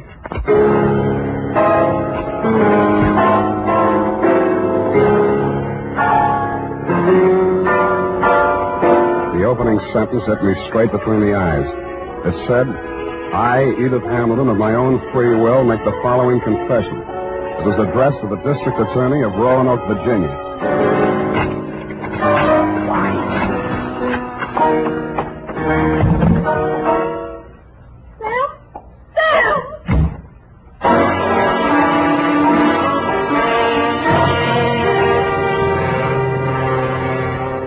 That, Dr. Zoya, was when I headed back to your office. Not to have my head examined, it was too late for that, but to tell you that I was resigning this paper. On the way, I placed 2 ads in the classified sections of 3 papers. One under office space for rent and one under situations wanted. Ex-private detective desires position as night watchman, prison guard, asylum attendant, or any more pleasant line of work. And I really meant it. The United States Armed Forces Radio Service is presenting the weekly adventure of Dashiell Hammett's famous private detective, Sam Spade.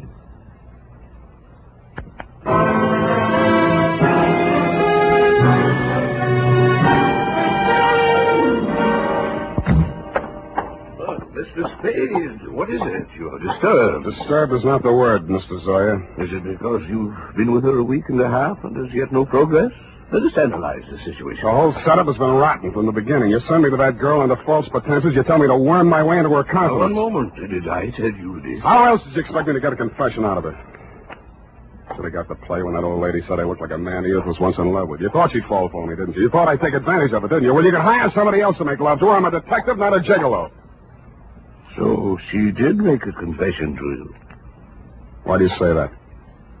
When a patient comes to a psychoanalyst for help, a situation develops which we call transference.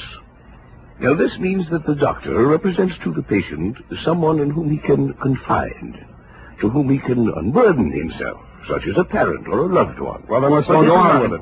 No. Well, at the moment that is, what you feel toward me at the moment is what we call negative transference. You wish to continue to make love to her, but you feel guilty about it, so you blame me. Well, what then? What are you driving at? In this love affair of yours, we have a similar situation. But what she feels for you only resembles love. It is transference. You resemble a former lover, and that is why it only took a week and a half for her to reveal everything. Oh, sometimes I think I'm too ethical, or too old. Come now, why don't you tell me? You feel better. There's nothing to tell. She had it written down. I didn't read past the word confession. Well, what did you do with it? I destroyed it. I see. Well, no. Miss Case, what is it? Mrs. Hamilton, she's...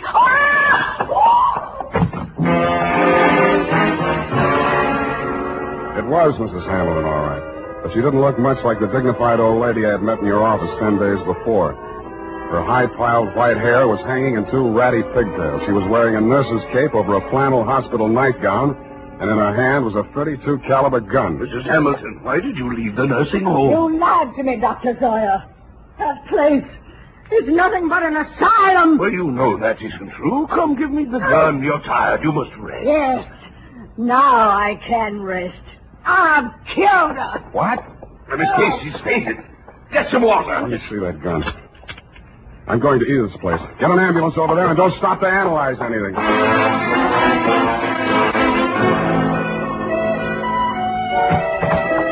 Edith was slumped forward over the piano keyboard. She was barely breathing. The old lady wasn't much of a hand with a gun. 4 of the slugs had punctured the big studio window.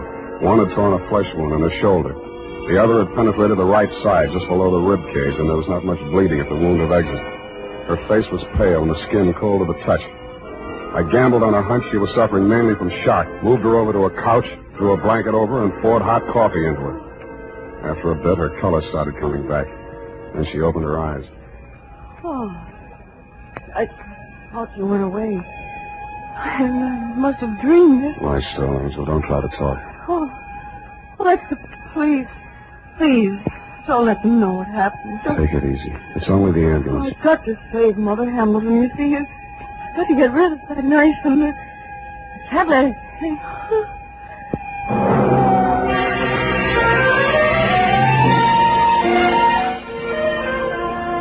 I rode in the ambulance with her. She was still unconscious when they carried her into surgery. They told me she was out of danger. When they threw me out that night, I went back to her apartment. What she'd said about saving old Mrs. Hamilton and getting rid of the knife gave me a new slant on that confession I hadn't read. The pieces were still on the floor where I'd thrown them. It took me nearly an hour to put the jigsaw together, and when I did, it was still a puzzle. In her story of that morning 3 years ago, she confessed to finding the body before the official discovery, to hiding the knife and wiping the doorknobs and surfaces in the death room to get rid of fingerprints. She couldn't remember anything that had happened in the 8 hours between 1 a.m., when she had left her husband drinking in the library and gone upstairs to bed, and approximately 9 in the a.m. when she found herself standing over his body with a knife in her hand. I stretched out on the sofa to think it over, and then I drew a blank.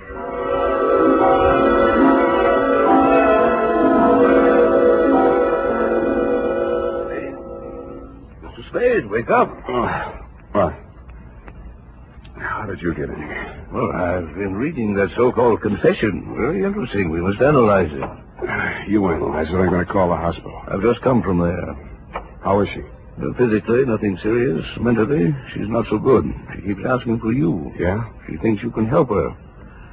Yeah, it's definitely there, the delusion that she's in love with you. What makes you so sure it's a delusion? Don't answer that. When can I see her? Well, it's best that you wait until she comes home. That will be next Tuesday. Look, you're supposed to be a first-class head doctor. Can't you cure this amnesia of Edith? I thought I explained to you last night when we were discussing transference. Please, Dr. Zoya, please. I know you mean well, but don't, I beg of you. Well, it's not important. When she gets to know you better, she will realize that her love for you is irrational.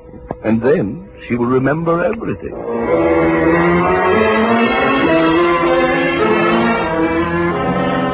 I kept myself busy like crazy until Edith checked out of the hospital.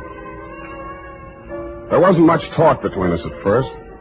Even her music was reticent, little rambling improvisations that sounded like children's songs or lullabies with something just a little acid mixed with their simplicity. Then as the days went by and her strength and confidence started to return, her music became serene and graceful. It became like her as she sat there at the piano in front of the big window with its afternoon sun streaming down on the San Francisco hilltops, while at the same time the April fog bank started its nightly prowl in through the Golden Gate. And that was like her, too, and like her music. Brilliant, but with a touch of melancholy. And then one day it was all warmth and brilliance and she was smiling.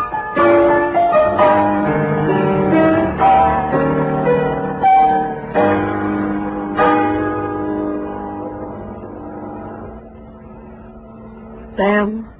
Yeah, Angel. I remember now. So that's it. I woke up this morning feeling so happy. And then I knew I was on the verge of it. Because I knew that however bad the truth might be, it was worse not remembering it. Even if I was a murderer, you'd rather know, wouldn't you? No, I wouldn't.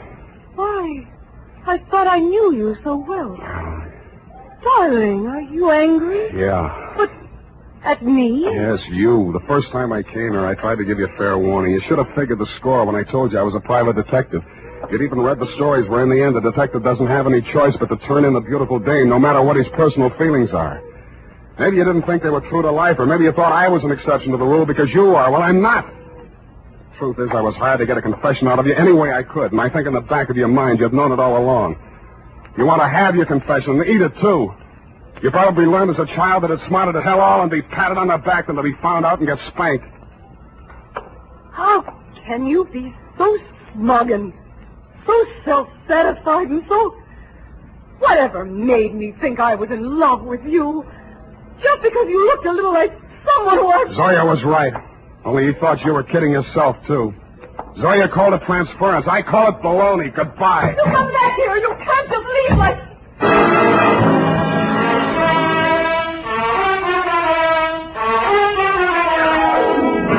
And that, Dr. Zoya, is why I never heard her confession. It turned into a lover's quarrel. But I understand she paid $25 an hour to rattle it off to you. I have before me your telephonic message. I haven't had time to analyze it, but at first glance I take it to mean that Edith was innocent of everything except destroying evidence. Motive, to spare her mother-in-law the anguish of knowing that her son was a suicide. I'm sorry, now that I know what her story was, that I didn't stay to hear her tell it. But that, as you would say, is not important. At least I cured her of that love delusion you were so worried about, even though it took a month to do it. Period, and a report. Oh, Sam, sacrificing yourself so self-sacrificingly, rather than shatter a mother's delusion. Yeah, some other time, huh? I'm sorry, Sam. I'll go type this up.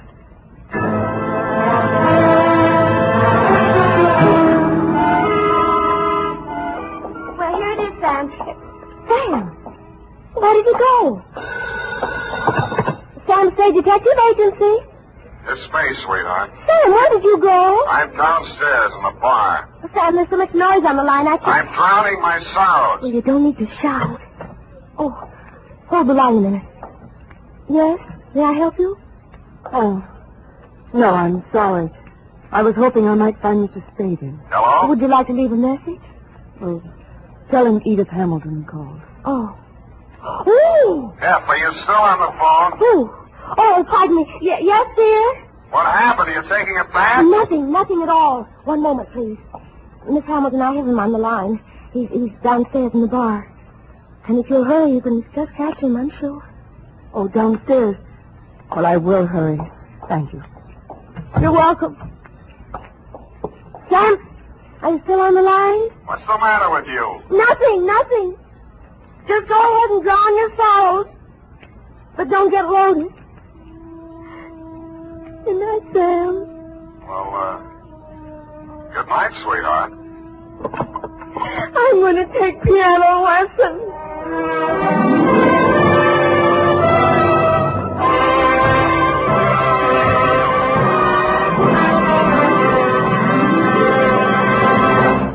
The Adventures of Sam Spade, Detective.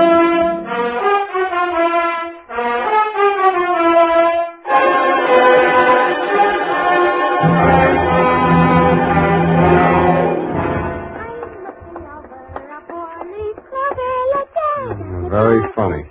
Certainly took you long enough. Oh, thank you, Sam. Well, do you like them? My curls?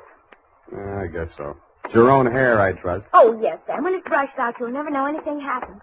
Whenever you're ready, curly. Oh, gee, you like it that well? Yeah, very cute. Well. It's a business. To Detective Lieutenant Dundee, Homicide Detail, San Francisco Police, from Samuel Spade, license number 137596, subject, a bouncing Betty caper. Here, Dundee. It all began on a Wednesday. My secretary, Miss Effie Perrine, tiptoed into my office and laid an engraved calling card on the desk in front of me. The name on it was Randall Carruthers. She said he looked like money, so I said, show her in. Or him in. She did. Good morning, sir. Do you wish the morning paper? Thanks, I've read it. Dear me. What's the matter? This ashtray, sir. Have you a silent butler? I don't even have a noisy one. Oh. In all my years of service, it has been my constant endeavor to keep things neat and tidy, down to the smallest details. I see. Well, if it bothers you, just dump those butts into the wastebasket. Very well, sir.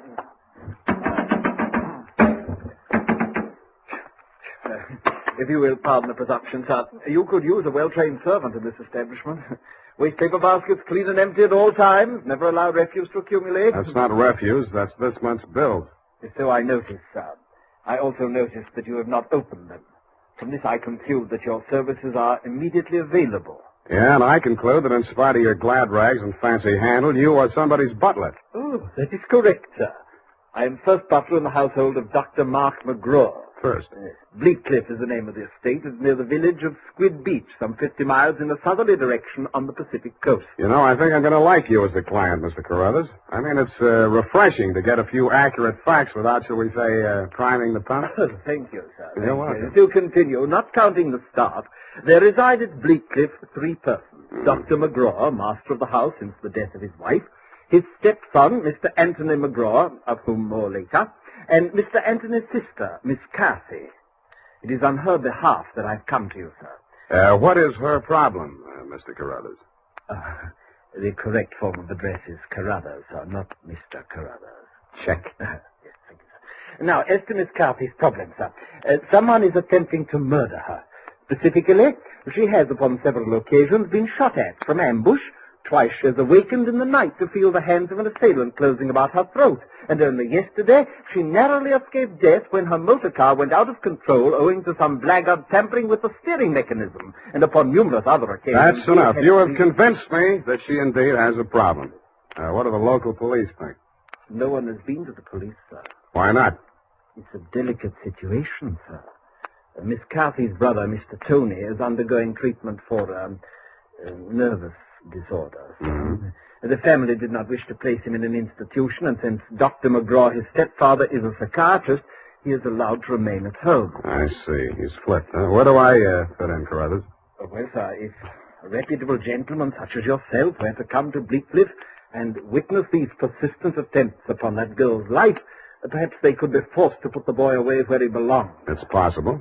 I'm willing to try. For money. Oh, splendid, sir, splendid. I took the liberty of drawing in your favor a draft upon the First National Bank of Squid Bay, 1 week's remuneration in advance of your services to the Bleakcliff estate in the capacity of chauffeur. Chauffeur? Yes, sir. I thought that might be a capital disguise. Have you a better suggestion, sir? Well, no, that's okay. This check. Yes, sir. $200. It's a pretty big weekly salary for a chauffeur, isn't it? Well, you will be allowed to shop for the vegetables, sir. Your cut has been added in.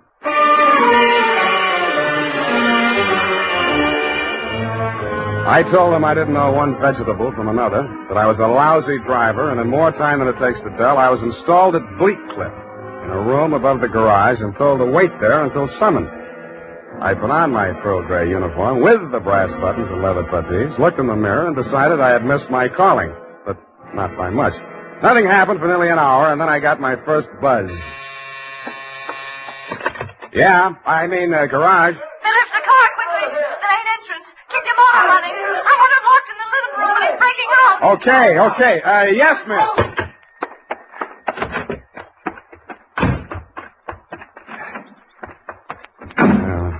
Let me see. Get that door open. Open that door. Why didn't you have the door open? I'm sorry, miss. Well, get going, please. Darn it, miss. Where's the spark on this? What's the matter with it? Well, it's flooded. The house, you know. He's got the meat cleaver. Well, I'm trying. Get out, I tell you! Stop it! Stop it! You're hurting him! All right. Put it down, Chris. Put it down. Come on. Give it to me. What's going on? I say, who are you? Haven't you been instructed not to disturb my patient? I'm sorry. I'm new here. When I saw him coming at Miss McGraw with that meat cleaver, I naturally thought... Oh, well, no harm done. Come along, Tony. Come along now. Come along, boy. We'll have a nice long talk. What shall I do with it now? We'll put it back. You all right? Oh, sure. I should be used to it by now. By the way, you're new here, aren't you? What's your name? Sam. Sam? That's nice. Turn to the left outside the gate, Sam, and drive straight out to the shore road. Well, if I can just...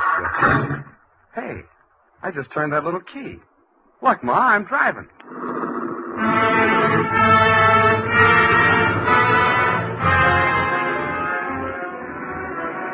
I adjusted the rear view mirror so that it showed more of her and less of the rear view. A mile from the house, she ordered me to stop, moved up to the front seat with me, and asked me to drive on. By the time we got to the shore road, she was driving, and I was resting my head on her shoulder. Where are we going? I've got a little hideaway down the coast, right on the beach, at the foot of a tall cliff. There's a fireplace, a little bar, some records. Got some bop? It's wonderful there with the surf pounding outside, hidden away from the world. You feel so safe. Don't stop. You'll like it there. You feel as if there's no one else on earth. Time standing still. If I could just be sure that Mother wouldn't worry about me. You're impossible. Okay, Kathy, I'll be serious. What's with that brother of yours? Tony? I'd rather not talk about that if you don't mind. Well, maybe I can talk about your stepfather. I really should know what kind of a man my boss is. I go for these drives to forget all that. Please don't spoil it for me. Okay, Kathy, okay. Please. The sharp turn into this driveway. Now, we get out here. Yes, ma'am. Down this path. Uh-oh. What's the matter? You afraid of high places? Yeah, you just pushed me off of one. Oh, Sam, don't be like that. You're pouting like a little boy. Come on, I want to show you my little house. What's so special about your little house? Oh, Sam, if you only knew what my life is like. You only know what mine is like. I need someone so much to talk to, Sam. As long as you can steer the conversation, you mean. Come on, Sam. I'll show you the house. The path led to a flight of wooden steps that clung to the face of a sheer cliff. There was something like the stairs you find yourself falling down in nightmares. They dropped maybe 200 feet to a crescent of white sand. Watch out for that one stair that's broken. Yeah. You have to make your dream house this hard to get to? Because of Tony. He has vertigo. What? When we were kids, he used to chase me, and I'd run down here, and he was scared to follow me. Afraid of heights. He still is.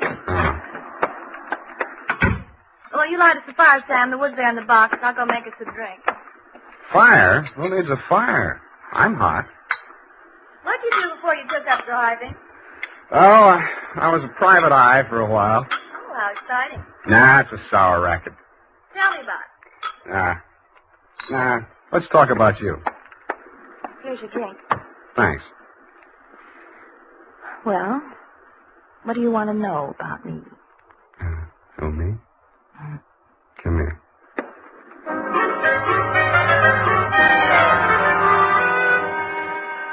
The scent she was wearing was 20 carat, but the story of her life was heavy melodrama.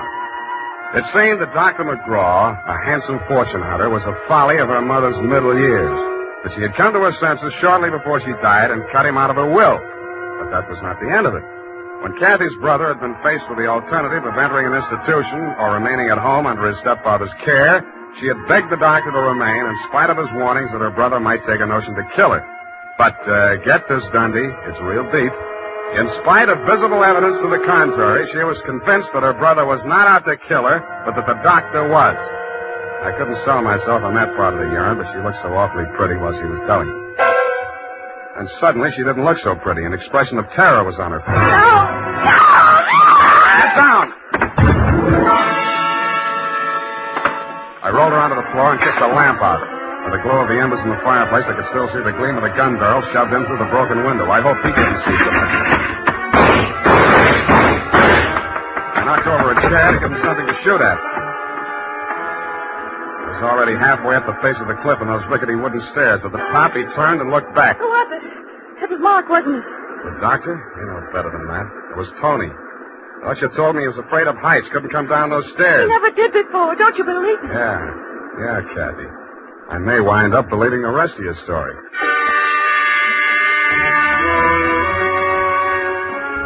I took Kathy back to Bleak Cliff and stashed her in my quarters over the garage. Then I went into the main house via the back stairs, found her room, and shook it down. In a cabinet, a bunch of war souvenirs, German helmets, grenades, rifles, and other lethal gadgets. In a desk drawer, I found a letter headed U.S. Army, Office of the Surgeon General. It certified that one Anthony McGraw was unfit for military service. Vertigo. Origin, childhood injury to middle ear.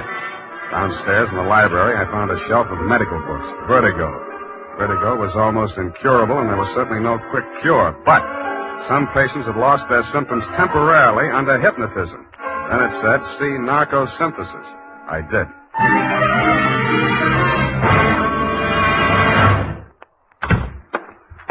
Spade. I beg pardon, sir. Mr. Spade. Whatever are you doing in the butler's pantry, sir? Looking for a butler. Namely you, Carruthers. May I serve you, sir? Yeah. How do I get an interview with Dr. McGraw? Well, sir, Oh. Strange, after all my years of service, I still start as a master summary. You did it again. Well, I'm sorry, sir. I'd better see what Dr. McGraw wants. Forget it. I'm answering this one. You're not going to drop your disguise, sir. Why not? Who am I kidding, anyway?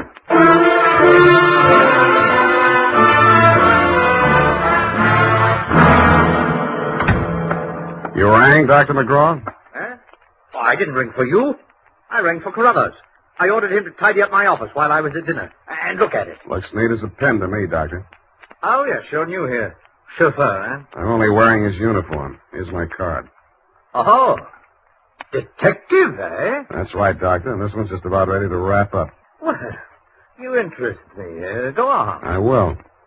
I think you've been trying to use that boy as a murder weapon against his sister. Oh, and you call yourself a detective? If you can call yourself a doctor, I guess I can. You've been treating him with narcosynthesis, haven't you? That's right. Hypnotic drug. While he's under it, you brief him on his activities for the day, and he follows through, including assaults with deadly weapons. It would be possible with certain very suggestible patients, but I'm afraid impossible to prove. I think I can prove it, Doctor. You shouldn't leave your textbooks lying around loose. I found out the only way Tony could have walked down that stairway to Kathy's beach house without falling would be temporary relief of his symptoms due to hypnotic suggestion. Unquote. I see. What do you intend to do about this theory of yours? What do you suggest? You see this row of buzzers here on my desk? Mm-hmm. This one is for my secretary.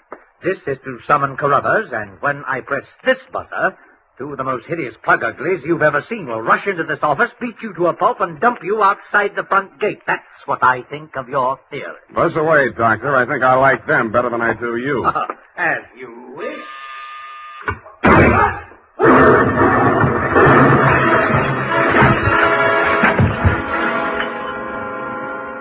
From where I was on the other side of the room, I didn't know what had happened at first. All I saw was a lot of paper gushing out of the wastebasket. The doctor sure was dead. His midsection was perforated like a shower drain. And on the walls, fanning out around the end of the room, about a yard up from the baseboard, there was a straight line of holes. I dug into one. What I took out wasn't a bullet. It was a perfectly round steel ball. Then I remembered the wastebasket, the paper flying out of it just before the explosion. In the bottom of it, I found the answer. The base of a steel mechanism with German lettering on it. It was a wartime anti-personnel mine that the GIs called the Bouncing Betty. The United States Armed Forces Radio Service is presenting the weekly adventure of Dashiell Hammett's famous private detective, Sam Spade.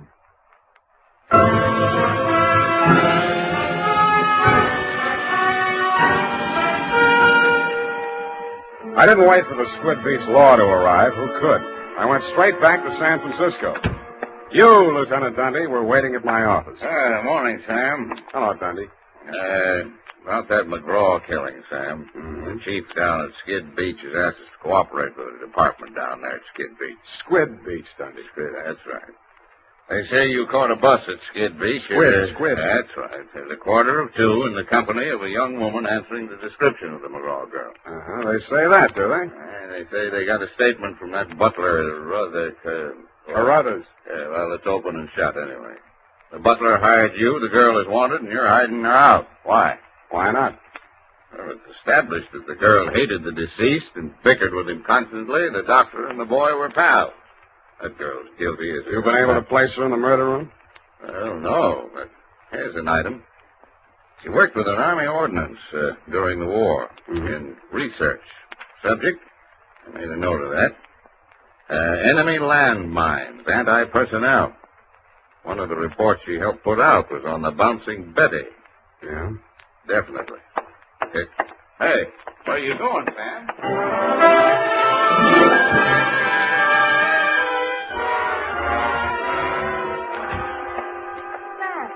Sam, it's been so lonesome cooped up here all day. Why didn't you tell me you were with Army Ordnance during the war? I don't know. I suppose I thought it was unfeminine or something. Try again. All right, I'll tell you the truth. I had a copy of that report with instructions for the operation of the Bouncing Betty in the desk in my room. What the devil are you doing with a thing like that? I don't know. I was proud of it. It was the only report I worked on with the general. Should have got rid of it. I did. I burned it in the fireplace as soon as I learned what had killed him. You didn't burn it good enough. Sam, they found it. Yeah. Have they arrested Tony? Not yet, but he's definitely sane. He'll have to take a rap for anything he's done. I see. Well, I guess there's no other way. Tony didn't do it, Sam. I did. I want to make a confession. Not to me, please. Not to me. After what happened down at the beach when I knew I was no longer safe anywhere, I realized I had to do it. For Tony's sake as well as mine. When we arrived back at the house, I looked into the dining room and I saw Dr. McGraw eating dinner. I knew it was my chance to get into his office. Yeah? Then what? Well, the Bouncing Betty was in my room. There was some wire in the tool chest, and I knew that Carruthers always went to tidy up while the doctor was at dinner. So I waited until I saw him come out, and then I went in. And I looked around for a place to plant it, out of sight. Then I saw the wastebasket full of papers. It was the perfect hiding place. The whole thing didn't take more than 5 minutes. Well, say something. I guess I don't know what to say. Go on, say you hate me. Say it. I don't. Wish I did. Oh, Sam. Help me. Help me. I'm sorry, baby. I am sorry.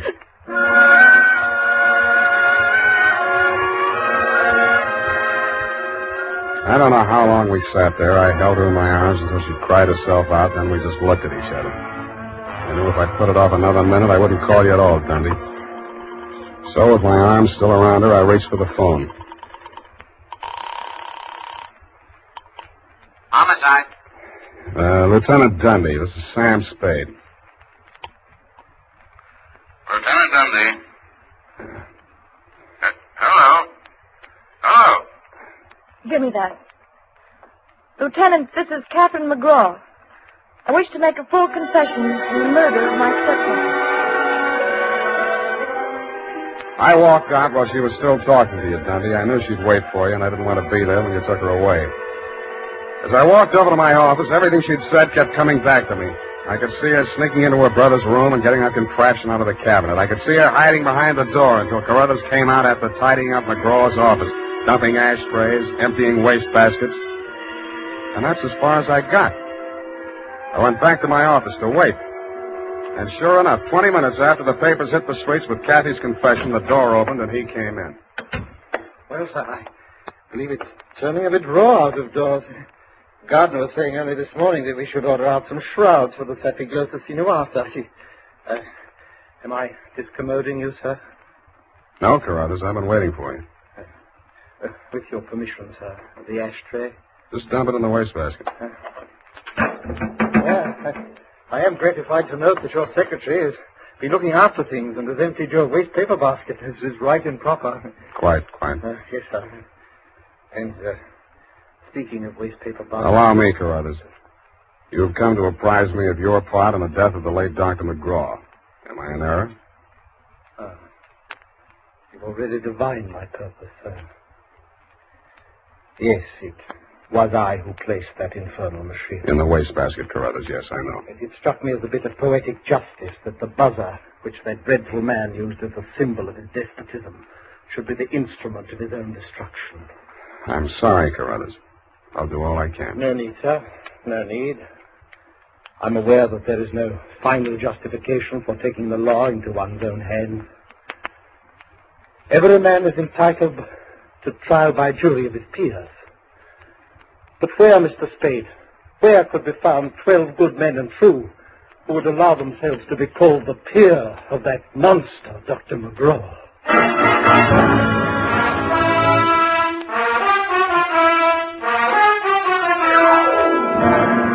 Period. End of report.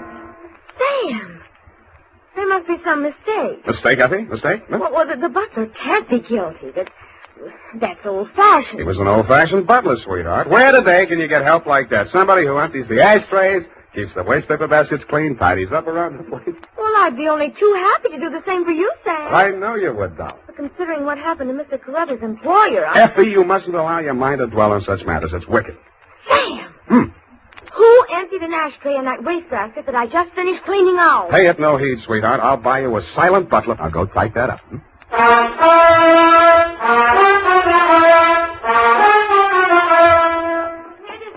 I hope I haven't made any mistakes. I'm in such a hurry. Whatever did you do to your hair? Well, I brushed it out, Sam. What happened to the pin curls? I told you, Sam, when it was brushed out, it wouldn't be noticeable. Hours of torture sitting under a hot dryer for something nobody will notice. But, Sam, it puts bounce in your whole makeup. I get it, the bouncing Effie caper. Oh. Eyeshadow, new shade of lipstick. You look real gone. Oh, no. Whom is it tonight? Well, it's his friend of Maud, Sam. Of course, she's not really serious about him, so it's all right. Your conscience bothering you? Oh, no, Sam, no. He's definitely not serious about her. I mean, Well, have fun, sweetheart, while Maud burns. Oh, well, she won't. And I suppose you'll be seeing that girl, what was her name? Oh, yes, Kathy. Well, at least if I'm not playing in someone else's garden. No. Well, have fun anyway. Good night, Sam. Good night, sweetheart.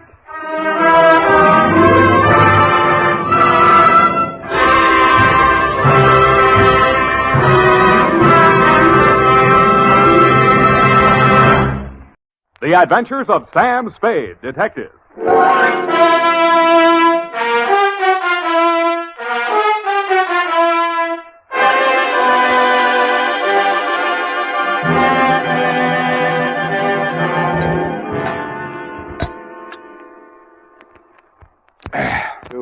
Thelma Darling.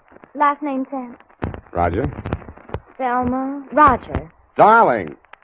I only asked, Sam. Let's get on with it. Yes, Sam, I'm sorry. From Samuel Spade, license number 1375596. Subject? Subject, the Quarter Eagle caper. Dear Thelma Darling. Sam, Yes, F? isn't that redundant? Again? The salutation, Sam. Shouldn't it be Dear Thelma or Thelma Darling? But not both? Now, get this, F. It's real deep. Her name is Thelma Darling. I have that, dear. Thelma Roger. Darling, it's a name. Her father was a darling before her. Oh, really, Sam? Can't you take a joke? On the egg type, you should paste the label, grade AA, fresh. Dear Thelma Darling, I'm stubborn. Not all of this will be news to you. The part that is will be bad news. The start of it was not a quarter eagle, but a bald eagle. He swooped in through the door of my office, landed in front of my desk, perched on the edge of a chair, and said... My name is Eagle, Mr. Spade. Junius J. Eagle. My card. Uh-huh. Eagle Vending Machine Company. And they call me the Gumball King. I'm proud of it. Care to join me in a ball, sir? Not while I'm on duty. Ah, that's very good. Our new avocado flavor. Yes, I've kept the Bay Area chewing for 20 years. And I will not be swerved from my purpose. Bully. I intend to fight them tooth and nail. Hammer and tongs. To the last ditch. Bravo. But I'll need help. That's why I've come to you. My competitors, Mr. Spade, are leaving no stone unturned in their contemptible campaign to drive me out of business. Now they've resorted to outright sabotage. In short, they have hired hoodlums to destroy my gumball machines. They've already smashed 11. And they won't be content until they've demolished my entire equipment. Sounds like a police case to me, Mr. Eagle. Well, I've been to the police. No, they don't understand my problem. Gave me a lot of double talk about juvenile delinquents. Ha, my foot. Cutthroat competition. You're sure of that? Well, what would you think? If theft were their motive, they most certainly would steal the pennies from the machines, but what do they take? My gumballs. And why did they do that? I'll buy it. Oh, well, by all means. Oh, here, try this. It's our bestseller in Chinatown. We call it Subgum. Better not. I have to drive later. Now, I had the foresight to buy up a 3-year supply of chewing gum at non-inflation prices. So I see. Well, you can see with what thoroughness they encompass my ruination.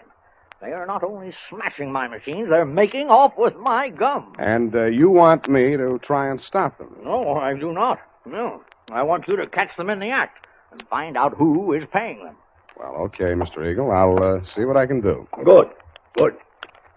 Now, in this envelope is a list of my machines and their exact locations, together with a check for your retainer. Thank you, Mr. Eagle. I'll keep in touch with you. Mr. Eagle, I meant to ask you, how many of these gum machines do you operate here in town? 300. Mm-hmm. And guard them well. 300? 300 nuts.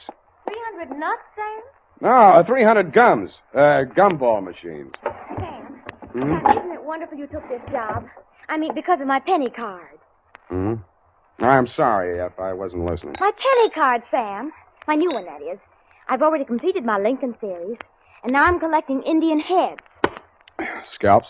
No, Sam, pennies. Hmm. You see, this is the card, and these little slots you see right there, that's where you put the pennies. And they're classified according to the date and the mint where they're manufactured. Now, you see, Sam, see where the little S is on these? Now, that's for the San Francisco mint. And the D, that's for Denver. Figures. And the ones with nothing, that's for Washington, D.C. Yeah, well, it's a very nice hobby. Pardon me. 300 gumball machines. You see, that's what I had in mind, Sam. Oh, those pennies. Indian head pennies are scarce, Sam. You have to go through a lot of pennies to find even one. Honestly, sometimes when I go past one of those penny machines, that's all I can do. Oh. F, this is all right between you and me, but don't ever mention your hobby to Mr. Eagle. No, I won't. Riddle me this, sweetheart. How does one detective guard 300 gumball machines scattered all over the city? Well, if they're going to smash all of them, you could just pick out one in the middle and somewhere and wait. No good. If it's an organized plan to sabotage, there might be some pattern. You seem to have given this some thought, though, Effie. How would you pick them? In the busy places where they'd have more pennies. But they're not after the pennies. They take the gum. Well, then maybe the quiet sections where they don't sell much gum. Well, they've knocked over 11 so far, here, there, and everywhere. Busy spots, dead spots. No pattern at all. You know, Effie, maybe I've bitten off more than I can chew.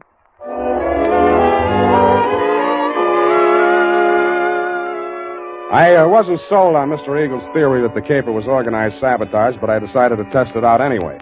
I learned the operation did follow a pattern, unless it was coincidence that the 11 machines knocked over the previous night were the same 11 machines that had been refilled that afternoon. I checked with the Eagle Company's maintenance man and learned that only 5 had been refilled today. I picked the one that looked like the easiest to knock over. It was the one in the doorway of a darkened loft building near the Siemens Hiring Hall on Drum Street. At 9 p.m., I strolled down there. The block was deserted. I took a plant in the adjacent doorway and talked to myself until just before midnight. Then I shut up. My heart skipped a beat as she passed under the light. Red hair. My secretary? Then I noticed how she was dressed. Not on the salary I paid her. She paused before the gum machine, opened a large handbag, stripped off her long black gloves, dropped them in her purse, and took out a small Boy Scout-type hatchet.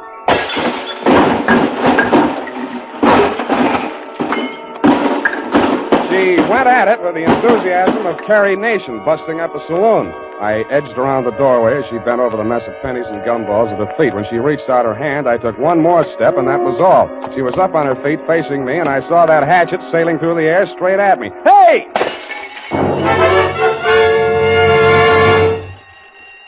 Now see what you've done.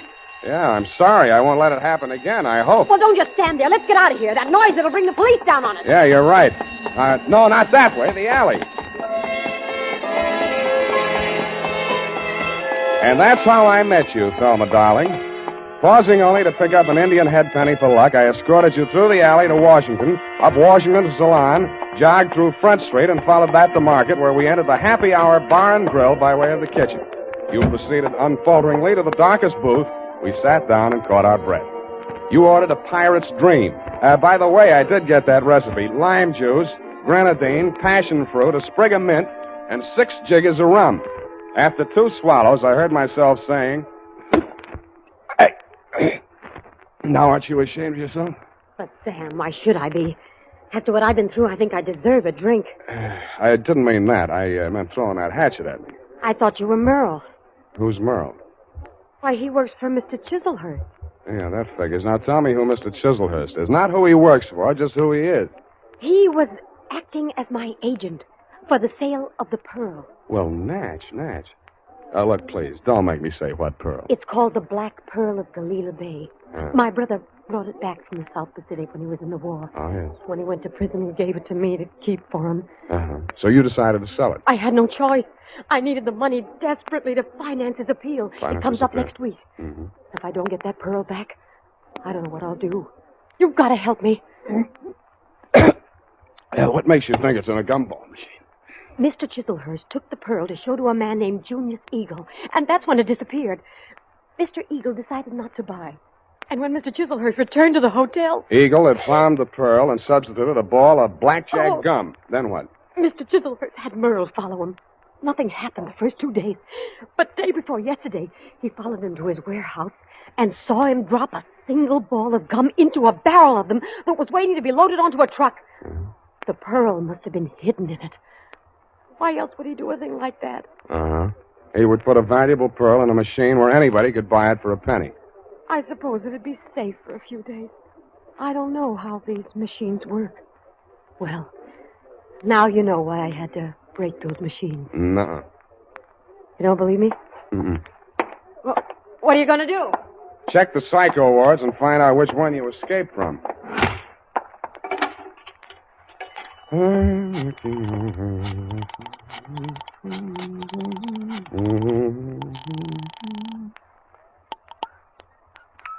Hello? Mr. Eagle? Speaking. Spade. Oh, yeah, I just got in. I've been out making my monthly collection. Mm-hmm. Hey, I want to talk to you. You're falling down on my job. Another of my machines. Yeah, I know. Drum Street. I nailed the hoodlum. Ah. Who's he working for? Let me ask you one. Did a man named Chiselhurst ever try to sell you a black pearl? Hello, you still on the line? You stopped chewing. Yes. I think you better come over to my house. Right away. Hello. Nuts.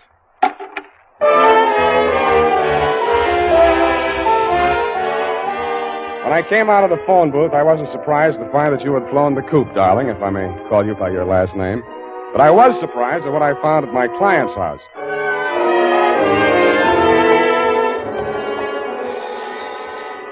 I rang the front doorbell and waited. Nothing happened. Then, through the glass door, I saw a man rush out on the landing at the top of the stairs. He half ran, half stumbled down the long flight to the entrance hall, yanked open the door, and tried to shove past me. I grabbed him. Get out of my way. Wait a minute. Let go. I got to get a doctor. You're bleeding. No, not me. I've got to get a doctor. Why don't you phone? They ripped the wires out. Now let go, or it'll be your fault if he dies. I memorized his mug, lifted his wallet as we unclinched, and let him go. On the way upstairs, I checked his ID cards. Higgins, Morris L., employer, Eagle Vending Machine Company, occupation, maintenance supervisor. On the floor of a room at the top of the stairs was quite a sight. The floor of the room was covered almost completely with pennies. In the middle of it, sprawled forward like a miser who had been attacked while counting his hoard, was Junius J. Eagle. The wound in the back of his neck could have been caused by a small hatchet. There was a bookkeeper's account sheet open across the desk, and scrawled across the neat rows of figures there were 3 words: Spade, Quarter, and Eagle.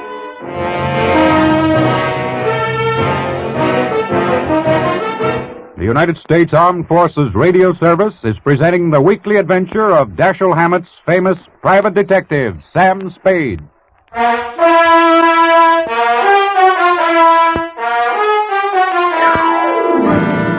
And now, back to the Quarter Eagle Caper. Tonight's adventure with Sam Spade.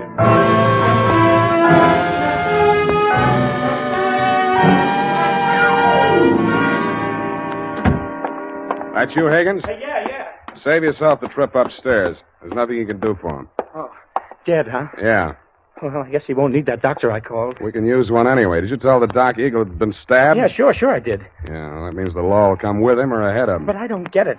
He must have been killed for the money, but why didn't they take the pennies? They should have. It'd look better for you if they had. You're that detective he hired, huh? That's right. Now, look, Higgins, we haven't got much time. If you want to find out who killed your boss, spill everything you know to me now, before the cops get here. Because they're going to hold you, and they'll hold me, too, if they find me here. But I don't know a thing, Spade. I just found him like that. How did you get in the house? I have a key. He gave me one, so when I came here to pick up the pennies, he wouldn't have to come all the way down to let me in. For now, tell the cops the door was open. Did he always collect the pennies from the machines himself? Yeah. He was a coin collector as a hobby. He liked to go through them and save out the odd ones. You always pick up the money at 1 a.m.? Oh, no.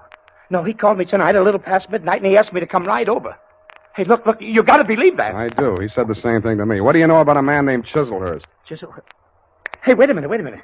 That's the name of the guy that ran into my truck yesterday coming down the California incline near Grant. He slammed right into the rear of my truck. I tangled with his chauffeur, some punk kid. Named Merle? Yes, that's what they called him. And there was a dame in the car, too, a redhead. Any report on the accident? No, the cop took it down on the beat there. There wasn't no damage. Sounds like we haven't got much more time here. Oh. What exactly happened the night the first gum machine on your route was smashed up? Come on. Well, first off, I went to a bowling alley on Church Street and removed our machine there. It was discontinued. Wait a minute. Where did you take it? Back to the shop? Oh, wait a second. I got it here in my book. Come on. All right, I'm hurrying.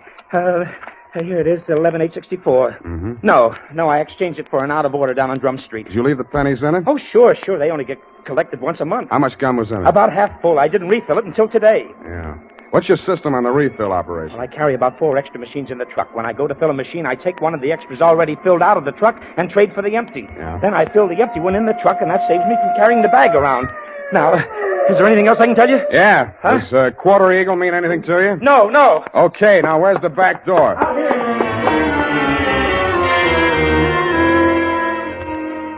That Quarter Eagle. What was it? Was it a wrestling hole like the Half Nelson?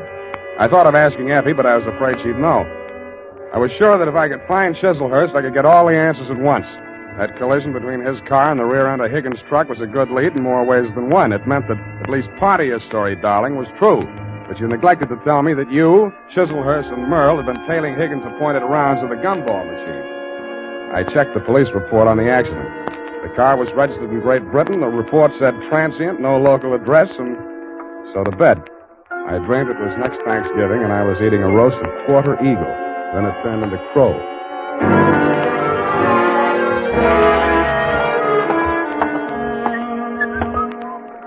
Good morning, sir. Do you wish to place a classified ad? Good morning to you, madam. Indeed, I do. Kindly write it on this blank. Kindly read it off this blank. Well, Quarter Eagle. Interested parties apply Sam Spade. Sutter 37596. That's right. It's 9 words, sir. I'll have to charge you for 3 lines anyway. Is there anything you'd like to add? Yes, but it's not fit to print.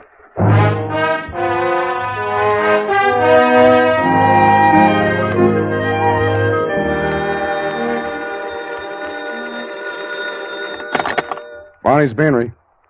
Mr. Spade? Yeah. You got it for sale, the Quarter Eagle? Who's speaking? I am speaking. Sergei Zacharias. Zacharias. You are numismatist? No, this is Mr. Spade himself. Look, I'd like to talk to you personally. Where can I reach you? Oh, I am by my shop, 2 doors from Belvedere Coffee Shop on O'Farrell Street. Okay, Mr. Zacharias, I'll be right over.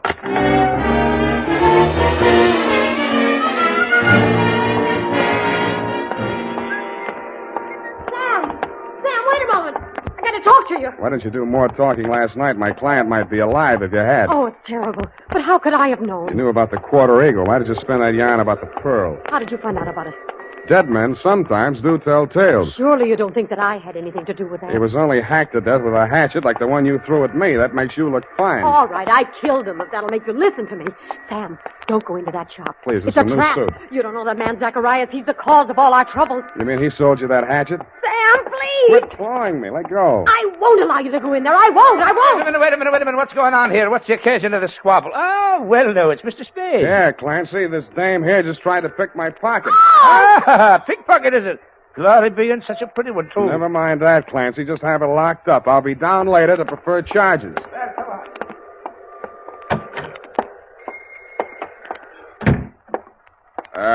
Hello? Anybody home? Okay, chums. Just keep on walking. Straight through the back room. One move and I rip you wide open. Yeah. Better not, Merle. Your boss might not like that. Smart guy. Knows everybody's name. Ah, my dear sir. A most propitious meeting. You've brought the Quarter Eagle? Where's Zacharias? He's resting at the moment in yonder closet. Oh, no, not dead. Merely under restraint. Bound and gagged. A necessary precaution. Well, shall we talk turkey, or rather, eagle? Tell your punk to take that knife out of my ribs. Who's a punk? Now, Merle. There's been quite enough violence. Check. I think I'll take that knife. Leave it there. Now, sit down. Merle. Oh, headstrong boy. Now, as to the Quarter Eagle.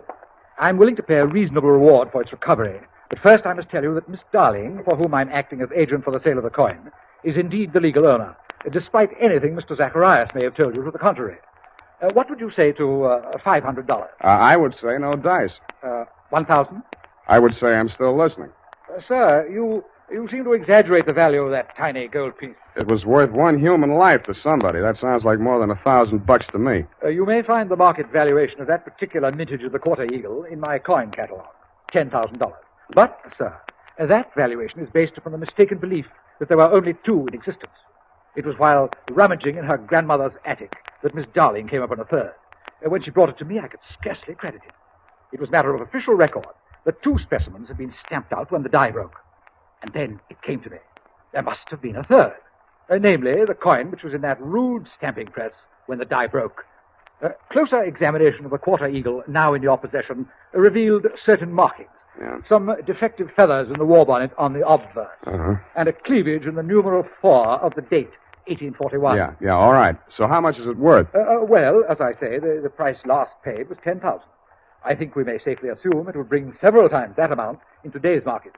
But only, mind you, if but 2 specimens, not 3, are in existence. So you decided it would be more profitable to clam up about it and see what the owners of the other 2 coins would pay to keep this one off the market. Precisely, sir. How did it get in that gum machine? Therein lies the tale. Keep it short, will you? I'm getting hungry. Well, sir, I brought the Quarter Eagle to Mr. Zacharias. Yeah. Who was acting as agent for the owner of the other 2 coins. An Australian sheep herder, I believe. Retired now. Yes, I'm glad. Well, not to put too fine a point on it, Mr. Zacharias' offer was so poor that I took umbrage. Oh, you didn't? I gave him a caning and left the premises. Really? But I'd gone no farther than half a league up Turk Street when I became aware that two ruffians were skulking at my heels. No. Sent, I had no doubt, by Mr. Zacharias to rob me of the Quarter Eagle. Egad, sir. Precisely. Knowing full well that they would not dare to strike in a populous, well-lighted resort, Yes. I entered a bowling alley at the corner of Hyde Street. No pun intended. Thank you for that, sir. But there upon the wall, I spied a penny vending machine, and the word Eagle caught my eye. Association of ideas, no doubt. No doubt. But that, sir, is how I came to put the Quarter Eagle into Mr. Eagle's gum machine. Yes, I think I can take it from there. When you went back, the machine had been taken out by the Eagle Company's maintenance man, right? Not quite. I caught him in the very act of removing the machine and followed him out of the building. Yeah, but then you lost track of the machine. I found out why. Never mind that now. What I want to know is who followed Mr. Eagle home the night he was killed. I'd rather not say. Then all bids are off. One moment, Mr. Spade. Yeah? Am I to infer that your price for the Quarter Eagle necessarily includes bringing the murderer to justice? Just that, Mr. Chislehurst. Well, I suppose there's nothing for it but to make a supreme sacrifice. Merle. Me? You double-crossing pig? Now, Merle, you know perfectly well you did away with poor Mr. Eagle. Shut up. I'll cut you to pieces. Gross insubordination. You deliberately exceeded your instructions. I wanted you to apply only sufficient violence to recover the coin. Instead, you seized the opportunity to satisfy your nauseating bloodlust. Really, Merle? Cut you to pieces. I'll cut you to pieces. All right, drop. Ow! Drop the shiv, Merle. Knife that, you punk. Egad, that was a near thing, sir. The base ingratitude of that boy. Oh, well, what's done is done. When may I expect delivery of the Quarter Eagle?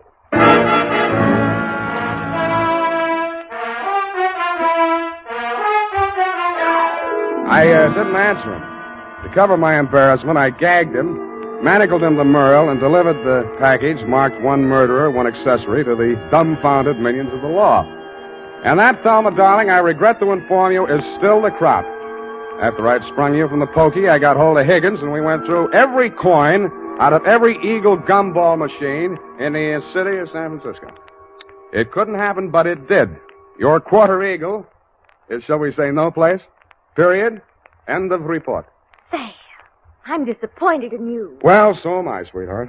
But I'll forgive you if you found even one Indian head penny from my penny card. Yeah, just one from that machine on Drum Street. Oh, Sam. There you are, sweetheart. Oh, thank you.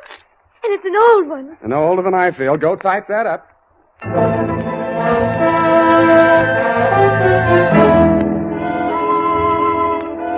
Sam, this money, it's counterfeit. Are you sure? It's joke money. It says $2.50. You see where it should say 1 cent? $2.50. Let me see that. $2.50. If an eagle is a $10 gold piece, what is a $2.50 gold piece? Oh, now, let me see. $5 would be half. Sam. Right. A quarter eagle. Yeah, that's just dirt on it, see? It's gold, really. Oh, look at it shine. Like the stars in your eyes, sweetheart. Oh, you darling. Good night, Sam. Good night, sweetheart.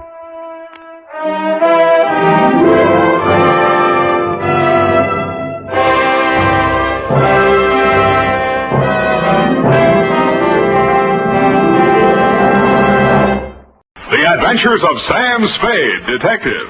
Brought to you by Wild Root Cream Oil Hair Tonic, the non-alcoholic hair tonic that contains lanolin. Wild Root Cream Oil. Again and again, the choice of men who put good grooming first.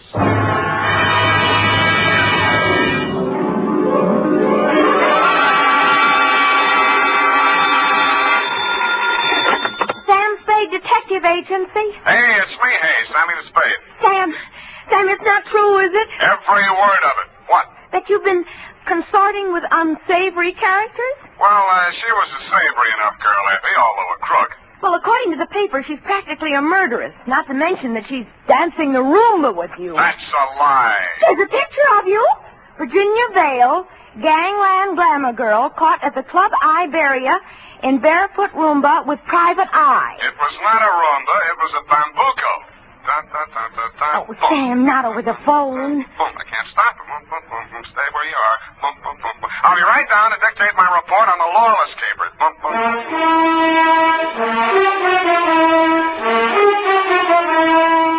Dashiell Hammett, America's leading detective fiction writer and creator of Sam Spade, the hard-boiled private eye, and William Spear, radio's outstanding producer-director of mystery and crime drama, join their talents to make your hair stand on end with the Adventures of Sam Spade. Presented by the makers of Wild Root Cream Oil for the hair. Say, have you gotten acquainted with Wild Root Cream Oil yet?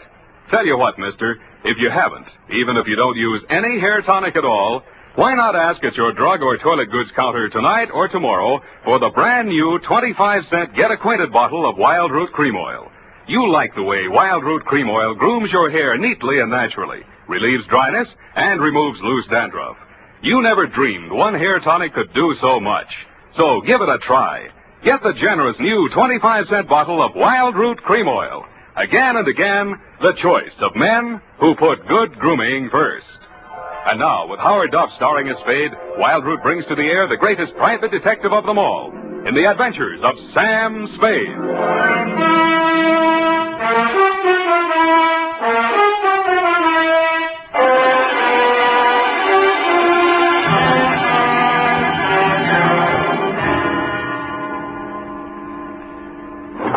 I think I'm getting it now. You even lost your shoes. Ready, sweetheart? Yes, Sam. No questions? No, Sam. That picture in the paper doesn't mean a thing, Effie. There was nothing between Virginia and me. Just wasn't room. Well, that bambuco, you know, that's the way we dance it. Authentic. Sam, I troubled to call my girlfriend, Edna Mae Schwartz, who is an instructor at Arthur Murray's. Mm-hmm. I quote, "The partners exchange graceful nods in the center of the dance floor and then separate. Well, as the senorita provocatively leads the pursuing caballero through a series of gay whirls, turns, and figures." There you see, provocative. But he never catches her, Sam. Well, I had my shoes off. That gave me the advantage. You know best, Sam. Well, that clears that up. Date? August 29th. I will give the date. Fill it in. That still doesn't explain your operating on the wrong side of the law. Down, Effie. This goes to John M. Lawless. A known gangster. What else? From Samuel Spade, license number 137596. Dun, dun, dun, dun, dun. Boom. Well, thank you, Effie. Subject, Joe Morales. Dear Johnny, you hired me yesterday morning, but the real start of it was back in 45. Flashback. San Francisco was just recovering from VJ Day, and crime was practically at a standstill because your number one competitor in the West Coast mobs had just been rubbed out, and you were on trial for same. Nothing about the trial made any sense. The tea-time chatter in the better pool rooms was that you were taking the rap for your worst enemy, Joe Morales. What made even less sense, the lawyer defending you was Joe's brother. So I wasn't a bit surprised to receive your check for $25, together with an invitation to be in the third row of the courtroom when the jury returned the verdict. I was. The defendant will please rise. Step forward, please. Have you anything to say why judgment of this court should not be passed upon you? Yeah. It's a bad beef. The judgment of this court is that you, John Lawless, for the crime of manslaughter, having feloniously run down, run over, and killed with a certain automobile the deceased person named in the indictment, and having subsequently departed the scene in violation of the hit-and-run statute, are hereby sentenced to a term of 3 to 10 years in the state prison of the state of California. You didn't even look at the judge while he was dishing it out. Your eyes were on the man sitting directly in front of me. The man you were supposed to be taking the rap for. The man you had deliberately planted me behind, Joe Morales. I wondered what that meant. When the judge brought down his gavel, I found out. You came up the aisle with a deputy on one arm and your lawyer on the other. He seemed upset about something. I'm sorry, Johnny. I did the best I could. They've given me the judge I asked for. You passed on the jury, you cheap shyster. Okay, just wait till you get my bill. Shut up. Now, wait a minute, Sheriff. I want to speak to a friend. Hey, Johnny, hurry it. We got a train to catch. Hey, you, Joe. Yeah, Johnny? I got just this to say to you. I'm going up, but I'm not staying, see? If I'm not paroled out in 3, I'll break out. Either way, I'll get you, even if it means a murder rap. Oh, now listen, Johnny. You heard me, Spade? Yeah, Johnny, I wish I hadn't. Well, Johnny, we gotta go. Okay. Don't forget what I said, Joe. So long, Sam. Good luck, Johnny. Hey, Sally. Yeah, Joe? You hear what he said? I know. He's gonna knock me. This guy's a witness named Spade. Spade, my brother Sally. Salvador Morales. You may have heard of me. Yeah, if I'm ever up in a hit and run, remind me not to hire you. Come along, Spade, where we can talk quietly. Just over here. My conference room. Look, we got nothing to talk about. Oh, yes, we have. Watch it. I just got this suit pressed. Yeah, right in here. Sally, is it all over? How did it come out? Where were you? In the air. I couldn't force myself to stay out there. What did he get? 3 to 10. 3 to 10, is that... Oh, I mean, how terrible. How terrible. Best I could do. This is Sam Spade, my dear.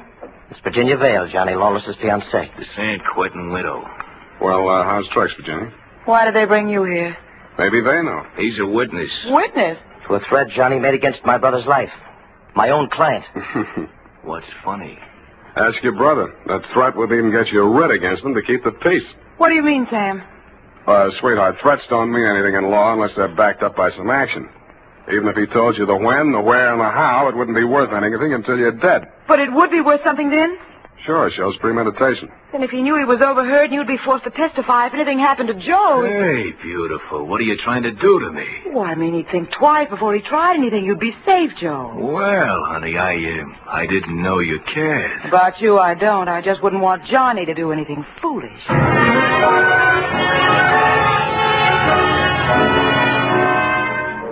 End of flashback. That was 3 years ago. A lot of big news has broken since then, but the only items that interested you in San Quentin were printed on the inside pages of the local press. Item: Virginia Vale, your fiancée, got herself engaged to Joe Morales, your worst enemy. And item: Salvador Sally Morales, your mouthpiece, had taken over your mob. Which brings us up to yesterday morning. Yeah? That you, Sam? Who's this? Johnny Lawless, remember me? No. I was hoping you'd say that. Look, Sam, I got a job for you. Call Peeper Breen. He may need it bad enough. I've got no contacts in the mobs anymore. This is clean. How clean? A chance to save an innocent man from the gas chamber. Well, There's $1,000 in it for you. Wait till I get a pencil.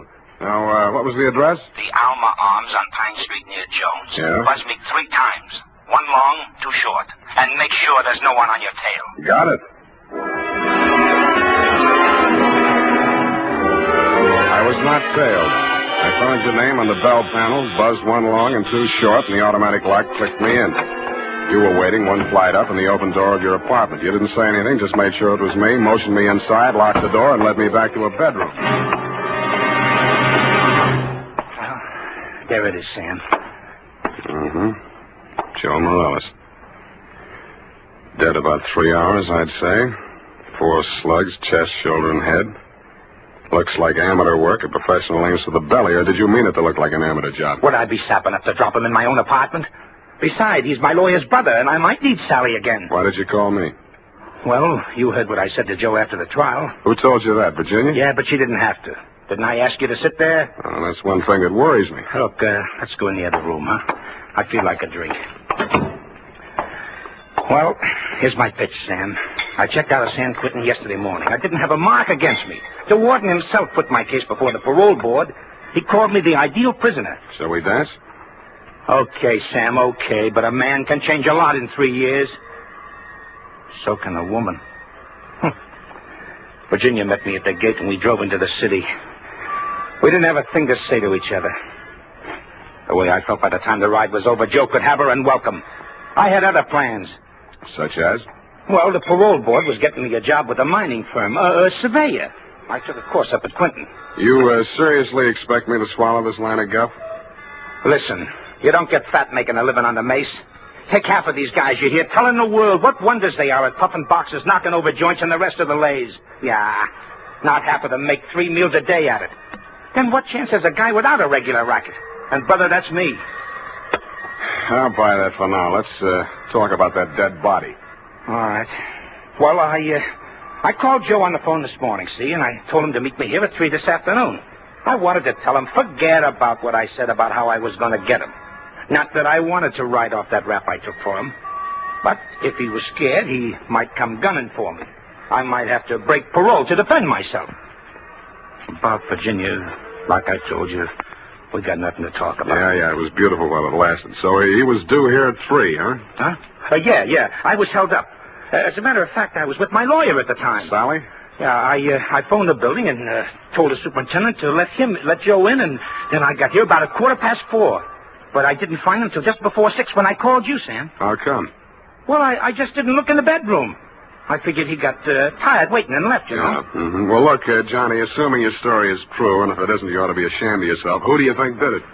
Well, that depends on why. If it was somebody gunning for him, it would depend on what's going in the mob since I've been in Clinton.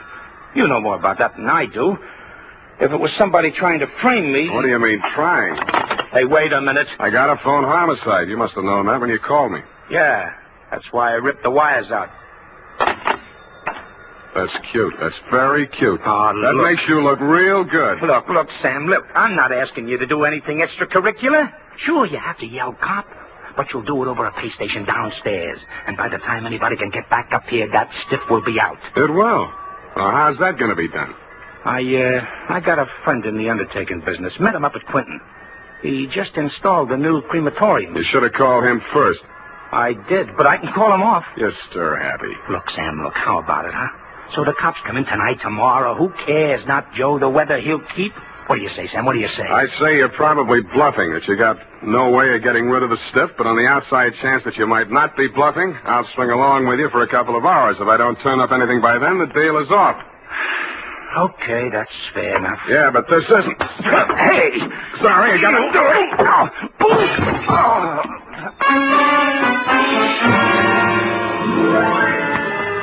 I hated to do it, Johnny. You were out of condition and you weren't expecting it. But I wanted you to look like a hospital case. After you went down and out, I transferred my fee from your wallet to mine, examined your wounds, and decided you were good for 2 hours at St. Agnes Hospital, where I know the head nurse. Incidentally, never mind. So without further delay, I toted you downstairs, threw you into a taxi, and delivered you to the ambulance entrance. That's when I remembered that I had forgotten one thing. I hadn't given you a chance to call off your alleged undertaker friend. I was sure that part of your story was bluff, but just to make sure, I rushed back to your apartment in less time than it takes the average undertaker to back his hearse out of the garage, I thought. When I got there, I wasn't so sure. The apartment had been tidied up, ashtrays emptied, glasses put away. They'd even vacuumed the rug. The blood-stained bedspread had been removed, and with it, the corpus delicti. I found myself humming an old tune. I ain't got no body.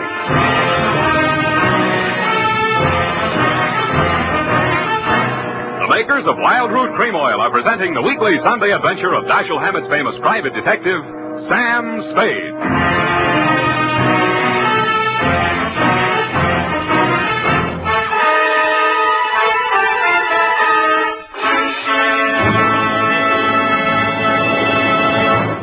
Now, here's important news on good grooming.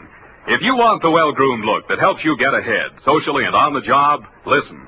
Recently, thousands of people from coast to coast who bought Wild Root Cream Oil for the first time were asked, how does Wild Root Cream Oil compare with the hair tonic you previously used?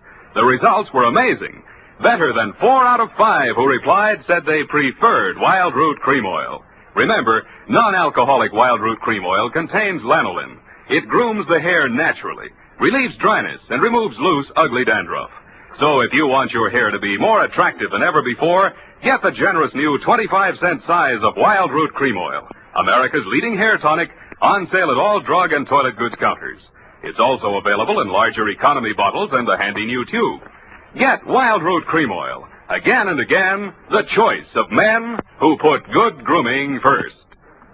By the way, smart girls use Wild Root Cream Oil, too, and mothers say it's grand for training children's hair.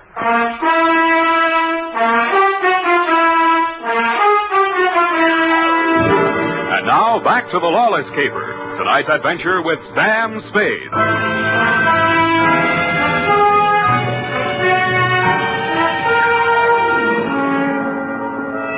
In most murder cases, there are too many suspects, too many motives, and too many clues from the very beginning. I've been on this one 3 hours, and I succeeded in turning up no suspects, no clues, and the most shameful thing of all, I had lost the body of the victim. I consoled myself with the thought that he was in no condition to tell me anything anyway. But then neither were you, Johnny. You'd checked out of the hospital, no forwarding address. But in a gin mill down in the Mission, I found a character with the unlikely name of Porky Grout. Porky is theoretically alive and will tell all he knows about anybody, which is plenty, for 2 fingers a bribe. I gave him a handful. Easy. The Joe Morales mob. Yeah. They dusted this town. They moved to Las Vegas 5-6 months ago. How come Joe stayed in San Francisco? Oh, him and his brother had a beef with each other. That's Sally Morales, the lawyer? Yeah, the mouthpiece. Not too close. What was it all about? Oh, that dame, Virginia Vale. After she and Joe framed Johnny Lawless on that hit-and-run job, well, they disagreed on methods of administration. Not so close. No. So she and Sally team up. And Sally uses his business connections to pull off this big combine, you see? Yeah, I heard of it, Las Vegas. How do I get to Sally? My throat's dry. I can't hardly talk. Hey, Riley, put out the bottle. And bring an air wick.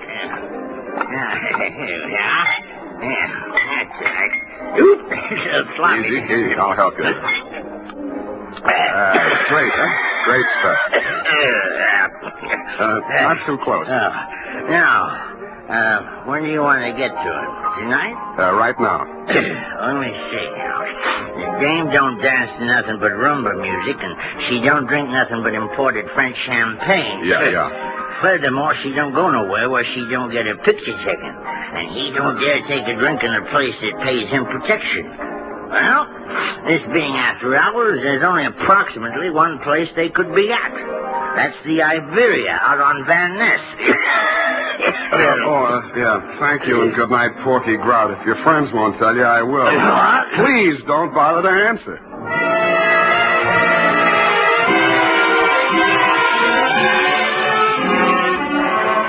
I didn't have any trouble picking out their table. Virginia spotted me at about the same time, grabbed up her purse, muttered an excuse to her escort, and edged around the dance floor. She caught me in the middle of a bambuco, a combination of a rumba, a samba, and guaracha, and whirled me lightly out onto the floor. I followed as best I could. Listen, you shouldn't have come here. How did I know our first dance would be a bambuco? Now, you danced divinely, but you must leave at once. Sally is insanely jealous, and he's in an especially bad mood tonight. Yeah, so am I. I know why you came. You one up on me. Johnny Lawless has been in touch with you, hasn't he? You talked to him since yesterday morning? No. He's bound to get in touch with you. I don't know what story he's told you, but don't believe a word of it. He only wants to get you out of the way so he can get back at Joe. Joe thinks Joe framed him into San Quentin. Now, you can stop worrying about Joe. Huh? Sam, what are you... He's dead, if that's news to you. I think you'd better talk to Sally after all. Come on. Well, I was just getting the hang of it.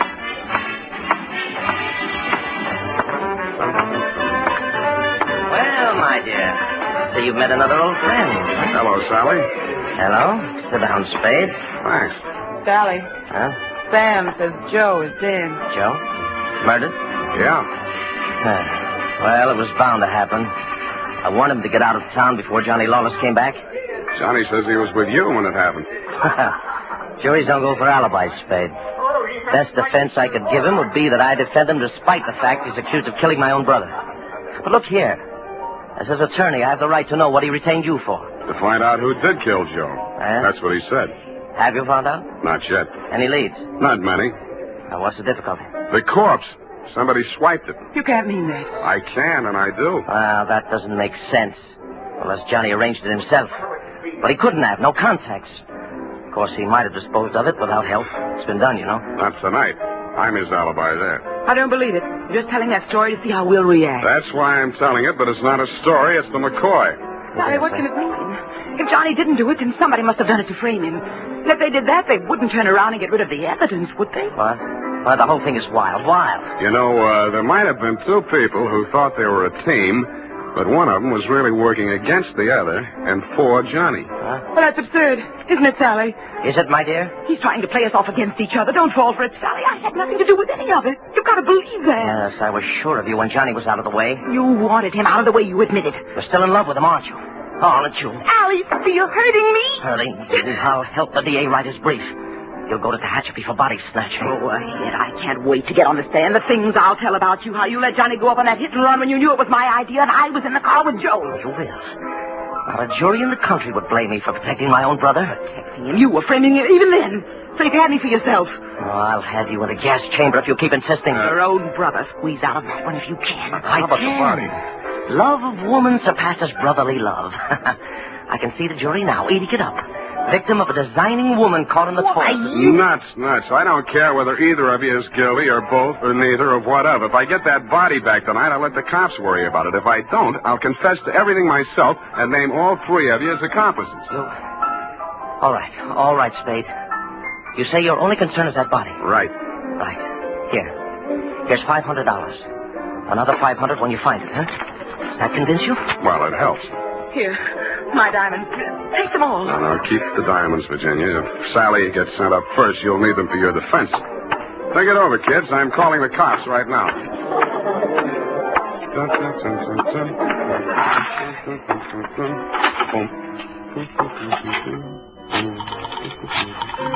I guess 1 foot back.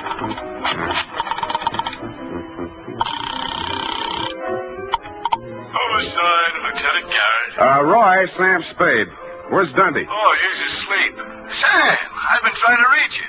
Yeah, but do you know why? Why, sure, about Johnny Lawless. Is there something we don't know, Sam? Well, I'll come down and give you a statement. It's about Joe Morales. Well, what about him? Well, he got knocked off, and somebody lifted the corpse. Oh, Sam, nobody lifted it. Then who did? We picked it up, Sam, right after you called us. Right after... Oh, yeah. Yeah, what time was that? Let's see, I got it here. 20 minutes past 6. Lose your watch? That ain't all. What's that, Sam? Call you back. What's up, Sally? Come out of there. Well, I wasn't planning to spend the night in a phone booth. Why the heater? It's for you, Sam. You must be nuts pulling a gun in a crowded joint like this. Hey, stop looking at it. Come on, up those stairs. Now, look, Sally. In there. Easy. Where's your girlfriend? Well, I sent her home, Sam. She can't stand the sight of blood. You clown. Oh. You were pretty funny, too, when you made that phone call. I didn't believe you'd go through with it. What makes you think I'm interested in that old rap? Johnny's already done the time for it. Joe can't talk, and I don't want to. I don't care what you want. It's what I want. That's what counts. Does it? You wanted Virginia? You got it. Oh, not the point. Just doesn't sound good. Salvador Morella's sweetheart going up on a murder rap. Well, you trimmed it down to manslaughter for Johnny Lawless, and she's enough prettier to rate an acquittal, or are we talking about the same killing? You think Virginia killed Joe Morales, don't you? Why? Because she seems so anxious to pin it on Johnny Lawless. Well? Well, nothing. Only I've got a score to settle with Johnny Lawless myself, you see. He left me out in a limb with that body snatch. If I can pin the killing on him, I got a story for the cops. Now, show how smart you are. Shoot me. I fully intend to. Now, look. Hold it, Sally. Hello, Johnny. You didn't do it yourself, Johnny. I was going to do it for you, but you can do it. I don't get it. He's trying to pin that murder on you, Johnny. Like you pinned that old hit and run on me? But it's not the same, Johnny. Joe's killing is worth life if you're lucky. I never had much luck. Let him have it, Johnny. What have you got to lose? Well, you want me to... No. Step back, Sally. Okay. He dead? Yeah. You planned it different, didn't you, Johnny? Yeah, but I might as well get two for the price of one. Yeah, I planned it different, but I don't seem to care anymore. Well, then you won't need that. Huh? Sorry, Johnny. By the way, I'd like to thank you for keeping me in the clear. How come? That phone call you made the homicide using my name. Without that, I might be going up with you. How'd you figure it? Nobody but you had anything to gain by making that body seem to disappear. You knew I wouldn't check with the police till I'd made a try at locating it on my own. You knew I'd use the disappearance as a handle to shake what I could out of Sally and Virginia. You knew they'd suspect each other because I had you alibied at the time of the body snatch, and that would start them screaming accusations at each other. Did they say enough to send them up? Yeah, I don't know how much will stick, but enough. They both admit Joe did that hit-and-run job I was sent up for? He and Virginia together. So she was with him. 3 years ago, I wouldn't have wanted to know that. Now it sounds good.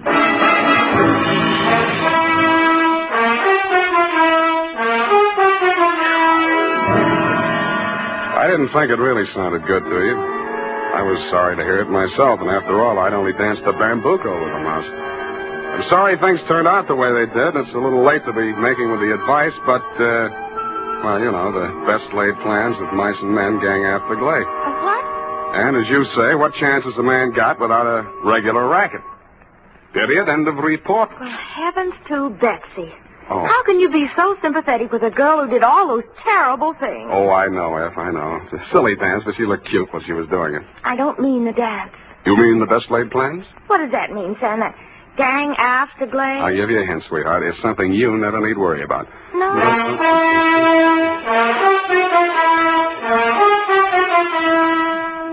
Here's why, men. Here's why Wild Root Cream Oil is again and again the choice of men who put good grooming first. Wild Root Cream Oil grooms the hair neatly and naturally without giving it that plastered down look. Wild Root Cream Oil relieves annoying dryness and removes that loose, ugly dandruff. So if you're not using it now, or if you're not using any hair tonic, get Wild Root Cream Oil at your drug or toilet goods counter in the new 25-cent Get Acquainted size bottle. Also, ask your barber for a professional application of Wild Root Cream Oil Hair Tonic. Again and again, the choice of men who put good grooming first. Well,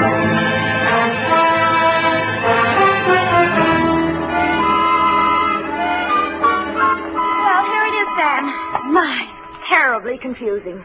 I sensed that somehow. Who was that hit-and-run victim? Well, they named that dance after him, George L. Bambuco. I don't believe it. Sam, what does it mean? What does it mean? You know. Gang after Glade? Snafu. Oh, why didn't you say so? Darlings, yes. Good night, Sam. Good night, sweetheart.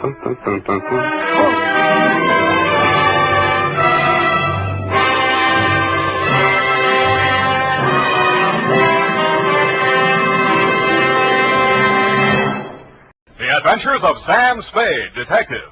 Brought to you by Wild Root Cream Oil Hair Tonic, the non-alcoholic hair tonic that contains lanolin. Wild Root Cream Oil. Again and again, the choice of men who put good grooming first.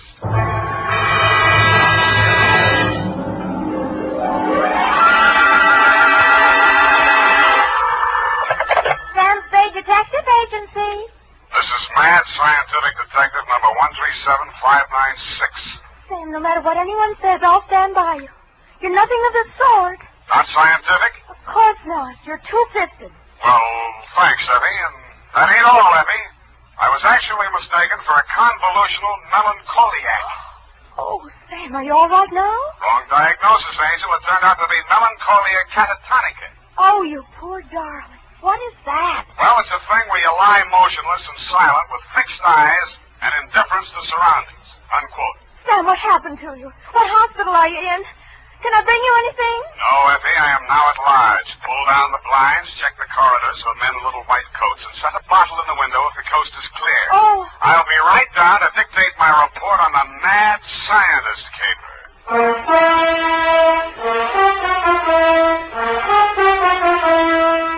Dashiell Hammett, America's leading detective fiction writer and creator of Sam Spade, the hard-boiled private eye, and William Spear, radio's outstanding producer-director of mystery and crime drama, join their talents to make your hair stand on end with the adventures of Sam Spade. Presented by the makers of Wild Root Cream Oil for the hair. Nobody has to tell you that a neat personal appearance can have a lot to do with helping you get ahead on the job. Now, the first step to a good appearance is well-groomed hair. And I mean hair that's groomed with Wild Root Cream Oil. Wild Root Cream Oil always grooms the hair neatly and naturally. It relieves dryness, removes loose dandruff. Yes, men, to look your best at all times, spruce up with Wild Root Cream Oil Hair Tonic. Again and again, the choice of men who put good grooming first. And now, with Howard Duff starring as Spade, Wild Root brings to the air the greatest private detective of them all in the adventures of Sam Spade.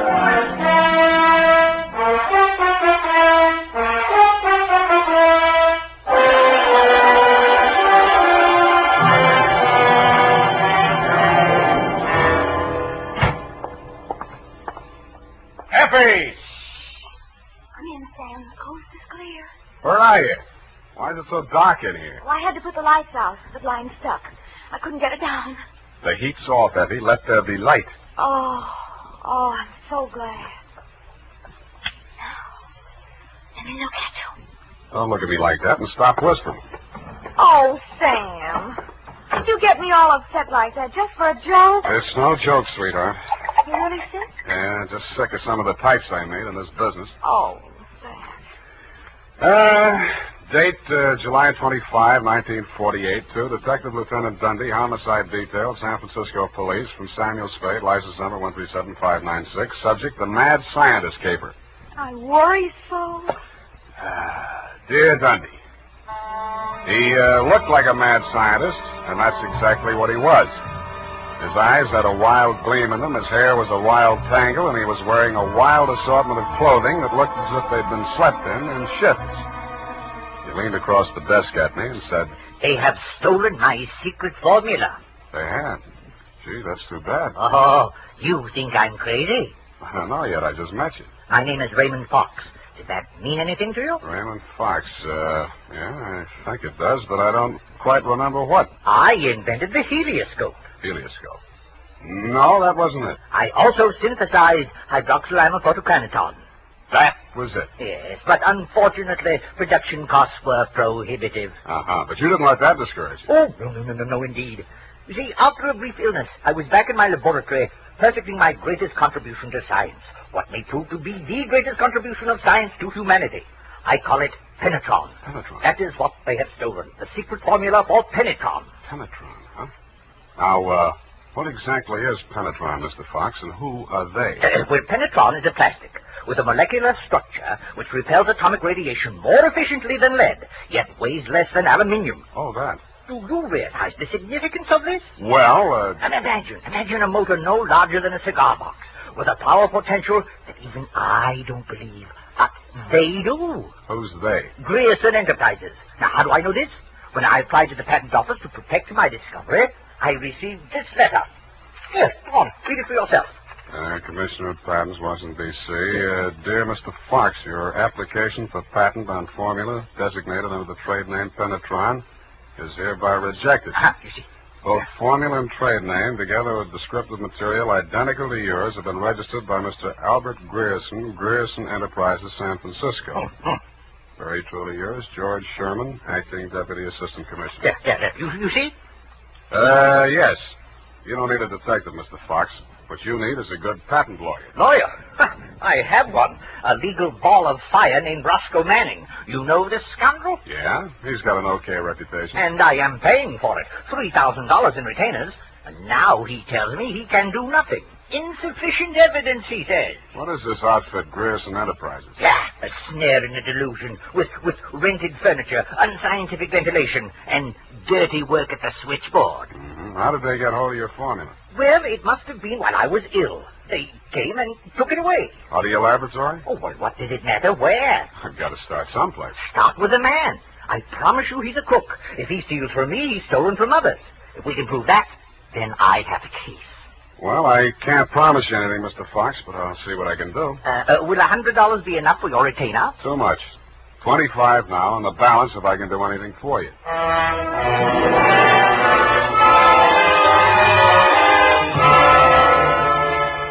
I doubted if I could even earn the 25, but if he wanted to gamble, it was okay with me. The offices of Grierson Enterprises were pretty much as he described them, a beautiful front, especially at the switchboard. Grierson Enterprises, good afternoon. No, Mr. Grierson's out of town. No, I don't know when to expect it. I'll be right with you. That's good news. Grierson Enterprises? No, he is not. No, I do not, and he doesn't want to talk to you in any case, Mr. Manning. Oh, if it would just stop. Can't you shut it off? I might as well. Nobody seems to believe me anyway. You weren't looking for him, too, I hope. Oh, please, just tell me you're selling magazines or collecting salvage or just anything. My card. Oh, detective. Mr. Grierson hasn't done anything, has he? That's what I want to find out. My client says he swiped his secret formula. Oh, not that maniac. You don't look the type. You know he's mad, don't you? Maybe yes, maybe no. Personally, I'm crazy about money. Mad money, pin money, or dirty money. Your employer didn't happen to leave any lying around, did he? No, but he has a charge account at a bar downstairs in the building when it's nearly 5 o'clock. Could you cross-examine me there? I thanked her as gallantly as I could under the circumstances. She said, wait here, I won't be a minute. And while she was gone, I made a quick frisk of the office. The file cabinet was empty. Grierson's desk contained nothing but 2 unsharpened pencils, tobacco crumbs, a rubber band, some rusty paper clips, an old gas bill, a glass ampule, broken, labeled sodium denadrine for intravenous injection, and a business card from one Roscoe Manning, attorney at law. I stuck the card in my pocket, went back to the switchboard, and in less time than it takes to tell, I was calling her Lawless, and she was calling me Sam over cocktails for 2. That's all I know about it. I didn't think anything about his taking his correspondence out of the files. He often took work home with him. Mm-hmm. When was the last time you saw him? Oh, it's been nearly 6 weeks. You haven't heard from him in all that time? He was with Mr. Fox just before he left. They had a terrible quarrel, but then Mr. Grierson managed to get him calmed down, and they left the office together. And that's the last time you saw Grierson? Yes, and it's all very strange. What did that maniac tell you? That Grierson swiped his invention. Do you believe that? I didn't even believe in the invention. Now I'm beginning to think it was worth stealing. Oh, Mr. Grierson wouldn't. He's a brilliant man, you know. What else has he invented? Well, I don't know. He always had a lot of projects, but of course he never took me into his confidence. Just exactly what is your job? Oh, it's quite simple, really. I just tell people he's an imp. Yeah. Look, sweetheart, you really mean to tell me it never occurred to you that there might be something slightly fishy about Grierson's enterprises? I know. Why should it? Because there's a smell of red herring up there. It's in the air. You mean Mr. Grierson's a crook? Well, what does that make me? Worry that out on his time. Drink up.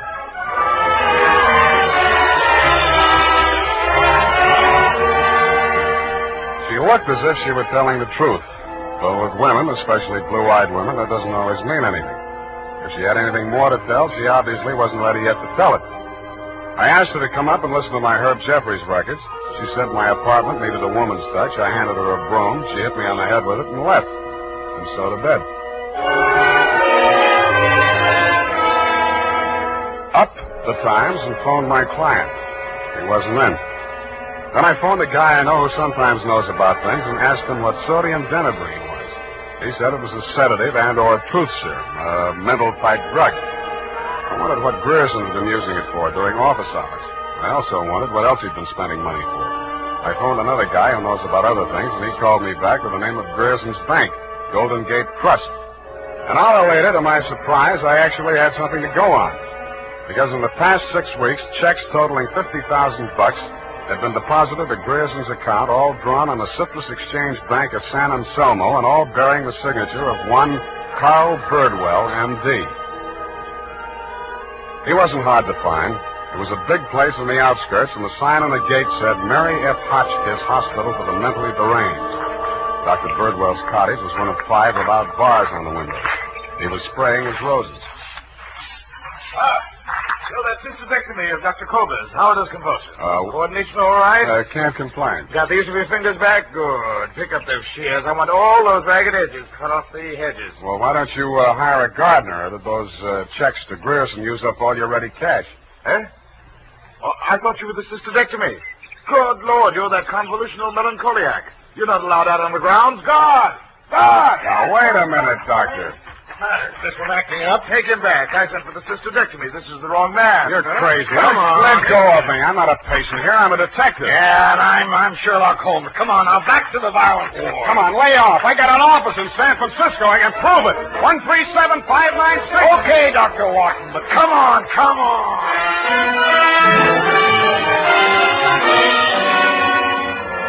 And in more time than it takes to tell, due to the guard's jiu-jitsu, I was disrobed, straitjacketed, and rolled into a wet sheet. A full-fledged inmate of the Mary F. Hotchkiss Hospital for the Mentally Deranged, which is exactly where I belong for having taken Mr. Fox's $25.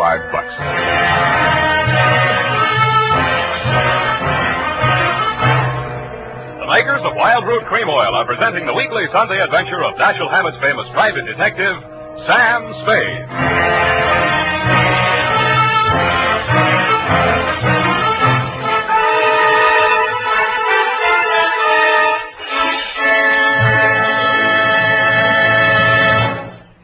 If you want the well-groomed look that helps you get ahead, socially and on the job, listen. Recently, thousands of people from coast to coast who bought Wild Root Cream Oil for the first time were asked, how does Wild Root Cream Oil compare with the hair tonic you previously used?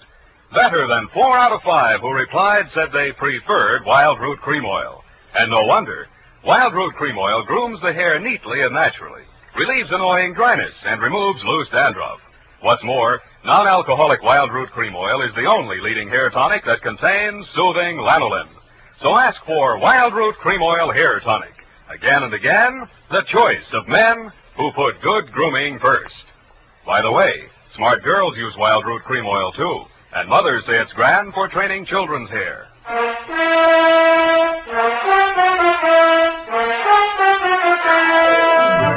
And now, back to the Mad Scientist Caper. Tonight's adventure with Sam Spade.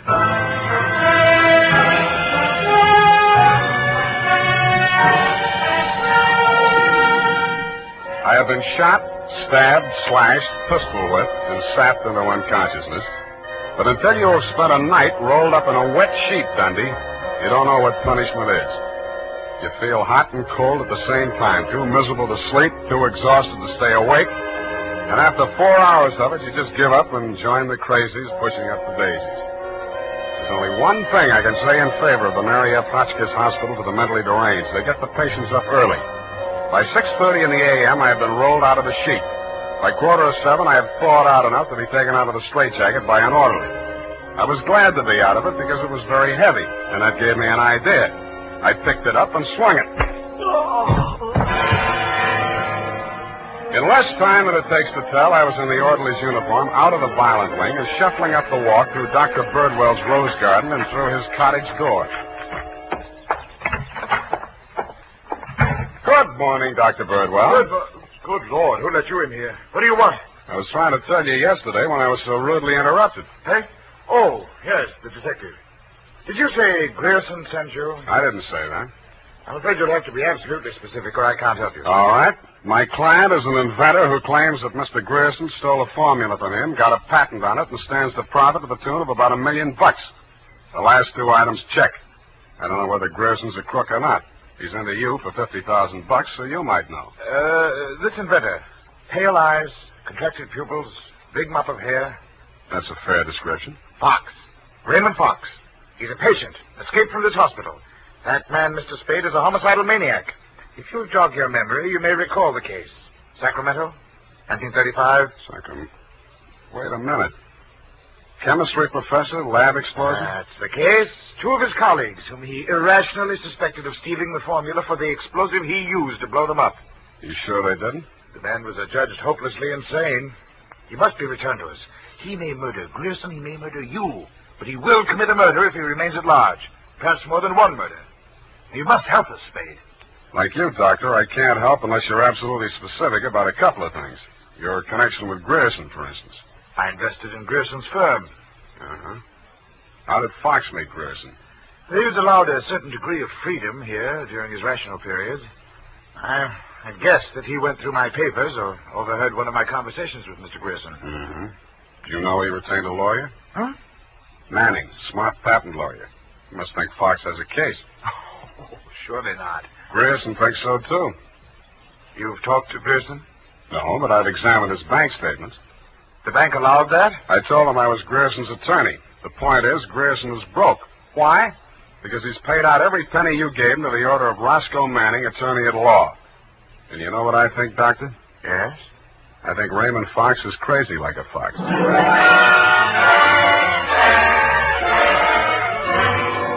I had the same idea about Dr. Birdwell, but I didn't say so. I didn't feel up to spending another night in a wet sheet. I also didn't feel up to the interview that was awaiting me outside the gates. A limousine, only a little longer than a hearse, was standing at the curb.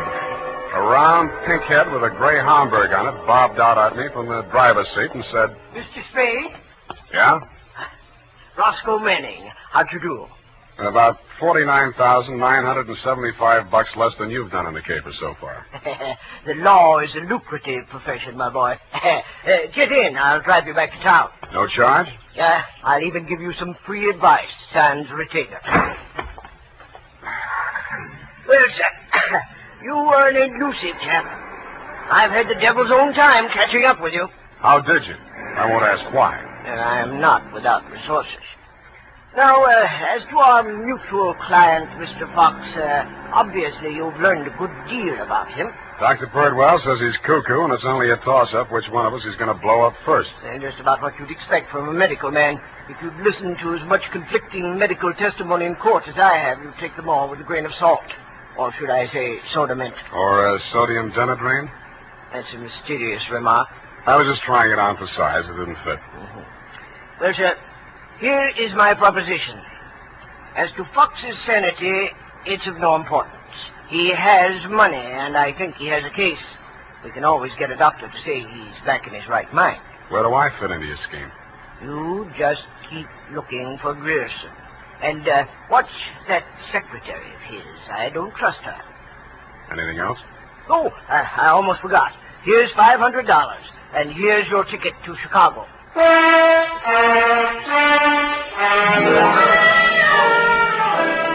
I don't know why, but somehow I got the impression that Mr. Manning was trying to get rid of me. He should have used that ticket to Chicago himself. We stopped at Sausalito for breakfast, and the condemned man ate a hearty meal. We drove the last mile through the Marina District and pulled up in front of his house. Well, sir, have a nice trip. Or take the car, Mr. Spade. I'll pick it up at the depot. Goodbye. It's been charming. Goodbye. He backed across the sidewalk, waving, and I waved back. Then he went up 3 steps, put a key in his door, and opened it. It didn't do much damage to the house, but all the king's horses and all the king's men couldn't put Roscoe Manning back together again. I got out of the car and just made it up the steps when it happened again.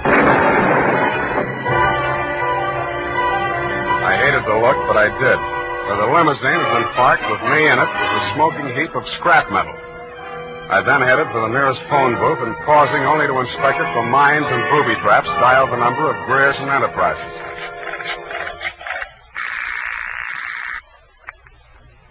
Grierson Enterprises. Lois, Sam Spade. Sam, darling, thank you for the present. What present? I haven't had a chance to open it yet, but I think I can guess what it is. A traveling clock. You mean a package arrived and it ticks? Oh, darling, don't be such a tease. Now, Lois, listen. Oh, all right, I'll open it now. Throw it out the window. No, don't do that. Pedestrians, innocent bystanders.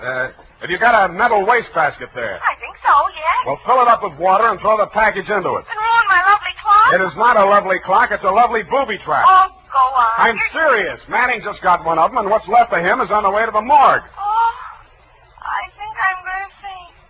Lois! Lois! Wake up! Pour some water on yourself. Hello, hello!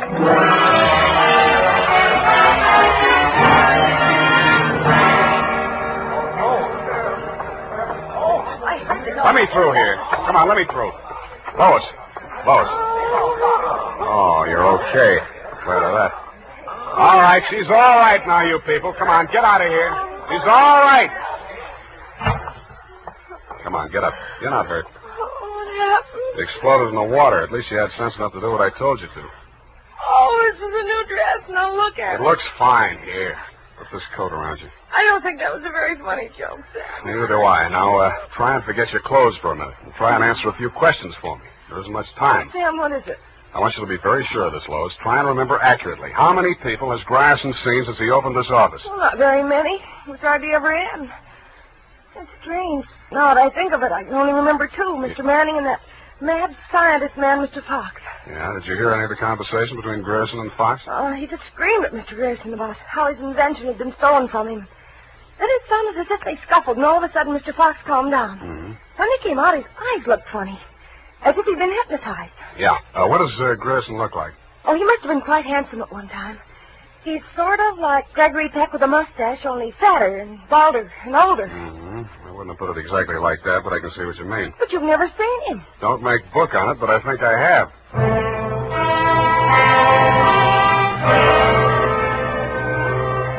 I made 3 phone calls. One to a crime reporter I don't like very well, giving him a false story on the death of Lois, Grierson's secretary. Another to my client, the mad scientist, alias Raymond Fox, and one to Dr. Birdwell. Then I went to my apartment and waited. My client arrived 5 minutes before the doctor. When Birdwell came in, my client said, Aha! That's he. He stole my secret formula. Oh, now, Raymond, you're getting confused again. Oh. I'm the doctor, don't you remember? That's not true. Your name is Grierson. Oh, he's much worse. His identification. You must try to remember, Raymond. Nobody's going to hurt you. But you'll be much sicker if you don't remember. But I do remember. I remember everything. Do you remember setting the bombs at Manning's house and the one you sent to Mr. Grierson's office? No. Grierson isn't dead. You're Grierson. No, Grierson isn't dead. Only that poor girl. No. She didn't steal my formula. It was you. Oh, you're trying to mix me up. I'm trying to help you. Now, roll up your sleeve.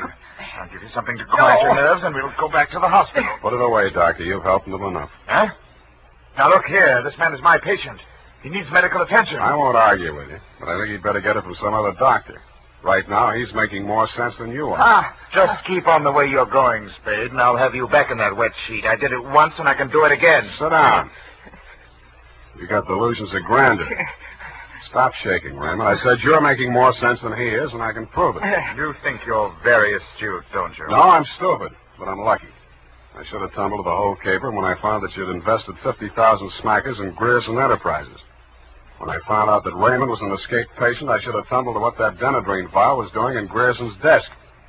I should have known then that you and Grierson were one and the same person. I told you. When I discovered that you'd paid Manning all that shakedown money, I should have known you were planning to knock him off and everybody else who could identify you.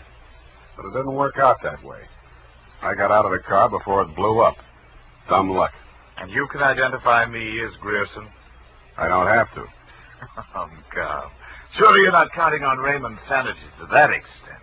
He can't even remember that I was his doctor. Can you, Raymond? You're trying to mix me up. You stole my formula. I didn't kill them, did I, Mr. Spade? Now, lie down on the couch and relax, Raymond. Don't worry about a thing. Well, Doctor, what now? You relax, too. Okay, Lois, come on in. What? Lois! Why, Mr. Grierson, have you been sick? How dare you? How dare you ruin all my plans like this? You stupid girl! Okay, that's enough. Come on, get back there. Get back. Sorry, sweetheart. I didn't mean to let him get that close to you. What were you trying to do? It was an experiment, just to see what would happen. It did. So that's the way you scientific detectives work. For a hard-boiled chap, you have the vaguest way of doing things I ever heard of. Well, plans are all right sometimes, Doctor, and sometimes just stirring things up is all right if you're tough enough to survive and keep your eyes open so you see what you want when it comes to the top or something. Spade, Dundee. I'm at home. I've got two homicidal characters here, one sane and one insane. Now, if you can tell the difference, I'll let you give the story to the papers.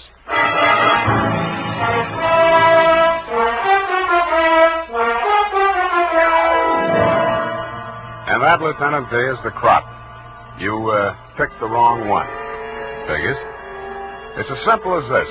Raymond Fox was the loony, but Birdwell, alias Grierson, conceived and executed the whole scheme, including the explosions. Don't worry about Fox. He's now back at the hospital working on a new secret formula. I don't know what it is, but it might be an anti-truth serum, because that's how Birdwell got the Penetron formula, by using truth serum on the mad scientist to make him talk. Anyway you figure it, he's crazy like a fox. His enemies are all dead or on their way, and he's as snug as a rug in a bug house. Period. End of Looney Tunes. Well, of all... Well, just imagine. Well, it takes all sorts to make a world, I guess. Well, I guess you never spoke a truer word, Effie, but don't forget a stitch in time saves 9. Don't feel too badly about it, Sam. Better late than never. You took the words right out of the horse's mouth, but it's later than you think, Angel. Type that up, Angel, and while you're at it, see if you can think up a way to teach an old dog new tricks.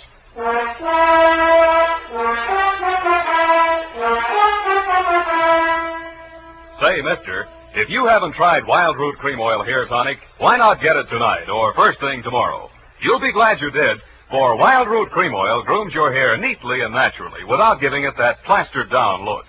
Wild Root Cream Oil also relieves annoying dryness and removes loose, ugly dandruff. Simply step up to your drug or toilet goods counter and ask for Wild Root Cream Oil in the big economy bottle and the handy new tube that's easy to pack when you travel. Also, ask your barber for a professional application of Wild Root Cream Oil Hair Tonic. Again and again, the choice of men who put good grooming first. Well, here it is, Sam. And I've been thinking over what you said. Which? About teaching an old dog new tricks. You're only as old as you feel, Sam. Then send in the application for my old age pension. Oh, Sam, I won't let you talk that way now. You're just tired and nervous and run down. Yeah, backaches, stay up nights, sour racket. You're just feeling sorry for that Mr. Fox. I wouldn't worry about him. As you pointed out, he's safer where he is for all concerned. And after all, necessity is the mother of invention. What's that got to do with anything? Well, he's an inventor, isn't he? Oh, that. You see? All's well that ends well. Good night, Sam. Good night, Pollyanna. Pollyanna. Oh, she's a glad girl. Oh, no, Sam, that's Shakespeare, that old... You know best. All ashore that's going ashore. Good night, sweetheart.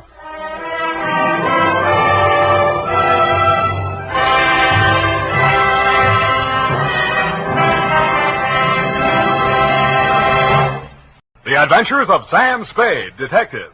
Brought to you by Wild Root Cream Oil Hair Tonic, the non-alcoholic hair tonic that contains lanolin. Wild Root Cream Oil. Again and again, the choice of men who put good grooming first. Sam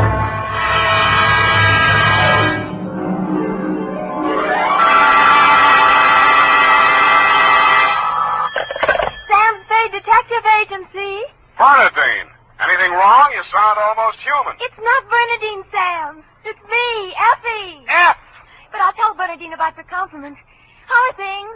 Well, I've made out as best I could. I don't want you to think that I begrudged you a vacation. After all, you have worked hard. You did deserve it. Sam Spade, is that all you have to say to me? I'm not putting the blame on you. After all, it is a state law, so I can hardly accuse you of letting me down at a time when I needed you most. Well, you might at least ask me if I had a good time. I'm sorry if your conscience bothered you. Oh, well, it didn't. I had a divine time, and I met all sorts of interesting people. Mostly men. You don't say. What else? Well, it was this desert ranch, you know, with a lot of buttes around. You mentioned those. No, Sam, no. They're the result of erosion. Those outdoor types, they go to pieces. Sam, are you pulling my leg? Not over the phone, Effie, but stay where you are. I'll be right down to look at your snapshots. And when you have the time, I'll dictate my report on the missing Newshawk caper.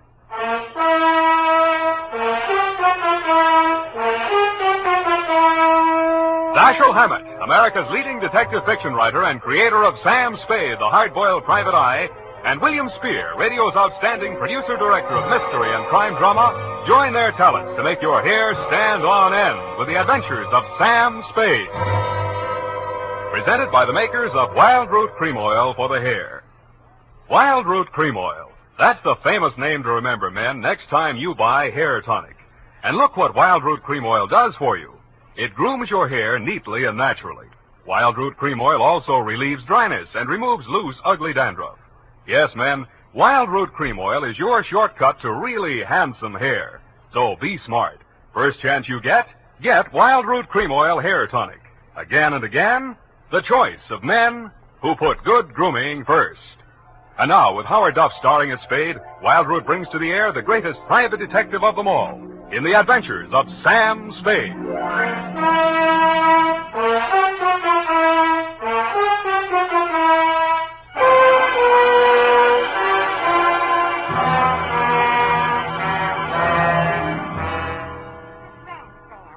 Outside of Kanab on Virgin River. Kanab, the Pearl of the West. Uh-huh. And did I mention the buttes? Oh, well, they're very interesting. The result of erosion. Yes. And it's authentic, too. Say Hamlin's ranch. You, mean a working ranch? Yes. You see, that way you get into the spirit. Mm-hmm. My job was to feed the chickens. And that's how I met him. One of the buttes? Oh, Sam, he's a very cultured gentleman. Culture smulcher. What's he do for a living? He cures stammering. You don't say. What's his name? Charlie Shank. Charlie Shank? He's the founder of the Shank Institute of Articulative Correction, which I should learn. Articulative Correction. Where is this institute? Oh, I have the address here. General Delivery, Butte, Montana. Mm-hmm. You're sure you didn't help him break parole, Effie? Oh, no. We just went on long walks together. Where to? Oh, different points of interest. Like Wolf Canyon. Figures. Uh-huh. He invited me on this camping trip, a trip. Honorable, of course. Mm. But I couldn't go on account of my sunburn. Oh, I had an awful. I've still got it, you see. Mm. And then he went back to Butte. He had to leave in such a hurry he couldn't even say goodbye. Wow. It was a pity, too, because an old friend he hadn't seen in years came looking for him just a few minutes later. With a warrant? No, he was an attendant in a nearby hospital. Mental? Oh, yes. Very intelligent. He read me some of his poetry. Maybe you've heard it. A loaf of bread, a jug of wine, and thou. Wait a minute. Isn't that the Rubaiyat of Omer Khayyam? That was written by a guy named Fitzgerald. Well, of course. That's his pen name. Quite a penman. Yes, but he's paid his debt to society. And the other time it was a bad beef. Oh, He told me all about it. Yes. He cried on my shoulder afterwards. Sweetheart, when you make a mistake, it's a beaut. Sam, nothing happened. Well, I'm glad he cured you of stammering, anyhow. Ready? Oh, yeah. I've got a brand Work, new you notebook. know. Life goes on. I've got a brand new notebook, Sam.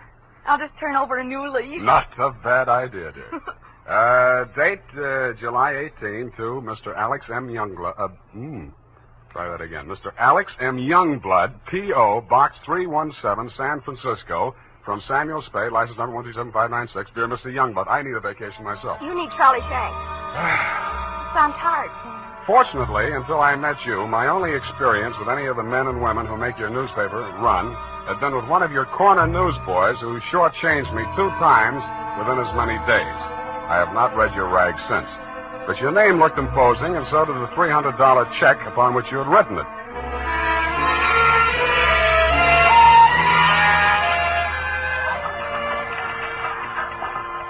Per your instructions, promptly at 4 p.m. on the 15th inst., I munched through the litter of your city room toward a door marked A.M. Youngblood, publisher, managing editor, and city editor. I wondered if you were ambitious, frugal, or 3 men. I did not know that you had good taste until I saw the trim, 20-ish, and toothsome secretary in your outer office. Hello. You're new here, aren't you?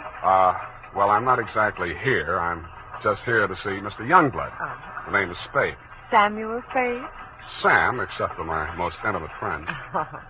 Well, my advice to you, Sam, is to beat a hasty retreat. He's in a foul mood. Oh?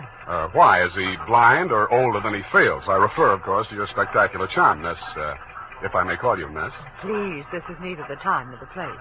My name is Phyllis Watson, and my phone number is in the directory, if you're really interested. I could be. Thank you. And if a man answers, tell him you're my French teacher. Oui. You better go in now. If you're late to an appointment with him, you're through. Do you have any more words of wisdom? No, but I hope you can do something to improve his state of mind. He's been awful lately. Good luck, Sam. Thank you, Phyllis Watson. Come in. 1 minute past 4. You must be Mr. Spade. That's right. You're almost late. Sit down, Spade. Cigar? No, thanks. Well, don't expect me to offer a drink. You aren't a drinker, I hope. You don't listen to the radio, do you? Well, you'll not drink in this office. Nothing here but a cooler filled with water from a clean, gurgling, laughing mountain stream. You sound like a reformed drunk, Mr. Youngblood. What's that? Well, it was a good many years ago. If you don't mind, I'll just paste up the weather report for my morning edition before we talk. Oh, you do that too, huh? Yes, obviously. And with good reasons. I remind myself that I was once a copy boy, and I find it a splendid way to, at least once each day, to lower myself to the level of the working man. There we are. Very hot in Phoenix, I see. Mm-hmm. Just what do you want a detective for, Mr. Youngblood? I was coming to that, Mr. Spade. Sorry. Now, well, first let me warn you that your assignment is a highly confidential one. They all are. In this case, a man's life may be at stake. Mm-hmm. The situation... My newspaper, at my order and under my guidance, has launched a campaign against crime. Not aimed at the petty criminal, but at the easy-living leeches at the controls of the rackets, the hoods in bankers' clothing, the mansion-house parasites who direct the pickpockets, the second-story men, the housebreakers, who gamble away $500,000 a year and pay income tax. Don't go to pieces. Of that amount. Yes, I understand. You're after the boys on the safer side of the fences. Nicely put, Spade, yes. Thank you. Well, the long and short of it is this. The author of the expose series, Ray McCully, my top crime reporter, has been missing for 2 days. I want you to find him. What makes you think he's still alive? Good heavens, Spade. Why must you suggest that he isn't? Because if I were a mansion-housed parasite in danger of being unhoused by a newshawk, I'd see said newshawk standing in a cement block on the bottom of the bay. I will accept that only when no stone has been left unturned. Every straw and every haystack has been searched. Every... nook and cranny? Yes. Sounds as though you need at least one police force, Mr. Youngblood. Now, why don't No, you no. Impossible. We've already had a brush with the police over the expose. I'll not be dictated to at this stage of the game.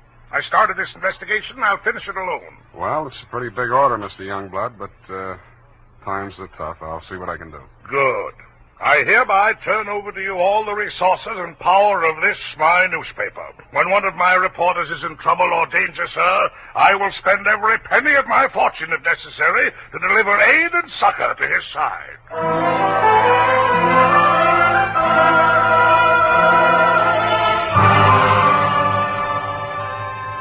You then gave me Ray McCully's expose stories to date. I saw why you, his family and friends, and his creditors could have been worried about him.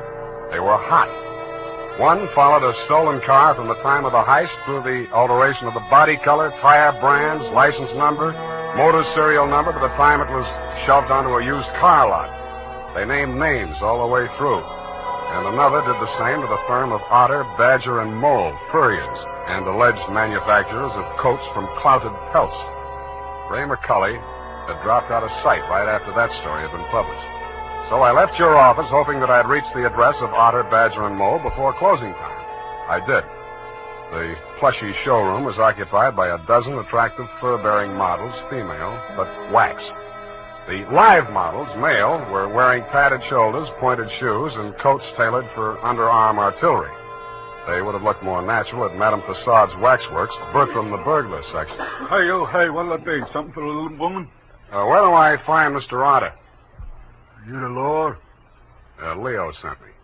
He's in his office. Come on. Oh, wait a minute. Don't crowd me. You say you want to see the boss? On business. Stop nudging me with a rod. In there, hey, move. Okay. Hey, boss. Yes, Woody? Here's Joe here to see you. Leo sent him. Well, nudge him in, Woody. No nudging, Woody. Well. So Leo's sending a man to see me. I wonder why. If you'll comb this character here out of my hair, I'll try and tell you. Sit down, Woody. Thanks. You're new in town. Yeah, that's why Leo sent me. A local muckraker named Ray McCully interviewed you. He also interviewed Leo, but it didn't get printed yet. Leo wants to find him. So do I. How can I help? Well, he walked out of here, went to his hotel, wrote the story, and mailed it in. That's the last anybody's seen of him. Leo was just sort of hoping that you'd already taken care of him. Not yet.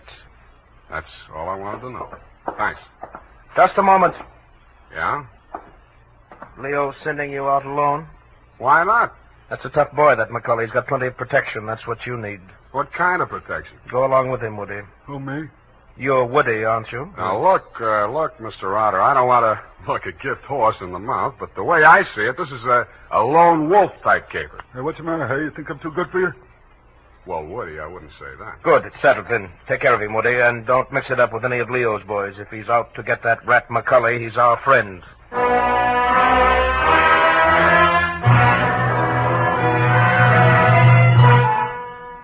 I was beginning to wonder who Leo was. I'd grabbed the name off a calendar on the wall, Leo's Van and Storage. I didn't know whether he was the Leo Mr. Otter didn't like, and I hoped I wouldn't find out. The best way I could think to keep from finding out was to shake Woody. On the way uptown, I walked him past 4 police stations. Crossing Market Street, I pushed him straight into the arms of a traffic cop who begged his pardon and let me off with a warning. At the Blue Bottle Bar and Grill, I gave Joe, the bartender, the Mickey Finn sign, but Woody liked it. He ordered another. Then he said he knew a place on Columbus where the drinks were even better. It was called Leo's Place. I wondered if that meant anything. Hey, you, hey. Who, me, huh? I want your drink. Don't you like this joint? Yeah, sure, it's fine. We're not getting anywhere, though. You really take your work serious.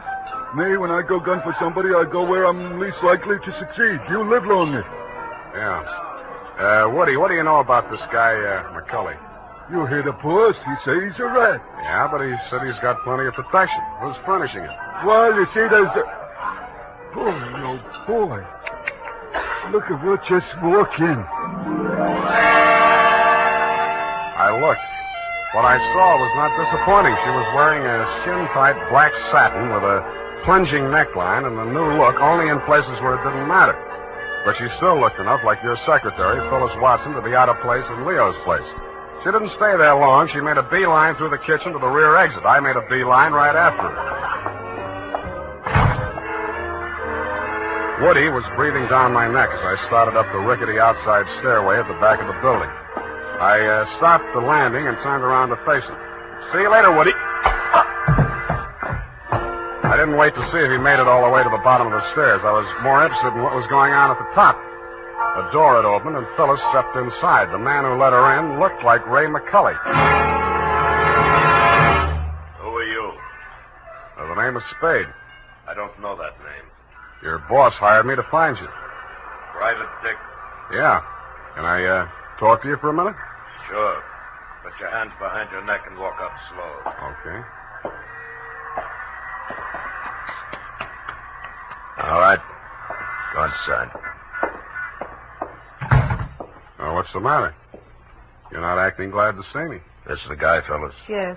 Alex hired him this afternoon. There, you see. Now, what do you want me to tell Youngblood? You're not going to tell anybody anything. Oh.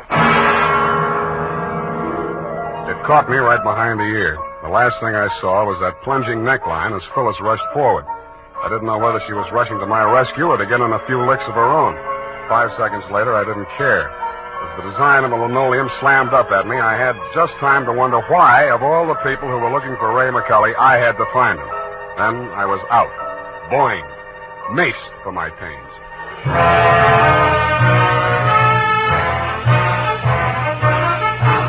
The makers of Wild Root Cream Oil are presenting the weekly Sunday adventure of Dashiell Hammett's famous private detective, Sam Spade.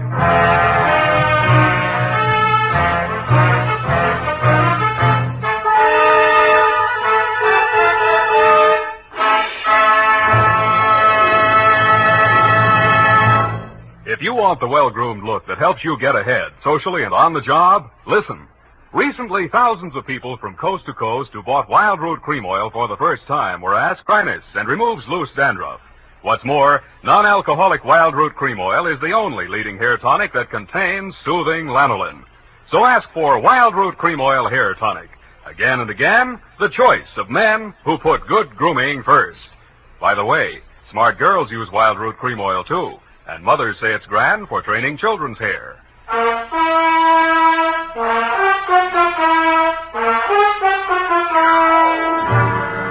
And now, back to the missing Newshawk caper. Tonight's adventure with Sam Spade.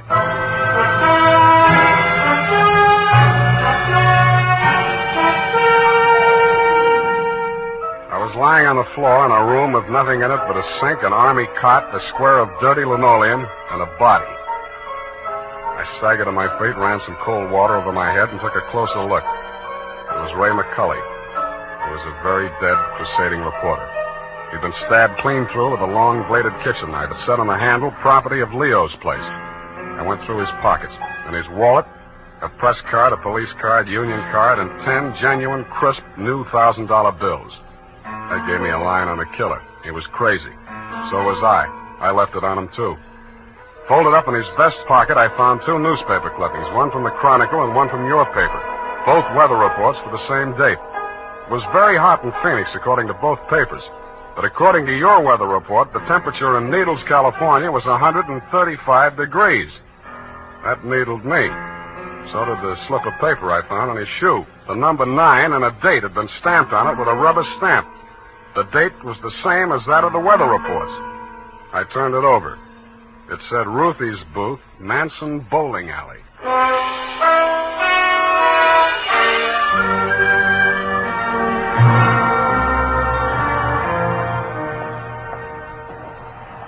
Don't tell me yes. You're the cigar type. Coronas or Panicellas? Thanks. I'm just shopping. I got a nice line of notions. So have I. No, I mean the dolls, the Hollywood dolls. You know, for the bed, only $1 plus tax. Very reasonable. Say, what's on your mind? Leo sent me. Oh. Are you going to collect the slips hereafter? Well, not tonight. You see, I'm sort of a troubleshooter. Leo's checking up on some of the numbers that didn't come out right. Listen, I'll tell him to his face I don't want any part of those wrong numbers. They're scary. Nuts. Who bought this one? Let me see. Oh, last Thursday. Oh, number 9. How can I forget? He put $500. And honest, if he's been around once, he's been around 100 times to see if it paid off. Did it? What's his name? Mr. Spinelli. He buys a slip every day. And if you ask me, he's learned a system. Because he's been winning, you know. Dimes and then $1 and then $5. And then when he come in with 500 on number 9 until he dropped dead, did it win? Where does he live? It did. Wait, I'll look on the sheet. Hey, somebody else was in just this afternoon. Give me that address. Hurry up, will you? It's right around the corner on Manson, 810. Say, maybe that's his system, 8 and 1. Don't that add up to 9? Hey, what's the matter? Where are you going in such a rush?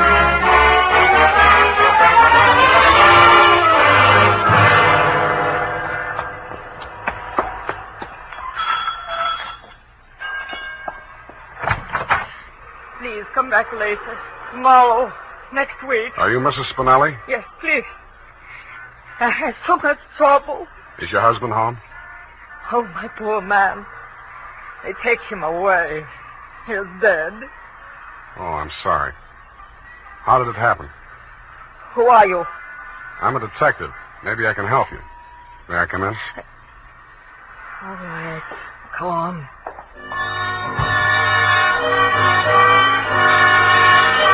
It took quite a while to gain her confidence, and after that it took still quite a while to piece together the grief-stricken grumble of words that poured out of her. When I got it down in the form of a statement, I asked her to read it over. Item, statement by Mrs. Arturo Spinelli.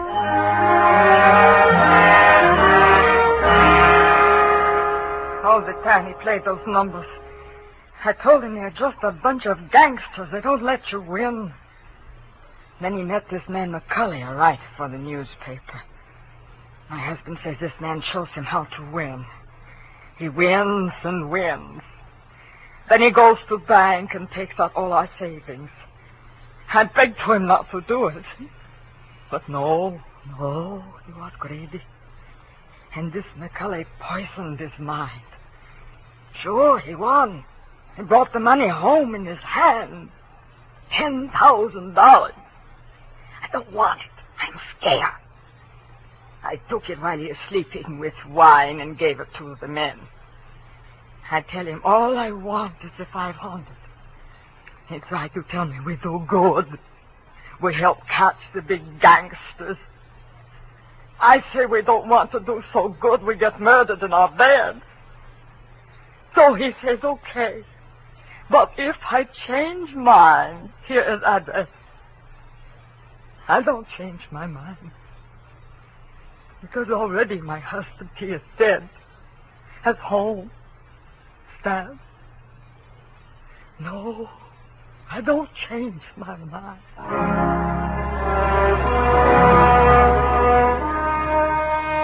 She signed it, and I left her alone with her grief. I wasn't working for you anymore, Mr. Youngblood. You hired me to find you a reporter, and I had. And I wished I hadn't. The rest of it I did for myself. You weren't in your office when I got there, but Phyllis was. I found her behind the city desk in the act of dropping tomorrow morning's weather report into the slot. I grabbed it out of her hand. What? Oh, it's you. Where's your boss? At home, I guess. We'll talk in his office. Come on. Sam, I can explain how I You're happened going to to be... explain plenty before I'm finished with you. Sit down. Oh, you... I have to be so rough. What's the matter with you? Plenty. I'm stupid. I was stupid to take this job, and I was stupid to play it cagey with you. I should have beaten the story out of you before the trouble started. It's a little late in the day now, but not too late to send you up for McCulley's murder. Oh, you're insane. Ray McCulley was... I'm the only one who ever tried to help And you. I'm the only one who can place you in that room, not 10 minutes before the murder. I told you I can explain Stop trying to save your own skin. Spinelli was only one of a 500,000 poor dumb yucks that lose their nickels and dimes and dollars every day in the policy racket. Only he had the bad luck to win. There won't be any more lucky dead people like him if I have to make a patsy out of you to stop it. It won't stop it. Nothing will. Ray talked big and brave like you. Now he's dead. Yeah, with $10,000 dirty money in his wallet. I won't let you say things like that. Ray was an honest reporter, too honest. He thought Youngblood meant what he said about that cleanup campaign. Yeah, he did. He wanted to run this town by himself, clean up his competition. When Ray started collecting material on the numbers racket, he still thought Youngblood was on the level. But that was before he stumbled onto the thing about the weather report. Yeah, that was a new one. The old Dutch Schultz mob used to add up the stock market quotations. If they cheated, they knew their customers weren't good enough at arithmetic to prove it. But who knows how hot it is in Phoenix unless they live there. I don't know what you're talking about. Listen, that's how the number game works, sweetheart. The suckers pick a number from 1 to 10, see? The operators tally up the slips, and the least popular for that day has to win. The weather report doesn't have to pass through the copy desk, and with young blood pasting it up with a few strategic corrections, it was easy to make their winners look as if they were on the level. But of course, you had no way of knowing that. You only watched them do it day after day. You know, I couldn't understand why he did those things. It seemed silly falsifying a weather report, but it didn't seem as if it could do any harm. What did you meet McCully for? To get your cut of the 10 grand Spinelli was killed for? How dare you? I went there to warn him about you. Who killed him? I don't know. You're lying. All right, I'm lying. But I can prove that Ray was on the level. I've got the proof right here. The whole story he wrote on the numbers racket, even naming Youngblood as the head of it, his own publisher. I went there to get it. I was going to take it to another newspaper. Why didn't you? I can't tell you that. You don't have to. Mrs. Spinelli was confused, grief-crazed. She had to put the blame on somebody, and when she did, she got her revenge the only way she thought she could. She may have been right about that, but she killed the wrong man. Why didn't you tell me you knew who killed Ray? I wanted to give you a chance to tell me yourself. I'm glad you didn't.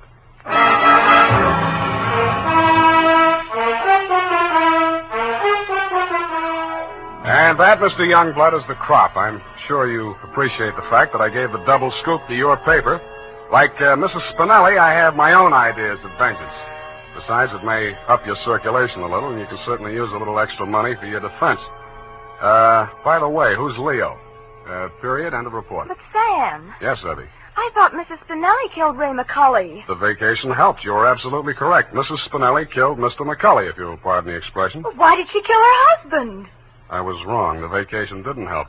You mean she didn't? She killed McCully to avenge the murder of her husband. You mean Mr. McCully killed Mr. Spinelli? Effie, stop. I'll go mad. Oh, you need a vacation, Sam. Look, type that up. The clatter of the keys may stimulate you to further cerebral activity. I beg your pardon, Sam? Brain work. Now, shoot. Oh, brain work. Oh, well, you know best. Tonight, men, or first thing tomorrow, get Wild Root Cream Oil and see what wonders it does for your hair. Notice how easy it is to apply. Notice what a neat, natural job it does of grooming your hair. Notice, too, how effectively Wild Root Cream Oil relieves annoying dryness and removes loose, ugly dandruff. No getting around it. Once you try it, you'll never be without it. So tonight, or first thing tomorrow, call at your drug or toilet goods counter for Wild Root Cream Oil. Get the big economy bottle and the handy new tube that's easy to pack when you travel.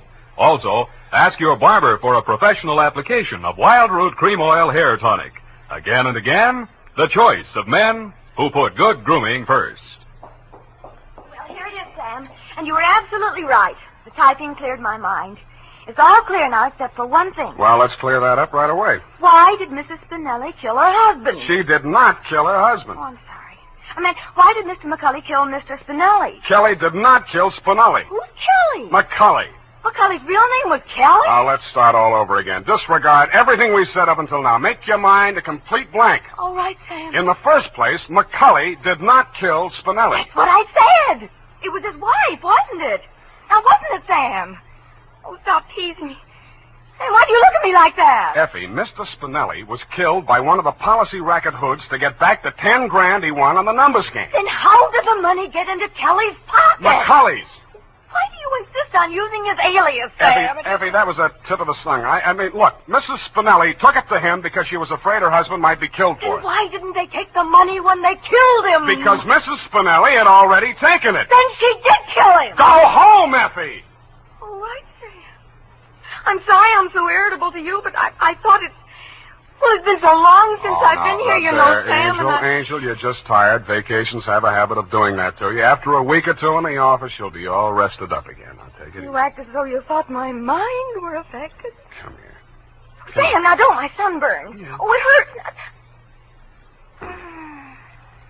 It's nice to have you back. You look good, too. All tanned and healthy. You're roof. It's great. I think my nose is peeling. Well, don't pick at it. I won't. Good night, Sam. Good night, sweetheart.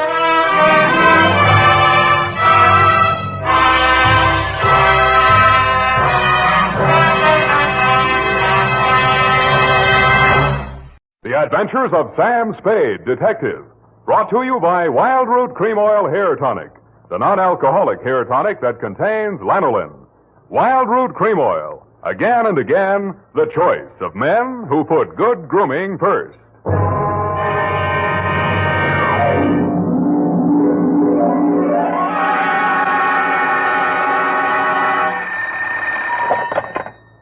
Office of Samuel Spade, Private Investigations.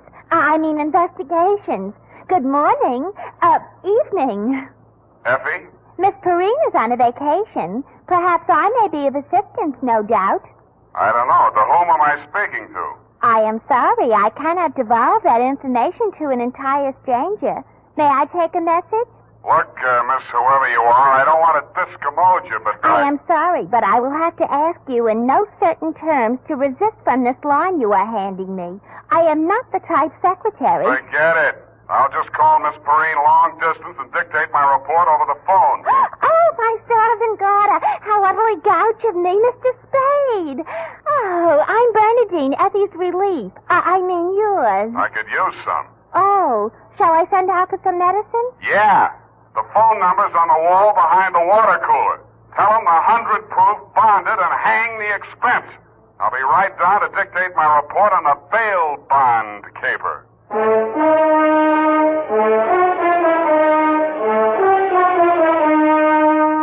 Dashiell Hammett, America's leading detective fiction writer and creator of Sam Spade, the hard-boiled private eye, and William Spear, radio's outstanding producer-director of mystery and crime drama, join their talents to make your hair stand on end with the Adventures of Sam Spade.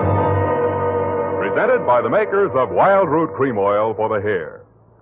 Only 3 days left, gals, and June, the month of weddings, will be over. But don't worry, there are still 187 days left in leap year. Still time to snag the man of your dreams. You know, the one who uses Wild Root Cream Oil on his hair. He and millions of other men use Wild Root Cream Oil daily because Wild Root Cream Oil grooms the hair so neatly and naturally, relieves dryness, and removes loose dandruff. Any smart man who wants to look smart always insists on Wild Root Cream Oil Hair Tonic. Again and again, the choice of men who put good grooming first. And now, with Howard Duff starring as Spade, Wild Root brings to the air the greatest private detective of them all in the Adventures of Sam Spade.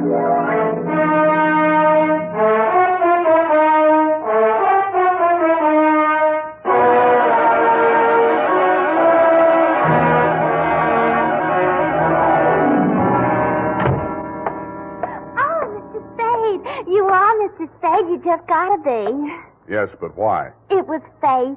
I knew it was going to be like this. I had my qualms, too, Bernadine. Oh, that's good. I sent the other back. The other what? I called that number, but it was euphonious. They said whiskey. Is something the matter? No, nothing at all. I'm perfectly calm.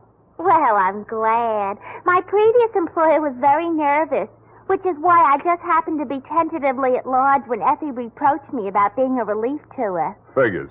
Bernadine, now I'm not being fresh. Honestly, I'm not, but do you take shorthand? Yeah, but I don't speak it. What is that you speak? Don't answer.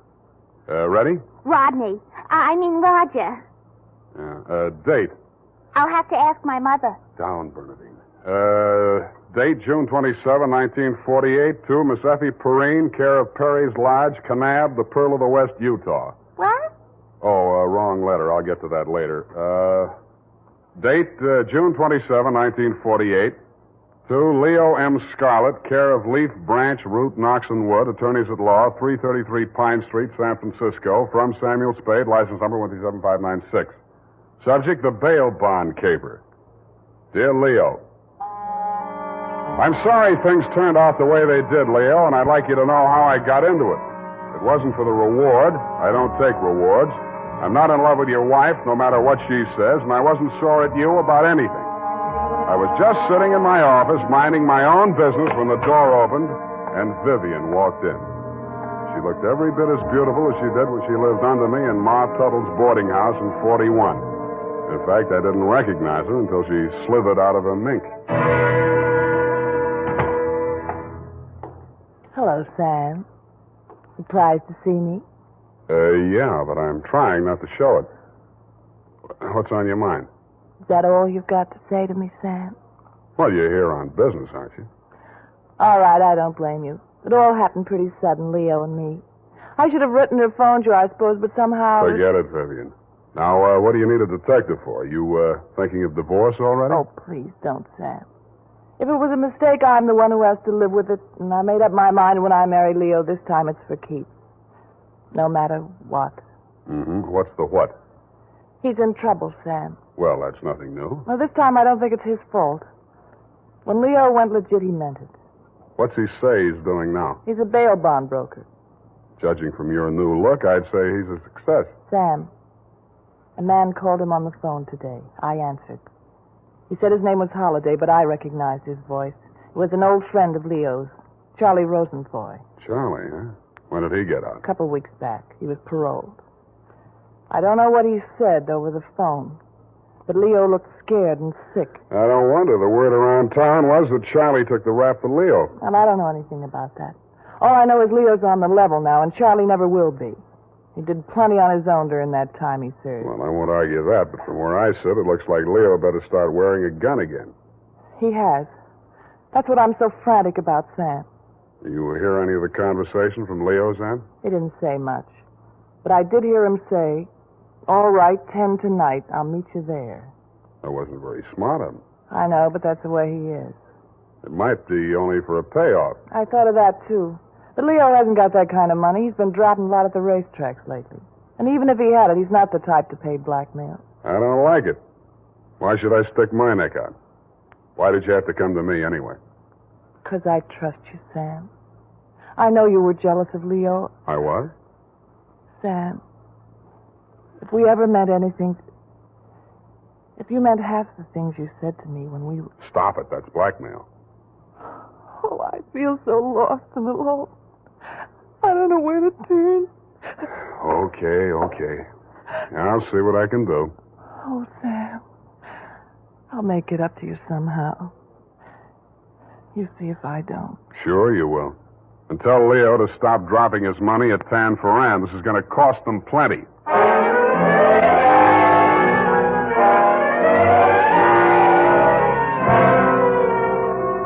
Vivian had said that your rendezvous with Charlie was scheduled for 10 p.m. and that you were too upset to go to work that day, so you'd be at home, 1246 Dunbar.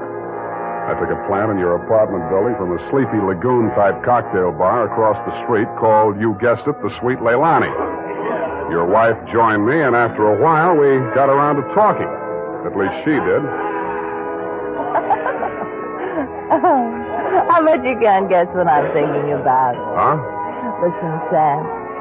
You remember that night we drove to Half Moon? Bay. Oh, you do remember. Oh, we used to do the craziest things. I should have married you, Sam. Please, not while I'm drinking. You know what?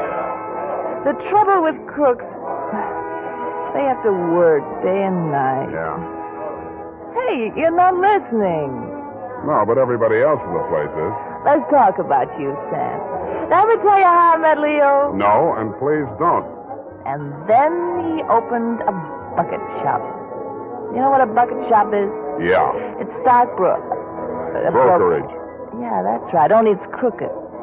That was the first business Leo started when he went legit. Mm-hmm. He had to shut it down on account of those securities. Somebody was always stealing out of the safe. Were they insured? Yeah, but they wouldn't renew his policy. So after the second nightclub burned down and he couldn't get any insurance at all, even on his own life. That's why I'm so frantic, Sam. Hey, give me a nickel. I want to play Sweet Leilani.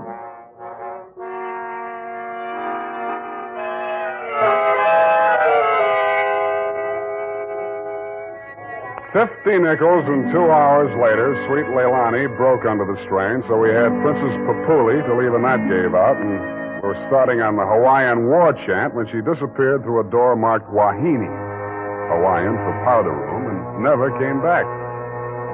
Around 9:45, I mumbled something to the bartender about the lady will pay, put on my smoke glasses, and strolled out and across the street. You came out of the building a couple of minutes later. You led me a zigzag course up Merchant Street to Salon, across Salon to Commercial, down Commercial to Drum, and made a lateral pass over Drum back to Dunbar. Your destination, I'd never have guessed it, was the Sweet Leilani.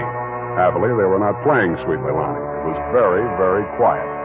The regular customers had taken a powder, and I didn't blame them.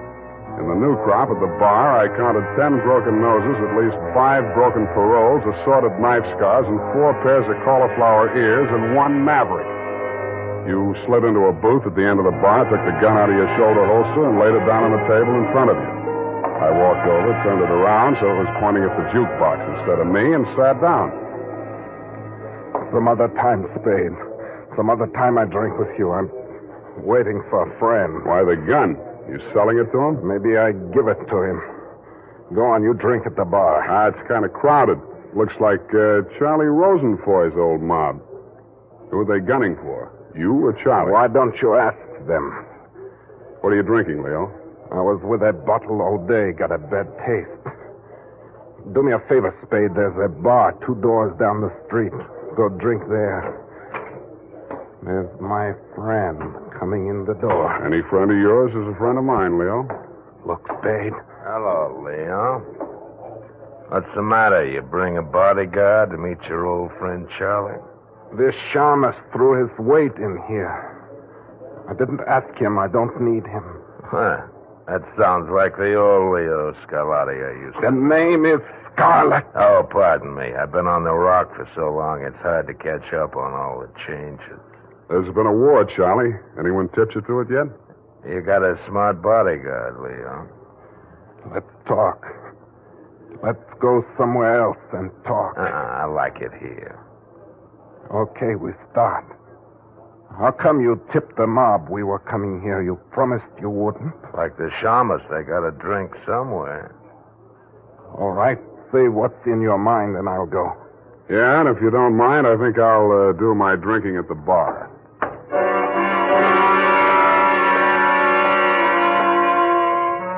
Both of your guns were on the table. It didn't look as though you were going to use them on one another, and I figured that neither of you was going to do much talking in front of me anyway, so I strolled back to the end of the bar to look at the television.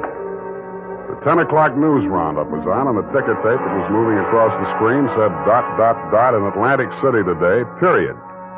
I ordered a highball, and then the ticker tape started again. This time it said San Francisco, $1 million bail bond robbery. $1 million in negotiable bonds is tonight in the hands of a group of daring hold-up men who commandeered an armored truck at the very portals of the police department in the Hall of Justice. And it said, this concludes the 10 o'clock edition of the television news roundup.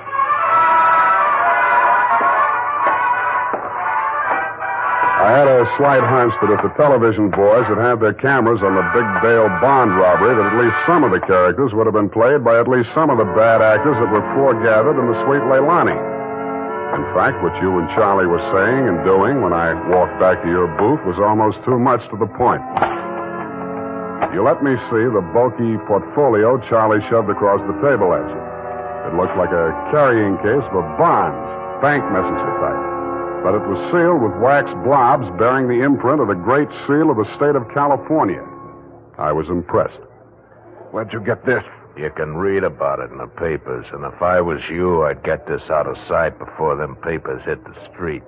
One thing more. Don't try to clip none of them coupons. And one thing more in addition. Don't open it at all. Sure. Spade? Yeah, Leon? I think I hire you after all.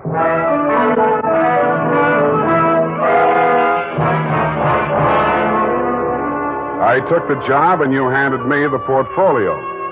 Outside, we flagged the taxi, and you gave the driver an address on Portsmouth Square. Your office, I hate to remind you, was behind one of a bunch of neon-lighted storefronts across from the Hall of Justice. The sign on the door said, press the button and let freedom ring any hour, day or night. The only bell in sight was a stop-press-type burglar alarm. You unlocked the door and we went in. You paused in front of a big green safe with a combination lock and started twirling the knob. The tumblers clicked into place. I picked up an inkwell and waited for the safe to open. All right, Spade, give me it. I did, with both hands. With my left, I handed you the portfolio, and with my right, I fixed the inkwell at a well-wired slab of plate glass window. When the burglar alarm went into action, so did you. You dropped everything and were out of the door and out of sight before you could say, "Let freedom ring." While I was waiting for the cops to arrive, I helped myself to a $500 bearer bond I found lying loose in your safe. I had a feeling I might be needing some bail myself.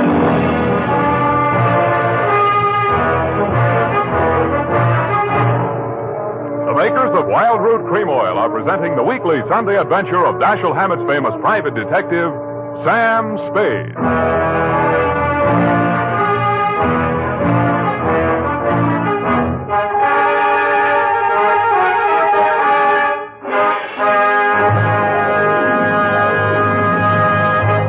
Now, here's important news on good grooming. If you want the well-groomed look that helps you get ahead, socially and on the job, listen. Recently, thousands of people from coast to coast who bought Wild Root Cream Oil for the first time were asked, how does Wild Root Cream Oil compare with the hair tonic you previously used? The results were amazing. Better than 4 out of 5 who replied said they preferred Wild Root Cream Oil. And no wonder. It gives you the advantages that men consider most important. Wild Root Cream Oil grooms your hair neatly and naturally, relieves annoying dryness, and removes loose dandruff. What's more, non-alcoholic Wild Root Cream Oil is the only leading hair tonic that contains soothing lanolin, that's like the oil of your skin. So ask for Wild Root Cream Oil Hair Tonic. Again and again, the choice of men who put good grooming first. By the way, smart girls use Wild Root Cream Oil too, and mothers say it's grand for training children's hair.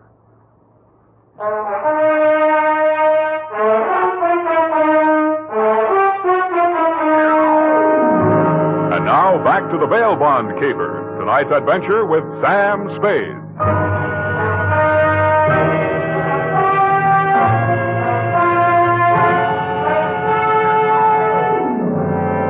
I had hoped, Leo, when I made my spectacular move in your bail bond office and set the bells to ringing, that I'd get the caper off my neck and onto the capable shoulders of the police, where it now belonged. Then I told myself I could go home and get some sleep. I had never been that fond of Vivian anyway. I was holding the $1 million portfolio, complete with its big official seal still unbroken, ready to hand it over with a flourish to the first boy in blue that rushed in. But then I saw something that dashed my hopes. There was a strip of Scotch tape across the bottom of it. It wasn't up to me to tamper with important evidence, but I didn't have to. It was only a question of what magazine had been cut up to replace the $1 million in bearer bonds. That question was answered at headquarters 20 minutes later. It turned out to be the last 52 issues of Radio Life, which even Captain Walsh of the robbery detail admitted was no help. Neither was Captain Walsh. Now, Spade, in your statement here, you state, so-and-so, Sweet Leilani, and that Rosenfoy did hand portfolio exhibit in question to Leo M. Scarlett, alias Scarlatti, at approximately 10:20 p.m. this date. That's it, Captain. Now, you sure you want to stick with this? You don't want to change any part of the statement? No, I just want to go home and go to bed. I'm afraid you're going to stay with us for a while. Who, me? Statement of Jordan Joyce, M.D. Statements of Hilda Sackwriter, R.N. and Mildred DeVille, Bis, R.N. Day and night nurses, respectfully. Who's sick? Rosenfoy. He's been quarantined in his home in Daly City since his release from Alcatraz 4 days ago. Chicken pox. Sorry, Sam, I'll have to book you. You sure you don't want to add anything to that statement? Only this. Kelsey Walsh, if you continue to do such brilliant police work, you will be waving a stop sign at a school crossing in time for the fall semester. You are a hangnail on the finger of justice.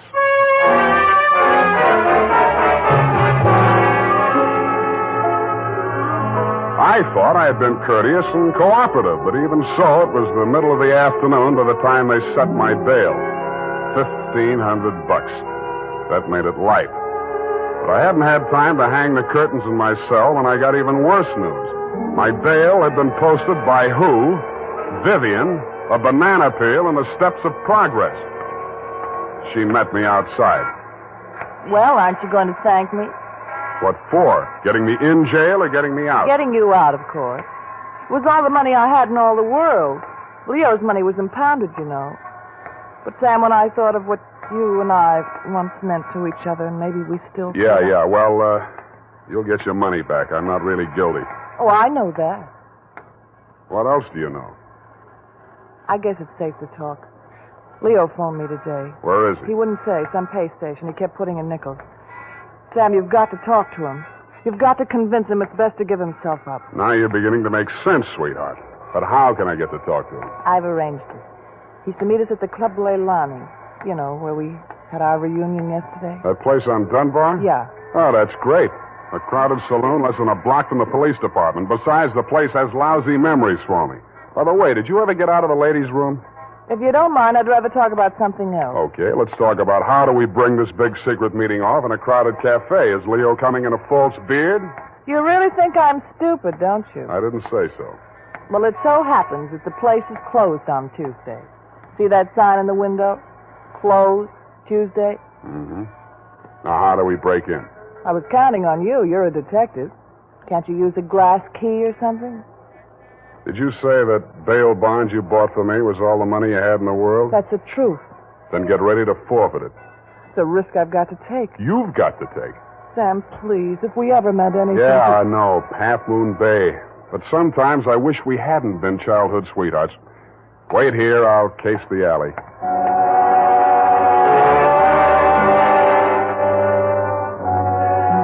The alley wasn't much better. There were two windows, washroom type, all glass brick except the two small ventilators big enough to put your hand through. The only hope was the kitchen skylight. I didn't have any trouble getting up to it, but once I was there, things didn't look so good. The view from the roof was a garage door with two green lights flanking it. Then it struck me where I was and why I was there. The Club Leilani backed directly on the Hall of Justice where the big bail bond robbery had taken place at 5 p.m. the night before. Without further ado, I put my foot through a pane of the skylight, reached in, unlatched it, and dropped. Hurry up. Let me in, Sam. Up at the front of the building, I could hear Vivian clamoring for admittance. I decided to let her clamor for another minute or two.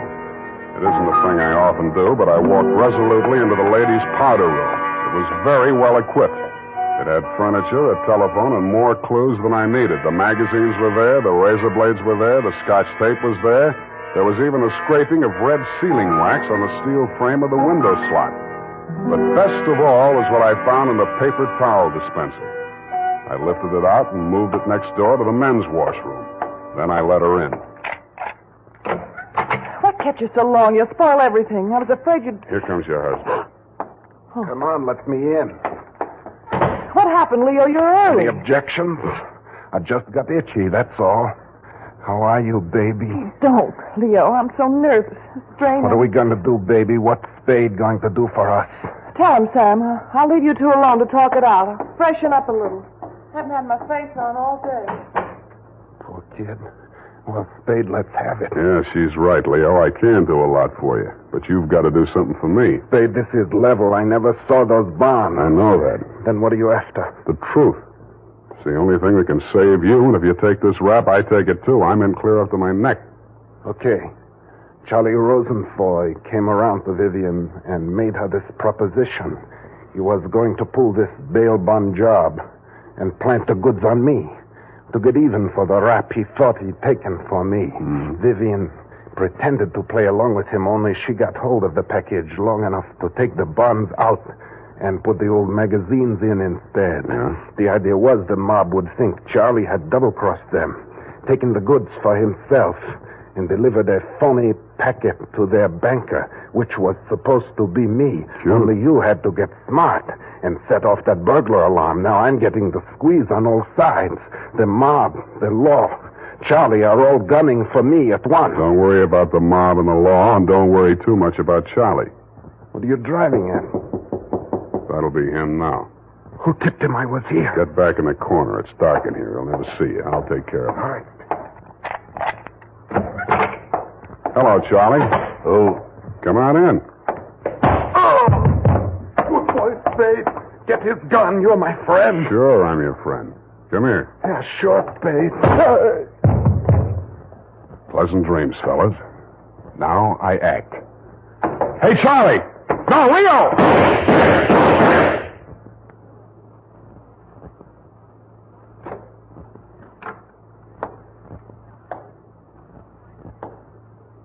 Vivian? Sam? That you? Yeah. The last of your boyfriends. You mean Leo? Charlie? Yeah. They just knocked each other off. Oh, Sam. I can't see. Dark. Where are you? Right here in front of the jukebox. You sure? Hope to die.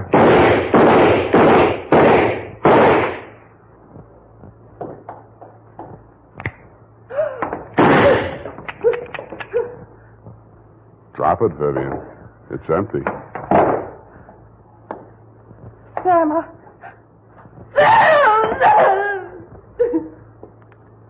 Vivian, how could you? After Half Moon Bay.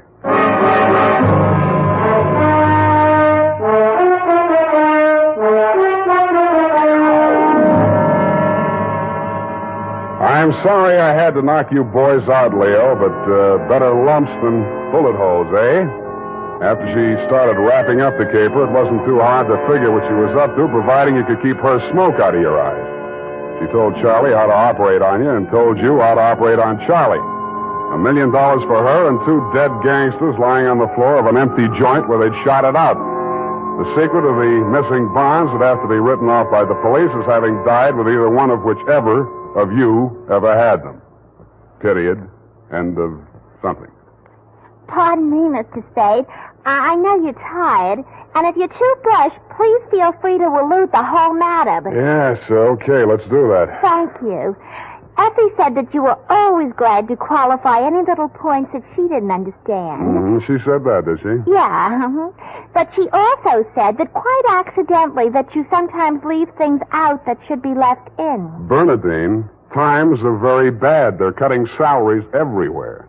But where were they during the whole nefarious affair, if you'll pardon the expression? The bonds? In the paper towel dispenser, didn't I say so? Oh, that's what you moved to the men's. But how did they get there? In the Walreenies, if you'll pardon the expression. Simple. When the thieves whizzed through the alley after the heist, Vivian had her well-manicured little lunch hook thrust through the window slot to receive them. Oh, that's how the red sailing wax got there. Bernadine, you're spectacular. Now go and type this up. You're making me nervous.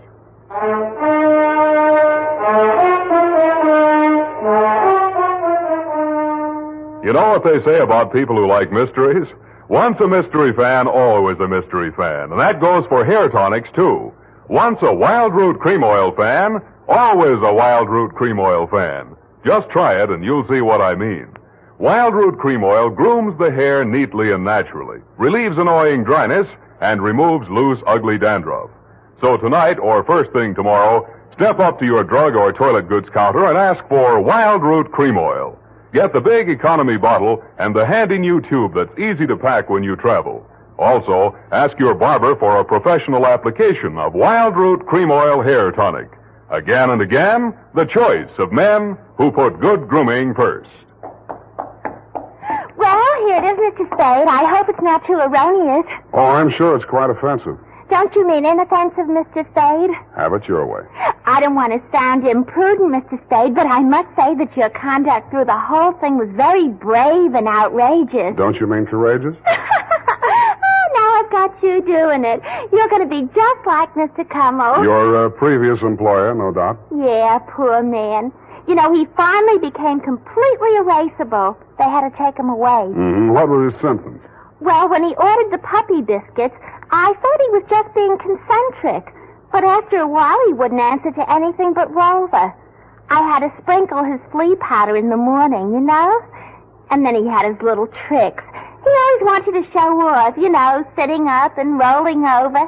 He could shake hands, too. What's so great about that? Any dog can shake hands. Yeah, but can you scratch your ear with your foot? If I set my mind to it. Now go home, Bernadine, or I'll report you to the SPCA. You can't frighten me. Effie told me that your bark is worse than your bite. Good night, Mr. Spade. Effie, in far-off Kanab, come home, sweetheart.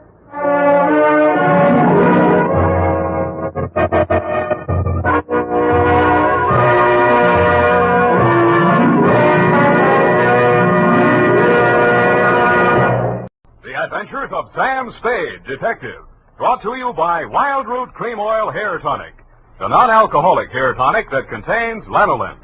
Wild Root Cream Oil. Again and again, the choice of men who put good grooming first.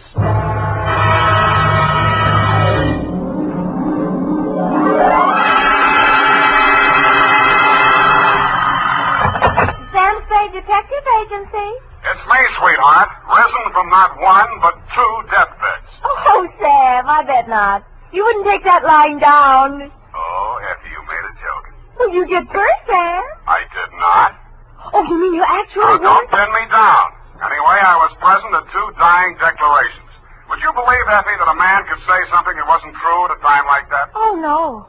You mean a man will be lying on his deathbed? Oh, Effie, you made a joke. Oh, Sam, now stop it. I don't know It's what you're all doing. right, Effie. I forgive you. You can atone by telling me how wonderful you think I am. I think you're... That you may do when I arrive at a place to dictate my report on the deathbed caper.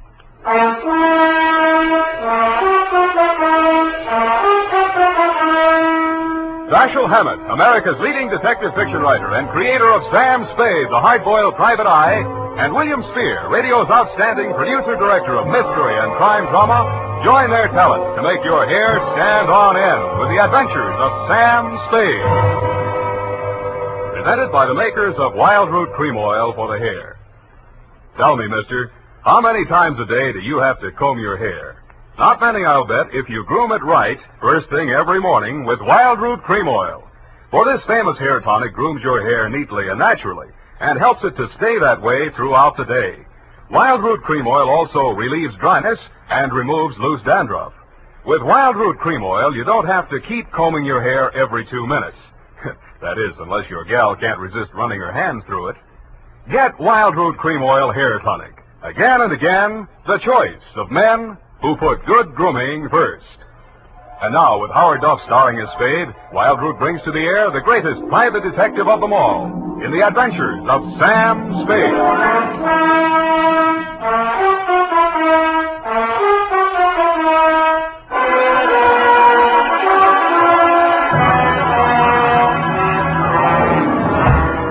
Many brave hearts are asleep in the deep. Sam, you're a sailor. Captain Sam, there's the brig for you. You got your logbook handy, gal? Oh, yes, Captain. So beware. But that's awful deep.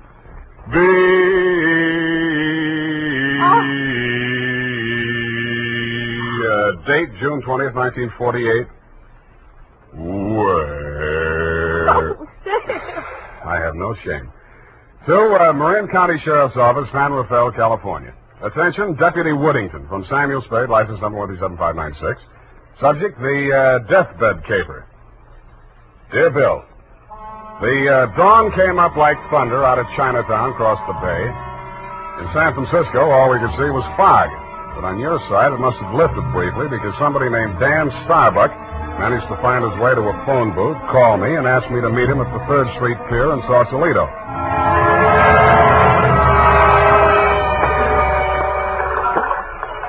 I didn't see him when I first got there. I didn't even see the pier. It was too foggy.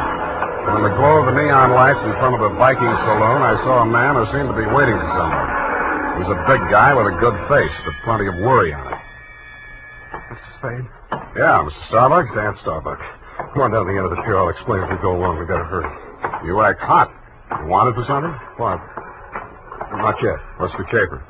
Well, my brother's out there on his yacht, the Marguerite. He's dying. When he's dead, they may call it murder. I want to be there with a witness. That's you. In case he has anything to say about who did it. Who did? They think I did. did you? Well, honestly, I don't know. It happened the night before last. I went out there to see him. We've hated each other for years. We've both been drinking, and we drank some more. Then there was a fight. I drew a blank somewhere. Next thing I knew, it was around midnight. I pulled myself together, went into his cabin. Gordon was lying there with his head all kicked. I realized I was covered with blood, and I was holding something in my hand, big glass paperweight. I dropped it. I got out of there fast and swam ashore. I planned to tell you a different story, but that's it. You want the job or not? You think you'll make a deathbed statement that'll clear you, and you want me for a witness? Yeah, that's it. You got a lot of guts. I'm hired. Good. Halverson? You down there? Halverson! Who's Halverson? He's the boatman. He'll row us out. Halverson! Hey, Nils! Johnny? Yeah. Is that your casino? Sure. Can I do you some favor? I want to go out to the Marguerite. I can't find Halverson anywhere. Oh, I guess I can take you. Are you sure? Yeah, I'm sure. Sam Spade, Del Casino. He's the bosun of the Marguerite. Glad to meet you. Thanks. Any fun at Danny's? Hey, listen, Danny, you sure you want to go out there? Any reason why he shouldn't? Well, it's up to him. In his place, I would be on a freighter for China, way out there where the fog is more thicker. No, it's all right, Casino. I know what I'm doing. Well, your friend, you excuse me, your name? Spade. You pardon me, I better ask. The police don't want you for nothing? Not yet, but don't make book on it. Push us clear, Danny. All right.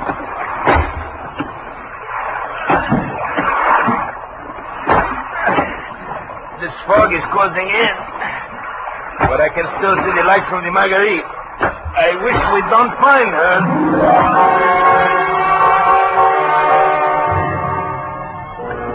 But we did.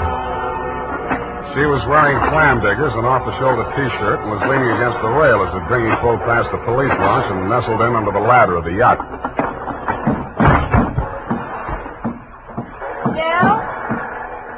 Del, is that you? Yes, Miss Starbuck. Who is that with you? Keep quiet.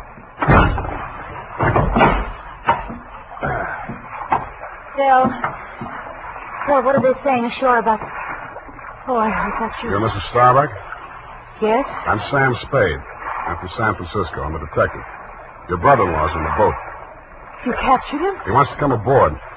He wants to... die. He's hoping your husband will say something to clear him before he dies. Is there any reason why he shouldn't come aboard? Oh, there's every reason in the world why he shouldn't.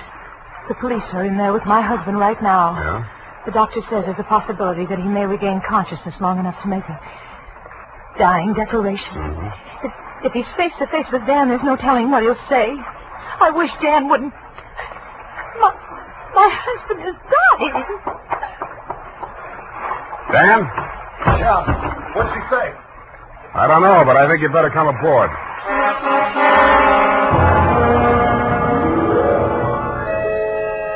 He seemed almost delighted as he swung his weight up out of the dinghy and climbed the ladder. Del Casino, the bosun, followed, wearing a puzzled expression that turned to fear as we entered the cabin. The yellow glare from the lamps swinging overhead was almost blinding to walk into out of the foggy night. The first thing I focused on was the bunk that held the dying man. His head was heavily bandaged, his skin was chalk white, and his lips were beginning to turn blue. The room was tense with waiting. Ranged around him in a semicircle were the supporting players. 2 doctors, 1 family type with a nurse, 1 police medic without, 1 sheriff with cigar, 1 police stenographer, female with pencil and notebook poised, 9/10 of a widow, and us. At 18 minutes past 7, somebody moved. Dying man. The 2 doctors rushed forward, took his pulse and blood pressure. The Scott. Adrenaline 3cc. Chlorine 1. All right, Sheriff. He's conscious now, but you'd better hurry. Mr. Starbuck, you can hear me all right? Take that down. Can you hear me? Affirmative answer. Now, Mr. Starbuck, we have to ask these questions. 1, what is your name? Please try to answer. What is your name? Gordon M. Starr. You got that? What is your name, Gordon M. Starr? That's close enough. Fill it in later. Now, Mr. Starbuck, where do you live? Where do you live?